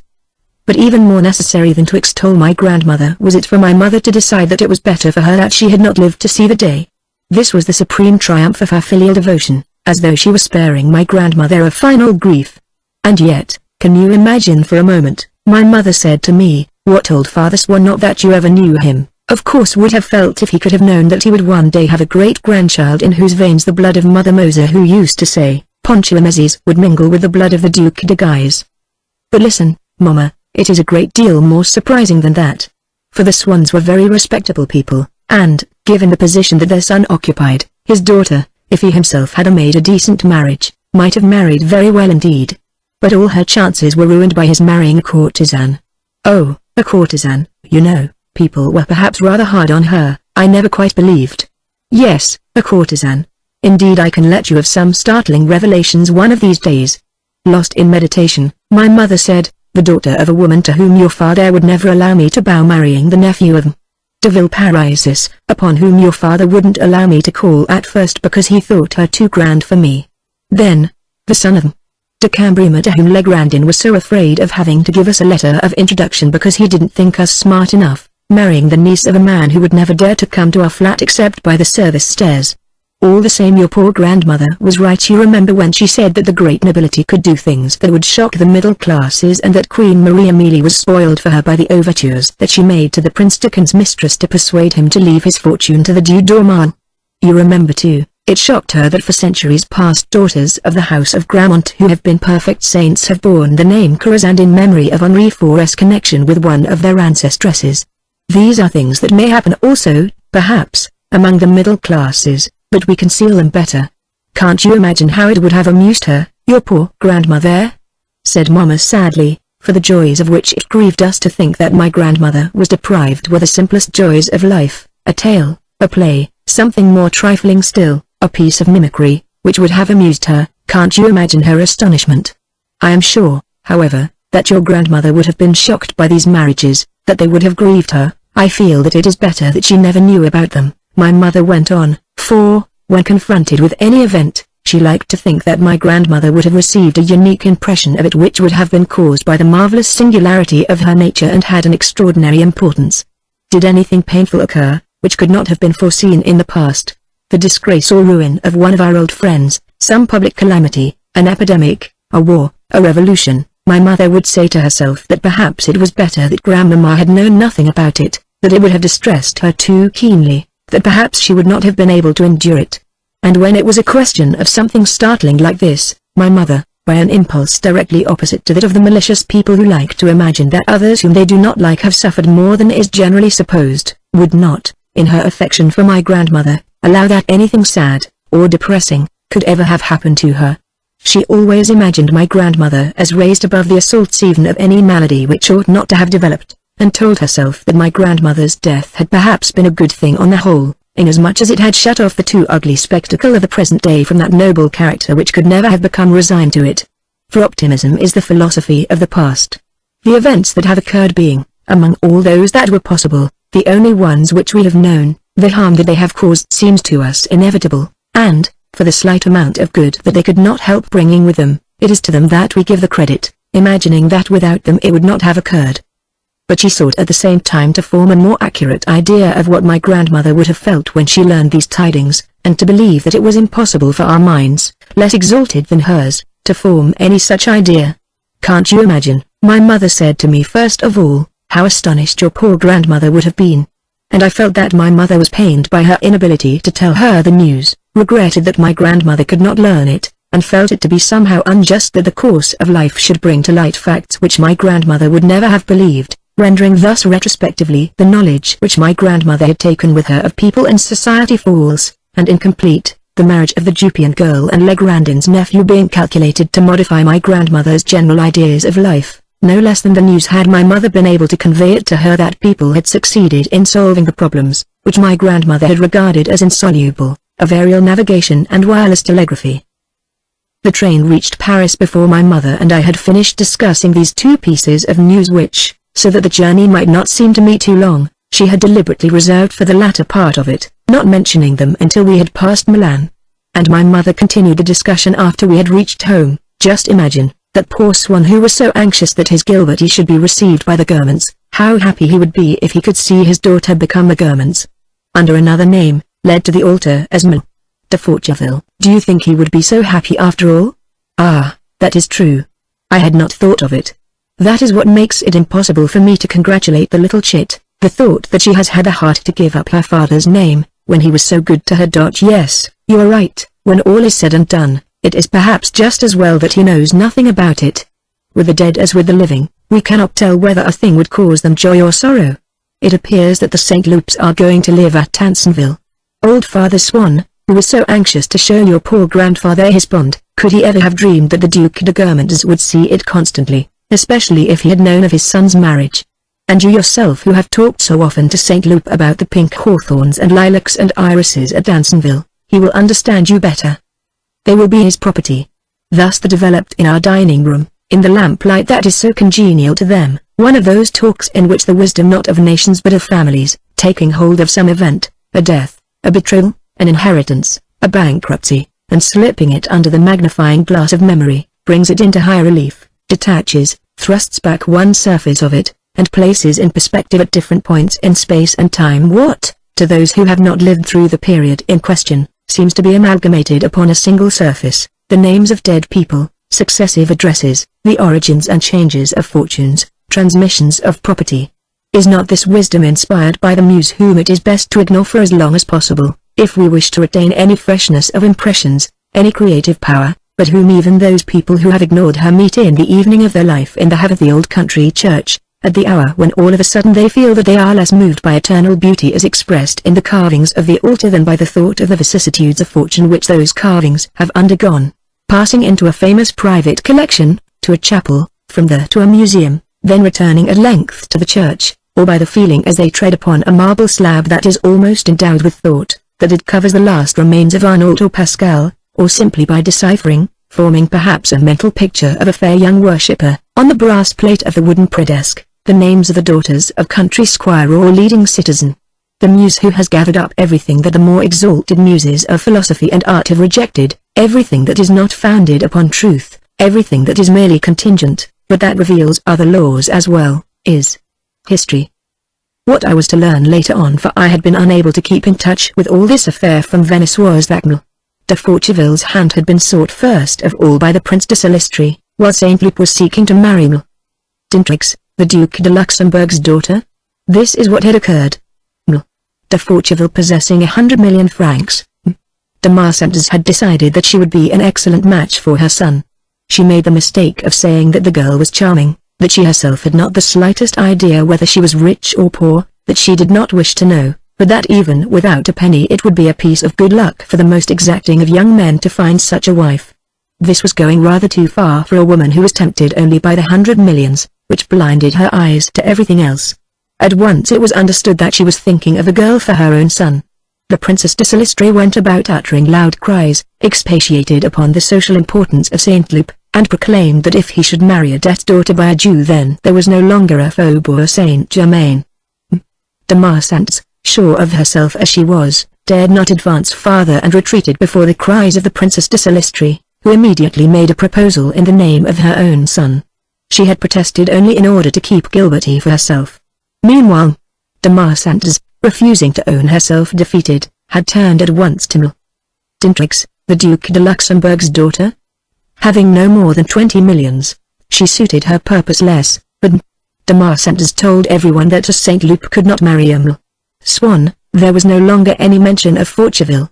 Some time later, somebody having carelessly observed that the Duc de Châtellerault was thinking of marrying Mlle d'Intrigues, de Marsans, who was the most captious woman in the world, mounted her high horse, changed her tactics, returned to Gilberty, made a formal offer of marriage on Saint Loup's behalf, and the engagement was immediately announced. This engagement provoked keen comment in the most different spheres. Some old friends of my mother, who belonged more or less to Combray, came to see her to discuss Gilberty's marriage, which did not dazzle them in the least. You know who Mlle de Forteville is, she is simply Mlle Swann. And her witness at the marriage, the Baron de Charles, as he calls himself, is the old man who used to keep her mother at one time, under Swann's very nose, and no doubt to his advantage. But what do you mean? My mother protested. In the first place, Swann was extremely rich. We must assume that he was not as rich as all that if he needed other people's money. But what is there in the woman, that she keeps her old lovers like that? She has managed to persuade the third to marry her, and she drags out the second when he has one foot in the grave to make him act at the marriage of the daughter she had by the first or by someone else, for how is one to tell who the father was? She can't be certain herself. I said the third, it is the 300th I should have said. But then, don't you know, if she's no more a Forteville than you or I, that puts her on the same level as the bridegroom, who of course isn't noble at all. Only an adventurer would marry a girl like that. It appears he's just a plain Monsieur Dupont or Durand or something. If it weren't that we have a radical man now at Combray, who doesn't even lift his hat to the priest, I should know all about it. Because, you understand, when they published the bans, they were obliged to give the real name. It is all very nice for the newspapers or for the stationer who sends out the intimations, to describe yourself as the Marquis de Saint Loup. That does no harm to anyone, and if it can give any pleasure to those worthy people, I should be the last person in the world to object. What harm can it do me? As I shall never dream of going to call upon the daughter of a woman who has let herself be talked about, she can have a string of titles as long as my arm before her servants. But in an official document it's not the same thing. Ah, if my cousin Césarat was still deputy mayor, I should have written to him, and he would certainly have let me know what name the man was registered under. Other friends of my mother who had met Saint Loup in our house came to her day, and inquired whether the bridegroom was indeed the same person as my friend. Certain people went so far as to maintain, with regard to the other marriage, that it had nothing to do with the Legrandin Cambrimas. They had this on good authority, for the Marquis, née Legrandin, had contradicted the rumor on the very eve of the day on which the engagement was announced. I, for my part, asked myself why M. de Charles on the one hand, Saint Loup on the other, each of whom had occasion to write to me quite recently, had made various friendly plans and proposed expeditions, which must inevitably have clashed with the wedding ceremonies, and had said nothing whatever to me about these. I came to the conclusion, forgetting the secrecy which people always preserve until the last moment in affairs of this sort, that I was less their friend than I had supposed, a conclusion which, so far as Saint Loup was concerned, distressed me. Though why, when I had already remarked that the affability, the one-man-to-another attitude of the aristocracy was all a sham, should I be surprised to find myself its victim? In the establishment for women where men were now to be procured in increasing numbers, in which M. de Charles had surprised Morel, and in which the assistant matron, a great reader of the Gaulois, used to discuss the social gossip with her clients, this lady, while conversing with a stout gentleman who used to come to her incessantly to drink champagne with young men, because, being already very stout, he wished to become obese enough to be certain of not being called up, should there ever be a war, declared, it seems, young Saint Loup is one of those, and young Cambrima too. Poor wives! In any case, if you know the bridegrooms, you must send them to us.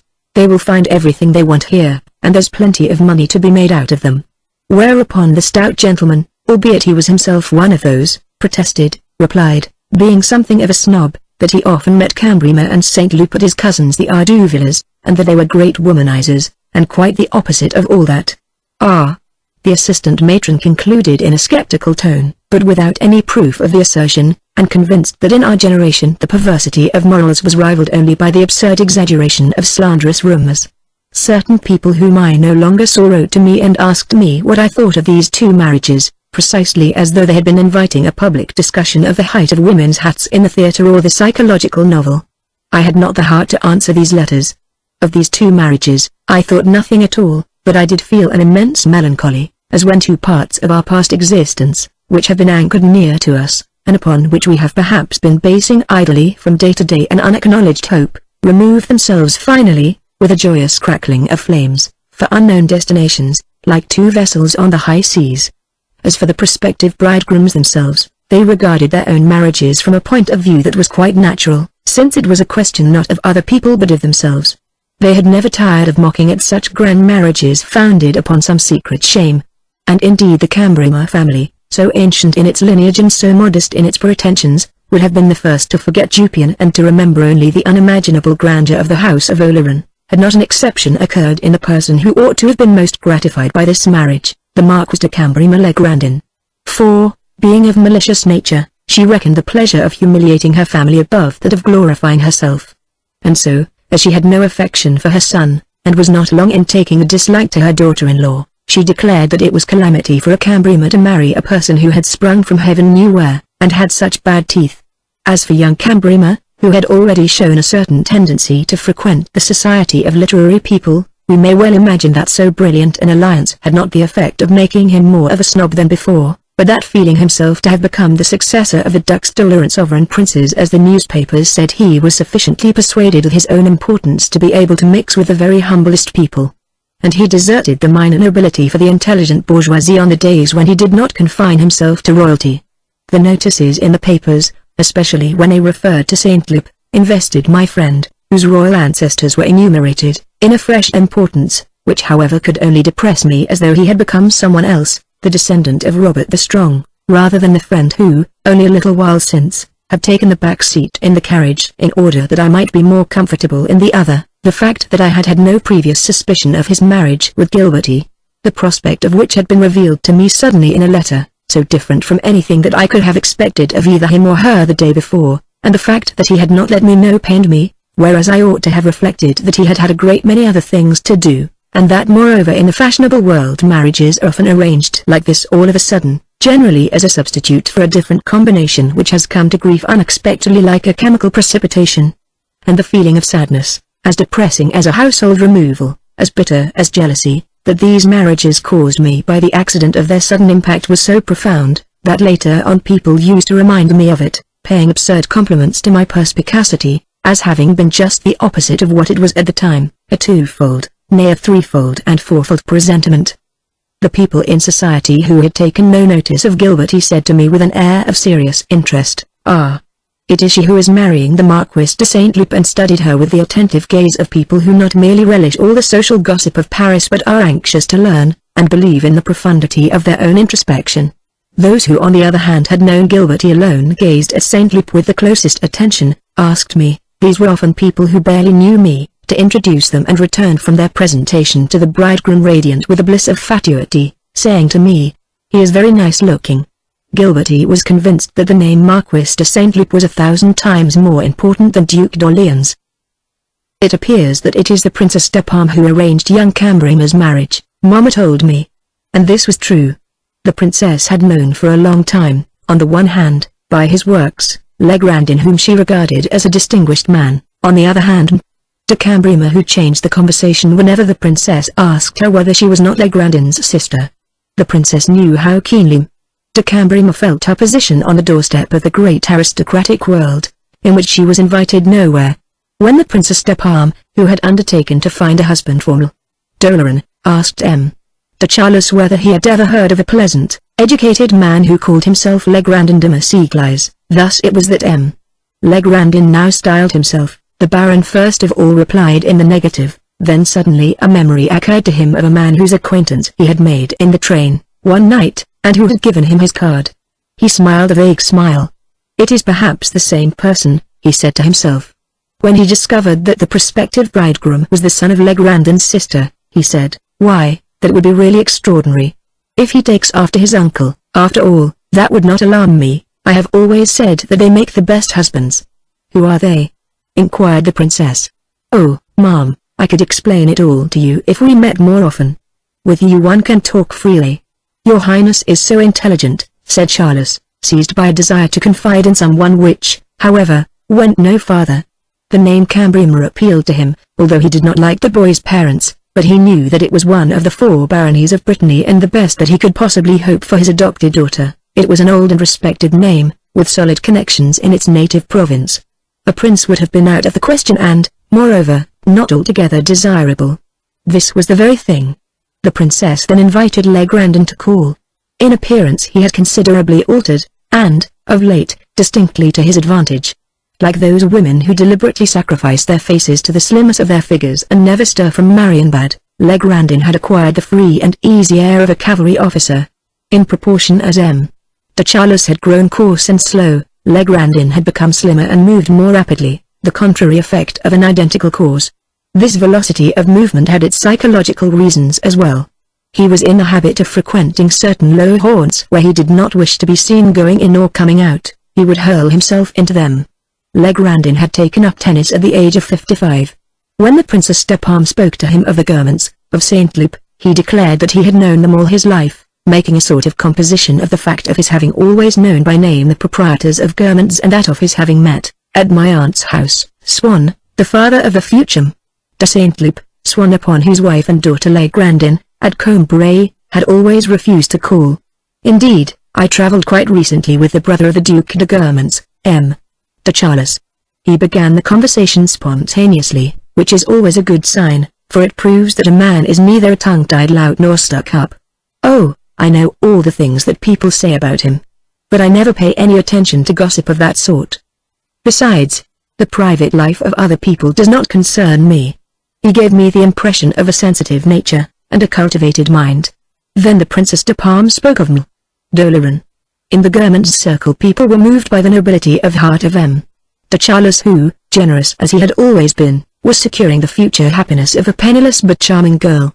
And the Duc de Guermantes, who suffered from his brother's reputation. Let it be understood that, fine as this conduct was, it was wholly natural. "I don't know if I make myself clear, everything in the affair is natural," he said, speaking ineptly by force of habit.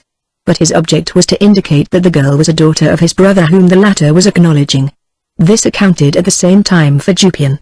The Princess de Parme hinted at this version of the story to show Legrandin that after all young Cambrimer would be marrying something in the nature of de Nantes, one of those bastards of Louis XIV who were not scorned either by the Duc d'Orléans or by the Prince de Conti. These 2 marriages which I had already begun to discuss with my mother in the train that brought us back to Paris had quite remarkable effects upon several of the characters who have figured in the course of this narrative. First of all upon Legrandin, needless to say that he swept like a hurricane into de Charlus's town house for all the world as though he were entering a house of ill fame where he must on no account be seen, and also, at the same time, to display his activity and to conceal his age, for our habits accompany us even into places where they are no longer of any use to us, and scarcely anybody observed that when de Charlus greeted him he did so with a smile which it was hard to intercept, harder still to interpret. This smile was similar in appearance, and in its essentials was diametrically opposite to the smile which 2 men, who are in the habit of meeting in good society, exchange if they happen to meet in what they regard as disreputable surroundings, such as the Élysée where General de Froberville, whenever, in days past, he met Swann there, would assume, on catching sight of him, an expression of ironical and mysterious complicity appropriate between 2 frequenters of the drawing-room of the Princess des Laumes who were compromising themselves by visiting Grevy. Legrandin had been cultivating obscurely for a long time past, ever since the days when I used to go as a child to spend my holidays at Combray, relations with the aristocracy, productive at the most of an isolated invitation to a sterile house party. All of a sudden, his nephew's marriage having intervened to join up these scattered fragments, Legrandin stepped into a social position which retroactively derived a sort of solidity from his former relations with people who had known him only as a private person but had known him well. Ladies to whom people offered to introduce him informed them that for the last 20 years he had stayed with them in the country for a fortnight annually, and that it was he who had given them the beautiful old barometer in the small drawing-room. It so happened that he had been photographed in groups which included dukes who were related to them. But as soon as he had acquired this social position, he ceased to make any use of it. This was not merely because, how that people knew him to be received everywhere, he no longer derived any pleasure from being invited. It was because, of the two vices that had long struggled for the mastery of him. The less natural, snobbishness, yielded its place to another that was less artificial, since it did at least show a sort of return, albeit circuitous, towards nature. No doubt the two are not incompatible, and a nocturnal tour of exploration of a slum may be made immediately upon leaving a duchess's party. But the chilling effect of age made Legrandin reluctant to accumulate such an abundance of pleasures, to stir out of doors except with a definite purpose, and had also the effect that the pleasures of nature became more or less platonic, consisting chiefly in friendships, in conversations which took up time, and made him spend almost all his own among the lower orders, so that he had little left for a social existence. De Cambremer herself became almost indifferent to the friendly overtures of the Duchess de Guermantes. The latter, obliged to call upon the Marques, have noticed, as happens whenever we come to see more of our fellow creatures, that is to say combinations of good qualities which we end by discovering with defects to which we end by growing accustomed, that de Cambremer was a woman endowed with an innate intelligence and an acquired culture of which for my part one thought but little, but which appeared remarkable to the Duchess. And so she often came, late in the afternoon, to see de Cambremer and paid her long visits. But the marvelous charm which our hostess imagined as existing in the Duchess de Guermantes vanished as soon as she saw that the other sought her company, and she received her rather out of politeness than for her own pleasure. A more striking change was manifest in Gilberty, a change at once symmetrical with and different from that which had occurred in Swann after his marriage. It is true that during the first few months Gilberty had been glad to open her doors to the most select company. It was doubtless only with a view to an eventual inheritance that she invited the intimate friends to whom her mother was attached, but on certain days only when there was no one but themselves, secluded apart from the fashionable people, as though the contact of Bontemps or Cottard with the Princess de Guermantes or the Princess de Parme might, like that of two aunts' table powders, have produced irreparable catastrophes. Nevertheless the Bontemps, the Cottards and such, although disappointed by the smallness of the party, were proud of being able to say, "We were dining with the Marquis de Saint-Loup," all the more so as she ventured at times so far as to invite, with them, de Marsans, who was emphatically the great lady with a fan of tortoise-shell and ostrich feathers, this again being a piece of legacy hunting. She only took care to pay from time to time a tribute to the discreet people whom one never sees except when they are invited, a warning with which she bestowed upon her audience of the Cottard Bontemps class her most gracious and distant greeting. Perhaps I should have preferred to be included in these parties. But Gilberty, in whose eyes I was now principally a friend of her husband and of the Guermantes, and who perhaps even in the Combray days, when my parents did not call upon her mother had, at the age when we do not merely add this or that to the value of things but classify them according to their species, endowed me with that prestige which we never afterwards lose, regarded these evenings as unworthy of me, and when I took my leave of her would say, "It has been delightful to see you. But come again the day after tomorrow, you will find my Aunt Guermantes, and Dupoix. Today I just had a few of Mamma's friends, to please Mamma." But this state of things lasted for a few months only, and very soon everything was altered. Was this because Gilberty's social life was fated to exhibit the same contrasts as Swann's? However that may be, Gilberty had been only for a short time Marquis de Saint-Loup, in the process of becoming, as we shall see, Duchess de Guermantes, when, having attained to the most brilliant and most difficult position, she decided that the name Saint-Loup was now embodied in herself like a glowing enamel and that, whoever her associates might be, from now onwards she would remain for all the world Marquis de Saint-Loup, wherein she was mistaken, for the value of a title of nobility, like that of shares in a company, rises with a demand and falls when it is offered in the market. Everything that seems to us imperishable tends to destruction. A position in society, like anything else, is not created once and for all time, but, just as much as the power of an empire, reconstructs itself at every moment by a sort of perpetual process of creation, which explains the apparent anomalies in social or political history in the course of half a century. The creation of the world did not occur at the beginning of time, it occurs every day. The Marquise de Saint-Loup said to herself, "I am the Marquise de Saint-Loup." She knew that, the day before, she had refused 3 invitations to dine with duchesses. But if, to a certain extent, her name exalted the class of people, as little aristocratic as possible, whom she entertained, by an inverse process, the class of people whom the Marquis entertained depreciated the name that she bore. Nothing can hold out against such processes. The greatest names succumb to them in the end. Had not Swann known a Duchess of the House of France whose drawing room, because any Tom, Dick or Harry was welcome there, had fallen to the lowest rank? One day when the Princess des Laumes had gone from a sense of duty to call for a moment upon this highness, in whose drawing room she had found only the most ordinary people, arriving immediately afterwards at Rose, she had said to Swann and the Marquis de Modena, "At last I find myself upon friendly soil. I have just come from La Duchesse de X. There weren't 3 faces I knew in the room. Sharing, in short, the opinion of the character in the operetta who declares, 'My name, I think, dispenses me from saying more.'" Gilbert he set to work to flaunt her contempt for what she had so ardently desired, to proclaim that all the people in the Faubourg Saint-Germain were idiots, people to whose houses one could not go, and, suiting the action to the word, cease to go to them.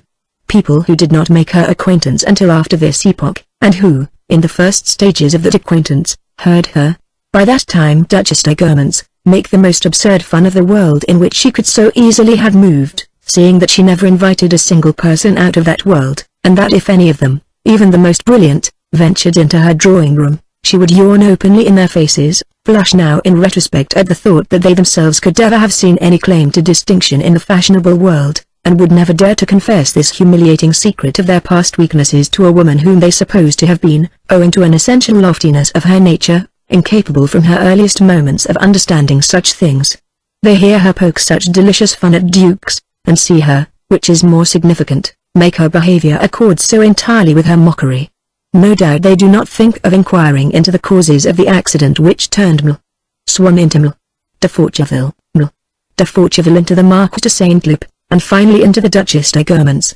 Possibly it does not occur to them either that the effects of this accident would serve no less than its causes to explain Gilbert's subsequent attitude, the habit of mixing with upstarts not being regarded quite in the same light in which Swann would have regarded it by a lady whom everybody addresses as Madame la Duchess and the other duchesses who bore her as cousin.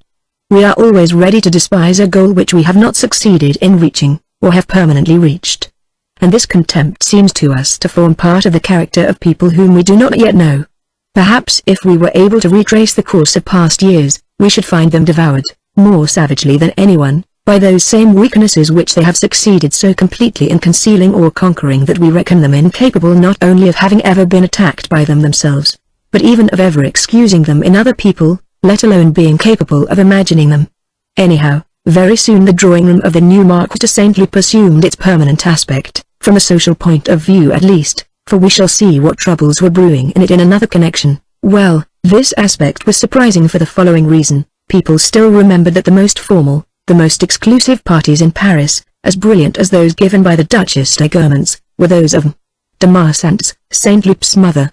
On the other hand, in recent years, Odette's drawing room, infinitely lower in the social scale, had been no less dazzling in its elegance and splendor. Saint-Loup, however, delighted to have, thanks to his wife's vast fortune, everything that he could desire in the way of comfort, wished only to rest quietly in his armchair after a good dinner with a musical entertainment by good performers. And this young man who had seemed at one time so proud, so ambitious, invited to share his luxury old friends whom his mother would not have admitted to her house. Gilberty, on her side, put into effect Swann's saying, "Quality doesn't matter, what I dread is quantity." And Saint-Loup, always on his knees before his wife, and because he loved her, and because it was to her that he owed these extremes of comfort, took care not to interfere with tastes that were so similar to his own. With the result that the great receptions given by de Marsant's and de Forteville, given year after year with an eye chiefly to the establishment, upon a brilliant footing, of their children, gave rise to no reception by M. and de Saint-Loup. They had the best of saddle horses on which to go out riding together, the finest of yachts in which to cruise, but they never took more than a couple of guests with them. In Paris, every evening, they would invite 3 or 4 friends to dine, never more, with the result that, by an unforeseen but at the same time quite natural retrogression, the 2 vast maternal aviaries had been replaced by a silent nest. The person who profited least by these 2 marriages was the young Mademoiselle d'Oléron who, already suffering from typhoid fever on the day of the religious ceremony, was barely able to crawl to the church and died a few weeks later. The letter of intimation that was sent out some time after her death blended with names such as Dupiens those of almost all the greatest families in Europe, such as the Vicomte and Vicomtesse de Montmorency, HRH the Comtesse de Bourbon-Soissons, the Prince of Modest, the Vicomtesse d'Edumia, Lady Essex, and so forth. No doubt even to a person who knew that the deceased was Dupin's niece, this plethora of grand connections would not cause any surprise. The great thing, after all, is to have grand connections. Then, the casus foederis coming into play, the death of a simple little shop girl plunges all the princely families of Europe in mourning. But many younger men of a later generation, who were not familiar with the facts, might, apart from the possibility of their mistaking Marie Antoinette d'Oléron, Marquise de Cambremer, for a lady of the noblest birth, have been guilty of many other errors when they read this communication. Thus, supposing their excursions through France to have given them some slight familiarity with the country round Combray, when they saw that the Comte de Massy-Glise figured among the first of the signatories, close to the Duc de Guermantes, they might not have felt any surprise. The Massy-Glise way, they might have said, converges with the Guermantes way. Old and noble families of the same region may have been allied for generations. Who knows? It is perhaps a branch of the Guermantes family which bears the title of Comte de Massy-Glise. As it happened, the Comte de Massy-Glise had no connection with the Guermantes and was not even enrolled on the Guermantes side, but on the Cambremer side, since the Comte de Massy-Glise, who by a rapid advancement had been for 2 years only Legrandin de Massy-Glise, was our old friend Legrandin. No doubt, taking one false title with another, there were few that could have been so disagreeable to the Guermantes as this. They had been connected in the past with the authentic Comte de Massy-Glise, of whom there survived only one female descendant, the daughter of obscure and unassuming parents, married herself to one of my aunt's tenant farmers named Manager, who had become rich and bought Mirror-Ugrain from her and now styled himself Manager de Mirror-Ugrain. With the result that when you said that his wife was born de Massy-Glise, people thought that she must simply have been born at Massy-Glise and that she was of Massy-Glise as her husband was of Mirror-Ugrain. Any other sham title would have caused less annoyance to the Guermantes family. But the aristocracy knows how to tolerate these irritations and many others as well, the moment that a marriage which is deemed advantageous, from whatever point of view, is in question. Shielded by the Duc de Guermantes, Legrandin was, to part of that generation, and will be to the whole of the generation that follows it, the true Comte de Massy-Glise. Yet another mistake which any young reader not acquainted with the facts might have been led to make was that of supposing that the Baron and Baron de Forteville figured on the list in their capacity as parents-in-law of the Marquis de Saint-Loup, that is to say on the Guermantes side. But on this side, they had no right to appear since it was Robert who was related to the Guermantes and not Gilberty. No, the Baron and Baron de Forteville, despite this misleading suggestion, did figure on the wife's side, it is true, and not on the Cambremer side, because not of the Guermantes, but of Dupin, who, the reader must now be told, was a cousin of Vedette. Orlem. De Charles's favour had been lavished since the marriage of his adopted niece upon the young Marquis de Cambremer, the young man's tastes which were similar to those of the Baron, since they had not prevented the Baron from selecting him as a husband formal. d'Oléron made him, as was only natural, appreciate him all the more when he was left a widower. This is not to say that the Marquis had not other qualities which made him a charming companion for M. de Charles. But even in the case of a man of real merit, it is an advantage that is not disdained by the person who admits him into his private life and one that makes him particularly useful that he can also play whist. The intelligence of the young Marquis was remarkable, and as they had already begun to say at Feeton when he was barely out of his cradle, he took entirely after his grandmother, had the same enthusiasms, the same love of music. He reproduced also some of her peculiarities, but these more by imitation, like all the rest of the family, than from atavism. Thus it was that, some time after the death of his wife, having received a letter signed Leonor, a name which I did not remember as being his, I realized who it was that had written to me only when I had read the closing formula, Croisez ma sympathie Vareille, the word Vareille, coming in that order, added to the Christian name Leonor the surname Cambremer. About this time I used to see a good deal of Gilberty, with whom I had renewed my old intimacy, for our life, in the long run, is not calculated according to the duration of our friendships. Let a certain period of time elapse and you will see reappear, just as former ministers reappear in politics, as old plays are revived on the stage, friendly relations that have been revived between the same persons as before, after long years of interruption, and revived with pleasure. After 10 years, the reasons which made one party love too passionately, the other unable to endure a too exacting despotism, no longer exist. Convention alone survives, and everything that Gilberty would have refused me in the past, that had seemed to her intolerable, impossible, she granted me quite readily, doubtless because I no longer desired it. Although neither of us avowed to himself the reason for this change, if she was always ready to come to me, never in a hurry to leave me, it was because the obstacle had vanished, my love. I went, moreover, a little later to spend a few days at Tansonville. The move I found rather a nuisance, for I was keeping a girl in Paris who slept in the bachelor flat which I had rented. As other people need the aroma of forests or the ripple of the lake, so I needed her to sleep near at hand during the night and by day to have her always by my side in the carriage. For even if one love passes into oblivion, it may determine the form of the love that is to follow it. Already, in the heart even of the previous love, daily habits existed, the origin of which we did not ourselves recall. It was an anguish of a former day that had made us think with longing, then adopt in a permanent fashion, like customs the meaning of which has been forgotten, those homeward drives to the beloved's door, or her residence in our home, our presence or the presence of someone in whom we have confidence upon all her outings, all these habits, like great uniform highroads along which our love passes daily and which were forged long ago in the volcanic fire of an ardent emotion. But these habits survive the woman, survive even the memory of the woman. They become the pattern, if not of all our loves, at least of certain of our loves which alternate with the others. And thus my home had demanded, in memory of a forgotten Albertine, the presence of my mistress of the moment whom I concealed from visitors and who filled my life as Albertine had filled it in the past. And before I could go to Tansonville I had to make her promise that she would place herself in the hands of one of my friends who did not care for women, for a few days. I had heard that Gilbertie was unhappy, betrayed by Robert, but not in the fashion which everyone supposed, which perhaps she herself still supposed, which in any case she alleged. An opinion that was justified by self-esteem, the desire to hoodwink other people, to hoodwink herself, not to mention the imperfect knowledge of his infidelities which is all that betrayed spouses ever acquire, all the more so as Robert, a true nephew of M. de Charles, went about openly with women whom he compromised, whom the world believed and whom Gilbertie supposed more or less to be his mistresses. It was even thought in society that he was too barefaced, never stirring, at a party, from the side of some woman whom he afterwards accompanied home, leaving de Saint Loup to return as best she might.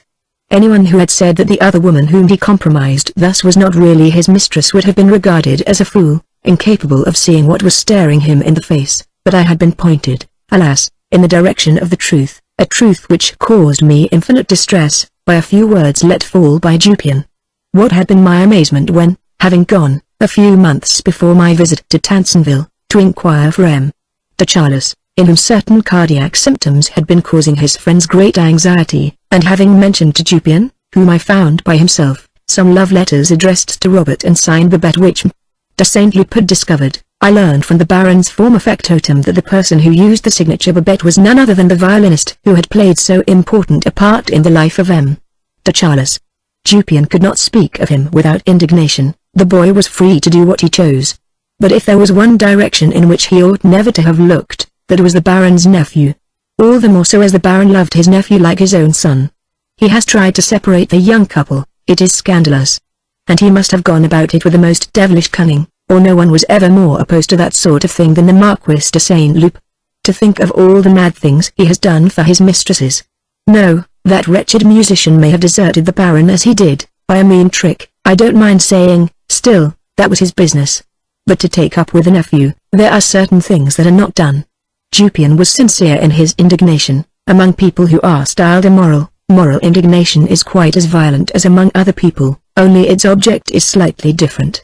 What is more, people whose own hearts are not directly engaged, always regard unfortunate entanglements, disastrous marriages as though we were free to choose the inspiration of our love, and do not take into account the exquisite mirage which love projects and which envelops so entirely and so uniquely the person with whom we are in love that the folly with which a man is charged who marries his cook or the mistress of his best friend is as a rule the only poetical action that he performs in the course of his existence. I gathered that Robert and his wife had been on the brink of a separation, albeit Gilbertie had not yet discovered the precise nature of the trouble, and that it was de Marsant's, a loving, ambitious and philosophical mother, who had arranged and enforced their reconciliation. She moved in those circles in which the inbreeding of incessantly crossed strains and a gradual impoverishment bring to the surface at every moment in the realm of the passions, as in that of pecuniary interest, inherited vices and compromises. With the same energy with which she had in the past protected Swan, she had assisted the marriage of Jupian's niece and brought about that of her own son to Gilbertie, employing thus on her own account, with a pained resignation, the same primeval wisdom which she dispensed throughout the faubourg. And perhaps what had made her at a certain moment expedite Robert's marriage to Gilberty, which had certainly caused her less trouble and cost fewer tears than making him break with Rachel, had been the fear of his forming with another courtesan, or perhaps with the same one, for Robert took a long time to forget Rachel, a fresh attachment which might have been his salvation. Now I understood what Robert had meant when he said to me at the Princess de Guermantes, "It is a pity that your young friend at Balbec has not the fortune that my mother insists upon. I believe she and I would have got on very well together." He had meant that she belonged to Gomorrah as he belonged to Sodom, or perhaps, if he was not yet enrolled there, that he had ceased to enjoy women whom he could not love in a certain fashion and in the company of other women. Gilberty, too, might be able to enlighten me as to Albertine. If then, apart from rare moments of retrospect, I had not lost all my curiosity as to the life of my dead mistress, I should have been able to question not merely Gilberty but her husband. And it was, after all, the same thing that had made both Robert and myself anxious to marry Albertine, to wit, the knowledge that she was a lover of women. But the causes of our desire, like its objects for that matter, were opposite. In my case, it was the desperation in which I had been plunged by the discovery, in Robert's the satisfaction, in my case to prevent her, by perpetual vigilance, from indulging her predilection, in Robert's to cultivate it, and by granting her her freedom to make her bring her girl friends to him. If Dupin traced back to a quite recent origin the fresh orientation, so divergent from their original course, that Robert's carnal desires had assumed, a conversation which I had with Arnie and which made me very miserable showed me that the head waiter at Balbec traced this divergence, this inversion to a far earlier date. The occasion of this conversation had been my going for a few days to Balbec, where St. Loup himself had also come with his wife, whom during this first phase he never allowed out of his sight. I had marveled to see how Rachel's influence over Robert still made itself felt. Only a young husband who has long been keeping a mistress knows how to take off his wife's cloak as they enter a restaurant, how to treat her with befitting courtesy. He has, during his illicit relations, learned all that a good husband should know. Not far from him at a table adjoining my own, block among a party of pretentious young university men, was assuming a false air of being at his ease and shouted at the top of his voice to one of his friends, as he ostentatiously passed him the bill of fare with a gesture which upset 2 water bottles. "No, no, my dear man, order. Never in my life have I been able to make head or tail of these documents. I have never known how to order dinner," he repeated with a pride that was hardly sincere and, blending literature with gluttony, decided at once upon a bottle of champagne which he liked to see in a purely symbolic fashion adorning a conversation. St. Loup, on the other hand, did know how to order dinner. He was seated by the side of Gilberty, already pregnant. He was, in the years that followed, to keep her continually supplied with offspring, dear Salite of vision. We shall see, in the sequel, that the widowed Gilberty appears to be the mother of an only daughter. C. K. S. M. As he would presently lie down by her side in their double bed in the hotel. He spoke to no one but his wife. The rest of the hotel appeared not to exist for him, but at the moment when a waiter came to take his order, and stood close beside him, he swiftly raised his blue eyes and darted a glance at him which did not last for more than 2 seconds, but in its limpid penetration seemed to indicate a kind of curiosity and investigation entirely different from that which might have animated any ordinary diner studying, even at greater length, a page or messenger, with a view to making humorous or other observations which he would communicate to his friends. This little quick glance, apparently quite disinterested, revealed to those who had intercepted it that this excellent husband, this once so passionate lover of Rachel, possessed another plane in his life, and one that seemed to him infinitely more interesting than that upon which he moved from a sense of duty. But it was to be discerned only in that glance. Already his eyes had returned to Gilberty, who had seen nothing. He introduced a passing friend and left the room to stroll with her outside. Now, Amy was speaking to me at that moment of a far earlier time, the time when I had made St. Loup's acquaintance, Thrum de Villeparisis, at this same Balbec. "Why, surely, sir," he said to me, "it is common knowledge, I have known it for ever so long. The year when Monsieur first came to Balbec, M. Le Marquis shut himself up with my lift boy, on the excuse of developing some photographs of Monsieur's grandmother. The boy made a complaint, we had the greatest difficulty in hushing the matter up. And besides, Monsieur remembers the day, no doubt, when he came to luncheon at the restaurant with M. Le Marquis de St. Loup and his mistress, whom M. Le Marquis was using as a screen. Monsieur doubtless remembers that M. Le Marquis left the room, pretending that he had lost his temper. Of course I don't suggest for a moment that Madame was in the right. She was leading him a regular dance. But as to that day, no one will ever make me believe that Le Marquis's anger wasn't put on, and that he hadn't a good reason to get away from Monsieur and Madame. So far as this day was concerned, I am convinced that, if Amy was not lying consciously, he was entirely mistaken. I remembered quite well the state Robert was in, the blow he struck the journalist. And, for that matter, it was the same with the Balbec incident. Either the lift boy had lied, or it was Amy who was lying. At least, I supposed so. Certainty I could not feel, for we never see more than one aspect of things.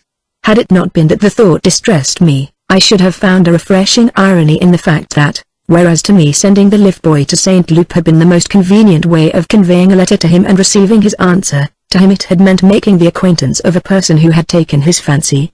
Everything, indeed, is at least twofold. Upon the most insignificant action that we perform, another man will graft a series of entirely different actions. It is certain that St. Loup's adventure with the lift boy, if it occurred, no more seemed to me to be involved in the commonplace dispatch of my letter than a man who knew nothing of Wagner save the duet in Lohengrin would be able to foresee the prelude to Tristan. Certainly to men, things offer only a limited number of their innumerable attributes, because of the paucity of our senses. They are colored because we have eyes. How many other epithets would they not merit if we had hundreds of senses? But this different aspect which they might present is made more comprehensible to us by the occurrence in life of even the most trivial event of which we know a part which we suppose to be the whole, and at which another person looks as though through a window opening upon another side of the house and offering a different view. Supposing that Amy had not been mistaken, St. Loup's blush when Bloch spoke to him of the lift boy had not, perhaps, been due after all to my friend's pronouncing the word as lift. But I was convinced that St. Loup's physiological evolution had not begun at the period and that he then had been still exclusively a lover of women. More than by any other sign, I could tell this retrospectively by the friendship that St. Loup had shown for myself at Balbec. It was only while he was in love with women that he was really capable of friendship. Afterwards, for some time at least, to the men who did not attract him physically he displayed an indifference which was to some extent, I believe, sincere, for he had become very curt and which he exaggerated as well in order to make people think that he was interested only in women. But I remember all the same that one day at Dancier's, as I was on my way to dine with the Verdurins, and after he had been gazing rather markedly at Morel, he had said to me, "Curious, that fellow, he reminds me in some ways of Rachel. Don't you notice the likeness? To my mind, they are identical in certain respects. Not that it can make any difference to me."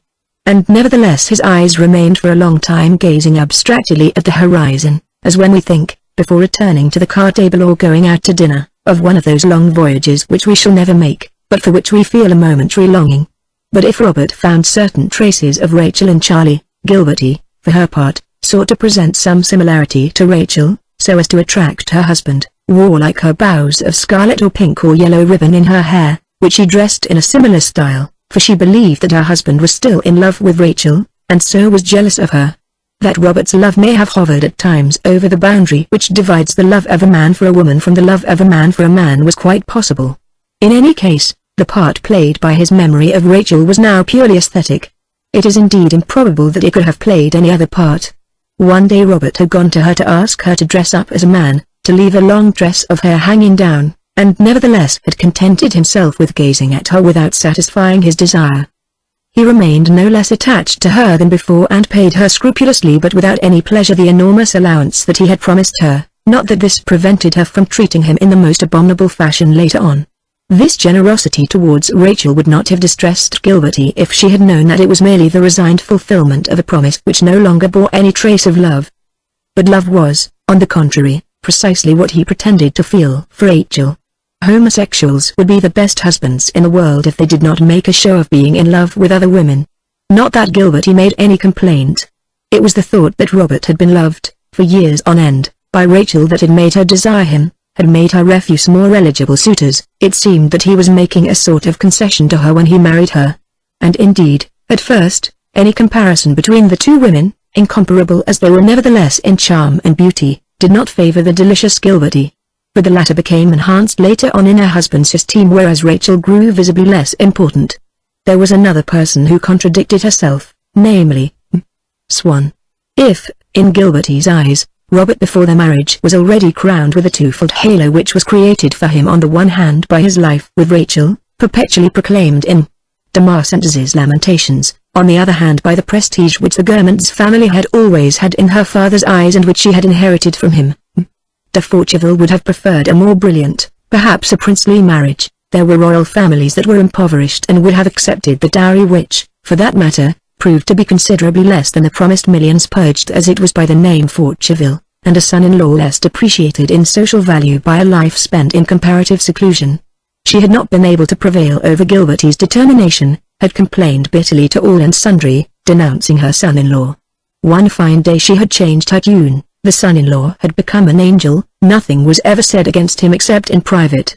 The fact was that age had left unimpaired in Swann, become de Forteville, the need that she had always felt of financial support, but, by the desertion of her admirers, had deprived her of the means.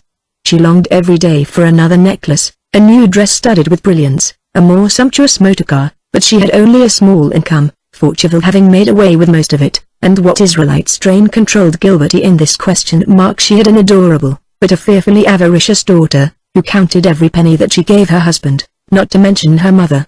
Well, all of a sudden she had discerned, and then found her natural protector in Robert. That she was no longer in her first youth mattered little to a son-in-law who was not a lover of women. All that he asked of his mother-in-law was to smooth down some little difficulty that had arisen between Gilbertie and himself, to obtain his wife's consent to his going for a holiday with Marcel. Adette had lent her services, and was at once rewarded with a magnificent ruby. To pay for this, it was necessary that Gilbertie should treat her husband more generously. Adette preached this doctrine to her with all the more fervor in that it was she herself who would benefit by her daughter's generosity.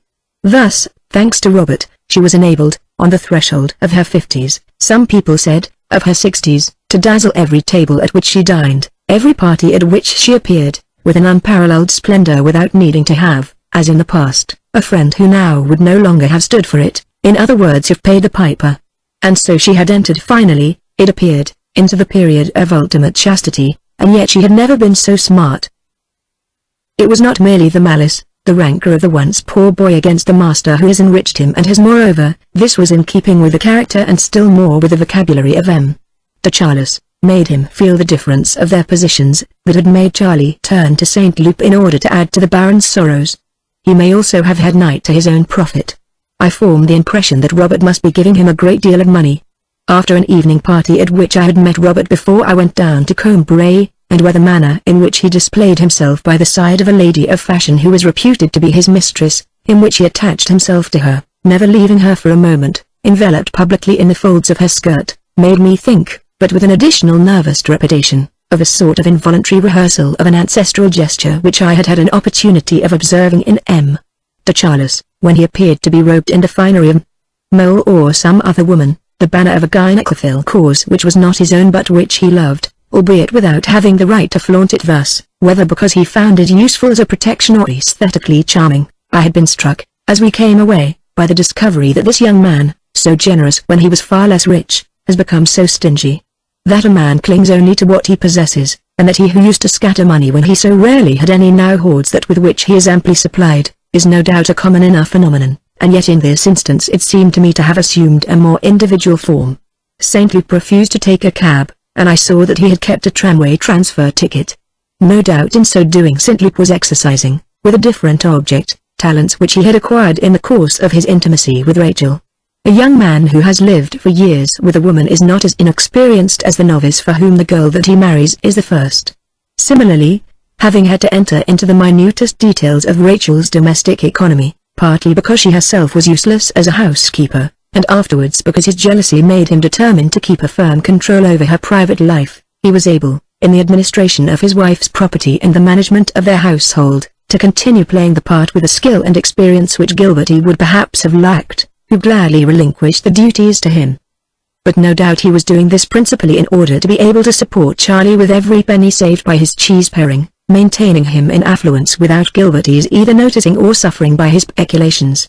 Tears came to my eyes when I reflected that I had felt in the past for a different Saint Loup an affection which had been so great and which I could see quite well, from the cold and evasive manner which he now adopted, that he no longer felt for me, since men, now that they were capable of arousing his desires, could no longer inspire his friendship. How could these tastes have come to birth in a young man who had been so passionate a lover of women that I had seen him brought to a state of almost suicidal frenzy because Rachel, when from the Lord, had threatened to leave him? Had the resemblance between Charlie and Rachel, invisible to me, been the plank which had enabled Robert to pass from his father's tastes to those of his uncle, in order to complete the physiological evolution which even in that uncle had occurred quite late in life? At times, however, Amy's words came back to my mind to make me uneasy. I remembered Robert that year at Balbec. He had had a trick, when he spoke to the lift boy, of not paying any attention to him, which strongly resembled de Charles's manner when he addressed certain men. But Robert might easily have derived this from de Charles, from a certain stiffness and a certain bodily attitude proper to the Guermantes family, without for a moment sharing the peculiar tastes of the Baron. For instance, the Duc de Guermantes, who was free from any taint of the sort, had the same nervous trick as de Charles of turning his wrist, as though he were straightening a lace cuff round it, and also in his voice certain shrill and affected intonations, mannerisms to all of which, in de Charles, one might have been tempted to ascribe another meaning, to which he would have given another meaning himself. The individual expressing his peculiarities by means of impersonal and atavistic traits which are perhaps nothing more than ingrained peculiarities fixed in his gestures and voice. By this latter hypothesis, which borders upon natural history, it would not be de Charles that we ought to style a Guermantes marked with a blemish and expressing it to a certain extent by means of traits peculiar to the Guermantes race, but the Duc de Guermantes, who would be in a perverted family the exceptional example, whom the hereditary malady has so effectively spared that the outward signs which it has left upon him lose all their meaning. I remembered that on the day when I had seen Saint Loup for the first time at Balbec, so fair-complexioned, fashioned of so rare and precious a substance, gliding between the tables, his monocle fluttering in front of him, I had found in him an effeminate air which was certainly not suggested by what I was now learning about him, but sprang rather from the grace peculiar to the Guermantes, from the fineness of that Dresden china in which the Duchess too was moulded.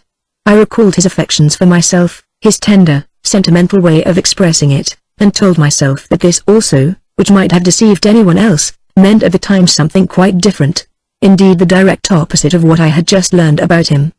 But from when did the change date? If it had occurred before my return to Balbec, how was it that he had never once come to see the lift boy, had never once mentioned him to me? And as for the first year, how could he have paid any attention to the boy, passionately enamored as he then was of Rachel? That first year, I had found Saint Loup peculiar, as was every true Guermantes. Now he was even more individual than I had supposed. But things of which we have not had a direct intuition, which we have learned only through other people, we have no longer any opportunity. The time has passed in which we could inform our heart of them, its communications with reality are suspended, and so we cannot profit by the discovery. It is too late. Besides, upon any consideration, this discovery pained me too intensely for me to be able to derive spiritual advantage from it. No doubt, after what de Charles had told me in Verdrin's house in Paris, I no longer doubted that Robert's case was that of any number of respectable people, to be found even among the best and the most intelligent of men. To learn this of anyone else would not have affected me, of anyone in the world save Robert. The doubt that Amy's words had left in my mind tarnished all our friendship at Balbec and Doncières, and albeit I did not believe in friendship, nor did I believe that I had ever felt any real friendship for Robert, when I thought about those stories of the lift boy and of the restaurant in which I had had luncheon with Saint Loup and Rachel, I was obliged to make an effort to restrain my tears. I should, as it happens, have no need to pause to consider this visit which I paid to the Combray district, which was perhaps the time in my life when I gave least thought to Combray, had it not furnished what was at least a provisional verification of certain ideas which I had formed long ago of the Guermantes way, and also a verification of certain other ideas which I had formed of the Marcel way. I repeated every evening, in the opposite direction, the walks which we used to take at Combray, in the afternoon, when we went the Marcel way. We dined now at Tanson the Latin hour at which in the past I had long been asleep at Combray, and this on account of the heat of the sun, and also because, as Gilberty spent the afternoon painting in the chapel attached to the house, we did not take our walks until about 2 hours before dinner. For the pleasure of those earlier walks, which was that of seeing as we returned home the purple sky frame the Calvary or mirror itself in the Vivan, there was substituted the pleasure of setting forth when dusk had already gathered, when we encountered nothing in the village save the blue-grey, irregular and shifting triangle of a flock of sheep being driven home. Over half the fields night had already fallen. Above the evening star the moon had already lighted her lamp which presently would bathe their whole extent. It would happen that Gilberty let me go without her, and I would move forward, trailing my shadow behind me, like a boat that glides across enchanted waters. But as a rule Gilberty came with me. The walks that we took thus together were very often those that I used to take as a child. How, then, could I help feeling far more keenly now than in the past on the German's way the conviction that I would never be able to write anything, combined with the conviction that my imagination and my sensibility had grown more feeble, when I found how little interest I took in Combray. And it distressed me to find how little I relived my early years. I found the Vivan a meagre, ugly rivulet beneath its towpath. Not that I noticed any material discrepancies of any magnitude from what I remembered. But, separated from the places which I happened to be revisiting by the whole expanse of a different life, there was not, between them and myself, that contiguity from which is born, before even we can perceive it, the immediate, delicious and total deflagration of memory. Having no very clear conception, probably, of its nature, I was saddened by the thought that my faculty of feeling and imagining things must have diminished since I no longer took any pleasure in these walks.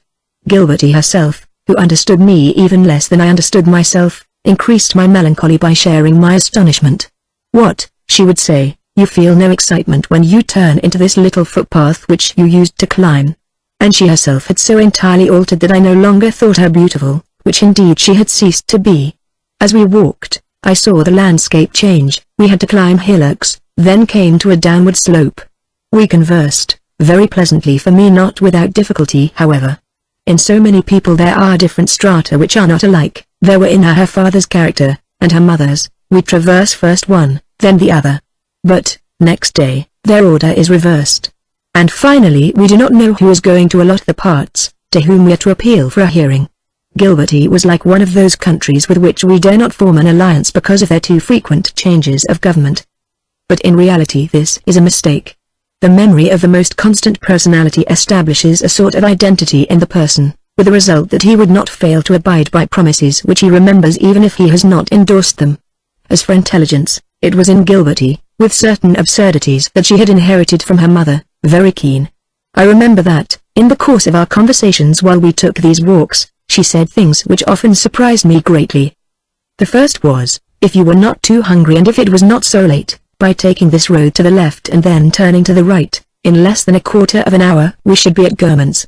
It was as though she had said, turn to the left, then the first turning on the right and you will touch the intangible, you will reach the inaccessibly remote tracts of which we never upon earth know anything but the direction. But, what I thought long ago to be all that I could ever know of Germans, and perhaps in a sense I had not been mistaken, the way. One of my other surprises was that of seeing the source of the Vivan which I imagined as something as extraterrestrial as the gates of hell, and which was merely a sort of rectangular basin in which bubbles rose to the surface. And the third occasion was when Gilberty said to me, if you like, we might go out one afternoon, and then we can go to German's, taking the road by Marcel. It is the nicest walk, a sentence which upset all my childish ideas by informing me that the two ways were not as irreconcilable as I had supposed. But what struck me most forcibly was how little, during this visit, I lived over again my childish years, how little I desired to see Combray, how meagre and ugly I thought the Vivan. But where Gilberty made some of the things come true that I had imagined about the Marcel way was during one of those walks which after all were nocturnal even if we took them before dinner, for she dined so late. Before descending into the mystery of a perfect and profound valley carpeted with moonlight, we stopped for a moment, like two insects about to plunge into the blue calyx of a flower. Gilberty then uttered, perhaps simply out of the politeness of a hostess who is sorry that you are going away so soon and would have liked to show you more of a country which you seem to appreciate, a speech of the sort in which her practice as a woman of the world skilled in putting to the best advantage silence, simplicity, sobriety in the expression of her feelings, makes you believe that you occupy a place in her life which no one else could fill. Showering abruptly over her the sentiment with which I was filled by the delicious air, the breeze that was wafted to my nostrils, I said to her, you were speaking the other day of the little footpath, how I loved you then. She replied, why didn't you tell me? I had no idea of it. I was in love with you. Indeed, I flung myself twice at your head. When? The first time at Tansonville, you were taking a walk with your family, I was on my way home, I had never seen such a dear little boy. I was in the habit, she went on with a vague air of modesty, of going out to play with the little boys I knew in the ruins of the keep of Roussainville. And you will tell me that I was a very naughty girl, for there were girls and boys there of all sorts who took advantage of the darkness.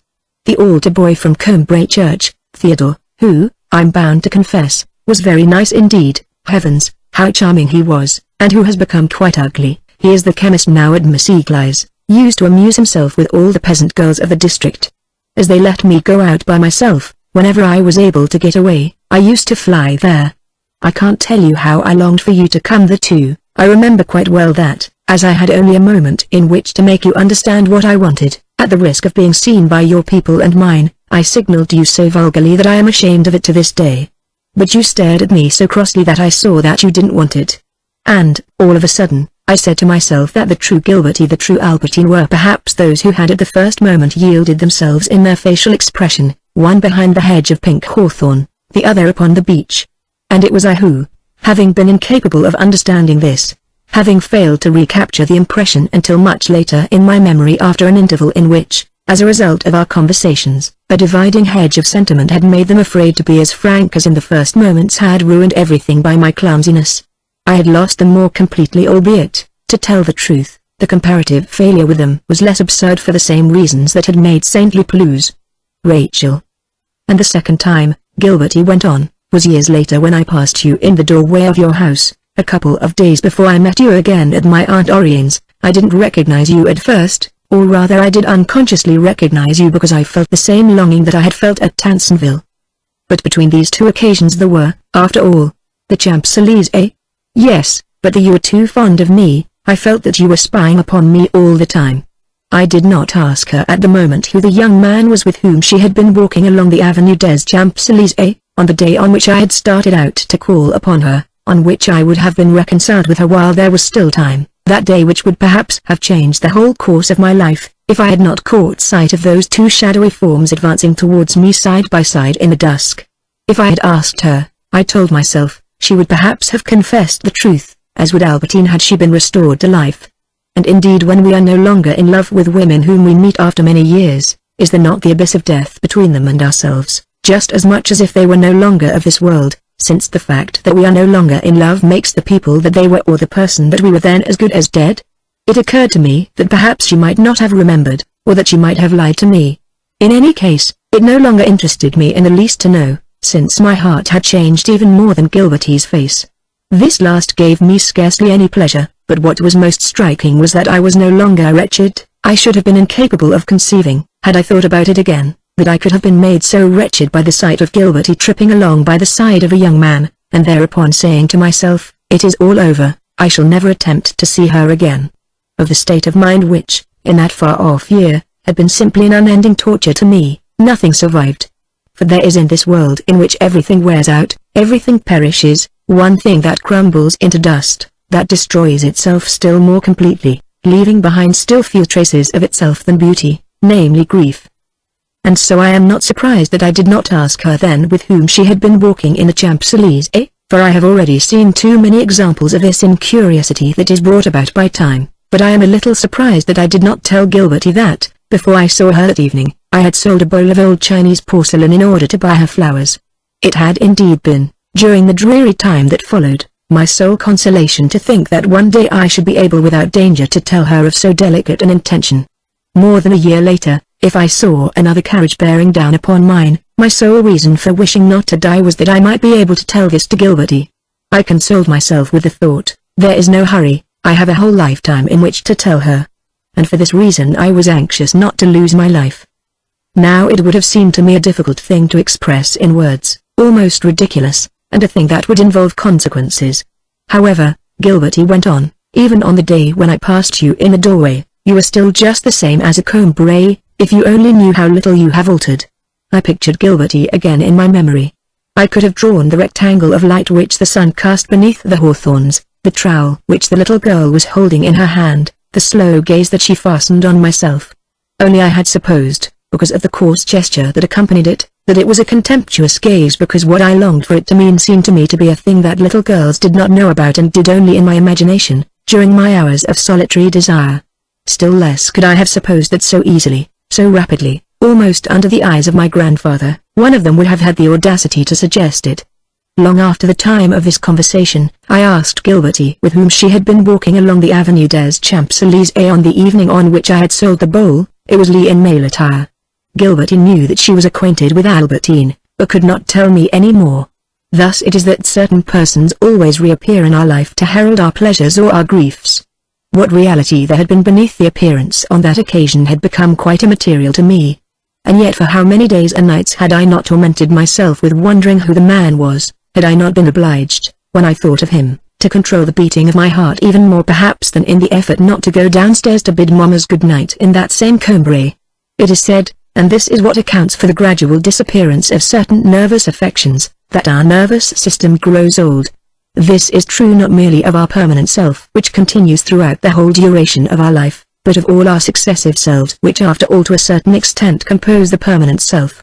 And so I was obliged, after an interval of so many years, to add fresh touches to an image which I recalled so well, an operation which made me quite happy by showing me that the impassable gulf which I had then supposed to exist between myself and a certain type of little girl with golden hair was as imaginary as Pascal's gulf, and which I felt to be poetic because of the long series of years at the end of which I was called upon to perform it. I felt a stab of desire and regret when I thought of the dungeons of Rue Sainville.